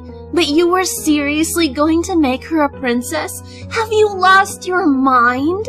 Do not speak to her that way! Bellowed Luna, who was trying to comfort her older sister, for she was now crying fairly hard, distraught over the mental loss of her student. Pardon me, Princess Celestia, said Inkie Pie in mock politeness. But how much time did you actually spend with Twilight Sparkle? What are you implying? Celestia snapped, trying not to seem weak in her time of distress. Didn't you notice how unhinged she was? Inkie continued. How easy she was to derail? Or what about how naive she was? How she didn't understand how a social life was supposed to work? It sounds to me that she would have been better off without making friends because she couldn't handle the drama of everyday life. You doomed your own pupil. Silence! Princess Luna screamed, standing as well and radiating such an intimidating aura the entire room cowered, all except the Pie sisters. How dare you push your faults onto your ruler! You do not take responsibility for your actions? You do not believe that it was you who did wrong? Oh, we do, said Pinkie Pie, who was still smiling. We're bad, bad ponies, Princess. But if it wasn't for Celestia's poor judgment, sweet Twilight would never have fallen into our hooves. Besides, who are you to point, Nightmare Moon? Princess Luna fell silent, and she looked ashamed. Obsidian Minkie Pie, who had been silent save for her laughing, finally stepped forward. As a filly, I always remembered the tale of the mare and the moon when looking up at the night sky, she said in her soft voice. Even after 2 decades of being locked away, I returned to the surface to see that the state of the moon had not changed. Imagine how surprised Inkie, Blinkie, and I were when that shape suddenly disappeared from the satellite. Where did it go, we wondered. Eventually, our village got word that Princess Luna had returned to her place as ruler with her sister. But why? It wasn't until the 3 of us came to Ponyville and met up with Pinkie Pie that she told us the story of how she and her friends defeated Nightmare Moon and brought Luna back. Such a magical story. So touching. But have you ever forgotten, Princess? Have you ever forgotten the bitterness you felt that every pony welcomes the light from the sun and hides from the darkness that comes with the moon? Have you forgotten the fear you ensued upon Equestria when you rose against your sister? Have you forgotten the satisfaction of seeing them cower beneath you? That's not who I am, Luna said, her lip trembling. That was never who I was. You were my favorite princess, Minkie Pie continued. You brought the night, which was salvation to me because it meant that Mama and Papa would go to sleep and the torment would rest until the next day. Though I was not yet born when raising the moon was your duty, I associated the event with you because of the stories, and I always looked forward to seeing that shadow on the moon. The dark mare's expression became a twisted mix of spite and humor. But my entire world grew dark once my own parents locked me away, banished me, if you will. You and I have a lot in common, Luna. Shunned by our loved ones because of our love for the darker things in life. Silence! Luna croaked, her eyes brimming with tears just like her sister. Of course. Minkie Pie rose her voice slightly and began pacing within the confined space she had due to her short chains. You were weak and gave in to the lies fed to you by your perfect older sister. You can be good. You aren't evil. Everything is wonderful. Life is wonderful. And every pony is just so goddamn happy! The room flinched as Minkie shrieked those last 2 words. Her green eyes bore unblinkingly into Luna's deep teal ones. Disgusting, she breathed. Seeing every pony basking in the warmth of false hope given by their ruler, it makes me sick. Every pony is so full of optimism, thinking everything will be all right, no matter what happens, even if a few 100 ponies vanish into thin air. They say ignorance is bliss, Minkie Pie went on, the entire courtroom so silent it was as if no pony were breathing. Well, it is. When you don't know the horrors that await you, when you don't know what the world has in store, you're happy. Any pony that believes in hope is a fool. Any pony that has faith in good and righteousness is an idiot. Any pony that can tuck in their children at night and tell them tomorrow will be a good day is nothing but a liar. I feel sorry for any creature, pony or otherwise, that believes life is a miracle. Life is no miracle. Life is a curse.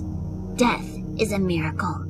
For it is freedom. It is salvation. It is peace. Do you know why I keep smiling? Came Pinkie Pie's voice, though it was almost as soft as her sister's, so it took a moment for every pony to realize it was her who was speaking. Because I know. What do I know? I know the truth, because I am the truth. I play with the lives of other ponies. I control their last moments, and I bring their lives to their ends. There was a time, back when I was a bit younger, when I felt like I failed myself. That day, I almost jumped off of a cliff to end my own life.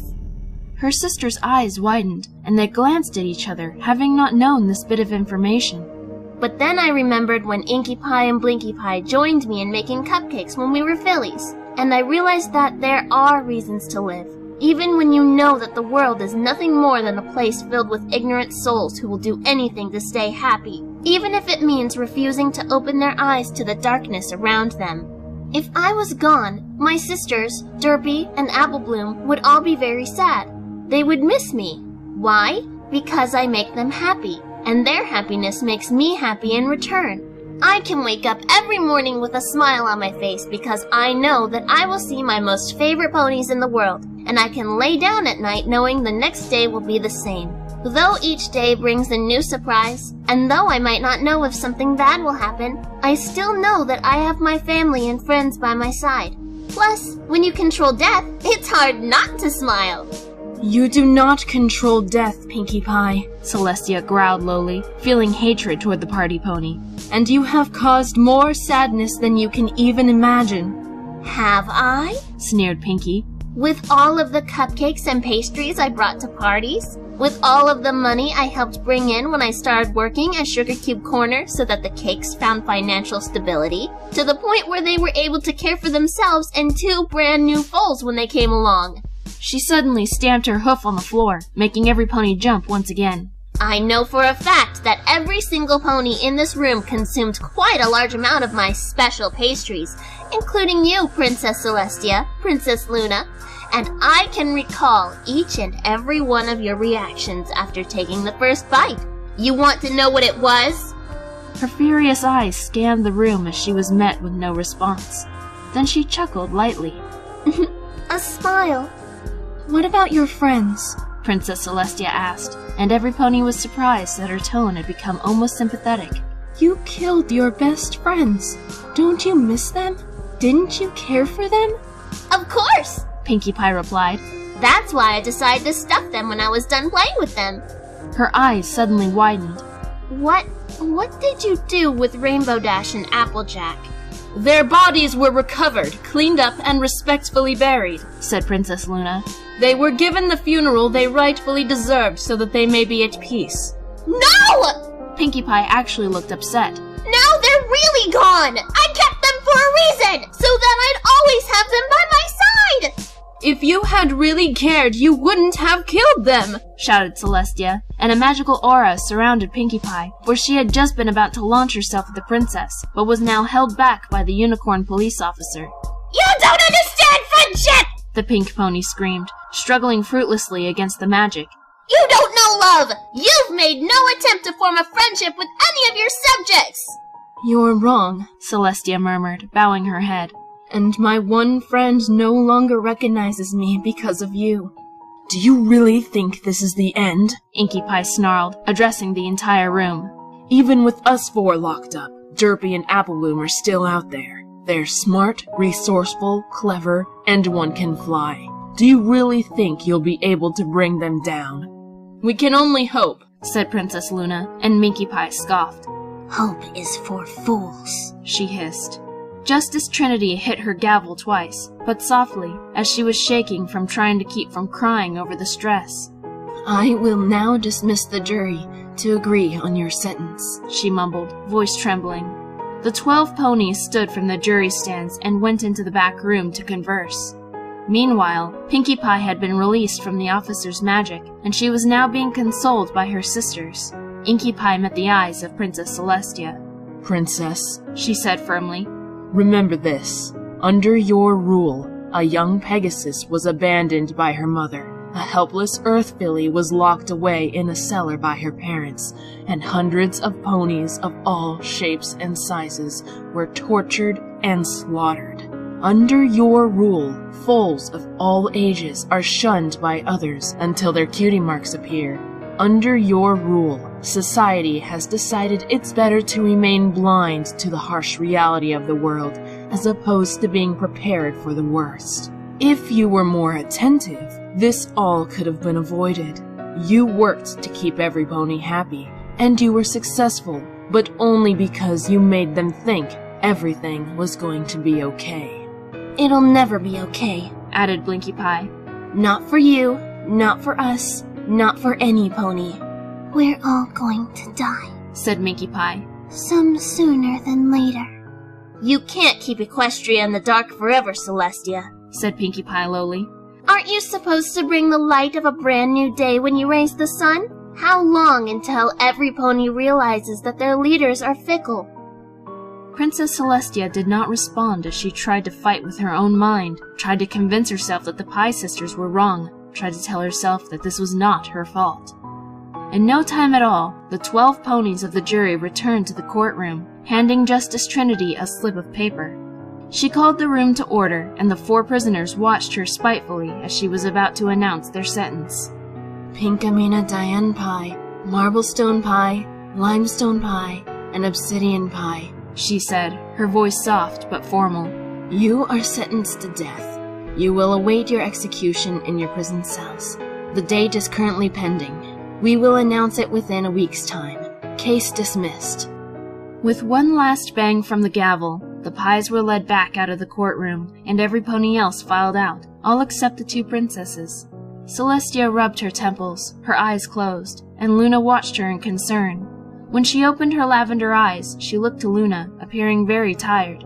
I'm sorry, she said. It is not your fault, Luna assured her.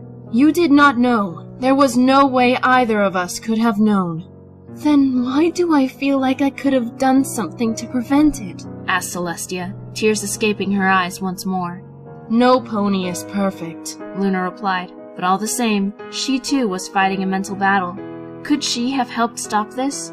Could she have done something to save hundreds of innocent lives? Did she have a hoof in the chaos by leaving her sister's side for so many years? The 2 princesses finally left the courtroom, silent as they both questioned their roles as rulers of Equestria. Babs Seed was not looking forward to returning to Manhattan. She had enjoyed her visit to Ponyville, and as she sat on the train, already missed her cousin, Applebloom, and her 2 friends, Sweetie Belle and Scootaloo.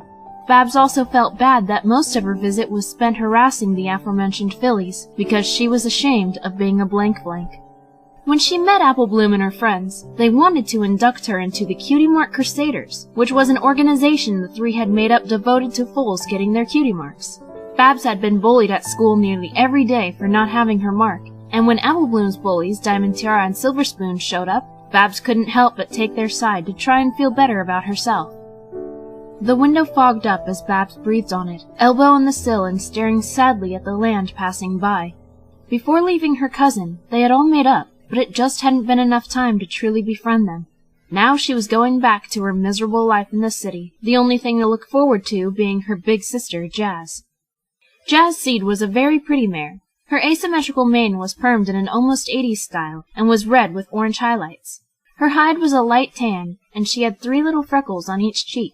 Her green eyes were shadowed violet, and her cutie mark was a red-orange apple, black seeds forming a star, accompanied with a yellow music note. Lastly, her ears were pierced, and she had a satchel around her neck with an MP3 player hooked to it, earbuds hanging over her shoulders. Her sister greeted Babs when she got off the train, and the sun was already starting to set. Babs gave the most convincing smile she could muster as she trotted up to her.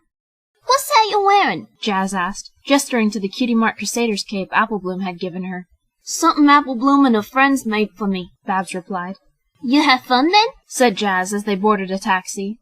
"Yeah," Babs half lied. "Could have been better. Apple Bloom and her friends got some bullies that pick on her 'cause she ain't got no cutie mark, and I kinda got mixed up in it." "Want to talk about it?" "No, I'm fine." Jazz respected her little sister's desire to drop the subject, so they instead had a conversation about what it was like in Ponyville, specifically Sweet Apple Acres. Babs told how fresh and sweet the farm apples were, and that Applejack had given her a few to bring home.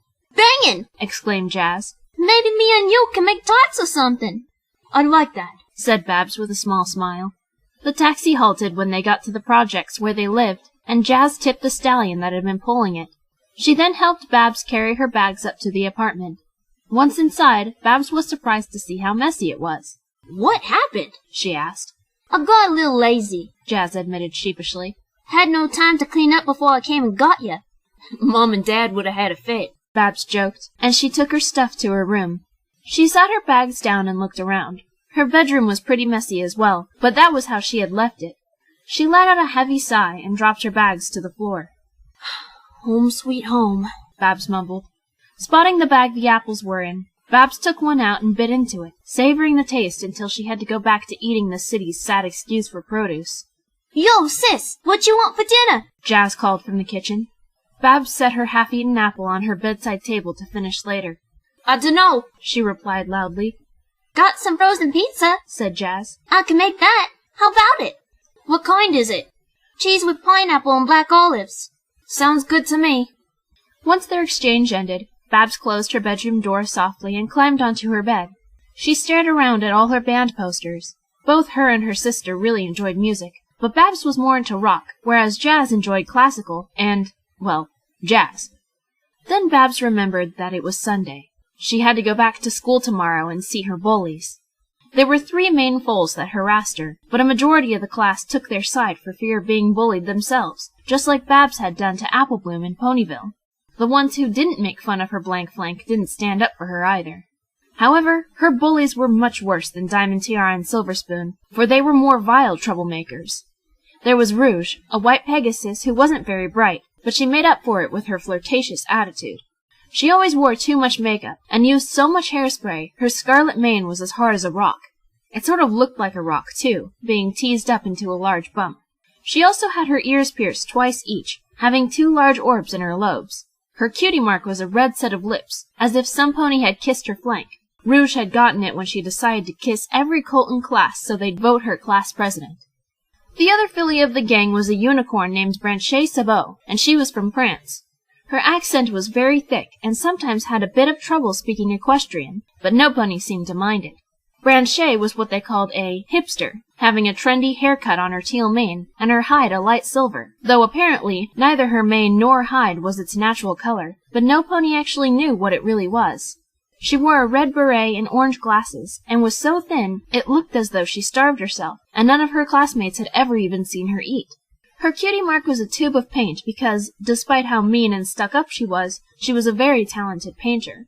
The leader of the gang was an earth cult named Short Fuse, and he was the nastiest of all.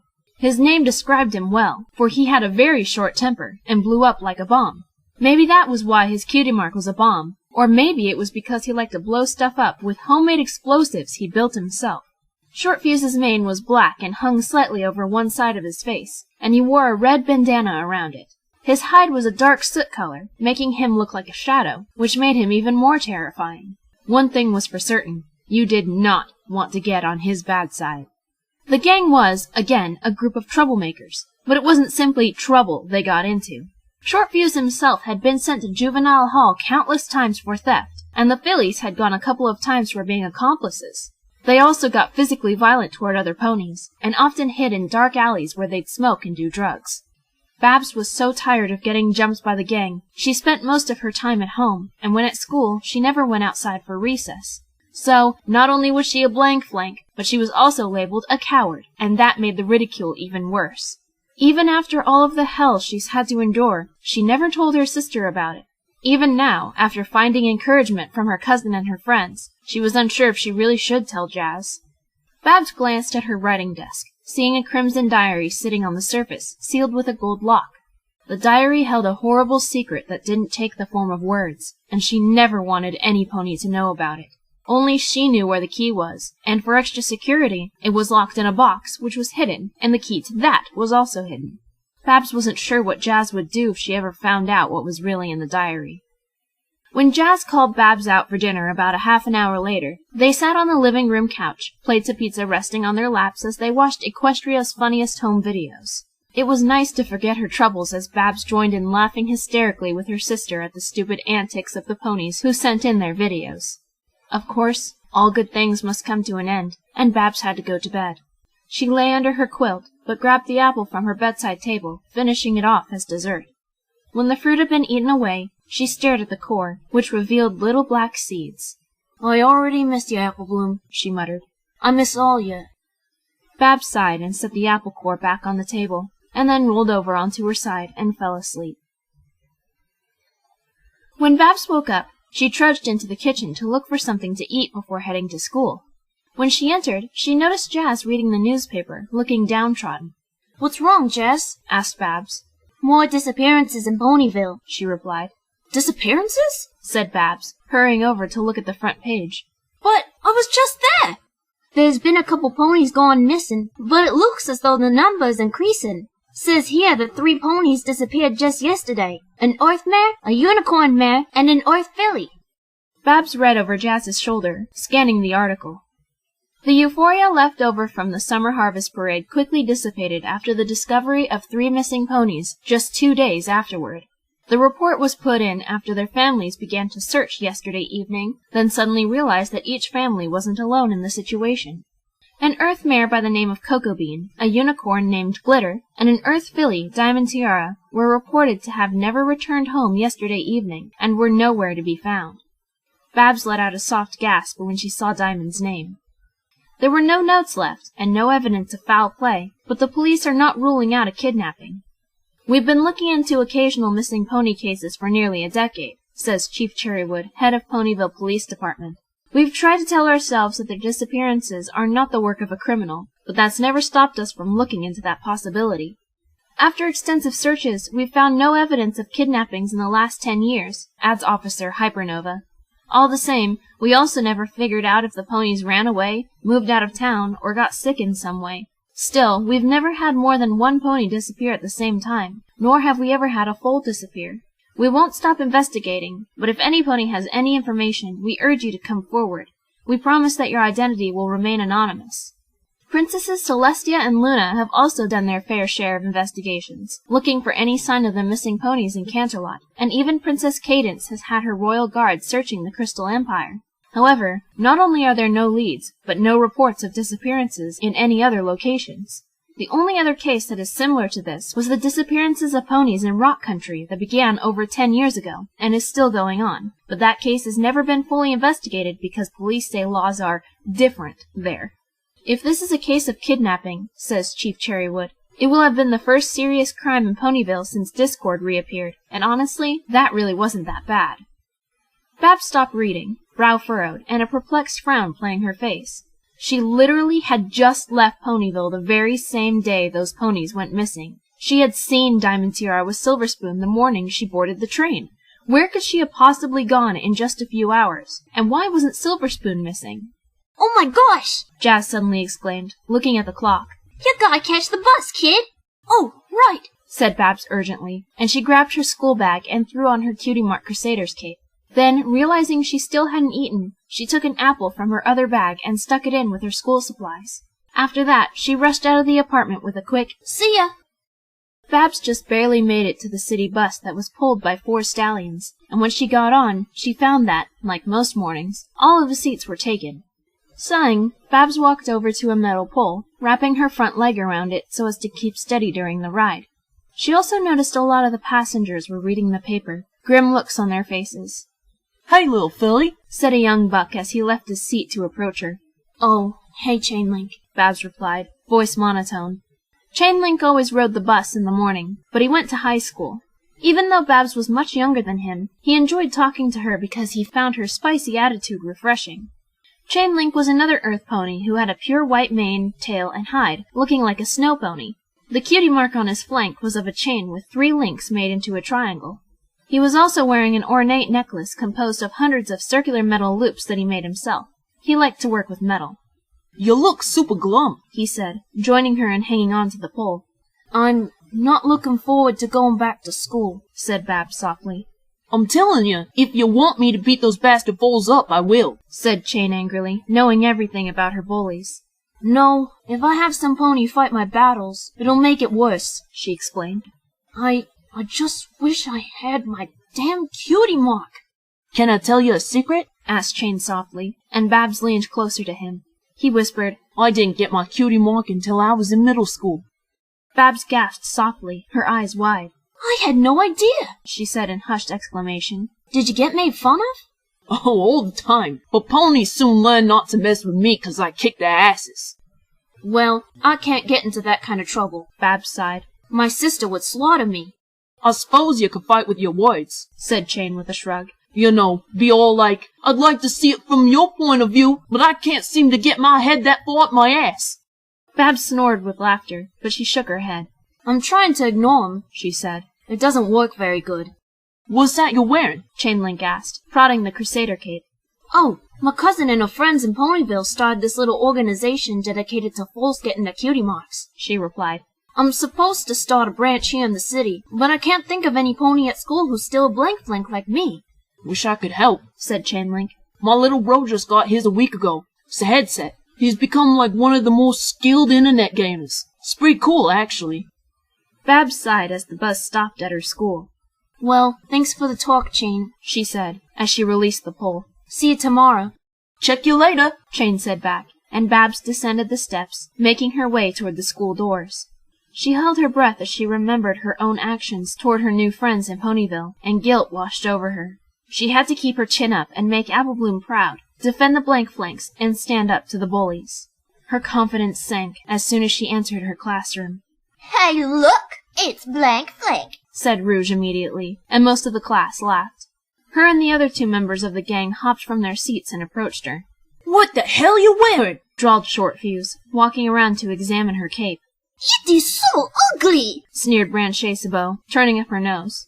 "Is that supposed to be a cutie mark?" asked Rouge as she pointed to the patch on the side of the cape. "This is a uniform," Babs snapped, taking a step forward. "Uniform for what?" asked Fuse nastily. "The Cutie Mark Crusaders," she replied proudly. "an organization devoted to helping foals get the cutie marks." The trio howled with laughter, and Babs grinded her teeth. "Yes, 'cause there's so many blank flanks in Manhattan," snickered Fuse, the girls cackling behind him. "There's still blank flanks here," Babs shouted angrily, as the entire class watched. "Maybe in South Manhattan where all the poor ponies are," said Rouge. "but we're all sophisticated here. Maybe you should move down there so you fit in, Babsy." "C'est impossible!" Branche exclaimed. "She cannot fit in anywhere. She is so ugly. And stupid," Rouge added. "Look who's talking? Babs snarled, but just then their teacher walked into the room and ordered them to sit down. He was a unicorn with dark brown mane and tail, and a lighter brown hide. His name was Mr. Ranger, and his cutie mark was a piece of lined paper and a pencil. Settle down, he said in his slow, monotone voice, and the arguing fools took their seats at their desks. Hope you all had a good holiday. Now, due to recent events in Ponyville, all the teachers have been asked to go over certain safety precautions. The class was dead silent, and Babs could almost feel every pony's fear radiating throughout the room. Even Shortfuse and his fillies seemed tense. Who can tell me what you do when you see a stranger? Run! said a colt immediately, but Mr. Ranger pursed his lips. Please raise a hoof before answering, he said, using his magic to pick up a piece of chalk and write run next to a bullet point. Yes, you can run away, but what if they are a unicorn or Pegasus, and they come after you? A filly raised her hoof, and Mr. Ranger called on her. Scream for help, she said, and he wrote that as the next bullet point. Now, what if the stranger says they know your parents or friends, and they offer to take you home? Babs raised her hoof next. Refuse and walk away, she said. Good, said Mr. Ranger, adding that to the list. The first 2 hours went on like this, talking about different scenarios where something might happen to them, and what actions they could possibly take. Finally, it was recess, and the class rushed out to play, all except Babs, who stared at her desktop. Miss Seed, said Mr. Ranger, and Babs looked at him. Yeah? she said anxiously. Why don't you try going outside today? It's not healthy to stay inside all the time. But they all make fun of me for being a blank, Babs argued desperately, and Mr. Ranger sighed. You can't just hide until you get your cutie mark, he said. What if your special talent is out there? Imagine your cutie mark appearing right in front of every pony. Imagine how silly they'd feel. Babs thought about this, but she shook her head slightly. I'm not ready, she said. I'm just not ready. That's your choice, but you never know the outcome of something unless you try. He walked to his desk as Babs went silent, thinking about what he had just said. Yes, getting her cutie mark right in front of Shortfuse, Rouge, and Branche Sabot would be extremely satisfying, but she couldn't see it happening. Apple Bloom is kinda lucky, she thought. I wish my bullies would disappear. She couldn't help feeling that Diamond Tiara deserved it if she had truly been kidnapped.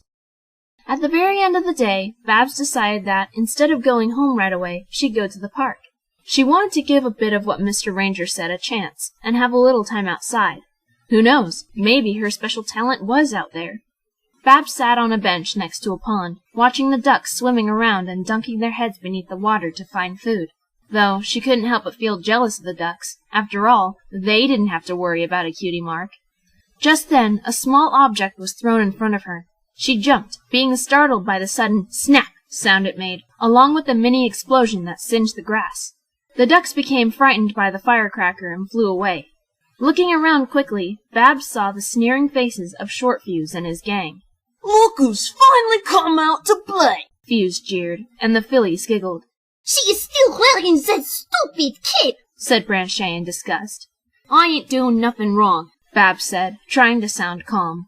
Don't talk back, blank, Fuse shouted, making Babs flinch, and she glared into his gray eyes. She thought for a moment, remembering her friendship with Diamond Tiara and Silver Spoon, and smiled, hopping off of the bench and standing in front of them.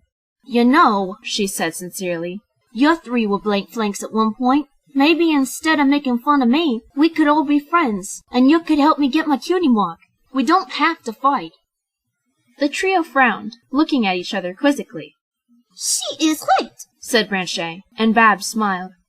Yeah, we really should help her, added Rouge, and she stepped toward Babs, who was tense. I'm sorry, Babs. We're all sorry. I think I know what might be a special talent, said Shortfuse excitedly, and Babs smiled more as he too came closer to her. What? asked Babs, but was pushed hard to the ground by the angry colt. Crying! He laughed, and he started kicking her violently as she tried to stand.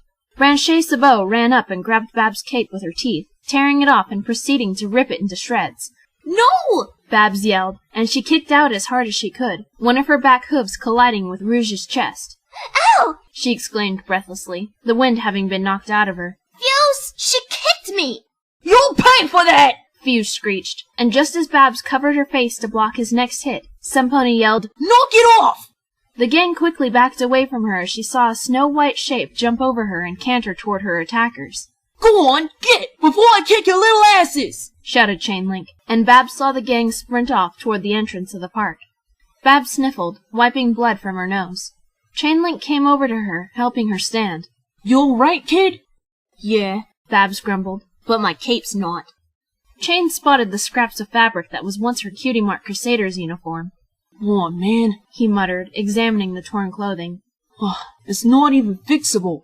"It was that fashion-crazed French unicorn," Babs snarled, spitting on the ground in fury, and then blowing her bangs from her face. "Why do they do this to me, Chain? Why me?" "Bullies got a hawk on something," Chainlink replied, laying in the grass next to her. "Usually they feel bad about themselves, so they pick on something that seems weaker than them." Babs was once again reminded of her behavior in Ponyville. "But you're not weak. You endure the shit they put you through every day, but you never stoop to their level. When you get your Cutie Mark, they won't be laughing so much." "I'm never gonna get it," she said miserably, flopping on the grass next to him. She dug into her saddlebag and grabbed her apple she never ate. "Hey, wanna split this? It's from Sweet Apple Acres in Ponyville." "Sure," said Chainlink, who grabbed a switchblade from his own saddlebag, flipping out the little knife and slicing the apple in half. They lay there quietly while they ate, Babs staring at the pond where the ducks had been. They hadn't returned yet. "Wanna know something cool?" Chain asked after eating his half of the apple down to the core. "What?" said Babs. "Apple seeds have a small bit of cyanide in them," he explained. "1 or 2 wouldn't hurt you, but about 1.5 cups of them would kill a completely healthy adult pony." Babs blinked, lips parting. "So, if a foal like me were to eat about a cup, they'd die?" "Yup. That's why parents always tell you not to eat the seeds." "I thought that was because you might choke," said Babs, pulling a seed out of her finished half of apple. "Well, that's entirely possible. It's mostly 'cause they're toxic," Chain replied. Babs stared at the little black seed, looking much more innocent than it really was. "I miss Ponyville," Babs sighed, scratching at the ground with her hoof. "The apple farm was so pretty and peaceful, and every pony was nice, except for a couple, of course." "We don't even grow our own apples here," said Chainlink. "They're all imported." "Maybe we can change that." Babs stood up and started digging at the place she had been scratching, making a hole a few inches deep. Once she was satisfied with the size, she dropped the little seed into it and covered it back up. Without warning, there was a flash, and Chainlink gasped. "Babs!" he shouted, standing quickly. Babs looked at her flank and shrieked. There were 3 seeds, the topmost one having a leaf sprouting from it. "Holy Celestia!" she exclaimed, and Babs started cheering, hopping up and down excitedly, Chainlink clapping his hooves enthusiastically. "You did it! You did it!" When Babs stopped hopping, she sat back on the grass and hugged her flank as if it were a teddy bear. Chain walked to the pond and took a large amount of water in his mouth, and then came back to spit it in the dirt where the apple seed was planted. "I can't believe that's all I had to do!" Babs cried as Chain sat next to her. "And you know," he said, "think about it. It's not just planting the seed of an apple, but planting the seed of strength and courage that's gonna grow inside of you. Your special talent is growth and progress." He chuckled slightly. "And perhaps just like the apple seed, you have a deadly secret deep within you." Babs briefly thought about her diary, but then Jazz came to mind. "I have to go tell my sister," she said excitedly. "Jane, I couldn't have done it without you." "Well, my chain links aren't just for metalwork, but a sign of strong friendship."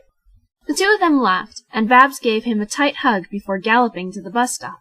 She impatiently waited for the bus, and when it came, finally headed home. Jazz screamed when Babs burst in, both from horror at seeing her little sister covered in bruises, and happiness for the new Cutie Mark. Babs told Jazz everything that had happened, finally admitting that she had a problem with bullies. "Why didn't you tell me?" she said sadly.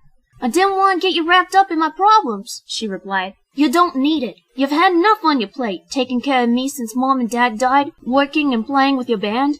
"But I'm your sis," Jazz insisted. "I'm supposed to be there for you." "Well, now that I got my Cutie Mark, they won't bug me anymore." Jazz hugged Babs tightly. "Hey, how's about you and me go out for hayburgers tonight?" "That sounds great, Jazz." Babs smiled at her big sister. "So, who's this Chainlink boy?" Jazz asked slyly, and Babs rolled her eyes. "He's just a friend," she said truthfully. "Besides, he's too old for me." When she saw Jazz's eyes light up, she added, "And too young for you." "Horse apples," she cursed, and Babs laughed again. The next day, Babs boarded the bus with confidence and pride, her head held up high. Today was the day her life would get better. No more ridicule, no more being called a blank flank, and best of all, she was looking forward to seeing the trio's faces when they saw her cutie mark. Chainlink had saved a seat for Babs on the bus, so she sat next to him, glowing with excitement at her success. Here, said Chain, handing her a Chainlink bracelet with a silver metal apple attached to it. What's this for? Babs asked as she held out her wrist so he could put it on her. Congratulations for getting your cutie mark present, he replied, and she smiled. I'll cherish it always. How'd your sister react when she saw it?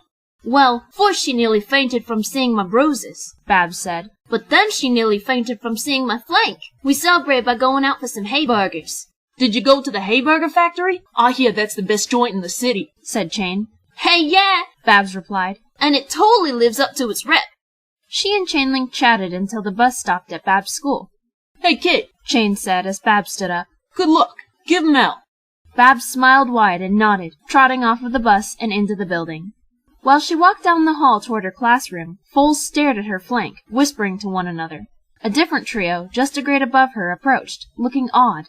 Babs! Exclaimed a unicorn filly named Tomato Puree. You finally got your cutie mark! Yep, said Babs, holding her head up high with pride. What are they? Seeds? Asked a Pegasus colt named Cloudburst, circling her curiously. Apple seeds, Babs confirmed. Rockin', Cloudburst breathed, impressed. How'd you get it? Asked the other filly, an earth pony named Sugarplum. Babs thought for a second. Surely saying that she simply planted an apple seed would sound lame. She needed to come up with something impressive. Short Fuse and his gang jumped me yesterday, she explained, looking unfazed. And oh, Celestia, I just snapped. It didn't appear until after they left, but I felt something growing inside of me, hence the top seed having a sprout in it. I've had it with those three, and I'm not gonna take their crap no more. What exactly does that have to do with apple seeds? Asked Tomato. Babs looked around to make sure no pony else was listening, and then she leaned forward. Apple seeds have a small bit of poison in them, she whispered, and the three foals' eyes widened. An entire cup is enough to kill a healthy adult. Think about it. A tiny little seed with a big burst of fight on the inside. And that's me. My inner poison has finally woken up.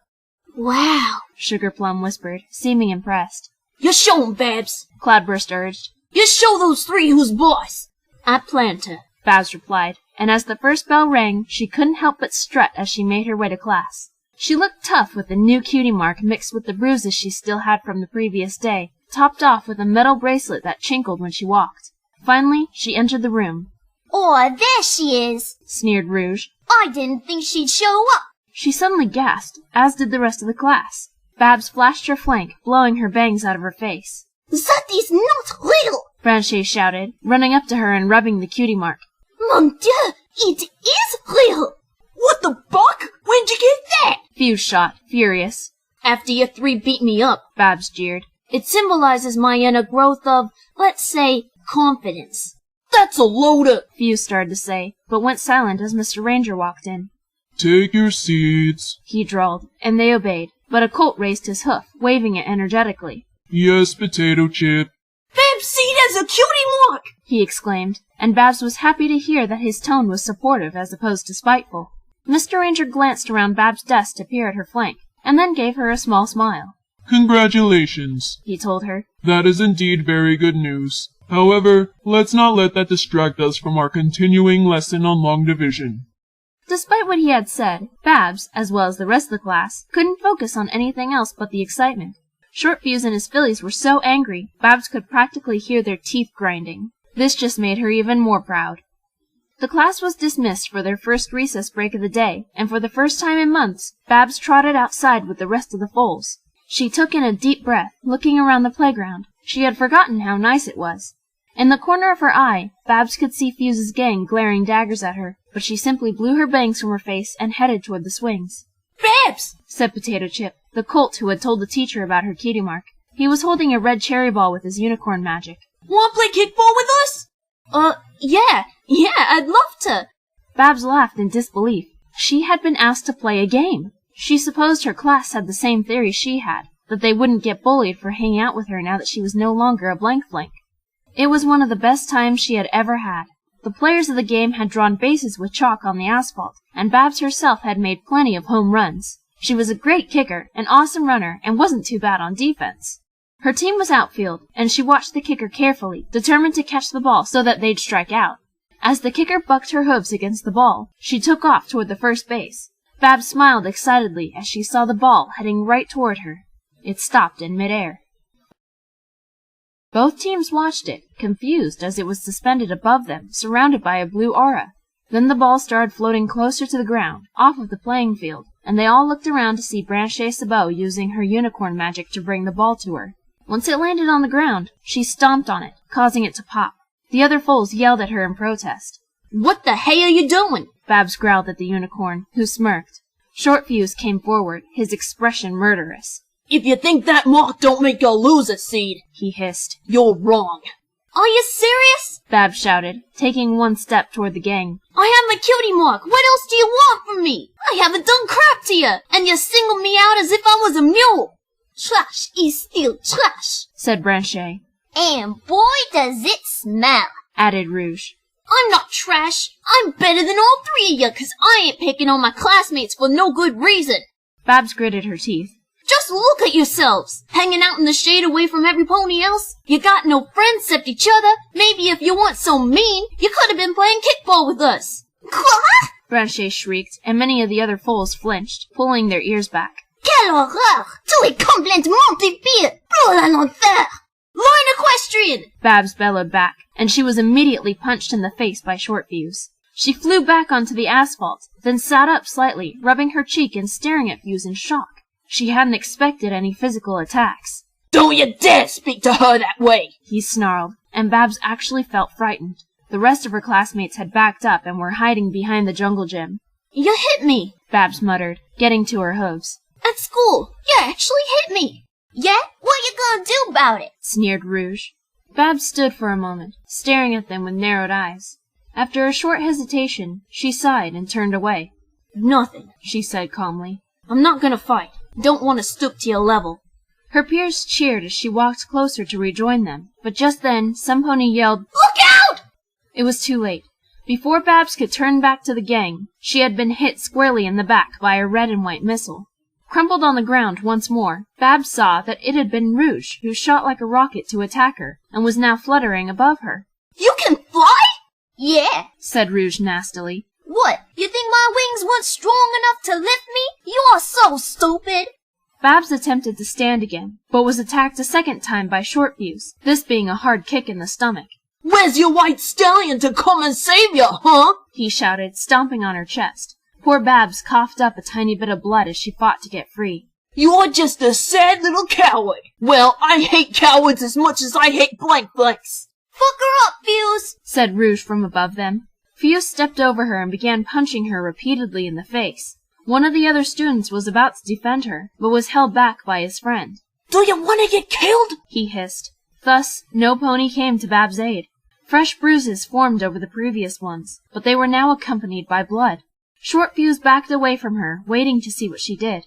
With difficulty, Babs grabbed onto the bars of the jungle gym, pulling herself to stand, though her knees were wobbly. She's stupider than she looks, said Fuse to his fillies. Any smart pony would have stayed down. Yo, Branche, how's about you teach her a lesson? What shall I do, boss? The unicorn asked, taking an attack stance. How about number 9? Fuse replied. Seems fair, yes? Oui, Branche agreed. Babs panted, watching her come closer, shaking with fear. Her eyes widened, and every pony else screamed as Branche's horn lit up, not with aura, but with blue fire. It was unlike anything Babs had ever seen from a unicorn, let alone a foal. Luckily, before Branche could attack, she was held in place by a different aura. Stop it immediately! Shouted another class's teacher, who was a unicorn mare. You three, stop this instant! Babs lost her strength, sliding to the ground again, watching the teacher apprehend the trio. Detention! No, suspension! You're lucky I don't expel you! Now to the principal's office! March! Not daring to disobey a direct order from a teacher, the gang grumbled, trudging back to the school. The teacher gently approached Babs. Honey, are you all right? Come on, let's go to the nurse. Babs suddenly found the strength to jump to her feet, and she sprinted past the teacher and into her classroom. After grabbing her school bag, she ran out of the room as Mr. Ranger tried to call her back. The other passengers on the bus stared at Babs as she sat, covered in bruises, blood, dirt, and tears. If that teacher hadn't stopped Franche, she would have killed her. That was it. Even after getting her cutie mark, she was still getting harassed, and even worse than before. She was never going to go back to that school, no matter what any pony said. Once off of the bus, Babs galloped up to her apartment and burst inside, starting to sob loudly. Jazz was at work, so she was all alone, and at the moment, she preferred it that way. She wiped her eyes, which hurt because of the bruises, and walked to her room, shutting the door. After dropping her school bag, she sniffled, looking at the red book on her desk. It had been 6 months since that diary had been opened. That was way back before Babs started staying inside the classroom at recess. She had been clean for 6 months, all that time biting her lip and trying to refrain from retrieving the key and opening it again. She had been doing pretty well, and she thought she was getting stronger, but now she realized that she had just been lying to herself. Babs crawled under her bed, feeling around the space between the mattress and the frame. After a few seconds, she found the key she was looking for, and pulled it free. Then she came back out and wandered around her bookcase, looking behind it. There was a space underneath the bookcase in the back, and with difficulty, Babs reached inside it and coaxed out a small box with a lock on it. This was what the first key went to. Unlocking and opening the box revealed a second key, this one with the same markings as the diary's lock. Babs stared at it for a moment, but then proceeded to take it out, walk to her desk, and unlock the crimson book. Inside was not a page that said, "This diary belongs to Babs Seed." In fact, there were hardly any pages at all. The edges of each one had been soaked in glue long ago so that they'd stick together, and inside had a large rectangular hollow cut right through the lot of them. Babs was now peering at the one secret contained within the diary, the one that didn't take the form of words. Glinting in the sunlight from the window, a steel razor blade sat in the carved-out book, still having remnants of dried blood on it, now brown with age.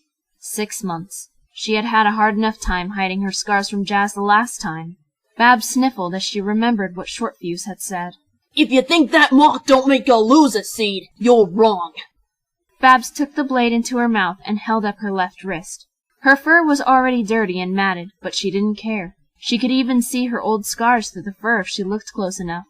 With a small sob, Babs swiped the blade downward, letting out a gasp of pain as the skin was broken. She did it again, cutting parallel to the first one, heavy tears streaming down her face.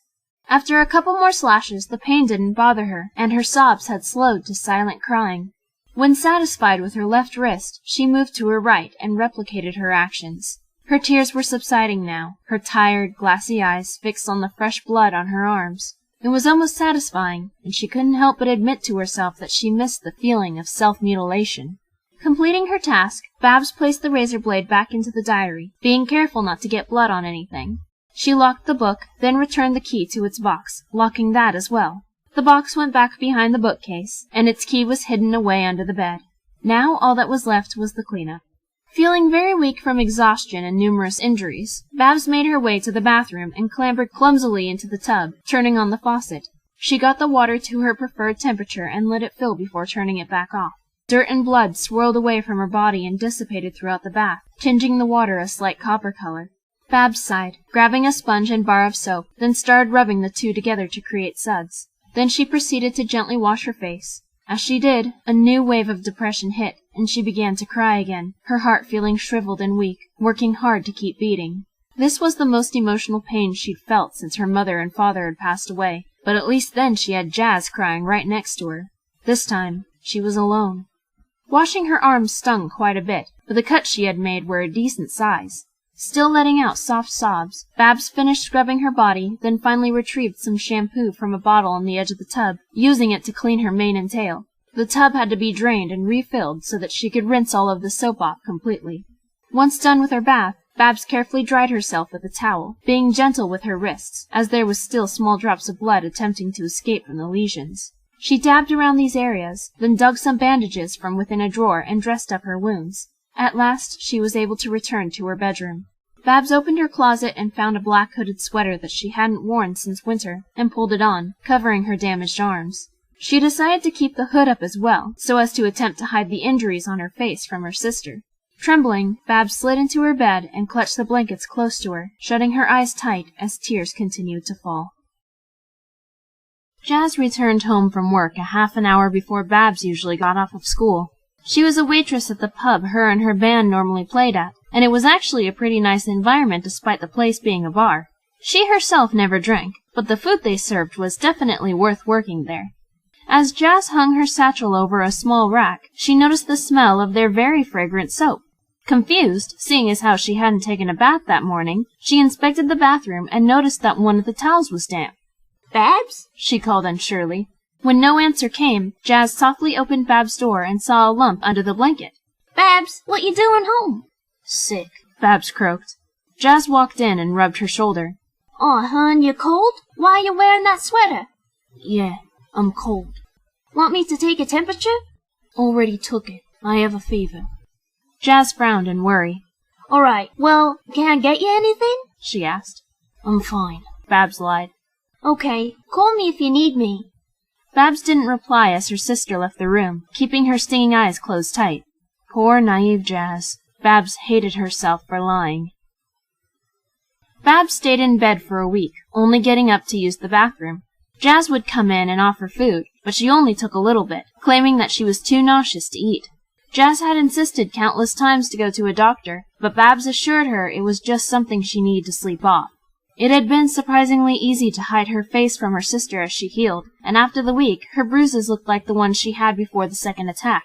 She could then show her face, but kept the sweater on, for her wrists had not yet healed. They were well enough to remove the bandages, but there was no way she was going to let Jazz see the scars.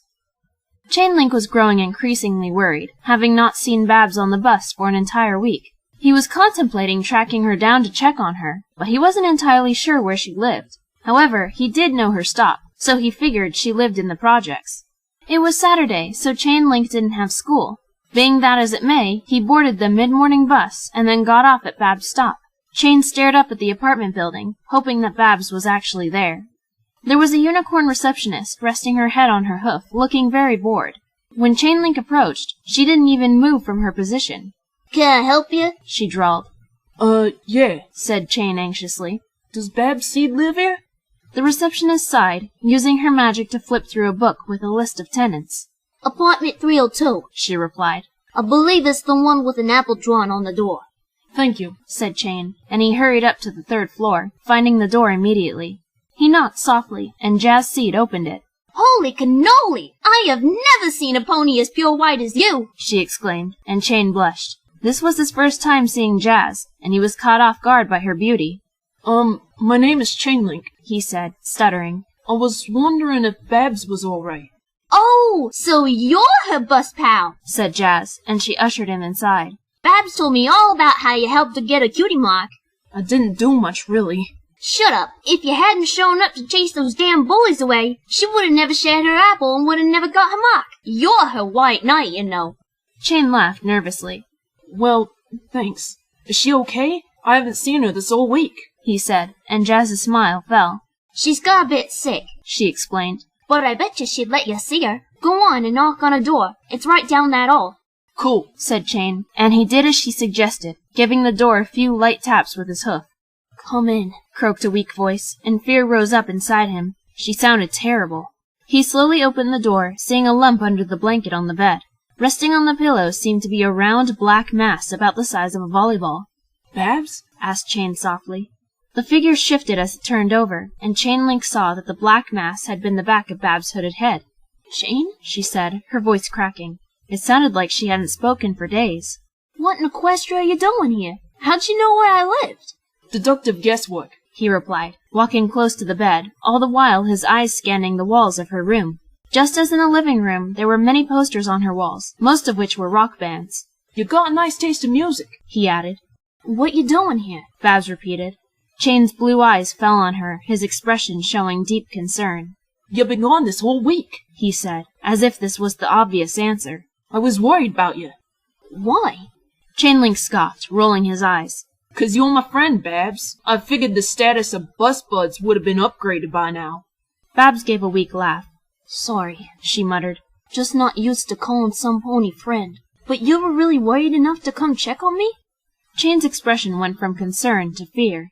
Honestly, he murmured, bowing his head but not taking his eyes off her. I thought you had disappeared. Thought maybe what's happening in Ponyville came to Manhattan and got you. Babs' heart broke.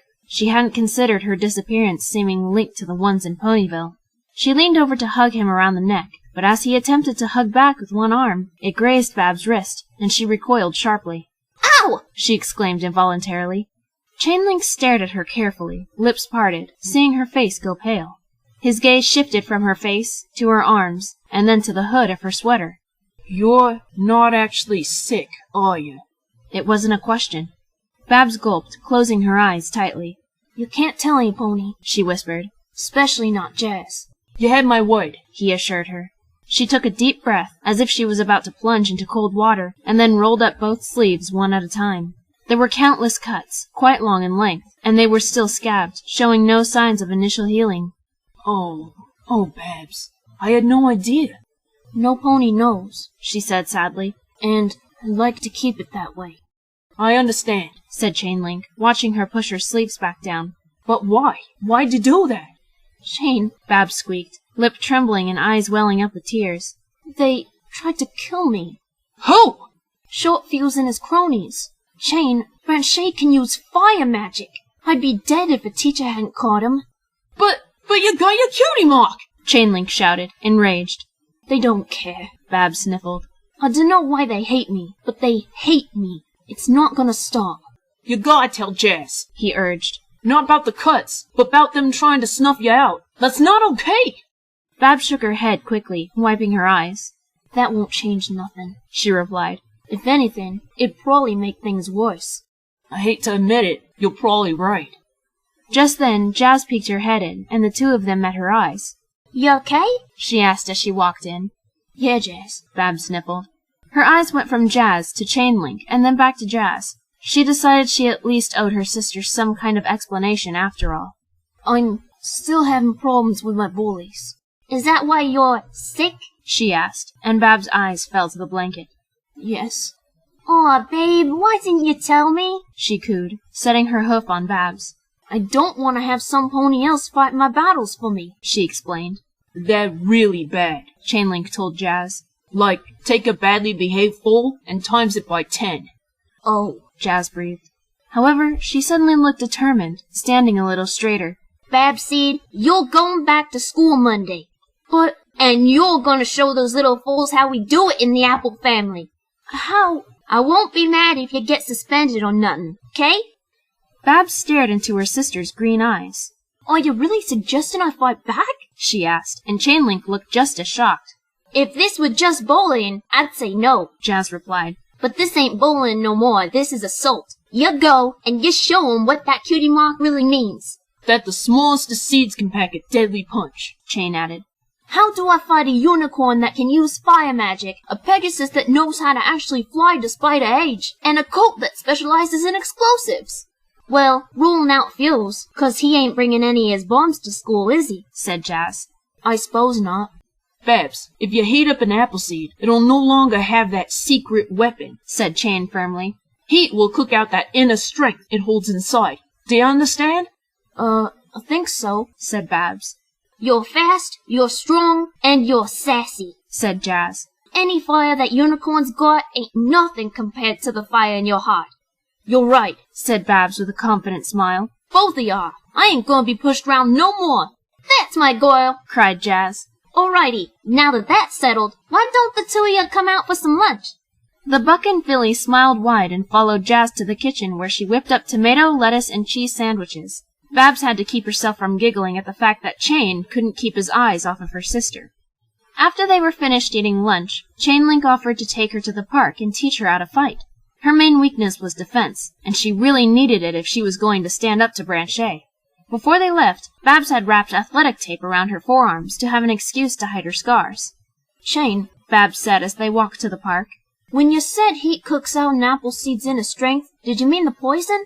Yeah, he replied. Say you boil the seed. It makes it safe to eat. The cyanide is completely gone. So I figured it was a good metaphor for you going against Branchet's fire. It's the same with almonds, cashews, apricot seeds. A lot of fruit seeds have it. But I eat almonds and cashews all the time, Babs exclaimed, horrified. Not raw, Chainlink explained. It's illegal to sell those kinds of raw seeds and nuts in Equestria. Where'd you learn all this stuff? Asked an impressed Babs. Internet. It's really a boss compared to books. They walked through the open gate and into the park, which looked quite peaceful. Families were having picnics, ponies were playing with their dogs, and foals chased each other around. Let's go further away from every pony. I don't want 'em thinking we're really fighting. "'Kay," said Babs, and she followed him to an area of grass that was quite a distance from every pony else. Chainlink started pacing, his eyes focused on the ground. All right, how do you combat fire without magic? He muttered to himself. You can't just keep dodging. He looked up at Babs, who was watching him curiously. Well, think up some stuff. Run from here to that tree a bunch of times, and try to go as fast as you can. How many times? She asked. Let's say 10. Babs nodded and obeyed, taking off as fast as she could toward a far tree. Chain continued to ponder to himself, brow furrowed. A fight against a unicorn that can control fire. By the time Babs was ending her 10th lap, her leg muscles were already burning. She figured it was because she hadn't left her bed in a week. She trotted up to Chainlink, who was now sitting, looking deep in thought. "Well?" Babs asked, breathing hard. The best thing I could come up with for Branchet is to take her out quickly, he replied. "Okay, cool. And how do I do that?" said Babs indifferently. You gotta knock her out. "But that means I gotta get close to her. I'll get burnt." Not necessarily. Chain stood, beginning to pace once more. Magic is a long-range attack, and seeing as how she can't use a magic to hold you still at the same time as using her fire, you have a short-range advantage. "What about the other two? Fuse is really strong, and Rouge can fly," Babs reminded him. Simple, said Chain, stopping to look at her and grinning. Rouge is an idiot. While you take care of Branchet, you can outsmart her. Knowing Short Fuse, he won't be attacking. He'll be watching his goyles beat the shit out of you. But you ain't gonna get the shit beat out of you. Got that? Right, so explain how I'm supposed to take out Branchet and dodge Rouge. This is where watching professional wrestling comes in handy. Chain laughed, and Babs scoffed. You know that's all fake, right? Nuh-uh. The storylines are fake. The moves are real. Ponies get hurt, that's a fact. And some get hurt so bad that they have to quit. One of my favorite dudes was forced to retire because one more hard hit would kill him, and he's still pretty young. So, what, I suplex him or something? Asked Babs sarcastically, and Chainlink laughed again. Babs, if there's one thing that's the most evil to do to your opponent, it's to splash water in their face, he said. Not soda, not beer, pure H2O. Why? No idea. It just seems to enrage the opponent, and they're like momentarily disorientated or something. I'm not sure, but I think it's one of those kind of joke things that professional wrestling will do. He poked her chest with his hoof. But you can actually use it as a successful weapon. How? Asked Babs. She was getting more and more confused. Rouge wears a lot of makeup, Chain continued. And even the most waterproof mascara can irritate your eyes when wet. I have a feeling her makeup won't be able to stand up against water. So I splash some water in her face? Bingo! So now, while Rouge is blinded, you gotta take out Branchet. Their lessons lasted until the sun began to set, and the air became a bit chilly. In just a few hours, Babs had learned quite a lot, but she still wasn't very confident. Can we continue tomorrow? She asked as Chainlink walked her home. No prob, he replied. It's best to go over stuff the day before anyway. What if I get expelled? You won't. This'll be your first offense. He was right. Babs had never gotten into trouble with the teachers except a few late homework assignments. The biggest punishment she'd probably get was suspension, and if Jazz wasn't going to care, then it'd all be worth it. Thanks for your help, she told her friend when they came to her door. I wouldn't be able to do this without you. Just make sure to protect your arms, Chain reminded her. That's your weak point right now, and if they hit you hard enough, you might stagger. Gotcha, said Babs with a nod. See you tomorrow. Good night, said Chainlink, and he walked off to descend the stairs to the lobby. Babs entered her home, seeing Jazz cleaning her sacks. So how was it? She asked happily. Learned some good stuff? Yeah, Babs replied. He knows his stuff. You gonna get that unicorn? Hey, yeah. They both laughed, and Babs went to her room until it was dinner time. She glanced at her diary, and then smiled, picking it up and tossing it into her desk drawer. This was going to work. She knew it was. Then it'd finally be over. Sunday came and went in a flash, and before she knew it, Babs found herself on the Monday bus, sitting next to Chainlink and feeling extremely nervous. She was wearing more athletic tape, which underneath had a good amount of padding. Chain had suggested padding her legs as well, but she found it unnecessary because they weren't injured. You can do it, Chain whispered to her, rubbing her back. Babs had her mouth shut tight, staring off into space, feeling a bit nauseous. You're ready. Show 'em what it means to be an Appleseed. Babs could only nod, and when the bus stopped at the school, Chain gave her a firm pat on the back as she stood and exited. The school seemed bigger than usual for some reason. Oh my Celestia, she's back, some pony whispered as she walked slowly down the hall. I honestly thought she had died, said another. Maybe she was in the hospital. Look at those bandages. Fuse is gonna be furious. He might actually kill her this time. Babs ignored the muttering all around her, finally coming to her classroom door. She took a very deep breath, exhaled slowly, and then opened it, entering the room.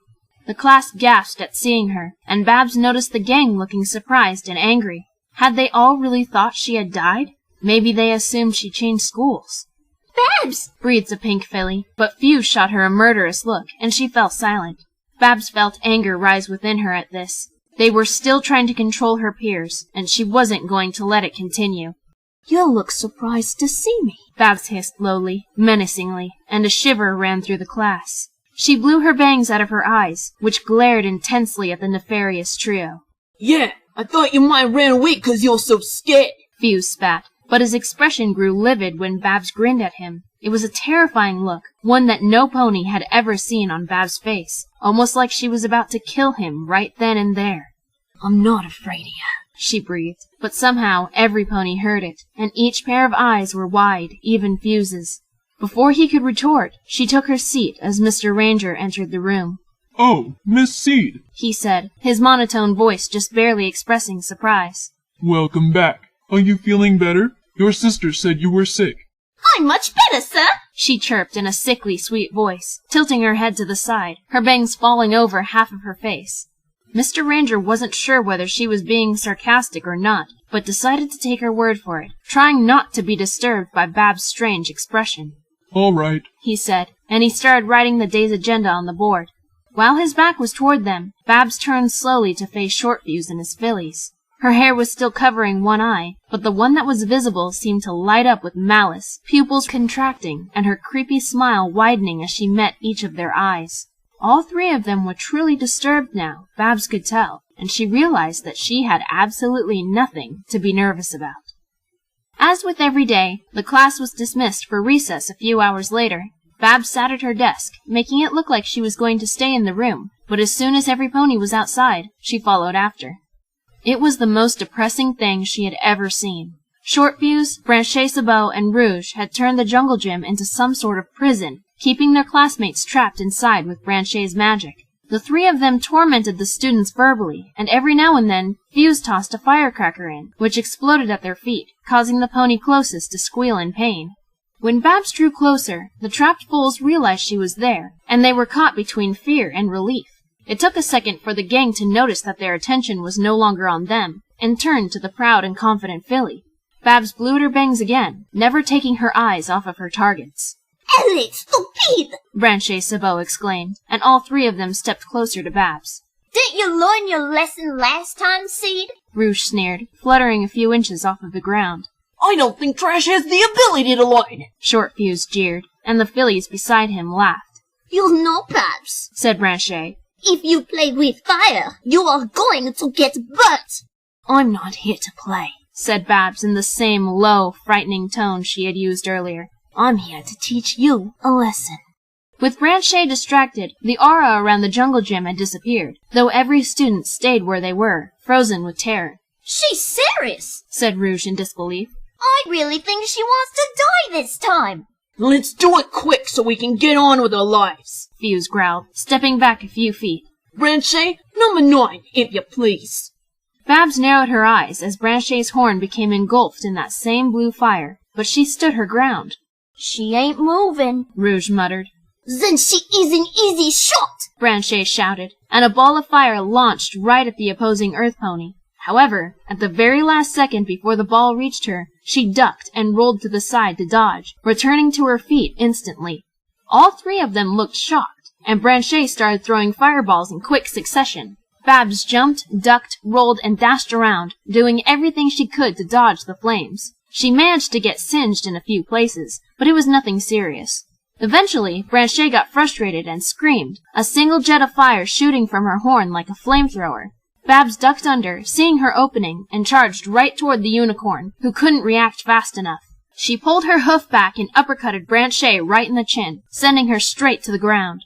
Her fellow students were cheering Babs on, which boosted her confidence tenfold. Rouge was momentarily dumbfounded that Babs had landed a hit on her friend, but recovered quickly, darting straight at her. Rouge, hold this still so I can burn her! Branchet shrieked as she returned to her feet.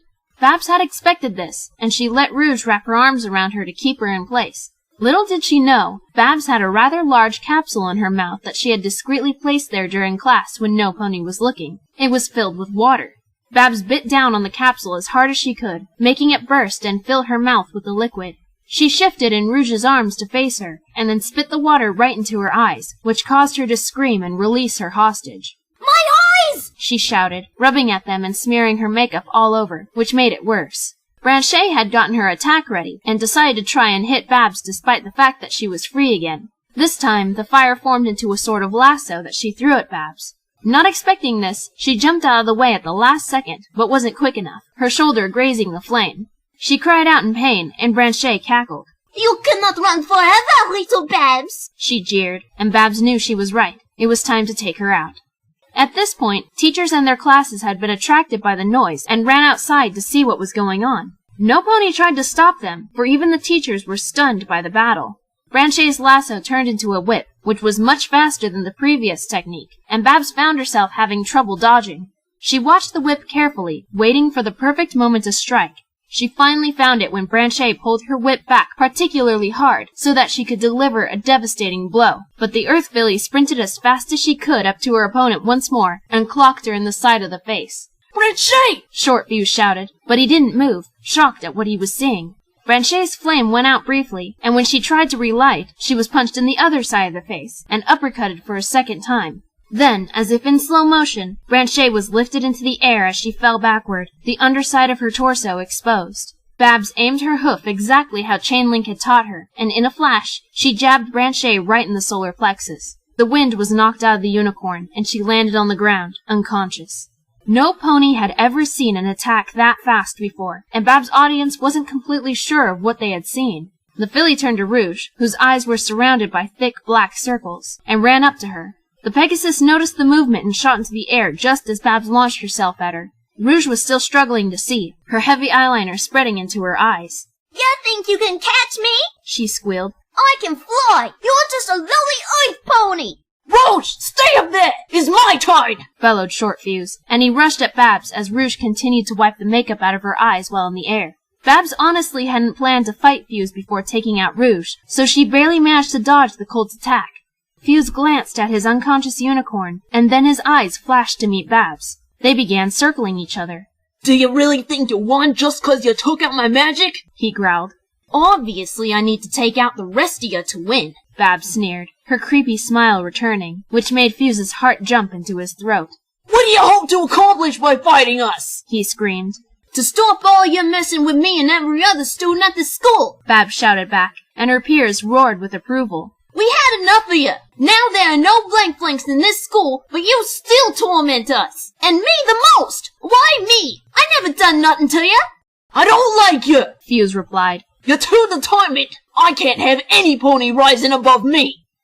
Sounds like you were scared I'd beat you. Babs laughed coldly, and then she blew at her bangs again. Well, Fuse, that's exactly what I'm going to do. Rouge, number 4!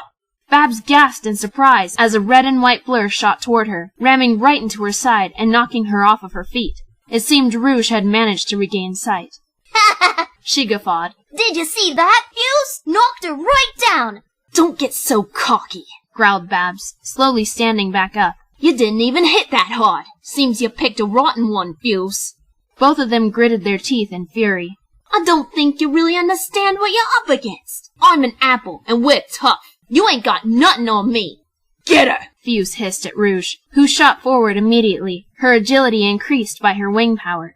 Babs was prepared for this, however, for she and Chainlink had gone over numerous ways to take down the Pegasus. Babs barrel rolled out of the line of fire, and Rouge had been going so fast she couldn't stop herself from crashing to the asphalt. Missed! Babs jeered at her as she stumbled back to her feet. Rouge attempted another attack, and Babs stood on her hind legs, shielding her face with her arms. The padding did its job as Rouge threw punches that collided with her arms, barely causing any damage at all. Hey, Rouge, what does your name mean? Babs burst out as she continued to block. What? Rouge said, and her punches actually faltered. You never asked Blanchet what Rouge meant in French? My name ain't French, exclaimed Rouge, ceasing her attacks, and Babs took this opportunity to throw herself at the Pegasus and grab her right wing with her teeth. Rouge shouted in surprise, and then in pain as the two of them landed on the ground, Babs twisting the wing as hard as she could. There was a tiny pop, then Rouge shrieked, and Babs knew she had done the job right. She hadn't broken the wing, but had dislocated it. The Pegasus wasn't eliminated from the fight quite yet, for Babs knew that, at any moment, Rouge would get back up and attack using only her hooves. Babs turned away from her, aimed her left leg, and then struck out hard, hitting the soft area between Rouge's neck and shoulder. This attack didn't knock her unconscious, but it did temporarily paralyze her. Now there was no way she'd be getting up any time soon, and it was just her and Shortfuse, who was having trouble masking his fear. What's wrong? Babs cooed in that disgustingly sweet tone she had used on Mr. Ranger. You look a little scared. I expected more spark from a bomb.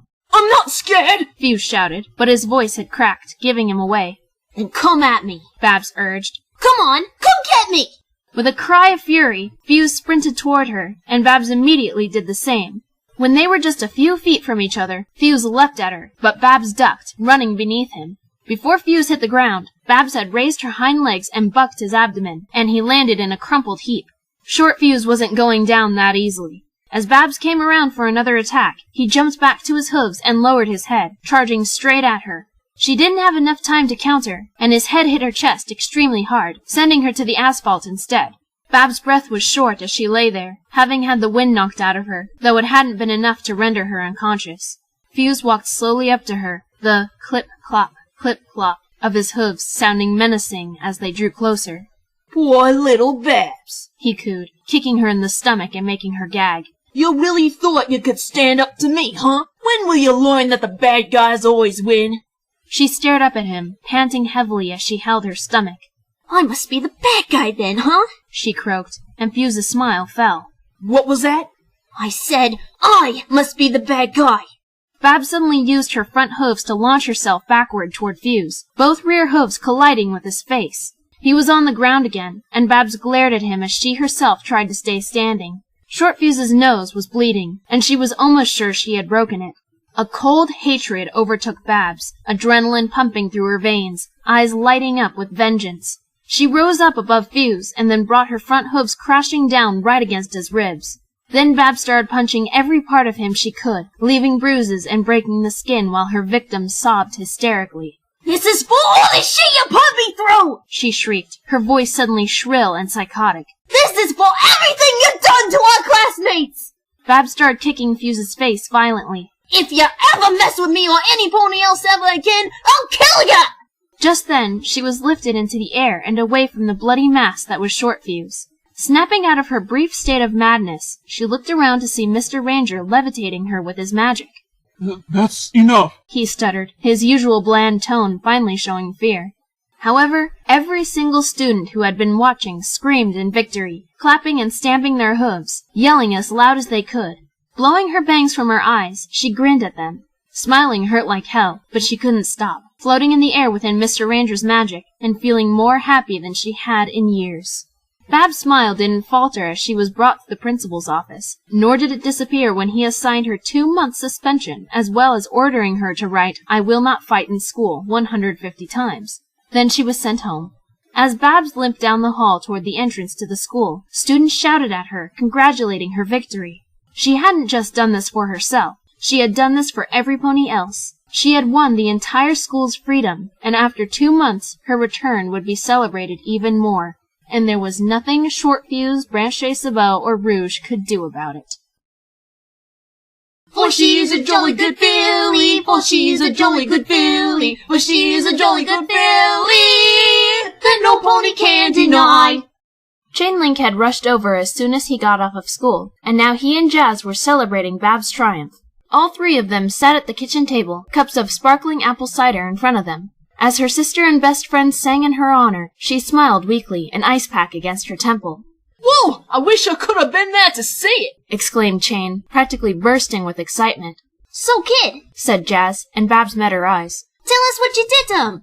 Well, She began, setting the ice pack on the table. I had to do a lot of dodging to avoid Branchet's fire, and as you can see, I still got burnt a little. But like Chain told me, her attacks were for long distances, so I had the advantage. Just like we expected, Rouge tried to hold me still, but I had the water capsule in my mouth, so I bit down and spit it right at her. Her eye makeup smeared all over her face. So while she was busy trying to wipe her eyes, I focused on Branchet again, knowing that I had to knock her unconscious if I wanted to stop her from using her magic. Chain taught me how to stun by hitting certain pressure points on the body. Which one did you use? Chainlink asked. I jabbed her straight under her ribcage, Babs replied. knocked her right out. Beautiful, he said with a smile. I chose that one 'cause it seemed the most effective one to knock her out and not kill her, Babs continued. So after she was out of the way, Shortfuse came after me, and I hadn't expected that. I dodged him, though, and we had a stare down until Rouge finally came after me. The attack knocked me down, but it didn't hurt as much as it looked like it shoulda. You know, I didn't even have to be smart with her. All I asked was what her name meant in French, and the gears in her head just stopped turning. I popped her wing out of its socket and paralyzed her with a kick, and then it was down to me and Fuse again. I think it was scared, she said, 'cause his voice cracked. But we rushed at each other, and I landed a pretty nice buck to his stomach, but he headbutted me so hard, he sent me to the ground. He stood above me like he thought he won, but I kicked him in the face and sent him down instead. Babs paused for a moment, her eyes staring off into space and lips parted. The memory of what she did next flooded into her mind, but it was blurry, almost like a dream. And? Chain and Jazz said at the same time. And then I punched him, she muttered, closing her eyes tight. And my teacher finally broke us up and sent me home. That's all that happened. Pretty anticlimactic ending, said Chainlink, his brow furrowing. All that matters is they ain't messing with me or any pony else no more, Babs said quickly, meeting his eyes. Well, I'm proud of you, said Jazz with a wide smile. I think you made history. Ponies will be talking about this for a long time, 'cause I guarantee every foal at your school has told any pony they could. Yeah, said Babs distractedly. Jazz, Jay and me are gonna sit on the balcony for a bit, 'kay? Sure thing, kiddo, Jazz said with a nod, and the two friends went into the living room, opening the sliding glass doors, and stepped onto their balcony. Being on the third floor, everything below looked tiny. They flopped into the patio chairs, and Babs stared up at the sky. Chain, she said softly, I need to tell you what really happened during the last bit of the fight. I had a feeling you were holding back something, Chainlink replied. Shoot. Well, when I finally got Fuse to the ground, she started, this weird feeling came over me. It was rage, but nothing like I ever felt before. There was this powerful thirst for not just revenge, but I just wanted to see him suffer. I wanted to torture him, hear him scream and plead. I wanted to see his blood and hear his bones crack. Babs' eyes became wide as she spoke, and the edge of her lips formed a small curl. Her voice expressed excitement, longing, and anticipation. Chain watched her face, feeling a little bit uneasy. I beat him with my hoofs as hard as I could until Mr. Ranger stopped me, and I seemed to snap out of my trance. But while I was stomping on Fuse, a powerful feeling overwhelmed me, something that I can't even compare to anything else I ever felt before. What? Chainlink murmured, finding himself even more uncomfortable as he watched her eyes. They were filled with an intense, unnatural hunger. His heart skipped a beat when those eyes, so unlike Babs' usual gaze, met his own. I wanted to kill him, Chain. The statement was followed by a heavy silence, the only sounds coming from the city below. Chainlink's lips parted, and he seemed to turn even more white, if that was possible. Oh, come on, Babs, he said shakily, trying to laugh as if it were a joke. You don't have the heart to kill any pony. You're too good.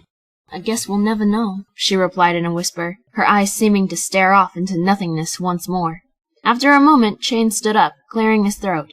I gotta go, he said as nonchalantly as possible. Mom and Pops are going out tonight and need me to watch Hyperlink. I'll see you later, 'kay? Sure, Babs replied, her usual friendly smile returning. Have a good night, and thanks for all your help. No prob. He went back into the apartment and left without even saying goodbye to Jazz. After a few minutes, Babs got up as well and headed to her room, shutting the door behind her. She sat on her bed and stared around at all of her posters, but wasn't really focusing on them. After remembering that spark of insanity, and after saying out loud how it had made her feel, she was seeing the world in a whole new way. She had meant it when she told Chainlink that she wanted to kill Shortfuse, and she probably would have succeeded if her teacher hadn't stopped her. Babs had never wanted to see some pony suffer so badly. Babs closed her eyes, smiling that wicked smile as she imagined murdering those 3 worthless foals, and she saw herself doing horrible things to them. However, as her eyes slowly opened once more, her happiness faded. Chainlink had said she was too good to kill any pony. He was probably right, and it nearly broke Babs' heart as her fantasy shattered like a broken mirror. During the course of the next week, a few of her classmates had tracked her down to invite her to hang out with them. One of them was the pink filly Fuse had shushed the day Babs returned to school. Her name was Candy Cotton, an earth pony, and her cutie mark was that of a very fat fluff ball just a few shades lighter than her fur. Her mane was curly, and she wore them in fluffy little pigtails. Her tail was decorated with a white ribbon. While playing with her new friends, Babs learned the outcome of her fight. Apparently, all 3 of them were sent to the hospital, Rouge being the only one who was able to leave that same afternoon. Since it was just her wing popped out of its socket, there was no real damage, and she returned home with it bandaged up. Of course, she was also covered in scrapes and bruises, but they weren't serious. Branche Sabot was not so lucky. Apparently Babs' shot at the solar plexus knocked her out so hard she didn't wake up until 3 days later. In fact, the doctors had predicted a coma in the worst-case scenario, but to their relief, Branche came to sooner than expected. When she awoke, she wasn't sure where she was, and when she realized it was the hospital, she began to wonder why. Then it all came rushing back to her, and she had a panic attack, forcing the doctors to sedate her temporarily. There was a rumor that Branche hadn't used any magic since the day she woke up, and this made Babs smile. Short Fuse was a whole different story. Unlike Branche, he did fall into a coma, which lasted a week. The fight had left him with 2 broken ribs, fractures in multiple places on his front left arm, a few missing teeth, broken nose, some minor internal bleeding, and many abrasions and dark bruises. If the doctors hadn't known better, they would have assumed that Fuse had gotten into some sort of road accident. When Short Fuse woke up, he too was very disorientated, but when his memory returned, he said he had gotten in a fight. He was asked who beat him up, but out of fear, Fuse wouldn't share that information. According to Babs' classmates, he was still in the hospital, and it didn't look like he was going to leave soon. In Babs' second week of suspension, her desires to cause suffering crept up on her, and she found herself eating an apple each time she had these urges as a scapegoat. For some reason, she decided to keep the seeds, placing them inside her diary with her razor blade. When the apples just couldn't cut it anymore, Babs decided she'd pay Short Fuse a little visit. Since no pony knew who had been Fuse's attacker, Babs was able to pass as a worried friend who wanted to see him. She was even able to request to be left alone in his room with him to give private sympathy. When Babs entered the room, Short Fuse glanced at her, and then sat up quickly, eyes as wide as they could go. However, his ribs were still healing, so he had no choice but to lay back down. His eyes never left Babs's, which were cold and mirthless. A wide, creepy grin stretched across her face, and Fuse's fear escalated. "Hello, Fuse," Babs said in that sickly, sweet tone. What do you want? He gasped, backing away from her as much as he could. "What? I can't visit a friend when he's hurt?" She laughed softly. "You should know me better." "I'll call the nurse!" Fuse squeaked, attempting to reach for the call button, but the pain stopped him. "We're all alone," Babs said, perking an eyebrow. "It'd be so easy for me to kill you, huh? And so many ways to do it right here in the hospital." "Don't, please don't," Short Fuse pleaded, tears streaming down his face. "I'm so sorry. I was horrible to you. I'm so sorry." "I'm not gonna kill you," Babs replied, blowing at her bangs. "I'm too good, but I do like seeing you so terrified. And now that you know what I'm capable of, you ain't gonna harass no pony no more. Got it?" "Yes," Fuse breathed, still unable to take his wide eyes off of Babs' creepy face. "Good," she chirped. "See you in a couple months." With that, she turned to leave the room. As she did, she heard Fuse sobbing, and it filled her with glee. Of course, she really wanted to make him suffer more, and she still wanted his life to end, but she reminded herself that she was a good filly, and that it just wasn't going to happen just because of her will. It was okay. Mental torture was just as good. Shock came to Babs one morning on her 4th week of suspension. Her and Jazz made it a habit to check the newspaper, constantly reading about more Ponyville disappearances. However, Babs did a double take when she saw the name on the front page. Rainbow Dash. Rainbow Dash was missing. One of Applejack and Apple Bloom's closest friends was missing, and a Pegasus nonetheless. Babs thought that Dash would be too tough to get captured, but she supposed anything was possible. It felt weird when a pony she had met disappeared, and she hoped against hope that Apple Bloom wasn't going to vanish next. Babs wanted very badly to contact Sweet Apple Acres, and even asked Jazz to pay another visit, but she wouldn't let her little sister go, afraid that she'd never return. You're all I have, Babs, she said. If I lost you, I dunno what I'd do with myself. I just want to make sure our cousins are all right, Babs argued, but Jazz continued to decline, so she stomped off to her room and blared her music to try and calm her nerves.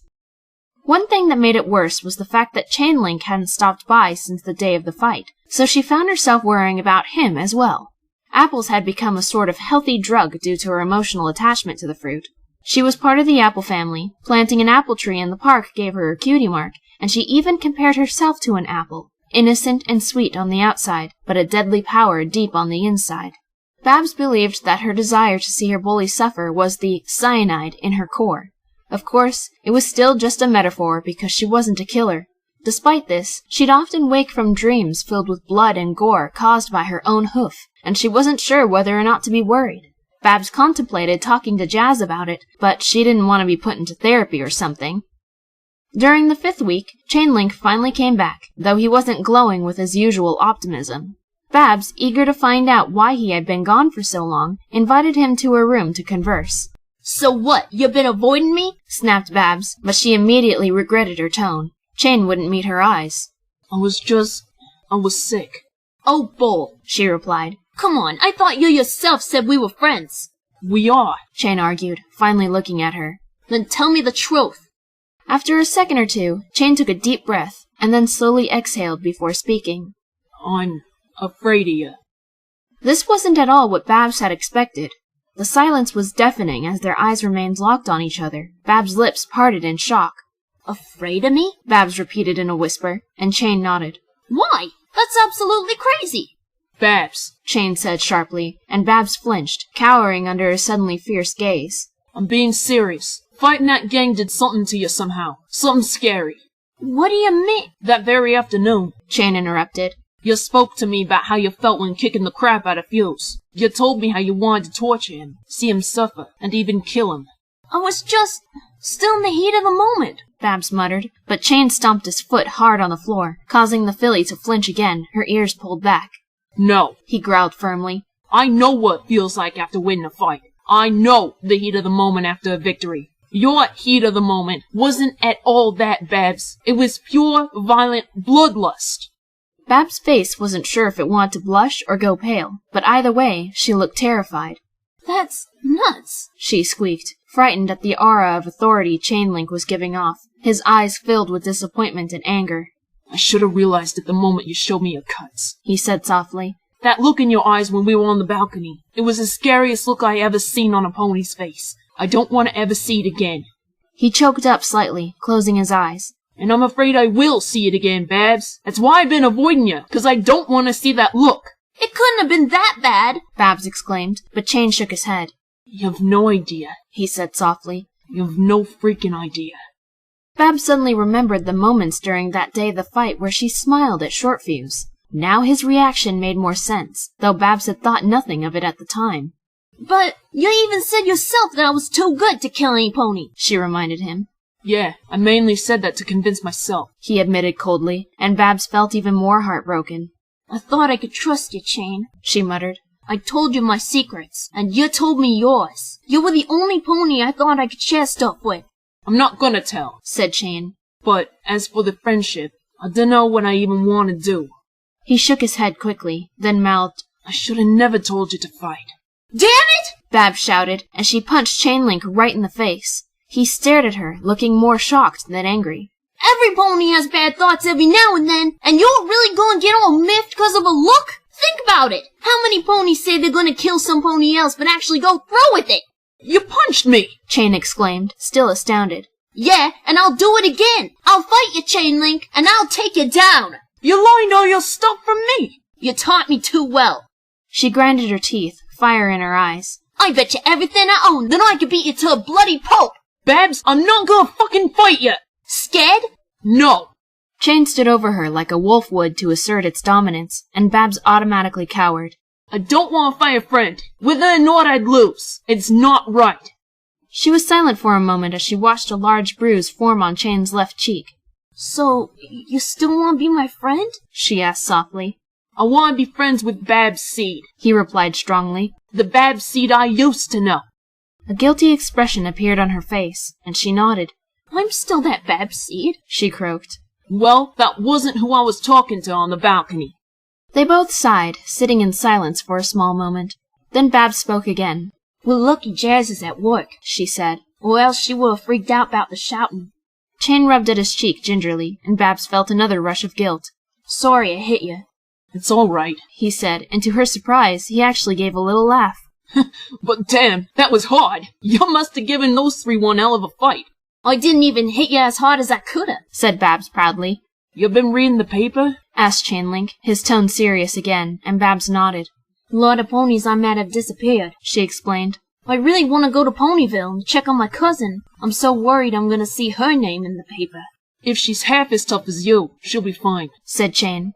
His blue eyes wandered around the room, and he spotted the diary on the desk, which was surrounded by mutilated apple cores. You got a hoarding problem? Oh, no, said Babs, and she trotted over to the desk. Just haven't done cleaning in a while. Where are the seeds from those apple cores? Babs patted her diary with her hoof before taking the cores in her mouth a few at a time and dropping them into a little trash bucket. I don't understand. My diary is hollowed out, she explained. Seeds are inside, along with my... She paused, looking him right in the eye. If he was her friend, he'd understand that she had a specific tool for her self-harm. But then again, he had just told her how disturbed he was when she expressed her urge to kill Shortfuse. Well, he did know about the cuts. My razor blade. As expected, Chainlink cringed. Why don't you get rid of that thing? He asked gently. Well, I might need it again. Need it? You need to hurt yourself every time you get sad? Babs started to feel angry again. It's not like that, Chain. I'm sure you're smart enough to figure that out, she spat. Some ponies need to drink, some need to smoke. I got my demons too, you know. An image flashed in her mind for a mere second, and she felt her heart jump. It had been a memory of one of her morbid dreams. Babs noticed Chainlink take a step away from her, and she glanced at him. What? You really think I got a reason to hurt myself right now? No, Chain muttered, and he looked frightened. I saw it again. Saw what? Biting his lip, Chain hesitated, then quickly approached her and tugged at her arm. She got the hint and followed him out of the room into the bathroom, where he gestured at the mirror. Look, he said. Perplexed, Babs stood on her hind legs, resting her front hooves on the counter as she stared into her own green eyes. I don't see nothing, Chain, she said. Think about something bad, he muttered. Like hurting yourself or some pony else. Babs focused on her reflection, but in her head replayed one of her fantasies. As she watched, her eyes became a bit listless, pupils contracting, and even one of her ears twitched. Her lips parted, unable to blink as she saw the face of a filly she had never seen before. But unlike Chain, she wasn't afraid of it. She was excited. The spike in adrenaline only enhanced the manic look in her eyes, and without thinking, she grinned widely. Chainlink saw this and gasped, wrapping his arms around her waist and pulling her away from the mirror.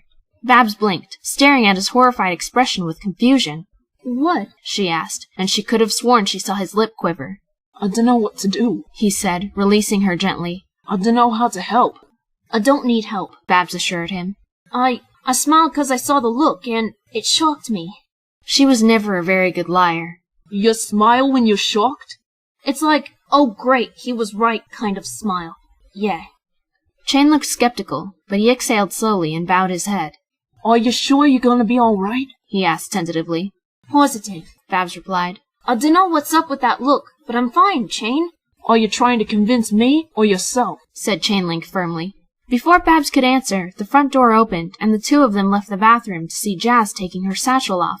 She had a rolled-up newspaper in her mouth, and her mascara was running down her cheeks. Jazz? Babs said in concern, and she and Chainlink hurried up to her. You're home early. What's wrong? You been crying? Jazz sniffled, and she dropped the paper on the floor, pointing at the front page. The headline said, Disappearances in Ponyville Skyrocket. Babs snatched the paper and read the story quickly. To her relief, her cousin's name was not on the list of missing ponies. Chainlink read the story when she was done with it, and Babs attempted to comfort her sister. Jazz's eyes were filled with tears, and she wiped at them, smearing her makeup even more. When Chain finished reading the story as well, he threw it to the floor in anger. Jazz, it's all right, Babs cooed, rubbing her back. It's so overwhelming, Jazz whimpered. So many of them gone. Now do you see why I said you couldn't go? Jazz, Apple Bloom and her family is right in the middle of that, Babs pleaded. I didn't get a chance to really bond with them. What if something happened? They're family, Jazz. I ain't losing you, Babs, Jazz yelled, her voice cracking. Mom and Papa gone. You're all I have. Your sister's right, Chain agreed, and Babs shot him a glare. Can't you take my side on this one? She snapped. I don't want to lose you either, kid, he argued. You may be tough, but you'd need about 10 of you to keep safe at this point. There are unicorns and Pegasus on this list. Babs bowed her head, not bothering to blow her bangs out of her face as they fell over one of her eyes. I just don't want Apple Bloom's last memory of me to me being a bully, she mumbled, and Chain and Jazz exchanged looks. What you talking about? Asked Jazz. When I was in Ponyville, I made a bad decision and started hanging out with the two fillies that teased her, 'cause I didn't want to be bullied too. We made up toward the end of my visit, but that just ain't enough. I just feel guilty. Aw, Babs, said Jazz softly, hugging the little filly. Why don't you tell me these things? I suppose I'm just afraid to admit 'em to you, Babs replied. Chainlink looked to the clock. I gotta head out, he said. Dunno when I'll be coming to see you guys again. I sorta got a lot of homework piling up. Okay, said Babs with a nod. Chain hugged the sisters at the same time, and then sadly trudged out of the apartment. Poor dude, said Jazz with another sniffle. He's worried that whatever's happening in Ponyville will come here too, said Babs. He's probably afraid that me or his little brother will disappear. She met her sister's eyes. Jazz, we gotta check up on our cousins. They're fine, Babs, Jazz argued, but she didn't sound so sure. After that, she refused to talk about the subject any further. The next 3 weeks were slow and painful. Babs completely ignored the paper out of anxiety, only relying on Jazz to tell her that Apple Bloom was not on the list of disappearances. Babs spent a lot of time in her room, listening to music on high volume and sitting at her desk eating apples. Her diary was nearly full of seeds, as she continued to collect them. In fact, Babs started buying so many apples she almost couldn't eat them all before they started to rot, so she took to making batches of applesauce and apple juice, missing Sweet Apple Acres even more. Every now and then, Babs would venture to the park to check on her apple tree, and was happy to see a tiny little sprout in the grass where she had planted the seed. She hoped no pony would harm it. Returning to school would have been very exciting, but her thoughts were still focused on worry about her cousin. On her first day back, every foal Babs passed said hello to her, and she waved weakly back, trying her best to not look so solemn. However, she wasn't the only one, for other students in the school had friends or family that had gone missing in Ponyville. My grandparents live in Cloudsdale, Babs overheard a Pegasus say to her friend. They're safe there, right? It was true that the disappearances hadn't spread to other cities, but Babs knew that it was only a matter of time. Her class broke out into applause when Babs entered the room, which made her jump in surprise. Shortfuse, Blanchet Sabot, and Rouge wouldn't look her in the eyes, and were the only 3 not cheering. Blanchet looked even thinner than she had been 2 months ago. The commotion settled once Mr. Ranger entered the room, and he welcomed her back before starting the lesson. Later in the afternoon, the students were eating lunch in the cafeteria, Babs having been dragged to a table where most of her classmates sat. Engaging enthusiastically in conversation with her new friends, Babs spotted Fuse and his gang sitting alone at a table, all 3 of them looking quite depressed. She frowned, and then grabbed her lunch bag in her mouth. Before any pony could stop her, she sat across from her former bullies, and they glared at her. What do you think you're doing? Rouge snapped. Babs tipped her bag over and emptied the contents, a Tupperware, thermos, 2 apples, and a cheese and tomato sandwich in a plastic bag. Have some apples, she said in forced kindness. The gang stared at her, torn between annoyance and disbelief. Babs opened the Tupperware to reveal homemade applesauce. Go on, I made that applesauce and juice myself. Blanchet, you look like you haven't eaten in weeks. Blanchet blushed and glared at the table. I am not hungry, she mumbled. Then have some juice, Babs insisted impatiently, pushing her thermos to the unicorn. Blanchet stared at the cylindrical container for a moment, and then used her magic to open it, pour some juice into the top cup, and sip at it silently. What you playing at? Fuse spat angrily, though Babs could still see a small hint of fear in his eyes. We can start over, you know, Babs replied, grabbing one of her apples and taking a bite. Do you want to be outcasts or do you want to have friends? We don't want to be friends with you, Rouge hissed, but she tasted some of the applesauce. Okay, said Babs with a shrug. We don't gotta be friends, but we don't gotta be enemies neither. You're so phony, Short Fuse hissed, absolutely refusing to touch any of Bab's food. I just thought I could keep others from teasing you, she continued. You three been getting picked on a lot since I left, haven't you? The gang looked at each other and then nodded sadly. Well, now you know what it's like. Not fun, huh? Stop patronizing us! Branchet exclaimed, her magic fizzling out and dropping the cup, spilling juice on the table. Her lip trembled and she covered her face in embarrassment. What magic hasn't been working very good since that day, you skank? Rouge spat, and the cafeteria got very quiet as every pony turned their attention to the table. Babs privately thought Branchet deserved it, but she didn't dare voice it. Rouge upturned the applesauce with fury, and she flew from the table and out of the room. We don't need your charity, Short Fuse growled, gently helping Branchet stand from the table as she cried. You think you're so big and bad, but you know what, Seed? You ain't. This is far from over. You'll pay for everything. Just you wait. Without another word, he and his unicorn followed Rouge out of the cafeteria. Babs, though looking apathetic on the outside, was fuming on the inside. She had tried being friendly. She offered to share her food, and this was the thanks she got? Out of everything they've done to her and countless other students, she was the one who deserved to pay? She had to admit to herself that she honestly didn't want to be friends with them, but she had tried to make things right. She wanted to protect them from being treated the way they've treated every pony else. The lunch period ended, and many students kept asking Babs why she even bothered trying to be nice to the gang, but she only gave half-hearted responses. She was still so angry, and even more so when she didn't see any of the three back in class. They had ditched. Well, if they wanted another fight, she'd give it to them, and this time she wouldn't hold back. Despite Short Fuse's threat, the gang never tried picking a fight with Babs again. In fact, none of them even acknowledged her, except for one day at recess. Babs had seen the three of them getting jeered at by a group of her classmates, and, trying once again to do the right thing, she attempted to gently coax the group away. However, after Rouge spit on her, Babs calmly walked off, leaving them to be harassed by their former victims. That was the last time she tried defending them. To Babs' extreme disappointment, Chainlink told Babs that his family was moving across the country. He explained that his parents were terrified of the Ponyville disappearances, especially since now Pegasus from Cloudsdale had started getting picked off as well. She and Chain tried to hang out together as much as possible during the course of the week, for he'd be gone by the end of the weekend. Now with her best friend gone, Babs felt miserable. Sure, she had new friends at school, but they didn't feel genuine, not like how she felt with Chainlink, Applebloom, Sweetie Belle, or Scootaloo. She felt like that popular kid every pony sucks up to so that they can be popular as well. Babs still refused to read the paper, especially after a couple more weeks passed, and Applejack had appeared on the missing list. Once she heard about that, she told Jazz that she didn't want to hear about anything that happened in Ponyville or Cloudsdale, except for, of course, if Applebloom went missing too. The diary was so full of apple seeds, Babs started hiding them in other places. The box that held the diary's key, her piggy bank, small jars that she hid behind her stereo, old socks she never wore, her pencil case, and other obscure places. She had so many seeds, it'd be enough to poison at least 5 adult ponies. Babs didn't really know why she kept the seeds. Perhaps it was because she felt powerful and dangerous, having access to such a deadly weapon. Or maybe she did have a hoarding problem like Chain had joked about so long ago. At this thought, Babs decided that she had enough apple seeds and stopped stashing them, but instead threw them away with the course they came on. Fuse's gang was still pissing Babs off, for they were getting bullied worse and worse as time progressed, but they still wouldn't admit they needed help.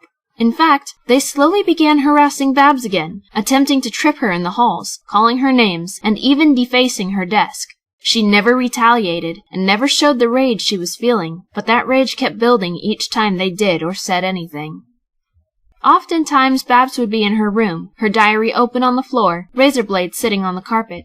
She didn't use it as an escape, but would idly fiddle with the little blade, nudging it around the floor or holding it up to eye level and inspecting the dried blood on it. There was one instance where she calmly made an incision on the inside of her leg so it wouldn't be seen, just so that she could see the blood and imagine it coming out of Short Fuse's neck. Are you sure you're gonna be all right? Chainlink's question continuously stirred in her mind when she lapsed into states of mild insanity. Are you trying to convince me or yourself? Maybe she really had been trying to convince herself. Babs never felt anything anymore except for hatred, spite, and boredom. She even became a bit aloof from Jazz, though to her sister, it just looked like Babs was still dwelling over the possibility of losing her cousin. Then one day, everything changed. Babs was in her room, working on some vocabulary homework she had been assigned, when she heard 2 knocks on her door. With a sigh, she got up from the chair at her desk and opened it, but blinked in surprise, seeing a brown filly with black mane and tail, and a spunky blue Pegasus with sunglasses and black dress. Who are you? She started, but the filly put her hoof to her lips, and her and the Pegasus entered her bedroom. Closing the door behind them, Babs turned to the mystery ponies, glaring in annoyance and bemusement. All right, I dunno who you are, but... Babs, said the filly. It's me, Apple Bloom. Babs' eyes widened as she recognized her cousin's voice. She was both excited and bewildered.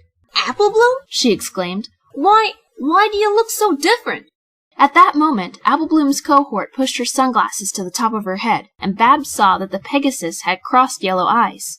This is Derpy, Apple Bloom said. Babs, we're in disguise. Why? Babs asked, her brow furrowed. Can you keep a secret? Her cousin said seriously. For you? Yeah. A big, very disturbing secret? Babs paused, not sure how to respond. Then again, she had her fair share of disturbing secrets as well, so she nodded. However, before Apple Bloom could begin her explanation, her eyes fell on Babs' cutie mark. When did you get that? You won't believe it, said Babs, blushing lightly. But I got it the very next day I left Ponyville the first time I met you. I enjoyed the apple farm so much, I went to the city park and planted an apple seed in the grass. She decided to leave out the more interesting details for now. Then it just appeared right there, and I felt that starting a Manhattan branch of the Cutie Mark Crusaders would be pointless. Who knew that all this time I just had to plant a silly apple tree? Just then, Apple Bloom rubbed down her own flank, wiping what looked like paint away to expose her yellow fur and new cutie mark. It was a red apple with a kitchen knife protruding from it. No way! Said Babs excitedly, but when she noticed the knife, she became very perplexed. Wow, that's pretty obscure. I'll get to that part in a moment, said Apple Bloom. But first you gotta promise me you won't tell any pony what I'm about to tell you. I swear upon my mama's grave. From there, Apple Bloom and Derpy began telling Babs their story. The 2 of them were on the run from the police, for they were 2 out of the 6 responsible for all of the disappearances. It turned out that Pinkie Pie and her 3 sisters had been caught and arrested, whereas Apple Bloom and Derpy managed to escape with the help of Pinkie's eldest sister, Minkie Pie.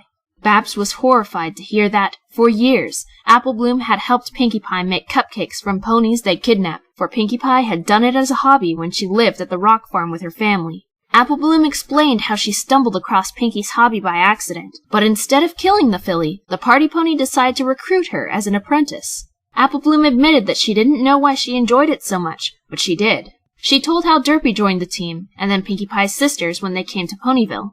She explained the number system they all used, and that her sister, Applejack, had been picked. Apple Bloom herself had volunteered to lead that particular project. You killed Applejack? Babs gasped, terrified beyond all measure. Yeah, and that's how I got this here cutie mark, Apple Bloom replied. Anyway.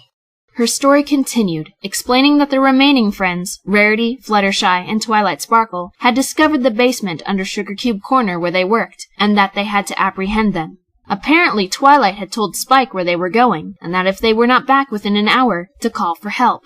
By the time help came, Rarity was dead, Twilight had gone insane, and Fluttershy was missing her wings and one of her eyes.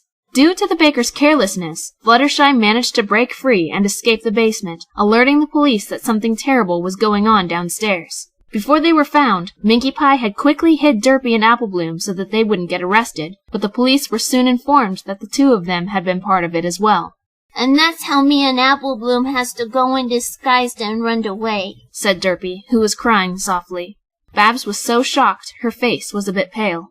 That's intense, she murmured.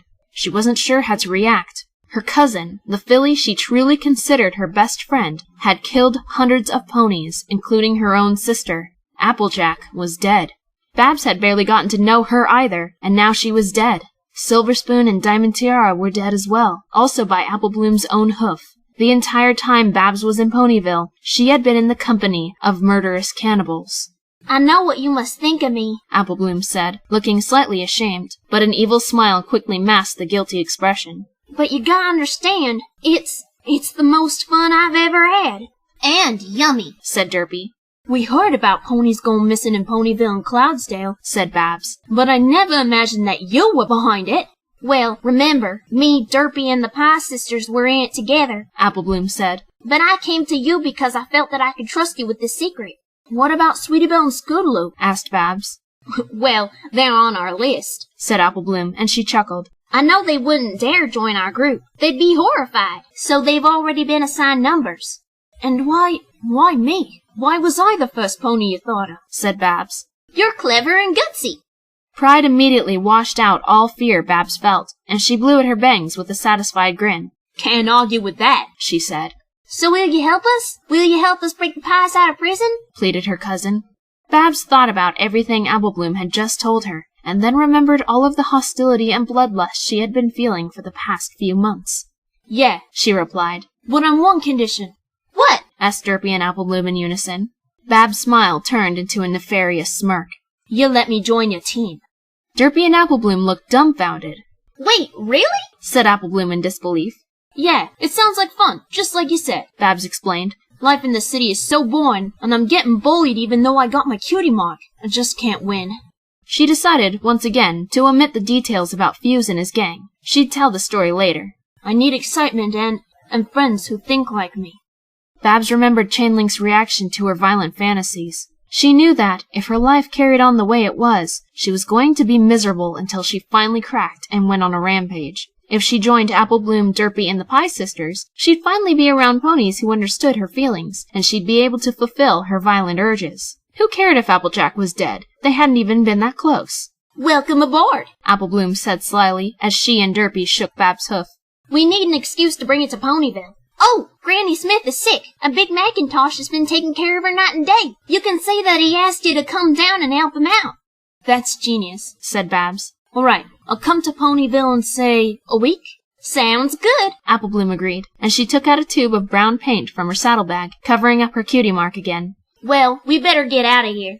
Where you gonna stay? Babs asked. Well, if Sugar Cube Corner has already been inspected, we'll hide out there, Apple Bloom replied as Derpy slid her sunglasses back down. Otherwise, we might just hide in the Everfree Forest. Good luck, said Babs. Then Apple Bloom and Derpy left the room. Babs heard them say goodbye to Jazz, who was playing her saxophone, but her mind was focused on the decision she had just made. A small, innocent apple seed contained a little bit of hidden poison. That poison, in large doses, would kill a living being. An apple seed eventually grows into a tree, producing even more of that lethal secret. A sweet, simple apple could be used as a weapon. Babs looked at her cutie mark, her heart racing, feeling a little lightheaded. It all made sense now. It wasn't the fact that she had planted an apple tree, it was the circumstances. Chain had just told her about the seed's toxicity, and it was right after she had gotten jumped. Her destiny wasn't to just grow apples, it was to grow herself, to show that she was capable of unimaginable things, things that no pony would ever guess she could do.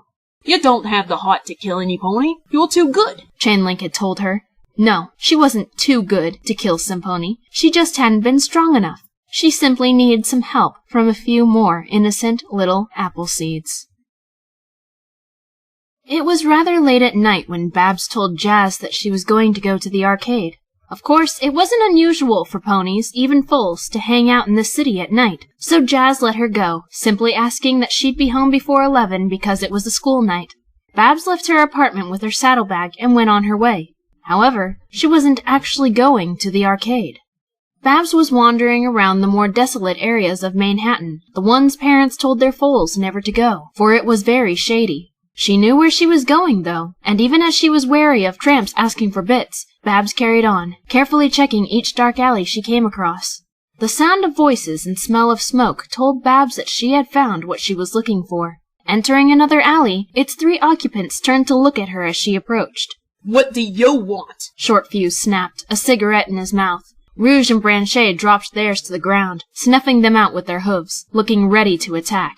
This is our turf, Seed, Rouge growled. If you come to pick a fight, you chose the wrong place to do it. I don't want to fight, said Babs calmly. Fuse narrowed his eyes, exhaling a puff of smoke, and then throwing his cigarette to the ground as well, stomping on it. Maybe we don't care, he hissed, and the 3 foals began to advance. Wait, said Babs confidently. Let me try win your trust one more time. She is bullshitting us, shrieked Blanchet, who seemed to have developed an even more intense hatred toward Babs. I say we kill her right now. You could kill me, Babs said calmly, But if you do, you won't know about my peace offering. Fuse threw out his arm to stop Branchet from charging at her. We're listening, he said. Babs smirked and slipped off her saddlebag, sitting on the ground and going through it. She produced 4 plastic Ziploc bags that contained a coarse dark brown powder. She also took out her lunch thermos and a few disposable cups. Then she held up one of the bags. This, she said with a smirk, is a new underground drug that hardly any pony knows about, and it's wicked.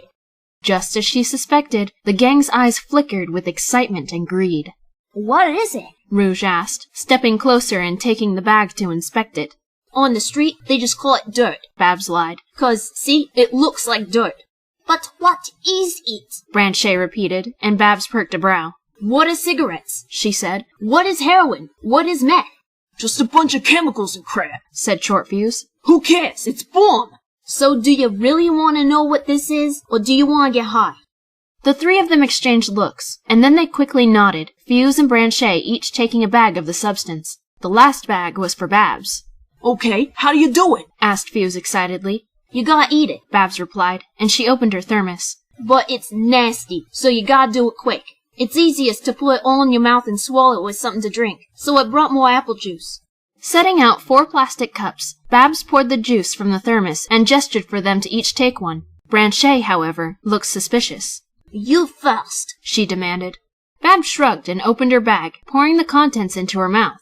She cringed and quickly downed a cup of juice, swallowing the lot with difficulty. She had to drink a second cup to wash it down properly. There, see? She said. Easy. How long until it kicks in? Asked Rouge, opening her bag. Couple minutes, Babs replied. Well, see, said Shortfuse, preparing to consume the contents of his bag. If this ends up being as wicked as you say, we'll form a truce. Deal. Bottoms up, girls! As Babs eagerly watched, Shortfuse, Branchet, and Rouge all took the powder into their mouths, followed by a large gulp of juice. Just as she expected, they had a hard time swallowing, but eventually managed it. The 3 of them helped themselves to more juice to clear out any residue.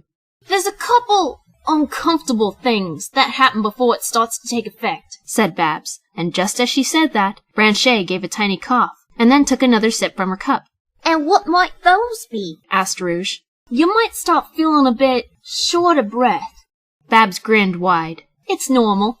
I think I am feeling it, Branchet said hoarsely, rubbing at her chest gently as she tried to take in a slow breath. Fuse began to cough a little bit. Oh, jeez, me too, he croaked, taking another drink of apple juice. I feel kinda dizzy, said Rouge, and this was also followed by a cough. Babs could see her cheeks becoming a bit pink. Fuse was coughing so hard now, he dropped his cup and held his chest desperately, and Branchet was gasping for air, her magic weakening so that her cup fell to the ground as well. I can't breathe, Branchet wheezed. Babs stood up, watching them with the widest smile she had ever worn.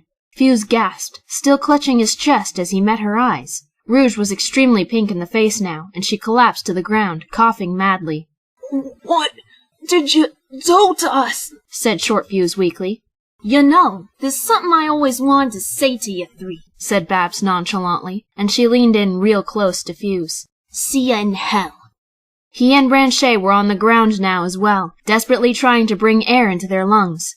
Babs watched in triumph as her foes suffocated, writhing in the dirt like terrified little worms, until they finally fell limp and moved no more. Humming merrily, Babs cleaned up the cups and plastic bags, closed her thermos, and threw everything back into her bag.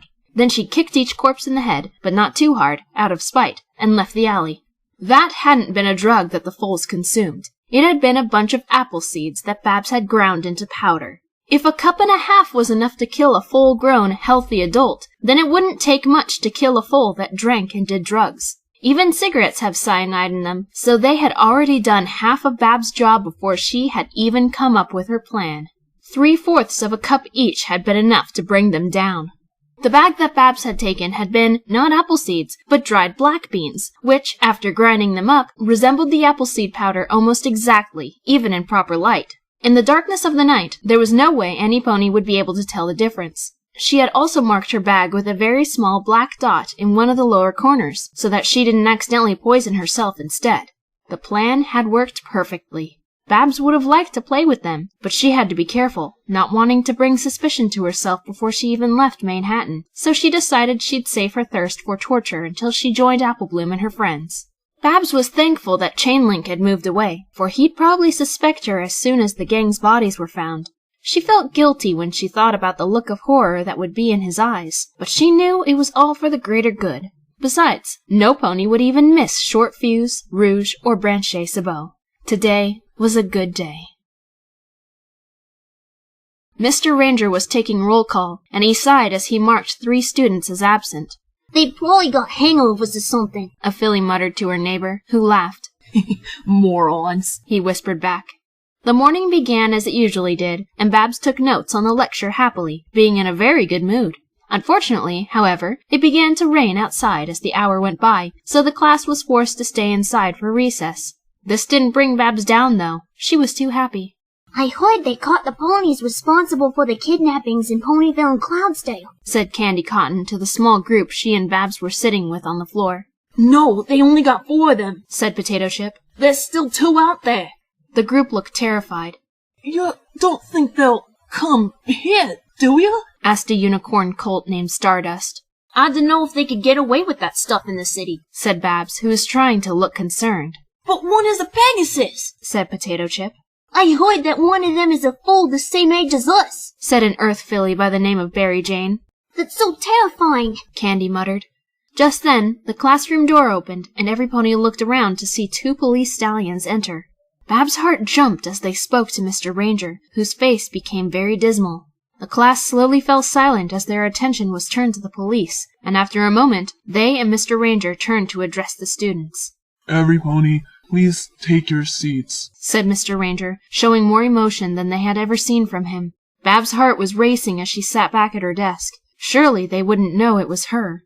We regret to inform you, said one of the stallions, a cyan unicorn known to the city as Steelblade, that your classmates Short Fuse, Branchet Sabot, and Rouge were found dead earlier this morning.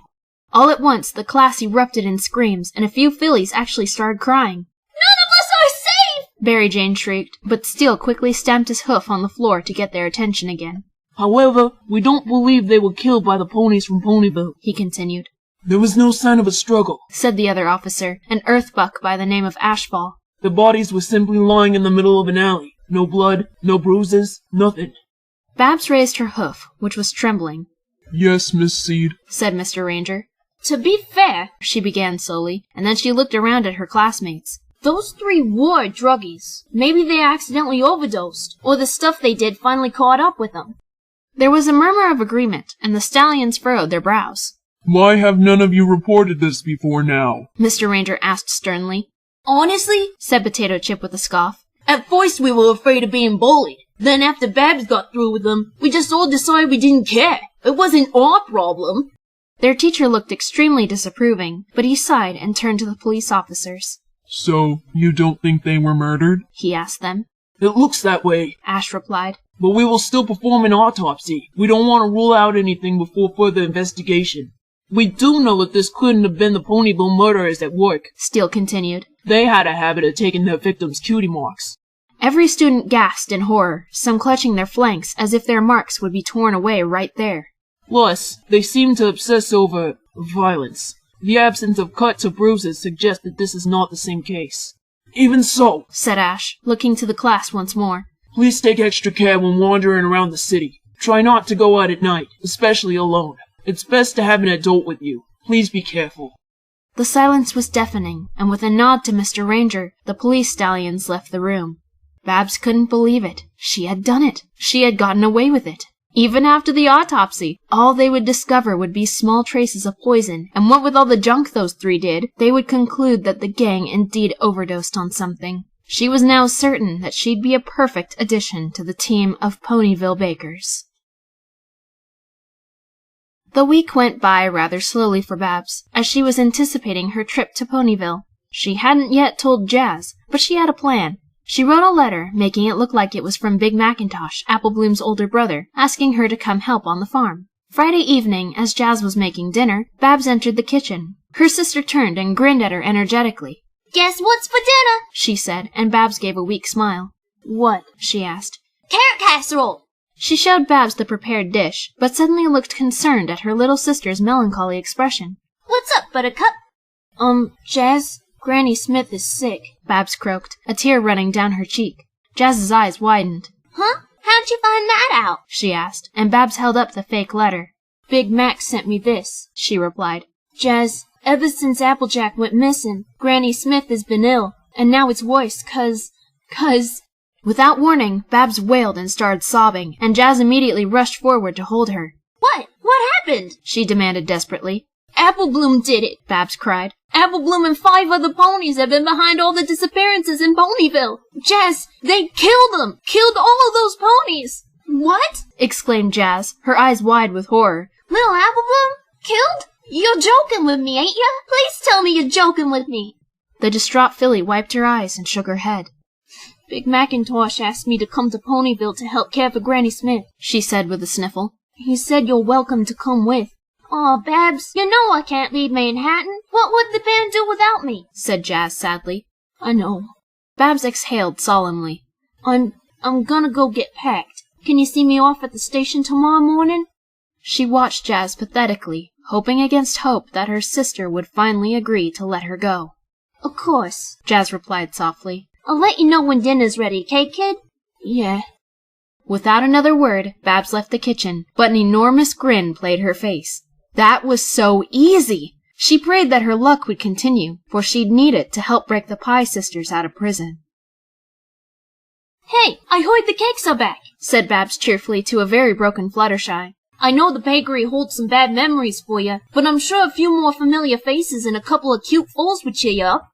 Fluttershy hesitated, forced to remember the events that caused her to lose her cutie mark, one of her eyes, and both of her wings, as well as leaving numerous scars, a permanent limp in her walk, and torn vocal cords. Despite the memories of the horrible bakery, she did like the cakes very much. She nodded and followed Babs to Sugar Cube Corner, but when they got there, Fluttershy saw that there was still yellow police tape surrounding the building. Are you sure they're home? Fluttershy asked tentatively, glancing at the filly with her remaining eye. Yeah, I've seen 'em, Babs replied with a kind smile. They just keep the tape up 'cause they don't want any pony bugging to see the crime scene. I'm one of the only ponies they let in to visit. With another affirmative nod, Fluttershy accompanied Babs under the tape, and Babs opened the door for her. After you, she said, and Fluttershy stepped into the bakery. There was the sound of the door closing behind her, and followed was a soft click. Fluttershy flinched, looking at Babs, who wore a terrifying smirk that she had seen on all 6 of her tormentors weeks ago. Babs had locked the door. Fear turning her blood cold, Fluttershy looked around the room quickly, seeing that no lights were on, dust covered every surface, baked goods were growing mold, and the large, dark stain of her own blood still sat on the floor in front of the secret door to the basement, which was open. Lastly, her wide eye rested on the silhouettes of 6 ponies standing at the front counter. Hi, Fluttershy, said a familiar, energetic voice. Did you miss us? Fluttershy panicked and screamed bloody murder as the ponies advanced on her, Pinkie Pie leading the group and Babs coming in from behind. No pony outside heard the scream, for it was drowned out by the sounds of wailing sirens accompanied by cries of panic, and the chief of police shouting, 4 extremely dangerous mares are on the loose! Urging them to stay inside their houses. Pinkie Pie had told past victims that the fun never ends. Her and her team even wrote a song about it. It had been the truth. The vicious cycle had begun once more. What are you doing? Pinkie Pie screamed, and she charged forward, her cohorts following suit. But Fluttershy held the scalpel in her mouth, ready to fight whoever decided to try and contain her. She bucked her back hooves against the water pipe as hard as she could, and it broke, water spraying out of it and flooding the floor. "She's getting away!" cried Blinkie Pie in a panic, and she rushed forward to grab Fluttershy, but ended up getting cut by the blade she held. At last, she managed to tug the chains from the broken water pipe and bolted to the stairs. Derpy darted through the air to go after her, but Minkie grabbed her tail and yanked her down, causing her to crash hard onto the floor. She then shoved Applebloom into Derpy's arms, practically threw them into a corner, and kicked the toolbox over them. Derpy and Applebloom listened in terror, hearing the chaos ensuing in the basement. Derpy began to whimper and cry, but Applebloom clapped her hooves to her mouth to silence her. Freeze! shouted Chief Cherrywood, the head of Ponyville Police Department, and things became much more quiet, save for the sound of Twilight Sparkle whimpering and the chinkling of cuffs being secured to their friends' wrists. Derpy hugged Applebloom tightly, closing her eyes tight and trying not to make any noise as she sobbed. The two of them waited under the toolbox, hearing the conversation between Officers Poison Oak and Hypernova as they discovered the bodies of Rainbow Dash, Applejack, and Rarity, as well as the mentally broken Twilight. At last, their voices faded as the ponies journeyed upstairs, but Derpy and Applebloom continued to wait until they were sure every pony had left Sugar Cube Corner. When all was quiet, Applebloom lifted the toolbox and pushed it aside. Derpy had a few bruises on her body from being tossed around by Minkie Pie, but they didn't hurt nearly as much as her heart did. Her friends, no, her sisters, had been taken away from her. Her only family was gone. Minkie Pie saved us, Applebloom muttered, sounding close to tears herself. She hid us so we could escape. I don't want to be alone again, Derpy wailed, collapsing to the water and blood-soaked floor. Mommy and Daddy are gone, and now Derpy's sisters are gone too. Why is Derpy always alone?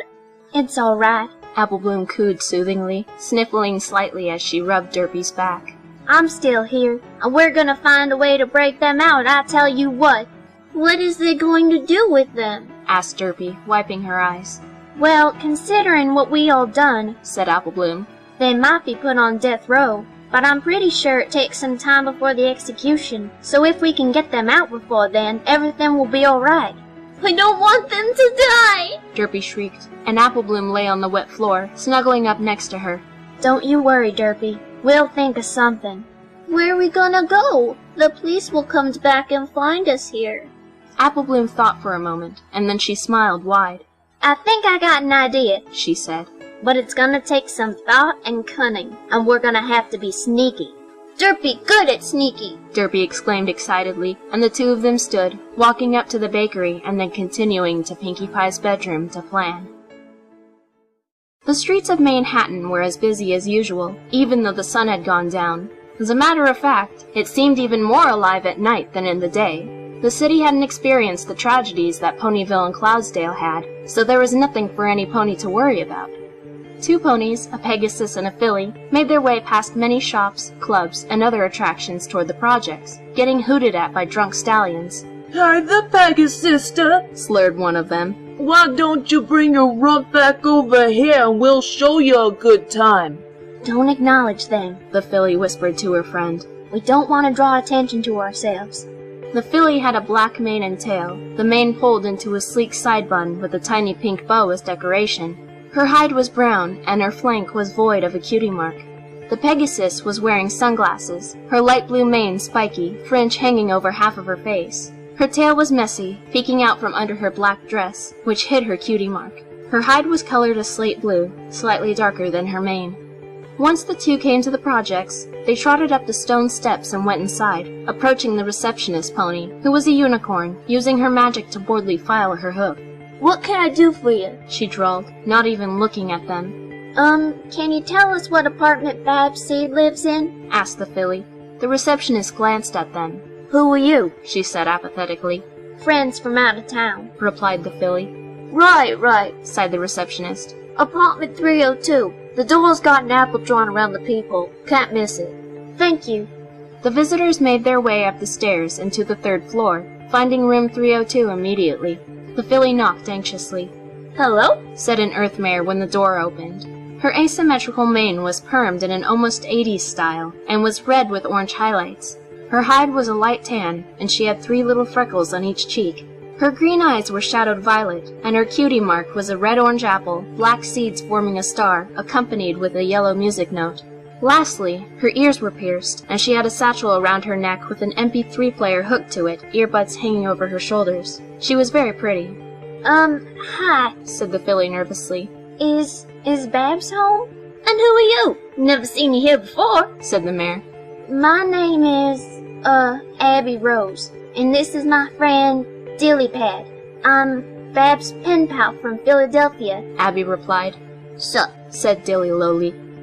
Babs never mentioned a pen pal. Then again, she doesn't talk about school much. But yeah, she's home. Come on in. The mayor led them inside, and Abby and Dilly saw that the apartment was tidy, but decorated with band posters, and there was a silver saxophone sitting on a stand in a corner.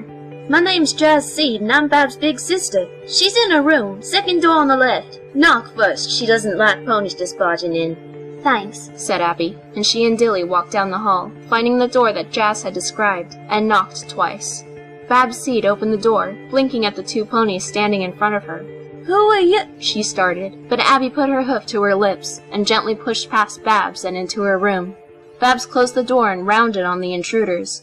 All right, I don't know who you are, but... Babs, it's me, Apple Bloom. Babs' eyes widened, recognizing her voice immediately.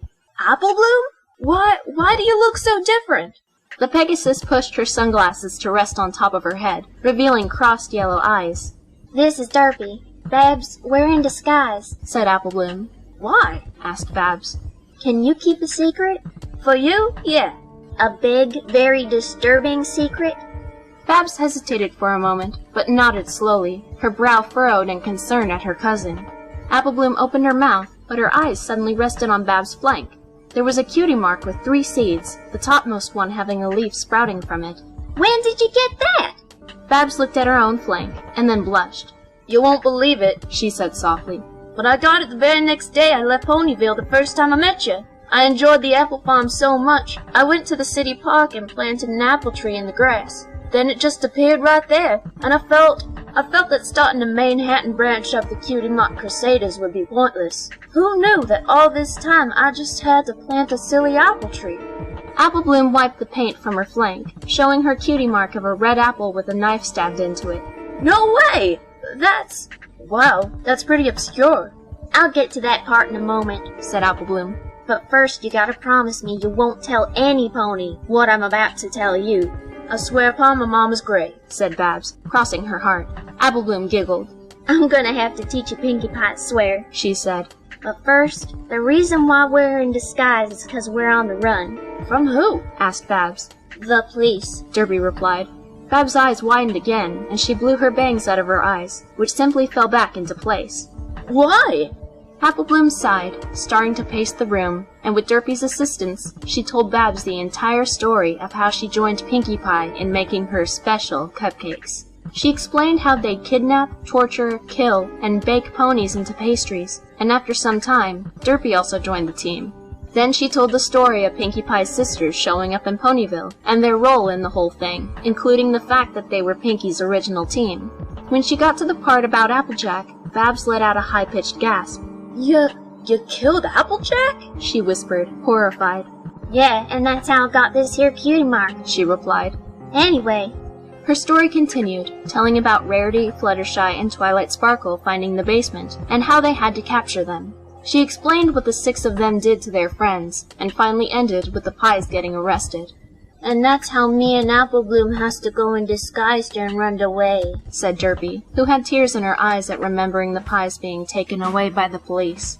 That's intense, Babs mumbled, staring at Apple Bloom as if she were a ghost that had decided to haunt her room. I know what you must think of me, said Apple Bloom, hanging her head. But you gotta understand She smiled devilishly. It's the most fun I've ever had. And yummy, added Derpy. We heard about ponies going missing in Ponyville and Cloudsdale, but I never imagined that you were behind it. Well, remember, me, Derpy, and the Pie Sisters were in it together, Apple Bloom said. But I came to you because I felt that I could trust you with the secret. What about Sweetie Belle and Scootaloo? Asked Babs. Well, they're on our list, said Apple Bloom with a sly chuckle. I know they wouldn't dare join our group. They'd be horrified, so they've already been assigned numbers. And why me? Why was I the first pony you thought of? You're clever and gutsy. Babs smiled, blowing at her bangs again, looking pleased. Can't argue with that, she said with pride. So will you help us? Will you help us break the Pies out of prison? Asked Apple Bloom, almost pleadingly. Yeah, said Babs. But on one condition. What? Asked Derpy and Apple Bloom in unison. Babs smirked. You let me join your team. Wait, really? Yeah, it sounds like fun, just like you said. Life in the city is so boring, and I'm getting bullied even though I got my cutie mark. I just can't win. I need excitement and friends who think like me. Derpy and Apple Bloom smiled at each other, and then they both shook Babs' hoof. Welcome aboard, Apple Bloom said slyly. We need an excuse to bring you to Ponyville. Oh, Granny Smith is sick, and Big Macintosh has been taking care of her night and day. You can say that he asked you to come down and help him out. That's genius, said Babs. All right, I'll come to Ponyville in, say, a week? Sounds good, Apple Bloom agreed, and she carefully applied some paint to cover her cutie mark with a bottle she took from her saddle pack. Well, we better get out of here. Where you gonna stay? Babs asked. Well, if Sugar Cube Corner has already been inspected, we'll hide out there, Apple Bloom replied, as Derpy slid her sunglasses back down. Otherwise, we might just hide in the Everfree Forest. Good luck, said Babs, and Apple Bloom and Derpy left the room. Bye, Jazz, Apple Bloom said to Babs' sister, who was playing her sax. Nice meeting ya, she replied, giving a little wave. With that, the two of them left the apartment, whispering plans to each other on how to get back into Ponyville. Around 5 days later, Babs walked into the kitchen where her sister was making dinner. She looked around at the filly when she walked in and flashed her jubilant smile. Guess what's for dinner? Said Jazz, and Babs smiled half-heartedly. What? She asked slowly. Cat casserole. Jazz showed off the prepared dish, but her smile fell at Babs' lack of enthusiasm. What's up, Buttercup? Jazz? A tear suddenly fell down Babs' cheek. Granny Smith is sick. Huh? How'd you find that out? Asked Jazz, worry etched across her face. Babs held up a letter that was signed by Big Macintosh. Big Mac sent me this, she explained. Jazz, ever since Applejack went missing, Granny Smith has been ill, and now it's worse, 'cause...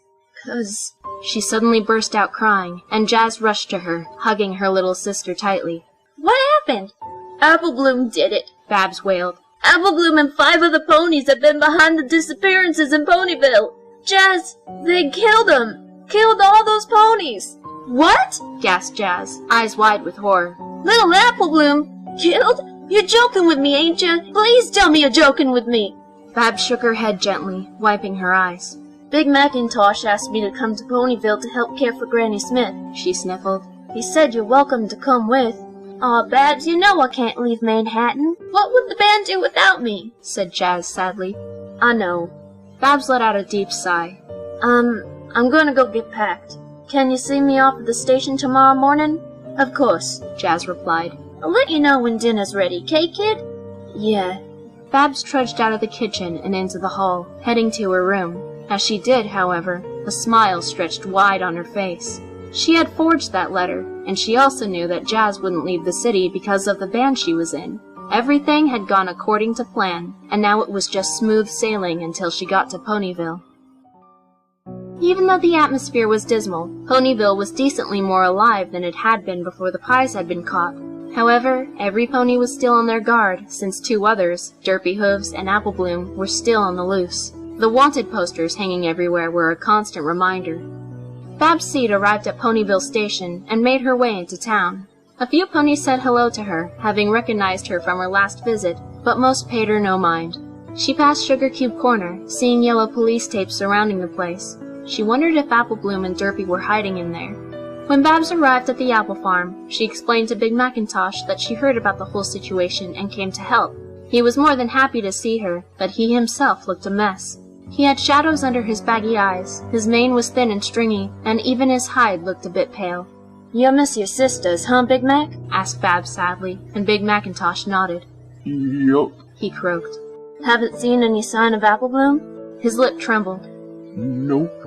I'm sorry. They went into the house, and Babs saw Granny Smith sitting in a rocking chair, not moving. She looked even worse than Big Mac. She was missing patches of fur and clumps of hair from her mane and tail. Her eyes were listless, glassy, and unmoving, and she seemed unnaturally thin, even for a mare of her age. Hey, Big Mac, I'm gonna scope the town a bit. You don't mind, do you? Nope, he replied sadly. See you later. Babs dropped her bags in Apple Bloom's old room, and then ventured back out into town. She glanced at the wanted posters of her cousin and her Pegasus friend, feeling relieved that they hadn't been caught yet. When she came to the bakery, she looked around quickly before galloping underneath the yellow tape and through the door. It smelled of dust and mold, and was incredibly dark inside. Babs spotted an enormous stain on the floor near the counter and approached it.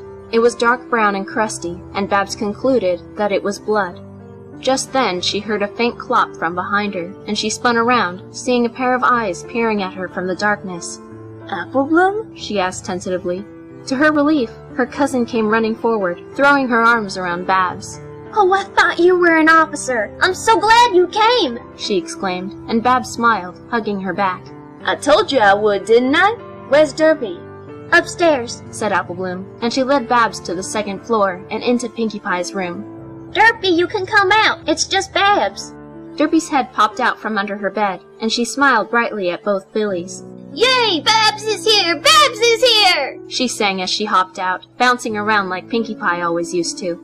Yeah, now that I am, what's the plan? Babs asked. How are we going to break the pies out?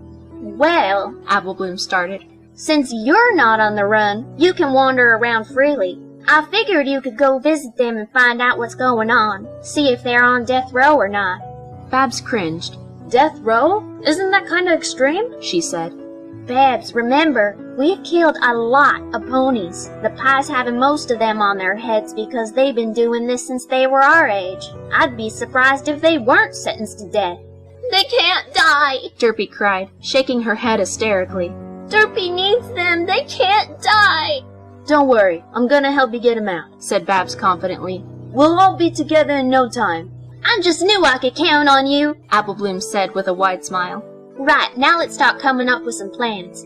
The three of them sat in the middle of the floor, which felt very lonely without the Pie Sisters, especially Pinkie Pie with her energy and joy to brighten up the room. All it felt like now was that they were simply fugitives with nothing to hope for in the future. Poor Apple Bloom wasn't even sure if their plans would work.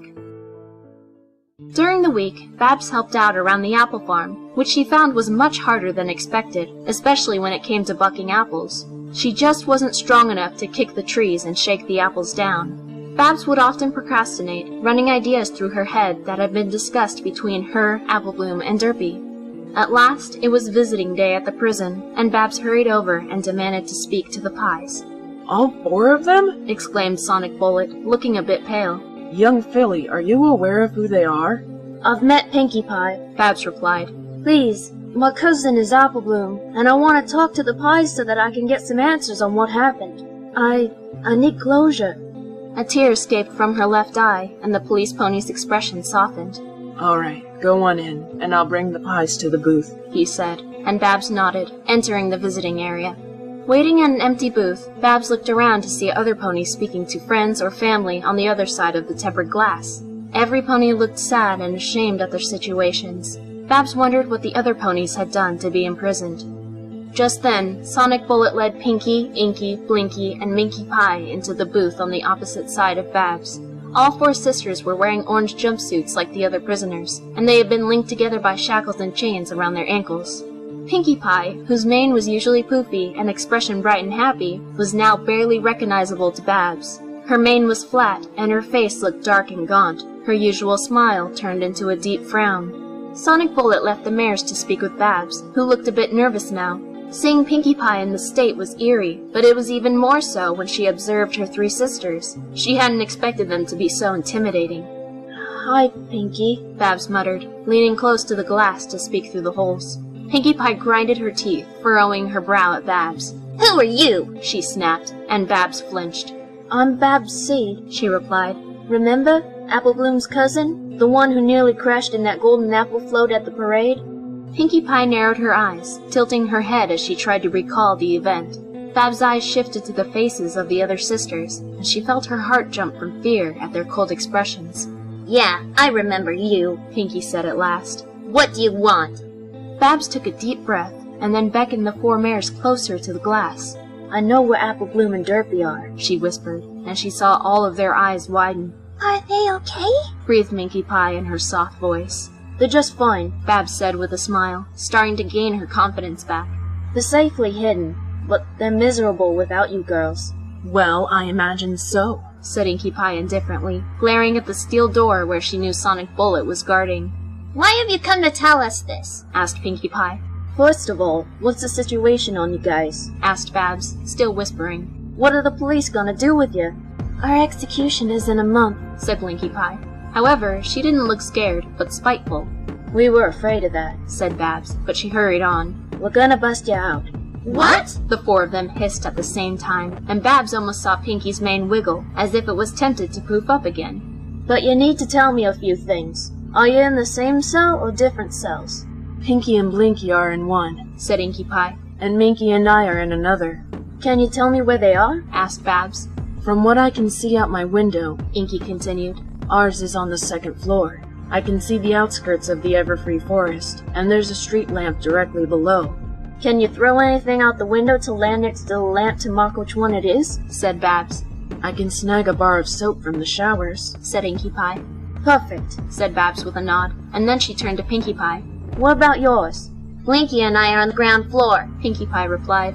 Out our window we can see Ponyville Hospital, but there's no specific landmark to distinguish our cell. We can use soap too, Blinky Pie suggested. We can tie it to some hair from one of our tails and hang it right outside the window so Babs will know it's us. Sounds great, said Babs happily. Wow, this is going smoother than I thought it would. Now, what day do you think you can get the soap? Bath day is day after tomorrow, so I say you should come get us Thursday night, said Inkie Pie. Curfew is 11 o'clock, and the prison isn't very heavily guarded, but we've noticed security cameras, so keep an eye out for them. Derpy will probably be able to handle those, said Blinky with a grin. Another upside to being a Pegasus. Okay, here's the plan then, said Babs quickly, as Sonic Bullet came back in. We'll come get you Thursday at midnight, okay? Be ready to go. Then she suddenly started sobbing, banging her hooves on the counter. Tell me where my cousin is! She cried as Sonic Bullet grabbed the pie's chains. Sorry, honey, he said sadly. Visiting hours are over. Pinkie Pie sneered at Babs as they were led away, but Babs knew that it was not an expression of unkindness, but one of clever understanding. She wiped her eyes and left the area with the other ponies that had been visiting.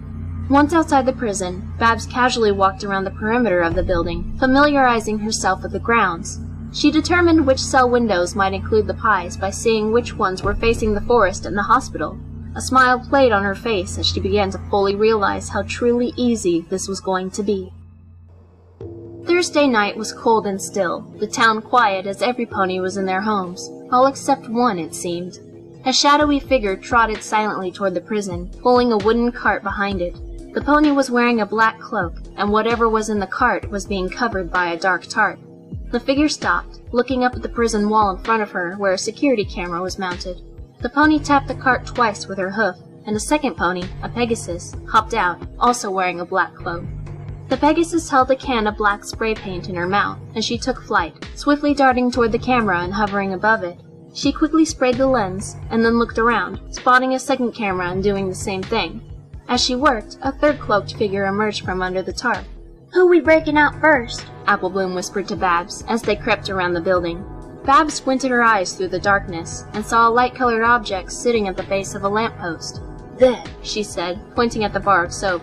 That's Inkie Pie and Minkie Pie's signal. That means... She lined up the post with one of the barred windows. That's their cell. Do you got the hacksaw? Right here, replied Apple Bloom, lifting her cloak to show the tool tied over her shoulder with a sash.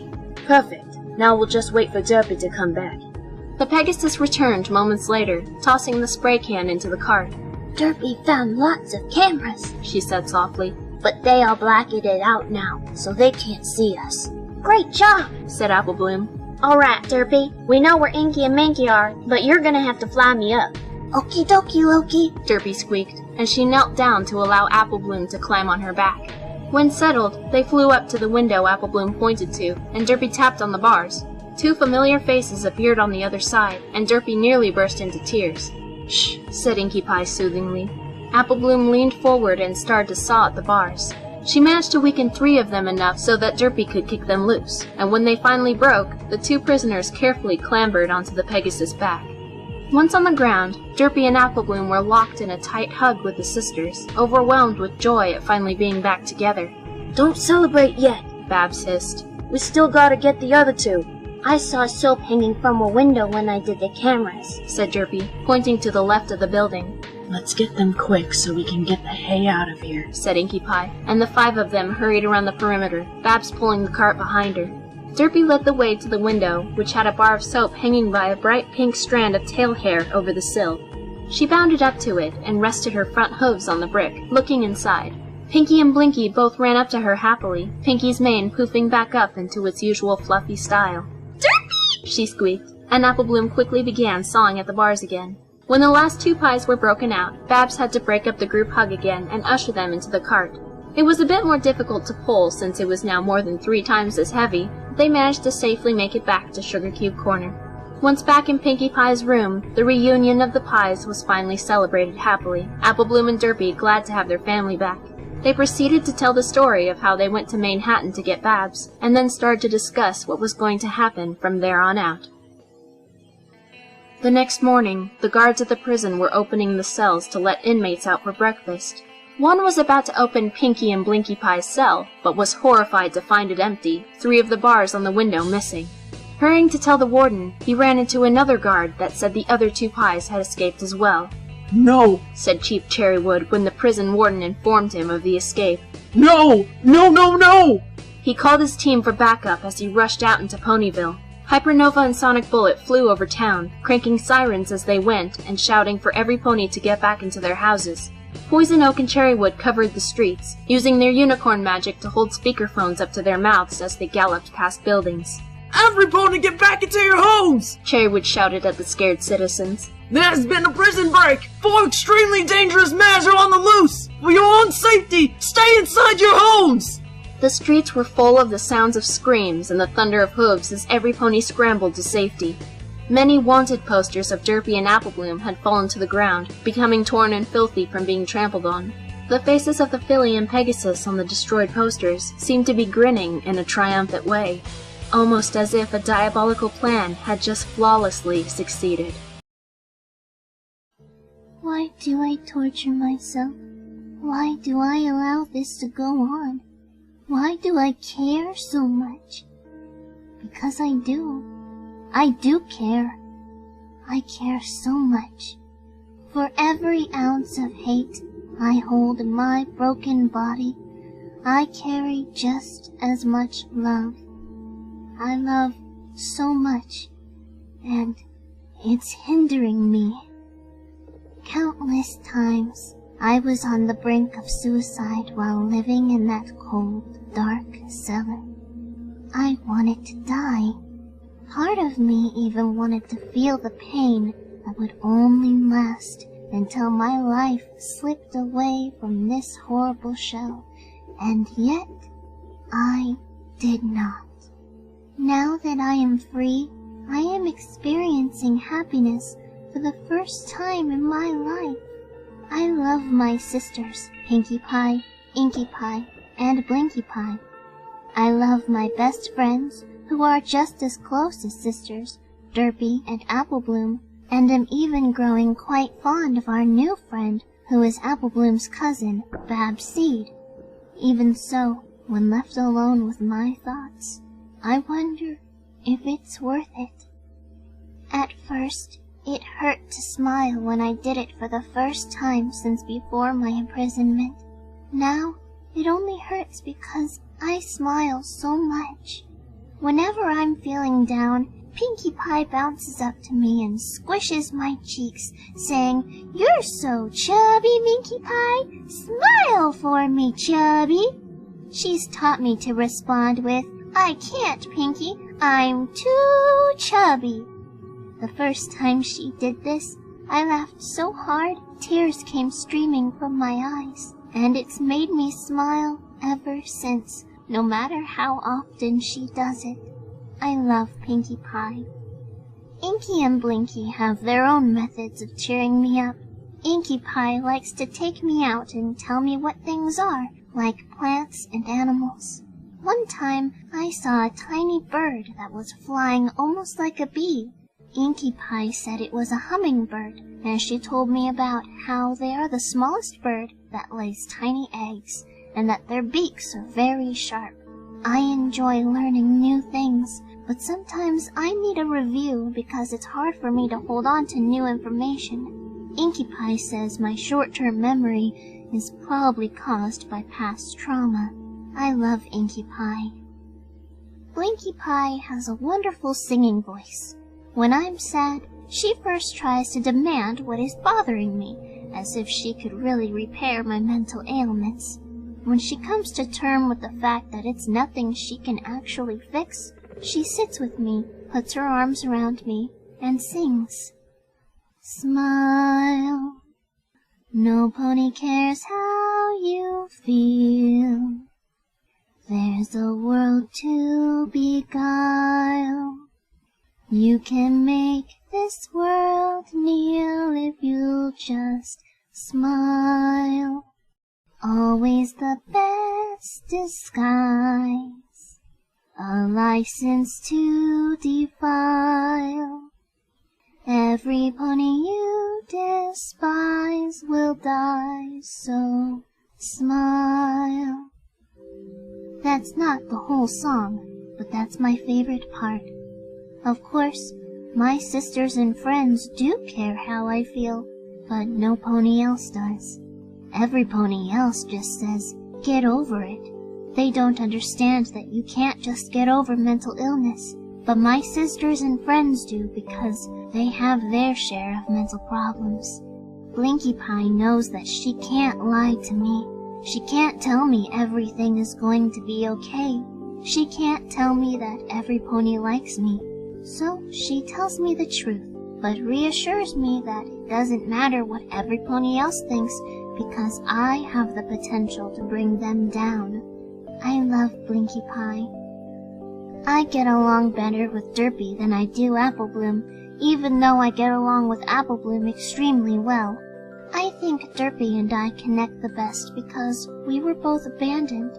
Her mother dropped her in a forest far from her home, and as far as I could tell, her father hadn't been in on it. Her poor father. I can't imagine how upset he was that his little filly was gone. I wish I could track down Derpy's parents. But when Derpy catches me in one of my depressions, she takes me flying. I was so scared the first time we ever went flying, but now it feels so natural, almost like I was meant to be a Pegasus. We can't go flying out in the open anymore, not since the police are looking for us. But we find ways around it, mostly staying in the forest or going to fly in caves. Derpy always says that I'm just as free as any Pegasus in the world, and maybe even more so. I love Derpy. Apple Bloom is so very sweet. She used to let me watch her do her homework, but now that we're on the run, she doesn't have homework anymore. So now we sit together in the ruins of the castle in the Everfree Forest and try to read the old books. She's a much better reader than me, so she teaches me the words. It's hard to sound out words that have what she calls silent letters. I get frustrated when I can't get a word, but she is always so patient with me. When I'm feeling down, we each take turns writing a word on a piece of paper to make a story. I usually pick my words from a dictionary so that I know what to write, and it's slow progress, but the last one we did said, Charlie Horse ate a bean when his uncle looked like a basket. It made no sense, but we laughed like it was the funniest joke any pony has ever come up with. I love Apple Bloom. Babs is still a bit frightened of me, I think, and she doesn't exactly know how to comfort me when she catches me crying. I told her everything I feel, and she ended up showing me many scars hidden under her fur on her arms, saying she used to cut because of her depression. I was impressed at the number of times she harmed herself, but was comforted to know that I was not the only pony who considered taking her own life at one point or another. Babs also told me about how her parents died, and she was just barely old enough to remember it. Apparently, there had been a gas leak in the house they lived in at the time, and only Babs and her older sister Jazz were able to get out alive. Babs told me how she wanted to die with her parents, but Jazz always said that living through pain makes one stronger. I'm not so sure I would get along well with Jazz, but it made me realize that Babs had undergone just as much pain as I had, just in a different form. We're spending more time together, but Babs really idolizes Inkie Pie more than any pony. I'm sure that she will soon feel just like family, and I will learn to love her too. But all of this love I'm feeling is a curse. I don't want to live. I really don't. The others don't know this, but whenever I'm working on a victim, I sometimes look at the tools and contemplate turning them on myself. Then I look at the faces of my family, and I change my mind. This hurts me so much. I wish I didn't care about them. I wish I didn't love them, because if I didn't, I could just get it over with. I hate life, even though I have found many things to be happy for. Am I weak for staying alive, or am I strong? Why do I punish myself for feeling happy? Why do I cry whenever I feel like I've done something right? Why do I hate myself more and more each day? Because there's no getting around it. I hate myself. When we were on trial in the courtroom, every pony there hated me, but I don't think they could possibly hate me more than I hate myself. I don't hate myself for the murders I have committed. No, I hate myself for existing. None of this pain would exist if it weren't for my birth. My birth that apparently caused my mother so much agony. Mama, why didn't you love me? What did I do wrong? I could have been good if you had given me a chance. I just wanted to be loved, Mama.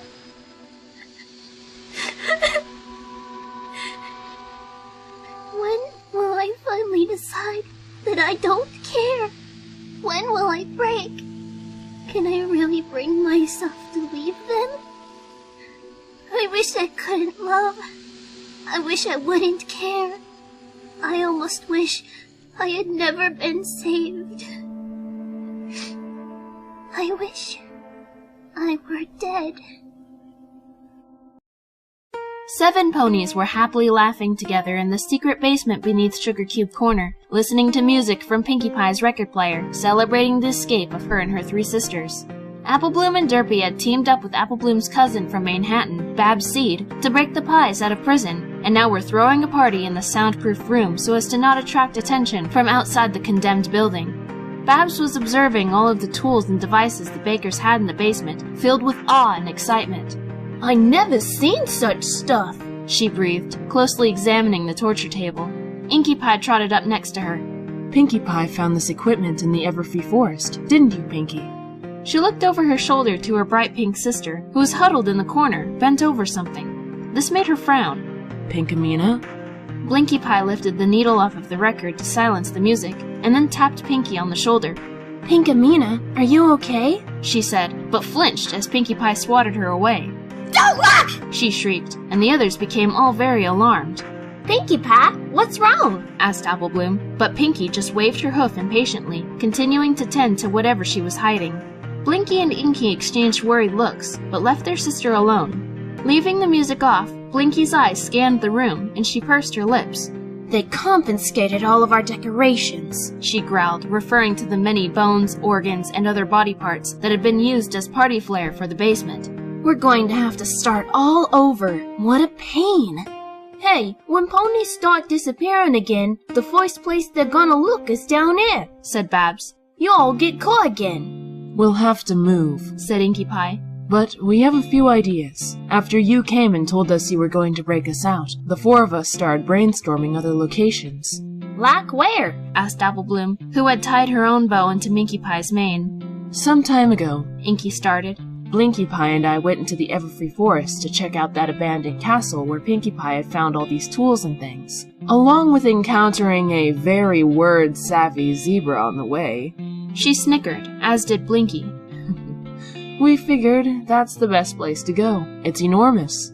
How do we get there without any pony seeing us? Asked Derpy. It'll take some time and work, said Blinkie Pie. But we can build a secret passage underground from this basement to the ruins. We'll hide the entrance to the passage so that when the cops come down here looking for us, they won't be able to find it. Bab's stomach did an odd flip, the same one she got whenever she had imagined doing terrible things to her bullies back home, all 3 of which were now dead. And now with a 7th brain, said Inkie Pie with a smile, ruffling Babs' hair, it'll be even easier to come up with the best ideas to keep ourselves hidden. Babs blew her bangs from her face, looking pleased. She couldn't help but admire Inkie Pie's dominant yet laid-back attitude. It made her eager to show what she was capable of doing, even though she didn't have any practice. Ta-da! Sang a voice, and they all looked over to see Pinkie Pie had finally come out of the corner, and in her arms were 6 yellow ribbons, each with some sort of trinket hanging from them. What's that? Asked Minkie Pie in her quiet voice, though she seemed relieved that her youngest sister was all right. Well, after Babs visited us at the prison, I got to thinking, Pinkie explained.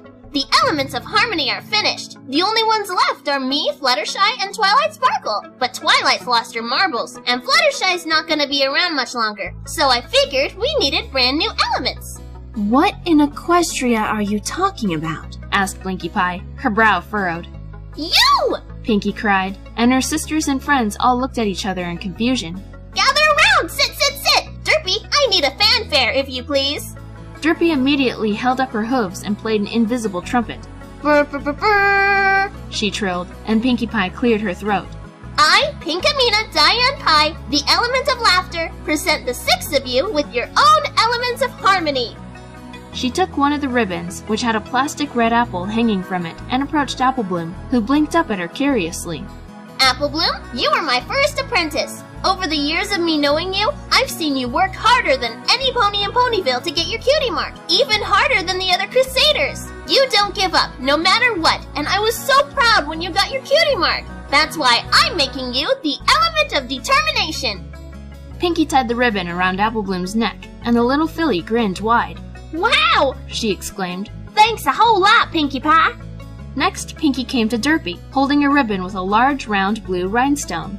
Derpy, she said, I've known you for a much shorter time than Applebloom, but you've proven to be the most trustworthy friend any pony could ask for. No matter what, I can always count on you for anything. You're strong, thoughtful, carefree, and kind, and I am proud to dub you the element of reliance. She tied the second ribbon around Derpy's neck, and Derpy's crossed yellow eyes brimmed with tears of joy. She hugged Pinkie tightly, unable to find words to thank the pony who had saved her from a life of loneliness. After breaking away, the party pony walked over to her second oldest sister, holding a ribbon with a shiny purple marble. Inkie Pie? Come on, Pinkamena, said Inkie, who was blushing slightly. You really think that I deserve something this important? I've barely been there for you at all, what with letting you go to Ponyville all by yourself. Oh, hush! Pinkie giggled. You have no idea how much you've been there for me, not to mention that you're everything to Blinkie and Minkie, and even before we started baking as fillies, though you and I weren't as close, you always knew what to do when things got rough at the farm. You practically raised me and Blinkie Pie, and you've shown Minkie Pie how to cope in the outside world. That is why I am making you the element of guidance. Inkie Pie smiled gratefully as the ribbon was put around her neck, and she bowed her head modestly, something she had never done. My turn! Blinkie Pie chirped sharply, and Pinkie Pie giggled as she trotted over to her. The next ribbon had a shapeless shard of metal hanging from it, which had been painted gold. Blinkie Pie, she addressed her sister. Next to Applejack, you're the most honest pony I've ever met. You're so honest. You're not afraid to tell some ponies something they don't want to hear, even if it'll hurt their feelings. I know that if I'm having a bad hair day, or if I do something wrong, you'll tell me so. And just like Inkie Pie, you've helped our dear Minkie face the world, passed on your knowledge, taught her your ways. You are hereby known as the element of integrity. Once the ribbon was fastened around Blinkie's neck, the sisters hugged tightly, Blinkie overwhelmed with pride. Next was Minkie Pie's turn, but she didn't look very excited. In fact, she looked ashamed. Don't waste your time on me, she murmured, hanging her head so that her mane shrouded her face. I'm not worth it.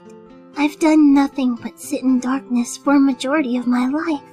Minkie Pie, Pinkie said softly, pushing her mane out of her green eyes. You're so very important to me. I can't think of any pony who is as strong as you. Strong? Minkie Pie snapped, her lip trembling. I am anything but strong. A pony who has given up on life, who has lost hope in the world, who has nothing to offer, is a weak pony.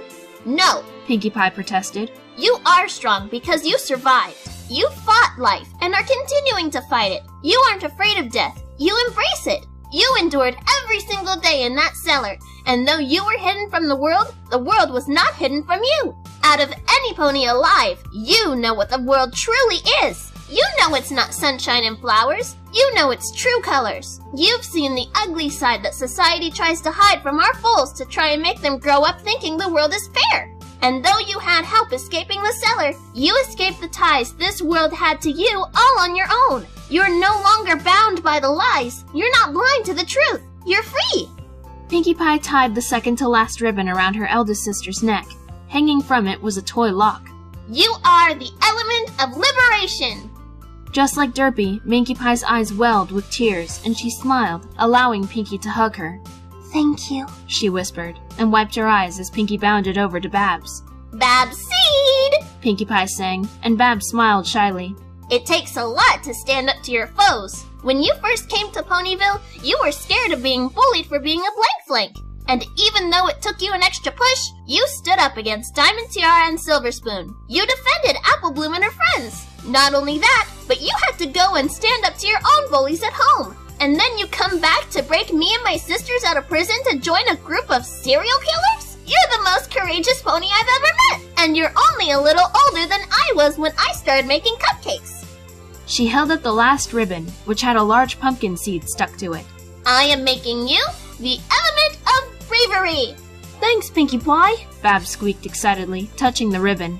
I never felt so accepted. I feel like I have true friends now.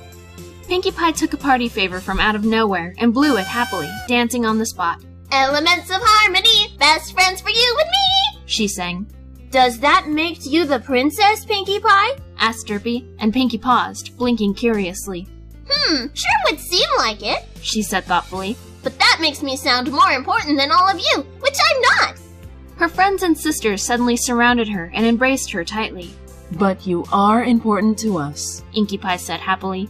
If it wasn't for you, we all wouldn't have the relationships with each other that we have now. You make us happy, dear sister. So happy! Exclaimed Derpy, and Pinkie Pie giggled, basking in the affection from her family. When the group broke apart, Inkie's eyes fell on Babs, and then to the seed on her ribbon. Babs, she said, and Babs met her purple eyes. Pinkie Pie mentioned you had bullies in Manhattan. Perhaps we should find a way to make them your first project. Babs grinned, her expression turning sinister. Oh, don't worry about them, she chuckled slowly. They won't be picking on any pony else ever again. I took care of it.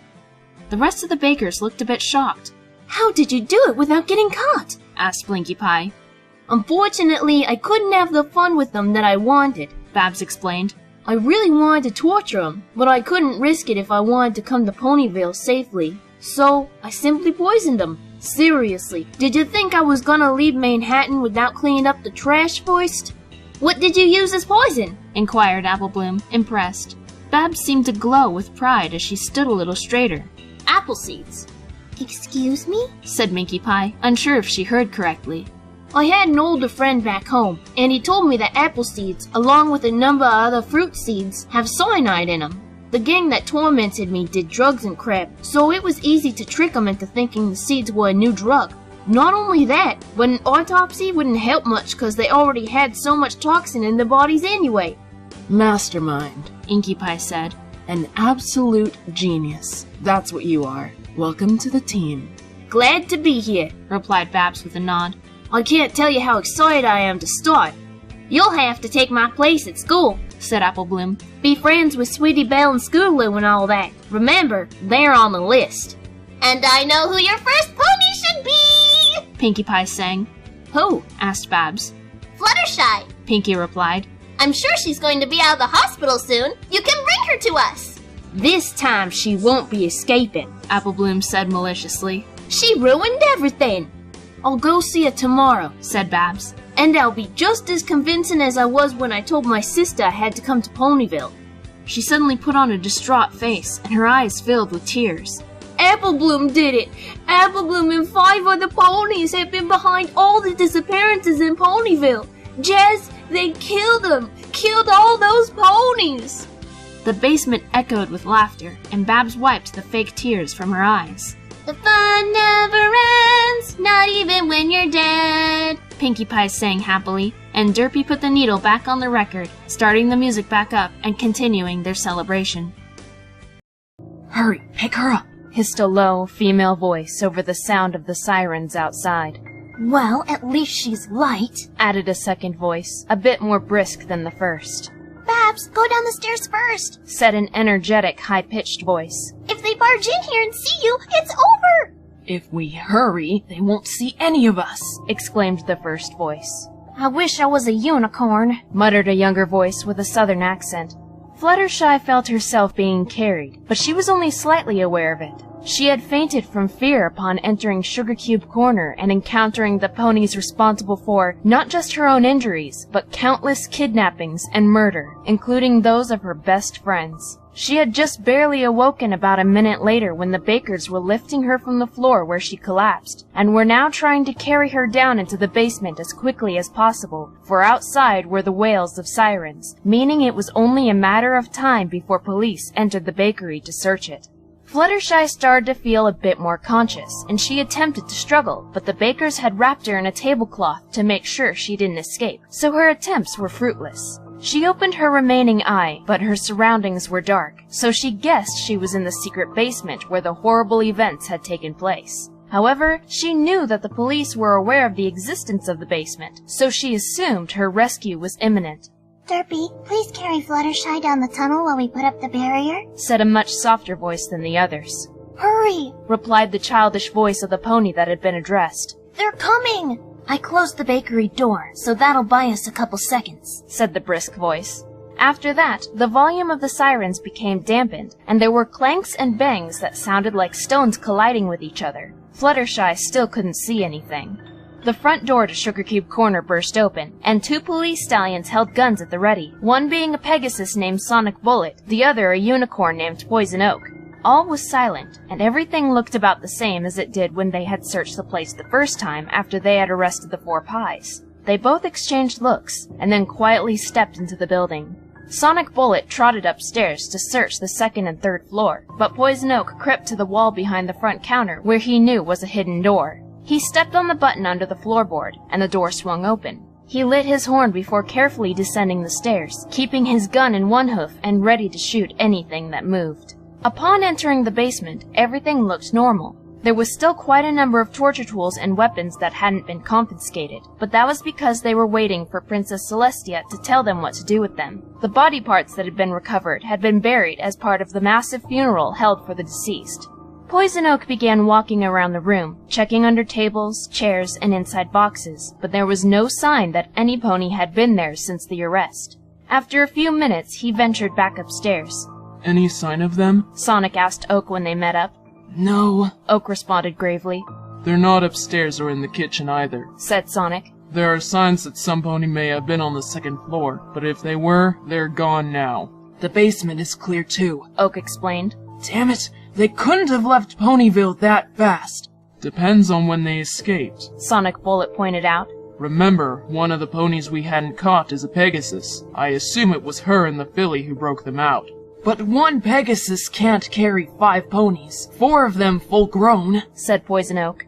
Let's hurry and help the others search the town, said Sonic quickly, and Oak nodded, following his comrade out of the bakery. Pinkie Pie was sitting behind one of the walls of the basement with Inkie Pie, listening hard. She gave a soft giggle when they heard the stallions leave, and they both quickly tore down the tunnel that had been dug a few days earlier by Derpy, Apple Bloom, and Babs Seed. The hole was hidden by cement bricks that blended in with the wall, so it went completely unnoticed by Poison Oak. The 2 of them came to a new room a few minutes later, for the tunnel was actually very long. This room was still under construction, because 2 foals and a handicapped Pegasus were not strong enough to finish everything by themselves, especially not within the short time frame they had before breaking the pies out. The only things that were in the room were a couple of shovels, a toolbox with a few tools, a cardboard box with other supplies, a decent number of candles that gave the room its dim light, and a wooden chair, which currently had a yellow pony tied to it. Fluttershy was wide awake now, breathing hard as she stared around at the 7 ponies surrounding her. Then her eye fell on Babs, who was smirking and had a very scary look in her gaze. Why? She croaked in her damaged voice as she began to cry. Why what? Babs asked with a small snicker. You You're part of this? Fluttershy squeaked, nodding at the other 6 bakers. You trust way too easily, Fluttershy, Babs responded softly, blowing her bangs from her face. She tisked, shaking her head. The cousin of one of the Ponyville murderers asked you to come to the bakery where it all took place? Didn't that seem just a tad bit suspicious to you? But you were so nice, Fluttershy sniffled, and the bakers all laughed. And we weren't? Asked Pinkie Pie, cackling insanely. Babs is right. You do trust too easily.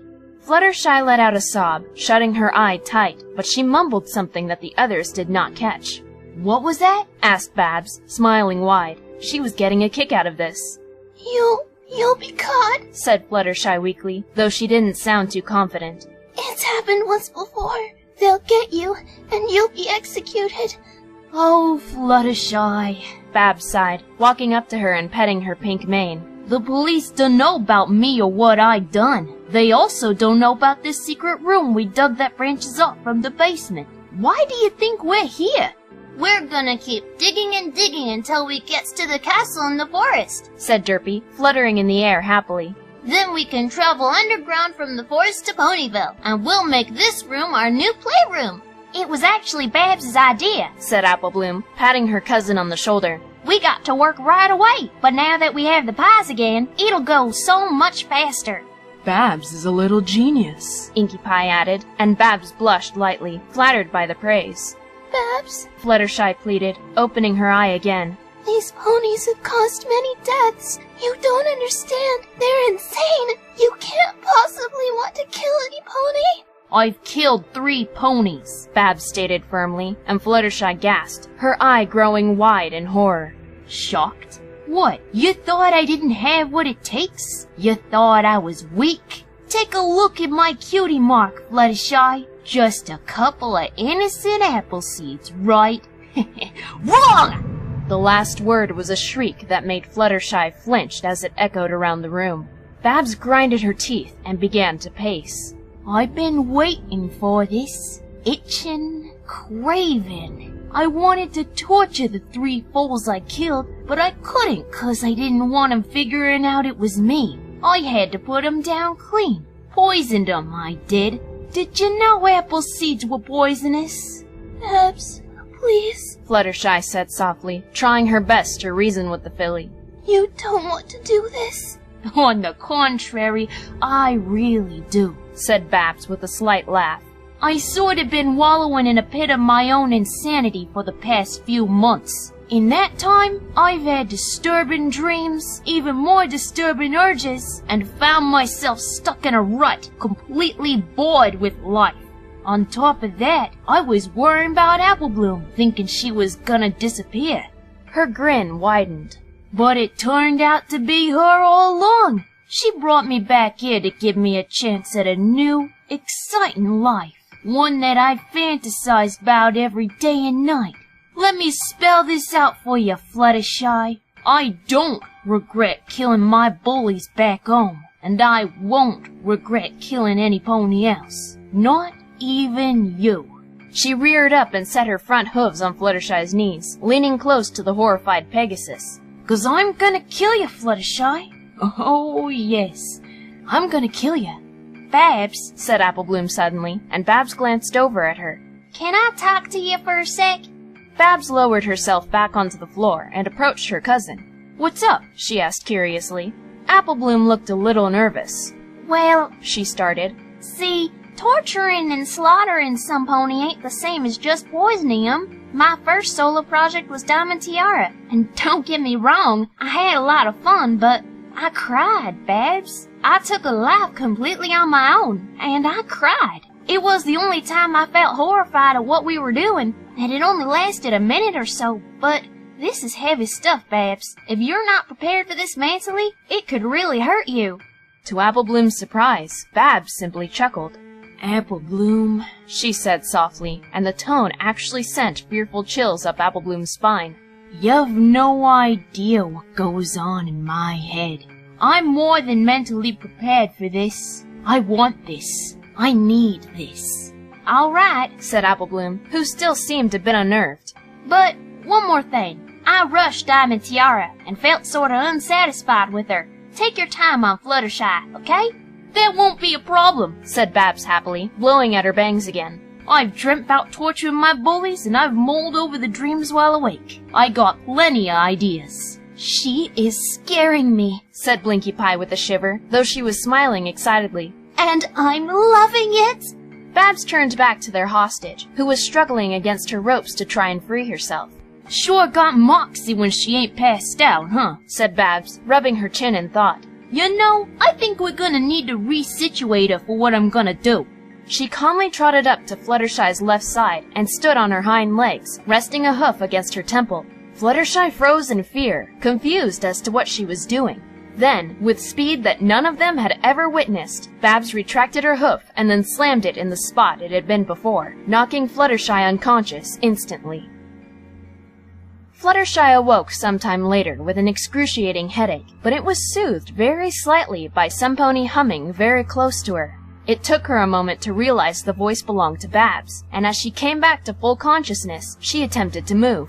Fluttershy became aware that she was lying flat on her back, her arms and legs stretched out, and she seemed to be strapped down. Opening her eye, Fluttershy saw Babs in the corner of her vision, and she turned her head to see her hammering a nail through a leather strap that stretched over her arm and into the floor, which was blue for some reason. Looking around her body, Fluttershy noticed that the blue thing she was lying on top of was a plastic tarp, and all of her limbs were tied down by straps nailed through it and into the ground, as were her chest and hips. Then she spotted the other bakers, who were simply watching, as if they were an audience at a show. She's awake! cried Derpy happily, clapping her hooves, and Babs met the eye of her victim, grinning maliciously. Just in time, she said airily. We're about ready to start. That was pretty cool, the way you knocked her out like that, said Inkie Pie. Yeah, agreed Blinkie Pie. How did you do that? A friend of mine taught me all sorts of stuff about fighting and how to disable your opponent, Babs explained. In fact, he was the one who told me about apple seeds being poisonous, and if it weren't for him, I wouldn't have my cutie mark. She chuckled lightly. Though I'm sure he didn't intend for me to use the skills and information he gave me for this. I'm thankful regardless. You may have to teach us some techniques, Minkie said in her soft voice. Babs turned to face her friends fully, clearing her throat and holding her head up high. Fillies and gentle colts, she started in a strong tone. Today we will embark on a journey beyond your imagination, an adventure of magic, wonder, and thrill. Are you prepared for a show unlike anything you've seen before? The bakers all cheered excitedly. And are you prepared to assist me if I so ask? Another burst of approval resonated throughout the room. Babs spun around to face Fluttershy again, her grin so terrifying the broken Pegasus whimpered loudly. Righto, let us begin! Normally you would slice off the cutie mark, Pinkie Pie mentioned. But Fluttershy doesn't have her cutie mark anymore. Not a problem, said Babs, digging out a scalpel from the toolbox. I'll just pretend she's got a mark. The filly jabbed the implement into the scar tissue on Fluttershy's flank, and she flinched, yelping in pain. And away we go! cried Babs, and in one fluid motion, she yanked the scalpel in a curved direction, slicing a circle in the skin faster than any of the other bakers ever had. Wow! exclaimed Derpy over the sounds of Fluttershy sobbing. Babs pried the flesh from the muscle with the blade and set it aside. She took a tiny bow to her audience, and then peered closely at the wound. Her pupils contracted as she stared at the blood oozing from the damaged flank, and she trembled as she slowly touched it with her hoof. Babs, said Applebloom quickly, you've never tried Pinkie Pie's cupcakes before, have you? No, Babs mumbled, staring at the red substance on her hoof. She licked it gently, and her heart skipped a beat. You've never tasted meat then, Applebloom continued. That's correct, replied Babs, and her cousin stood up to join her by her side. Applebloom took the scalpel and carved out a bite-sized chunk of meat from Fluttershy's open flank and offered it to Babs. You should get used to the taste of it raw before you eat it after baking, she said. Babs privately admitted to herself that this made her nervous, and she honestly couldn't tell if she was disgusted by the thought of eating her own kind, especially since her kind wasn't meant to eat meat. However, the metallic smell of blood filled her nostrils, and she felt her tongue begin to tingle. Babs took the bit of meat and placed it in her mouth, starting to chew. It was very difficult, almost like chewing on rubber or some very tough gum.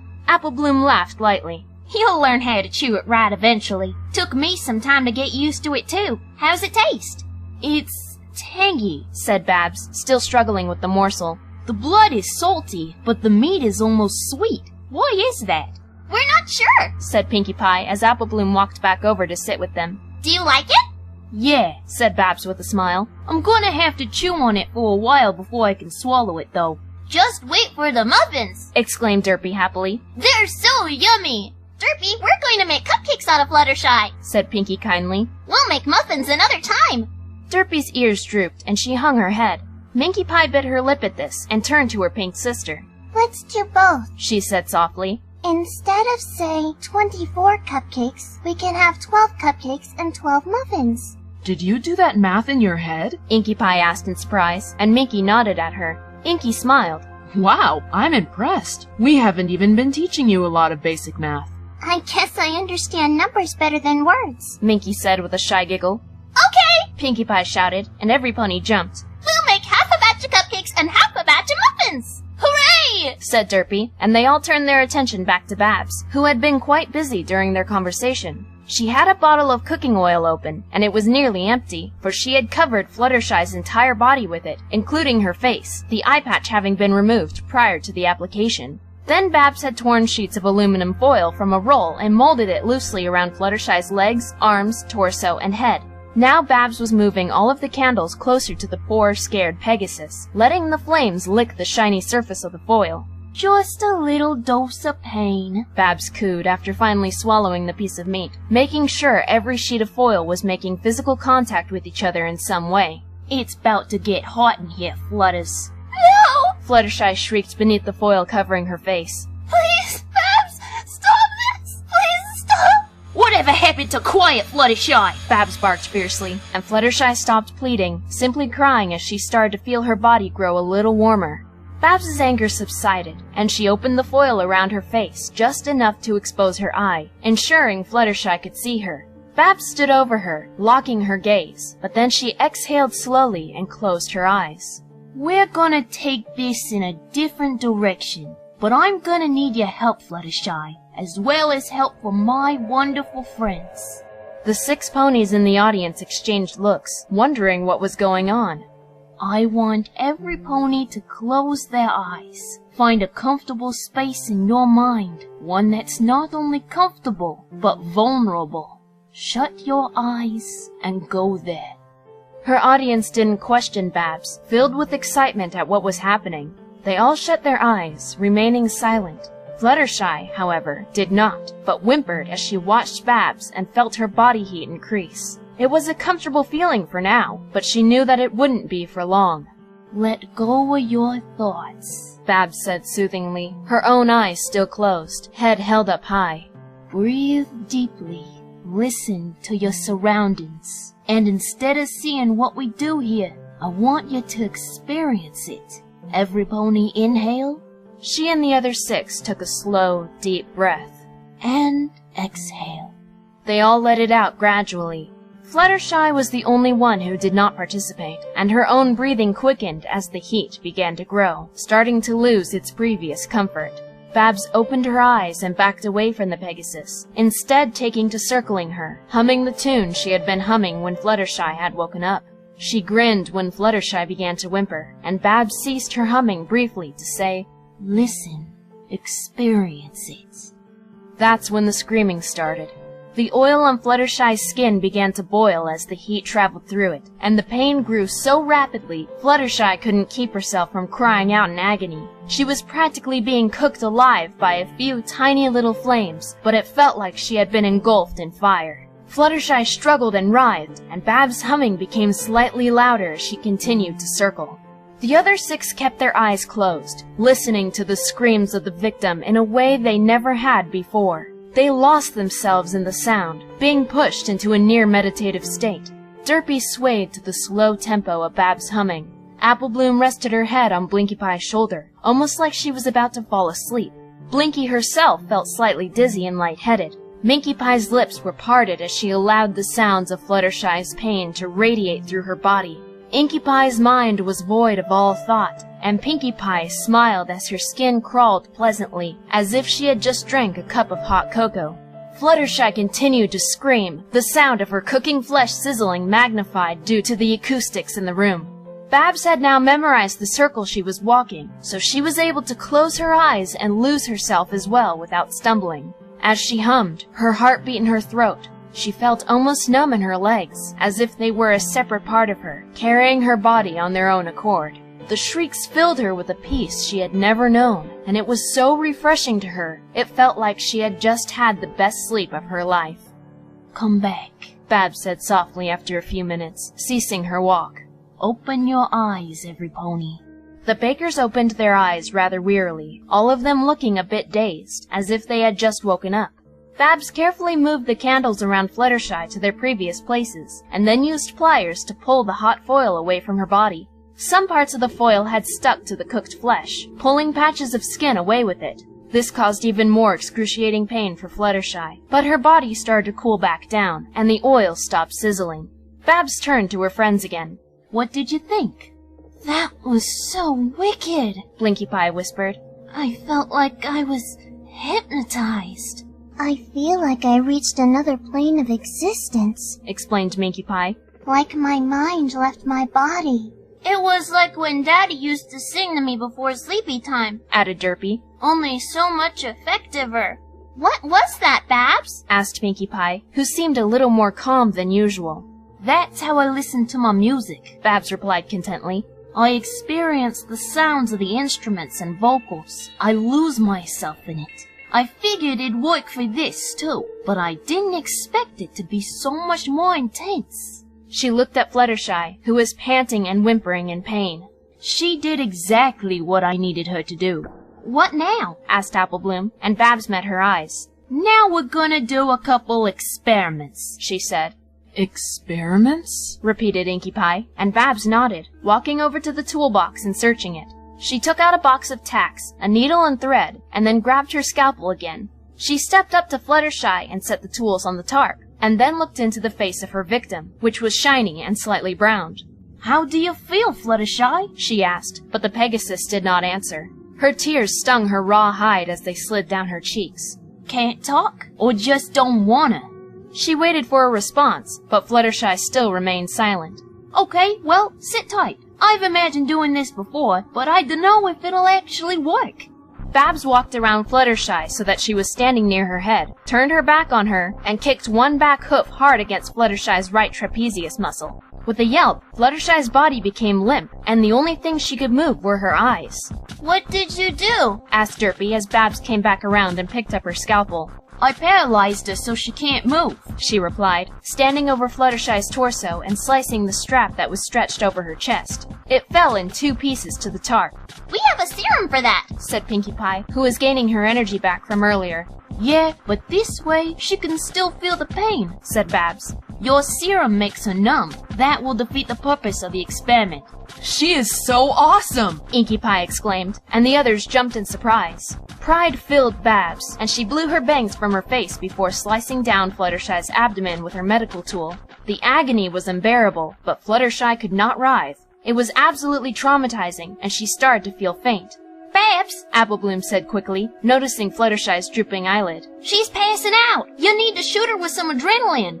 I'll do it, said Derpy, and she flew over to grab the already prepared syringe. Derpy landed next to Babs and stuck the needle into Fluttershy's chest. In seconds, Fluttershy's eye opened wide and her breathing quickened, but she still could not move. Fantastic, Babs said to Derpy, who giggled and flew back over to sit with her friends.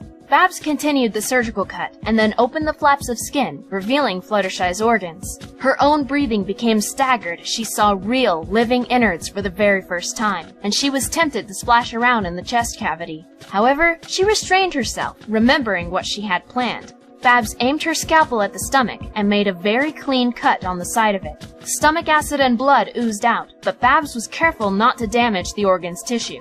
While she did this, the other bakers came a bit closer to get a better look. In Fluttershy's head, she was screaming, being able to feel every single thing being done to her. Babs opened the box of tacks and carefully poured them into the stomach, then took the needle and thread and proceeded to sew the hole back up. Fascinating, said Minkie Pie softly, impressed. Babs ventured to the cardboard box and found a popsicle stick, bringing it back to her hostage. She forced Fluttershy's mouth open and prodded her uvula with the stick. Immediately, Fluttershy gagged, and a large amount of blood and bile erupted from her throat. Not only that, but many of the tacks also came up, tearing at the walls of her stomach, esophagus, and the inside of her mouth, including the tongue. Wow! Exclaimed Derpy. Wow and ew! Agreed Pinkie Pie. Babs looked closely at Fluttershy's stomach and saw a few metal spikes sticking through the surface. Not what I expected, she said in surprise. I thought all the tacks would come up. She scooped up a couple of the regurgitated tacks with the popsicle stick and dropped them into Fluttershy's empty eye socket. Then she looked up at her friends. Can some pony grab me a hacksaw? I got it, said Blinkie Pie quickly, and she trotted off to the toolbox, returning with the saw in her mouth. She dropped it in front of Babs, who was rubbing her chin. Out of ideas? Asked Apple Bloom, who had experienced the same problem with Diamond Tiara. Nah, I just don't know which one to do first, Babs responded pensively.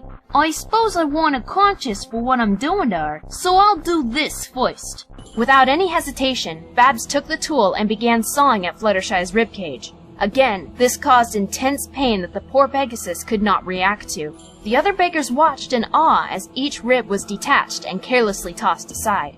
After all of the ribs were removed, Babs used her scalpel once more, but she approached the organs slowly and carefully, taking her time as she severed the tissue holding each one in place, but not cutting the cords and tubes that connected them as a working system. She gently placed each organ outside of the body to sit on the tarp, but they were all still alive and functioning, though the heart was beating dangerously fast. Once everything was set neatly aside, Babs cut the leather strap over Fluttershy's hips with the scalpel, and then grabbed the hacksaw again, working it through the middle of the torso. With some effort, the saw tore through the skin and spine, cutting Fluttershy completely in half. She's a trooper, said Inkie Pie, looking at Fluttershy, who was still very conscious, but her eye was rolling upward, and it was obvious she was suffering unimaginable pain. She hasn't even needed a second adrenaline shot. I always felt she was tougher than she seemed, Pinkie Pie said with a laugh. She just never knew how to use that strength. I'm gonna miss you, Fluttershy. I really am. Me too, said Minkie wickedly. Babs used her hacksaw to dismember Fluttershy's limbs, and the amount of blood that covered the tarp was immense. Fluttershy's vision was swimming, but she didn't lose consciousness, though she wished she would. She honestly wished that Babs would just end the torment already. What more could she possibly do to her? Last thing, Babs muttered, pushing Fluttershy's detached arms and legs aside, and walking back up to her head, careful not to step on the organs still sitting on the tarp. She was covered in so much blood, it was almost hard to tell that her fur was originally brown. Babs placed a hoof on the bridge of Fluttershy's nose to hold her head in place, brought the saw to above her brow, and started cutting through the skull. Fluttershy wanted so badly to yell, to scream, to plead, but the only thing she could do was endure the torture, as tears still managed to escape her tear ducts. Moving Fluttershy's head from side to side, Babs managed to saw through the circumference of her head, and the top of her skull fell off, revealing her brain. Babs set the saw down and reached into Fluttershy's head, yanking out the muscle violently, but the brainstem was too thick to break by force, so it wouldn't come all the way out. Fluttershy started to foam at the mouth, and her eye rolled to the back of her head. Let me get that for you, said Inkie Pie, picking up Babs' scalpel and slicing through the brainstem. It finally came free, and Fluttershy, though alive, was completely unresponsive. Babs held up the brain like a trophy. This is so freaking cool! She shouted happily. I never felt so alive! This is the best day I ever had! Her friends clapped for her, and Babs exhaled contently, looking back at the stray organs. Guess we gotta finish up then, huh? That was amazing! Pinkie Pie sang, hopping up and down as Inkie gave the scalpel back to Babs. I'm so impressed! You did great! You're a natural! You really were ready for this, said Apple Bloom in shock, though she was grinning as she watched Babs finally cut the organs from the body completely, and Derpy gave her a bucket to put them in. I needed this, Babs told her calmly, cutting the arteries of the heart. Chain Link told me I was too good to kill any pony, but I knew in my heart that it's what I've needed to do. I'm really not as sane as I look on the outside. I learned that months ago. After I fought my bullies, I felt the need to kill, and it alone was driving me crazy. This is my calling. I'm just a little apple seed with a small bit of poison and a hell of a drive to end lives. I knew it was a good idea to recruit you, Apple Bloom said cheerfully, and she hugged her bloody cousin. Okay, time to clean up, said Pinkie Pie, gathering up Fluttershy's limbs. Since we don't don't have a tunnel to the castle yet. We'll have to use the kitchen and the bakery. Derpy, you go to the 3rd floor and keep watch outside the window to make sure no police ponies are hanging around the bakery. But be careful and keep out of sight. Okie dokie, Loki, said Derpy, saluting and flying down the tunnel. Every pony else, help me clean up and carry Fluttershy's body back to the bakery. They all did as Pinkie said, and as Babs carried the bucket of innards in her mouth, she felt a hoof on her shoulder and looked around. Inkie Pie was smiling encouragingly at her. Good job, she said, and Babs grinned back, feeling happier than she had in years. The next day, there was quite a lot of commotion in Town Square as ponies gathered around the Town Hall building. They all gasped, parents shielding the eyes of their foals, and many began to cry and even vomit. What is the problem here? Shouted Mayor Mare, making her way through the crowd, but she froze when she saw what was sitting in front of the building, and she covered her mouth, her legs feeling weak from terror. There was a small table set up with a pink tablecloth that was patterned with blue and yellow balloons. On the surface sat the severed and near unrecognizable head of Fluttershy, which was discolored, bloody, and missing the top part of her skull. Her skin was leathery in texture, and her remaining eye had also been gouged out. In front of the head sat a plate of 6 pretty cupcakes and 6 muffins, as well as a large sign hanging from the front of the table. It had 3 words written in blood. "We're still here." The door to the main hall of the castle creaked open, and 5 ponies quickly looked over to see who had entered. Babs Seed gave her friends a reassuring smile, a green saddlebag hanging over her back. "It's just me," she said, her voice echoing throughout the large and dusty room. Blinkie Pie let out a heavy sigh, slumping her head on the cushion of the red chair she was sitting on. "I'm so paranoid," she mumbled. "And bored! Is it even possible to feel those 2 things at once?" "Well, we haven't baked in about a week and we're still on the run," said Inkie Pie. "I'd say that's pretty reasonable." Apple Bloom and Minkie Pie were sitting next to one of the bookshelves, a thin book laying out in front of them. Babs watched them curiously, knowing that Minkie Pie was still learning how to read. "What's this word?" asked Apple Bloom kindly, though her voice had a hint of somberness. Night, Minkie Pie said almost inaudibly. Babs furrowed her brow. Something was wrong. It hadn't sounded like Minkie Pie didn't know the word. It sounded like she was strained. The others seemed to realize this too. "You all right?" Inkie asked her older sister. Minkie Pie sniffled as tears rapidly began to fall from her green eyes. Apple Bloom immediately threw her arms around her. "It's all right," she exclaimed. "You were correct. It was Nat. You're doing just fine." I'm not upset about that. Minkie said, her lip trembling. I feel so empty. I feel like my life was getting somewhere before it was ripped away when we were arrested. "I feel the same way," Blinkie growled. "When we were all reunited, I thought things were going to be just as fun as they were before, and that day with Fluttershy pretty much confirmed it. But now we're just sitting in the castle because we can't think of a good way to catch some pony, not with all the safety precautions and ponies looking for us. Babs can't do everything by herself." I brought some sugar," Babs said, trying to smile and pulling out a medium bag of sugar from her saddle pack. "Won't do much if we can't bake," admitted Inkie Pie, and Minkie buried her face in her arms. Derpy fluttered over to try and help Apple Bloom comfort her. "Where's Pinkie Pie?" asked Babs, suddenly noticing the most vibrant pony was missing. The others exchanged looks, all except for Minkie, for she was still sulking. "She didn't come down this morning," Apple Bloom said softly. "Last night, before we all went to bed, she got real quiet and hid in one of the rooms upstairs. We sorta all agreed to let her be. She hasn't been herself lately." "I'll go see if she's okay," said Derpy, and she left Minkie's side to exit the hall. She flew up the crumbling stairs to the room she knew Pinkie had gone to the night before, and once she landed, gently pushed it open. "Pinkie Pie?" she whispered, seeing a shape in the far corner. Derpy slowly crept toward it, eyes adjusting to the darkness. There was a pink pony sitting with her face to the wall, but instead of the usual poofy mane, there was a sleek curtain hanging over the side of her face. "Pinkie Pie?" "What is it?" Pinkie said in a dull voice that was only slightly louder than her oldest sister's. "Are you all right?" said Derpy, feeling very worried.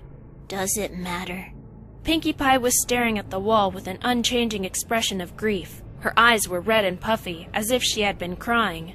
"It matters to me. You're my bestest friend," Derpy whimpered. She had never seen Pinkie Pie like this in her time of knowing her, and it scared her. Nothing matters, said Pinkie Pie, still in the same tone. Not you, not me, not any pony. We're all worthless, useless. Nothing matters. Pinkie Pie, you're scaring me. The pink pony didn't respond, but continued to stare at the wall. Derpy bit her lip and wrapped her arms around Pinkie, flapping her wings and lifting her into the air with difficulty. Pinkie Pie didn't object to being carried out of the room and back downstairs. Pinkamena! Blinkie Pie shouted when she saw her little sister's condition, leaping from the chair and rushing over to them as Derpy landed. The others came forward as well, worry plaguing their faces like an aggravated parasite. What's wrong with her? Asked Inkie Pie, touching Pinkie's flat mane. She keeps saying nothing matters, Derpy replied sadly. I don't know what to do. She's depressed, said Minkie Pie. We need to lay her down and keep a close eye on her. She wouldn't hurt herself, would she? Said Apple Bloom in alarm. I can't be too sure. I've never seen her like this, but I know how it feels to be in this state, so we shouldn't take any chances, said Minkie. They all nodded, and Inkie and Blinkie carefully took Pinkie Pie from Derpy and hoisted her up onto a couch, laying her down. Babs looked on, feeling miserable herself as she watched Minkie Pie stroke her youngest sister's hair, humming softly. Minkie may have just been crying a moment ago, but it was obvious that Pinkie's emotional well-being was more important to her than her own feelings. Hey, I gotta go, Babs said to her distraught friends. I just came to drop off that sugar. I'll sneak out tonight after bedtime, okay? Sure, Babs, said Inkie Pie. No more was said, and Babs turned to leave the room, walking down the hall and out of the front doors. As she journeyed through the forest and back to Ponyville, her mind was racing. Pinkie Pie's mane was flat, like it had been when she visited her in prison, but Babs had never seen her depressed before. It sucked all remaining happiness from her to know that their personal ray of sunshine had fizzled out into a dark pit of despair. Once back in Ponyville, Babs accidentally stepped on a wanted poster with all 6 of her friends' faces on it. She shook her hoof, trying to get it off, but the tape's adhesive would not let go. With a frustrated growl, she tore the paper off with her teeth and spat it back to the ground. As Babs massaged the bridge of her nose, trying to dampen her anger, she caught a few words of conversation from a pair of ponies standing at a nearby flower stand. I wonder where they're hiding, muttered Junebug. If the princesses can't even find them, it must be a pretty discreet place. I have no idea, squeaked Blossom Forth. But I don't feel safe. I've been locked up in my house for a week ever since that poor Pegasus's head showed up in front of the town hall building. It took all my courage to leave once I realized I was running out of food. That was so horrible, Junebug said with a nod. I've been seeing that image in my nightmares. What was her name again? Fluttershy, replied Blossom Forth. I didn't know her that well, but that doesn't change the fact that I'm horrified she was murdered. And she had just gotten out of the hospital from the first time those horrible ponies kidnapped her. She was an element of harmony, wasn't she? Yeah, and so were her friends, including that Pinkie Pie, you know, the leader of this nefarious baking team. There were 6 of them, and now there's only 2 left. Twilight Sparkle is in the mental ward of the hospital. She is safe. Insane, but safe. Babs blinked, her lips parting slightly as Blossom Forth paid for a couple of flowers and then hurried off, probably back to her home. She was very aware that Twilight was still alive. The thing was, Babs hadn't thought much about her, for all of her focus had been on capturing Fluttershy. Blossom Forth was right. Twilight was the last remaining element of harmony aside from Pinkie Pie herself, and she felt that that was an injustice to her and her friends' work. However, Blossom Forth was also correct in saying that Twilight was safe. But how safe? Babs muttered to herself. Her eyes fell on the dirt-stained wanted poster on the ground, and she stared at the picture of Pinkie Pie. In the photo, her mane was flat, just like it was currently. It hurt Babs to see one of her best friends in such a state. This was not the Pinkie Pie they knew and loved. This was some disturbed shell that was a faint reminder that the party pony even existed. She had to fix this. Can I help you, dear? Said the receptionist kindly. Babs had made her way to Ponyville Hospital, venturing to the section that was reserved for patients with mental disabilities. Yeah, she said nervously. Can I visit Twilight Sparkle? The receptionist stared at her, but then picked up her phone and pressed a single button. After a moment, some pony answered. Yes, this is Mayflower at the front desk, she said to the pony on the other end. I have a filly here requesting to see Miss Twilight Sparkle. No, I don't know who she is. Okay, thank you. Mayflower placed the receiver onto its dock and addressed Babs again. Miss Sparkle's doctor is going to come talk to you. Okay, agreed Babs. She waited silently, wondering what she was going to do if she was not allowed to see Twilight. After a few minutes, a yellow unicorn with a blue mane and tail, blue-framed glasses, and purple eyeshadow came up to her. She was wearing a white doctor's coat and had a stethoscope draped over her shoulders. Hello, she said sweetly, and Babs felt much less intimidated. I am Dr. Crystalheart. Were you requesting to see Twilight Sparkle? Yes, ma'am, Babs replied strongly. She was a very good friend of mine. I just recently moved to Ponyville from Manhattan to help my family at Sweet Apple Acres. My cousin, Applejack, was also Twilight's friend and another victim. A tear escaped her green eyes, and she quickly wiped it away. I'm sorry, I'm not exactly over the tragedy. I understand, said Crystalheart, placing a hoof on the filly's shoulder. Unfortunately, it's not visiting hours, so I cannot allow you to— Please, Doctor! Babs exclaimed suddenly, meeting Crystal's magenta eyes desperately. Twilight is the only friend I have left! Those heartless murderers took every pony I knew and loved away from me! I'm so alone! Crystalheart gave Babs a look of sympathy. Well, Twilight has been doing a lot better since she was first admitted. Babs held her breath. All right, I'll make an exception. It's activity time right now, which is on the 3rd floor, so I'll accompany you up there. Oh, thank you! Thank you so much! Crystalheart smiled and led Babs to the elevator, and the two of them stepped inside. She's doing better, you said? Oh, yes, replied Crystal excitedly. Granted, she's not in any condition to be released, but we were able to take her out of solitary confinement. She is not restricted to a straitjacket any longer, and there have been no violent episodes toward herself or any other pony. The one thing we've noticed is she won't talk. When she was admitted, she was very unaware of her surroundings, but she'd still speak, though it was either incomprehensive babbling, repeating phrases about being a good friend or student, or screaming. The elevator dinged, and then the doors opened. They stepped out onto a floor that looked like a very clean and brightly lit preschool. There were a few ponies with nurses' hats, one or two with a doctor's coat like Crystalheart's, but every pony else was wearing a green gown and showed obvious signs of illness, whether it was in the way they looked or in the way they acted. Some of the patients sat in groups as they played with games and toys meant for foals, but there were a couple that sat on their own, seeming to not want to socialize. One of these ponies was a very familiar purple unicorn. Twilight Sparkle was sitting in a chair facing the window. She was staring out of it, completely unmoving, and Babs could not see her face. Don't be surprised if she doesn't show any sign that she recognizes you, Crystalheart told Babs quietly. She hasn't been able to communicate with any pony, even before she stopped talking. I don't know if she'll even be aware that you're there. She gestured for Babs to go over to Twilight. I'll be over here if you need anything. Thank you, Doctor, said Babs with a nod, and she slowly made her way across the room, pulling up an empty chair to sit next to the unicorn. She stared at Twilight, taking in her appearance. Her broken horn was covered in a bandage, her face was gaunt, there were heavy bags under her eyes, her hair and fur was thin, messy, and slightly discolored, and she made no sign of acknowledgement to Babs' presence.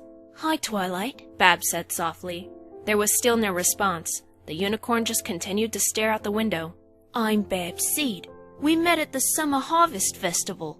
Twilight gave a slow blink, but did not shift her gaze. Babs sighed, thinking hard. She felt Crystalheart's eyes watching them, so she gently reached over and started stroking Twilight's mane. The ill unicorn remained in the same state, the only movement made being her eyes blinking every so often and her chest expanding slightly as she breathed. Babs remembered her friend's story of how Twilight lost her mind, so she knew that the mare was mentally fragile. The doctor had said she was doing better, so maybe that meant that Twilight was more aware of her surroundings than she let on.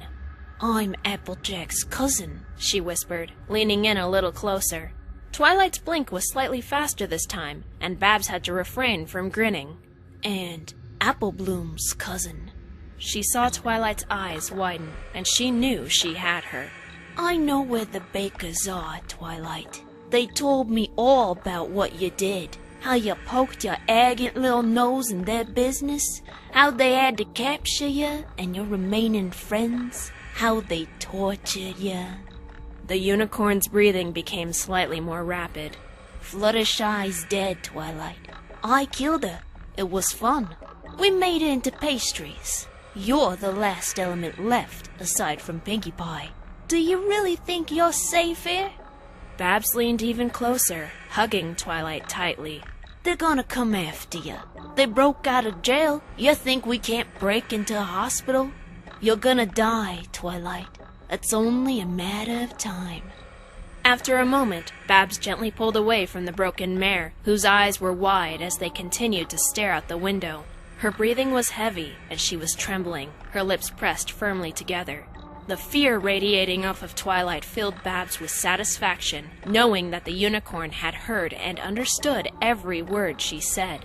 She knew that Twilight would not tell any pony about what Babs had just confessed, because it was obvious she couldn't talk. Her mental trauma was too great. Either that, or she simply refused to talk out of fear. I'll see you soon, said Babs, the volume of her voice returning to normal. Take care, Twilight. She got off of her chair and walked back over to Crystal Heart, who smiled.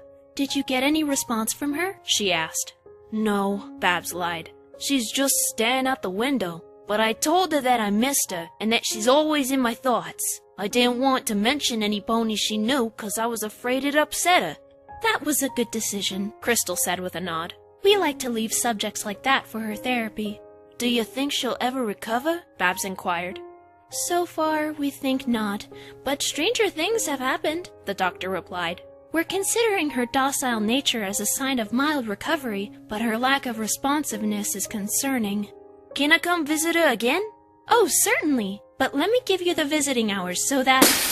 Crystal Heart was interrupted by a loud crash and many screams, and she and Babs turned quickly to see ponies crowding around the window that Twilight had been sitting in front of. The glass was broken, and Twilight was gone. "Back up! Back up!" shouted an orderly at patients getting too close to the shattered glass. Crystal Heart turned on her heel and sprinted down the emergency stairs, Babs and a number of nurses and doctors following her. Upon arriving outside, there was a crowd gathered directly below the broken third-story window, and the hospital officials fought to break through. "No!" cried Crystal Heart. Babs, being so small, was able to duck under the surrounding ponies to get a closer look. Twilight Sparkle was crumpled on the ground, shards of glass glittering around her. Her limbs and neck were bent at odd angles, and her head was cracked open so severely, blood was practically pouring out. Her open eyes were listless, and she was definitely not breathing. As the public was encouraged to disperse, Babs' look of shock was plain and true on her face. This was not what she had planned, or even expected. Looking up at the broken window, she narrowed her eyes at it, and then at the windows next to it, as well as below. There were no bars. How had she not noticed it before? Weren't mental hospitals supposed to have bars on their windows? While a stretcher was brought out to move Twilight's body, Babs walked around the hospital to the next side, seeing a few smaller windows that had steel bars. So, the patients' rooms had them, but not the halls or public rooms? Well, she was certain that that was going to change now that one of their patients had just committed suicide. "Babs!" called a voice, and she turned around to see Dr. Crystal Heart hurrying toward her. Babs immediately scrunched up her face and started to cry. "Why aren't there bars on all the windows?" she wailed, gripping the doctor's coat in distress. Crystal Heart seemed to be trying to stay professional, but her eyes were glossy. "We've never had a problem," she muttered. "We're a low-security ward." "My friend is dead! She's dead!" Babs sobbed, collapsing to the ground at Crystal's feet. "I know, honey," the doctor cooed, trying her best to comfort the filly. "Listen, are you sure Twilight didn't do or say anything when you spoke to her? Anything that suggested she knew you were there?" "No!" Babs wailed. "She just breathed and blinked!" "I'm sorry, Babs. I'm so sorry." Babs stood and pulled herself away from the doctor, tears still cascading from her eyes. I have to go!" she cried, and ran off before Crystal could stop her. She galloped all the way to Sweet Apple Acres, hurrying up to Apple Bloom's old room and closing the door. She sniffled, wiping her eyes and nose quickly, sitting against the wall and covering her face. She was trembling hard as the corners of her mouth curled upward. Babs was laughing. "I'm back!" Babs called as she entered the castle's main hall for the second time that day, though now it was nearly midnight. "Hi, Babs," said Apple Bloom solemnly. They were all still crowded around Pinkie Pie, who hadn't moved an inch. "How is she?" Babs asked her friends, joining the group. "We tried feeding her. She won't eat," Inkie Pie explained. "Derpy's been crying over her, thinking she's dying." "I just wish we knew how to make her smile again," Derpy said, clearly distressed. "We tried singing, party favors, jokes," said Blinkie Pie, sounding exhausted. "We even tried to get her to snuggle Gummy, but she ignored him." She pointed at the toothless baby alligator that was perched like a statue on the back of the couch. "Doesn't help that he doesn't do much." She hasn't even used the bathroom, added Minkie Pie. That alone isn't healthy. "I know we'll cheer up," said Babs in a calm voice. The 5 of them stared at her, and she could have sworn she saw Pinkie's ears shift. "Twilight Sparkle is dead." "What?" the 5 shouted in unison, and Pinkie Pie slowly sat up, turning to look at the Manhattan filly. "How did she die?" she croaked. "Suicide," Babs replied. "I went to see her at the hospital and told her that I murdered Fluttershy. I told her we'd all come after her next, that we'd break into the hospital and kill her. Not 5 minutes later, she threw herself out the window." How did she get through the window? asked Pinkie Pie. Aren't there usually bars on them? "In our hospital, only the patients' rooms have bars," said Babs, smirking. "It's low security. They didn't take that extra precaution because they felt they didn't need to." "Well, I'm sure they'll rethink that." Inkie Pie laughed. Pinkie's mane trembled slightly, and her eyes seemed to show more life. "What you say we take a look at our list and pick a pony to play with?" said Babs confidently. Pinkie Pie's lip twitched, and she nodded. Derpy quickly flew to the bookshelf and chose a large binder, opening it up to the page they left off on. All right, Derpy, who's up next? asked Minkie Pie. "Sweetie Belle!" Derpy answered excitedly, and Apple Bloom blinked. That should be real easy," she exclaimed, almost in a way that suggested she was in disbelief. "Babs is friends with her. She'll have no problem bringing her to us." "You mean all this time we could have played with Sweetie Belle?" said Blinkie angrily. "We were bored for nothing?" We can't do Sweetie Belle, said Minkie flatly, and every pony looked at her questioningly. "Why not?" asked Derpy. Minkie Pie met Apple Bloom's eyes and grinned nefariously. Apple Bloom seemed to understand, and her own smile matched Minkie's. "We can't do Sweetie Belle," she said slowly, "without Scootaloo." "I can get you both, no prob," said Babs. Just then, there was a loud pop sound, and Pinkie Pie shot into the air with a delighted laugh. "It's party time!" she squealed, her mane and tail back to its poofy state. Every pony in the room cheered as Pinkie Pie landed back on the couch, and she seized Gummy in her hooves, hugging him lovingly. "And I have so many fantastic ideas! Let's bring them to the castle instead of using the super secret room under Sugar Cube Corner! We're going to have the fun right here!" "Why?" asked Apple Bloom. "You'll see!" Pinkie giggled, and the others agreed, hugging their favorite party pony in a group embrace, glad to have her back. Happiness, serenity, joy. Emotions I barely knew through most of my life, only experienced when being destructive towards something or myself, as well as the one time I played with baby Inkie Pie. In the cellar, these emotions did not exist, but when that door opened and 2 young mares entered the dark underground room, a spark of mild happiness lit inside of me. I was free. However, my trust was less than evident. How did I know my younger sisters were not going to bring me back to Mama and Papa? Or maybe they'd keep me a secret to abuse me themselves. The possibilities of my continued torment were endless, but the thoughts began to dwindle as Inkie and Blinkie cared for me, tried to restore my health, showed me the love that I had never experienced from any pony. All doubts about them were gone when they told me their feelings toward our parents and about their baking. Even though my misery, rage, and madness are still very dominant, I'd be a fool to say I don't feel joy. Since my escape, I've felt many positive emotions that were previously absent, and I like it.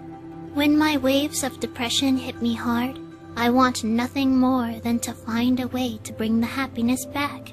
Even though my soul is dead, my heart is still very much alive. My dear family and friends, the latter I also consider family, make me smile almost constantly, and when the depression hits, they do everything they can to cheer me up. It works most of the time. Pinkie Pie and Derpy have a 100% success rate so far. The two make a great pair when it comes to performing, telling jokes that don't make sense, singing silly songs that Derpy only knows half the words to, and dancing ludicrously around the room. Since Derpy is a Pegasus, she does a lot of moves in the air, but because of her poor eyesight, often crashes into things. After making sure she is uninjured, I laugh and clap to show that I enjoyed their attempt to chase the tears away. Blinkie Pie and Inkie Pie have a little trouble with the task because they too have a great amount of sadness in their hearts, all caused by our wretched parents. They don't have nearly as much energy as Pinkie and Derpy, but when they do succeed, they do it with style. Instead of taking the stage themselves like Derpy and Pinkie Pie, they bring me into the fun. We'll dress each other up, usually in ridiculous clothing that doesn't suit us, and pretend to be somebody else, sort of like role-playing. Blinkie Pie's character is Sir Finkelbottom III, and he is very pompous, demanding elegant cuisine and music played in his honor. He lives in luxury and is a narcissist, so he carries a mirror around to admire his own reflection. Inkie Pie is Lillian Trottingham, and she is a confident, though rather clumsy, mare of the evening. She struts around in her provocative dress, trying to seduce Sir Finkelbottom, but as soon as she is about to lure him in, she ends up tripping and breaking something, which makes him turn up his nose and walk away. Each time this happens, Lillian says angrily, "He won't come up and see me this time." It's like her catchphrase, and it cracks me up every time. Then there's my character, Miss Fortune, a street gypsy that offers to tell passing ponies their future using her crystal ball for money. However, she's not a seer at all, but a witch, and anything she says to her crystal ball comes true. She uses this power to make her customers experience hardships and calamity for the rest of their lives. For all of the pain she causes, she grows ever stronger and has become obsessed with power. Even so, she seems to have developed a soft spot for Lillian, so she tries to use her abilities to make her more successful. For some reason, this never works, only having the ability to cause chaos, though she tries to find a way around it. We'll play these characters for hours, and the others will play multiple side characters to develop the story, which is even more fun. Sometimes we include our victims too, but only if our skits call for a death. We'll dress them up, give them a name, and they always play their part so well. They scream, "Please don't hurt me," without even needing a cue. Our skits bring me much joy, and it's perfect to play in the huge abandoned castle we're hiding in. Babs and Apple Bloom take things in a different direction. There are two things that Babs is doing with Apple Bloom, teaching her how to fight, and also trying to build up her spirituality. Two completely different things, yet they can be used at the same time. The other mares join me as the filly's audience, observing the lessons while Apple Bloom learns by practice. Babs teaches her fighting moves that her old friend in Manhattan taught her, doing it in slow motion and then letting Apple Bloom try it on her. Apple Bloom is always worried about hurting her cousin, but Babs just laughs and says, "I can take it." When it comes to spirituality, Babs is an expert. She said that it took her some time to figure out, and at times it was hard to implement, but after killing her bullies, it all clicked. She describes spirituality in a non-religious sense, which I am glad about. I had had enough religion back at the rock farm to last a lifetime. No, instead of utter bullshit, Babs explains practical things, ways to connect to yourself and the world around you, how to experience things instead of using your senses. In fact, this was what she had demonstrated when she was playing with Fluttershy. The third eye is often related to religious practices, but Babs explains you don't need religion to open it. All you need is yourself. She tells us in depth on how to listen to music, how to tell what a pony is like just by looking into their eyes, how to sleep in such a way so you always feel rested upon waking, and how to see with your eyes closed, using your third eye to guide you. It's fascinating, and Applebloom has been getting really good at it. Babs actually told me that I was the closest to opening my third eye before any of the others, because I can tell when a pony is lying or not. This made me feel proud, and I rarely feel any pride at all. Of course, there are the times when all 7 of us are just hanging out, even if I'm not sad, and this makes me smile anyway. We laugh and play, discuss torture methods, and Applebloom plays her guitar as we make up new songs. She's gotten very good, and her front hooves have become decently stronger from strumming the steel strings. When not writing new songs, we sing Pinkie's Smile Song, sometimes changing the lyrics to suit each one of us individually. My first verse and chorus goes like this. My name is Minkie Pie, and I am here to say I'm going to make you scream and bleed, and I'll take your life away. It doesn't matter why, just accept that you will die, because playing with your life is just what pleases Minkie Pie. Because I love it when I smile, smile, smile, yes I do. It fills my heart with brightness to beguile, yes it does. Because all I really need's a smile, smile, smile for these loving friends of mine. I think it has a nice combination of hate and violence, as well as contentment and peace. It's like sprinkling a pinch of salt on fruit to enhance the sweet flavor. That brings me to the other thing that makes me happy. When my madness festers inside of me, aching to release itself, nothing brings me more joy than to let it out nice and slow when playing with my victims. Then, at that moment, when I know the pony is about to die, I unleash the remaining insanity full force, letting it overtake me, spilling as much blood as I can. The more blood that stains my fur, the more happy I feel. And when at last it's time to take a bath to wash it off, nothing is more serene than watching ribbons of crimson rise off of my hide and dissipate in the water. So very soothing. I guess even the most damaged of souls can find happiness in their lives. Oftentimes, I wish I were dead, but keeping my heart beating is less difficult when the universe truly treats you right. There are moments when I feel I do not deserve to be happy, but somehow this satisfies me, knowing that I'm getting what I'm not supposed to have. Perhaps life isn't so bad after all.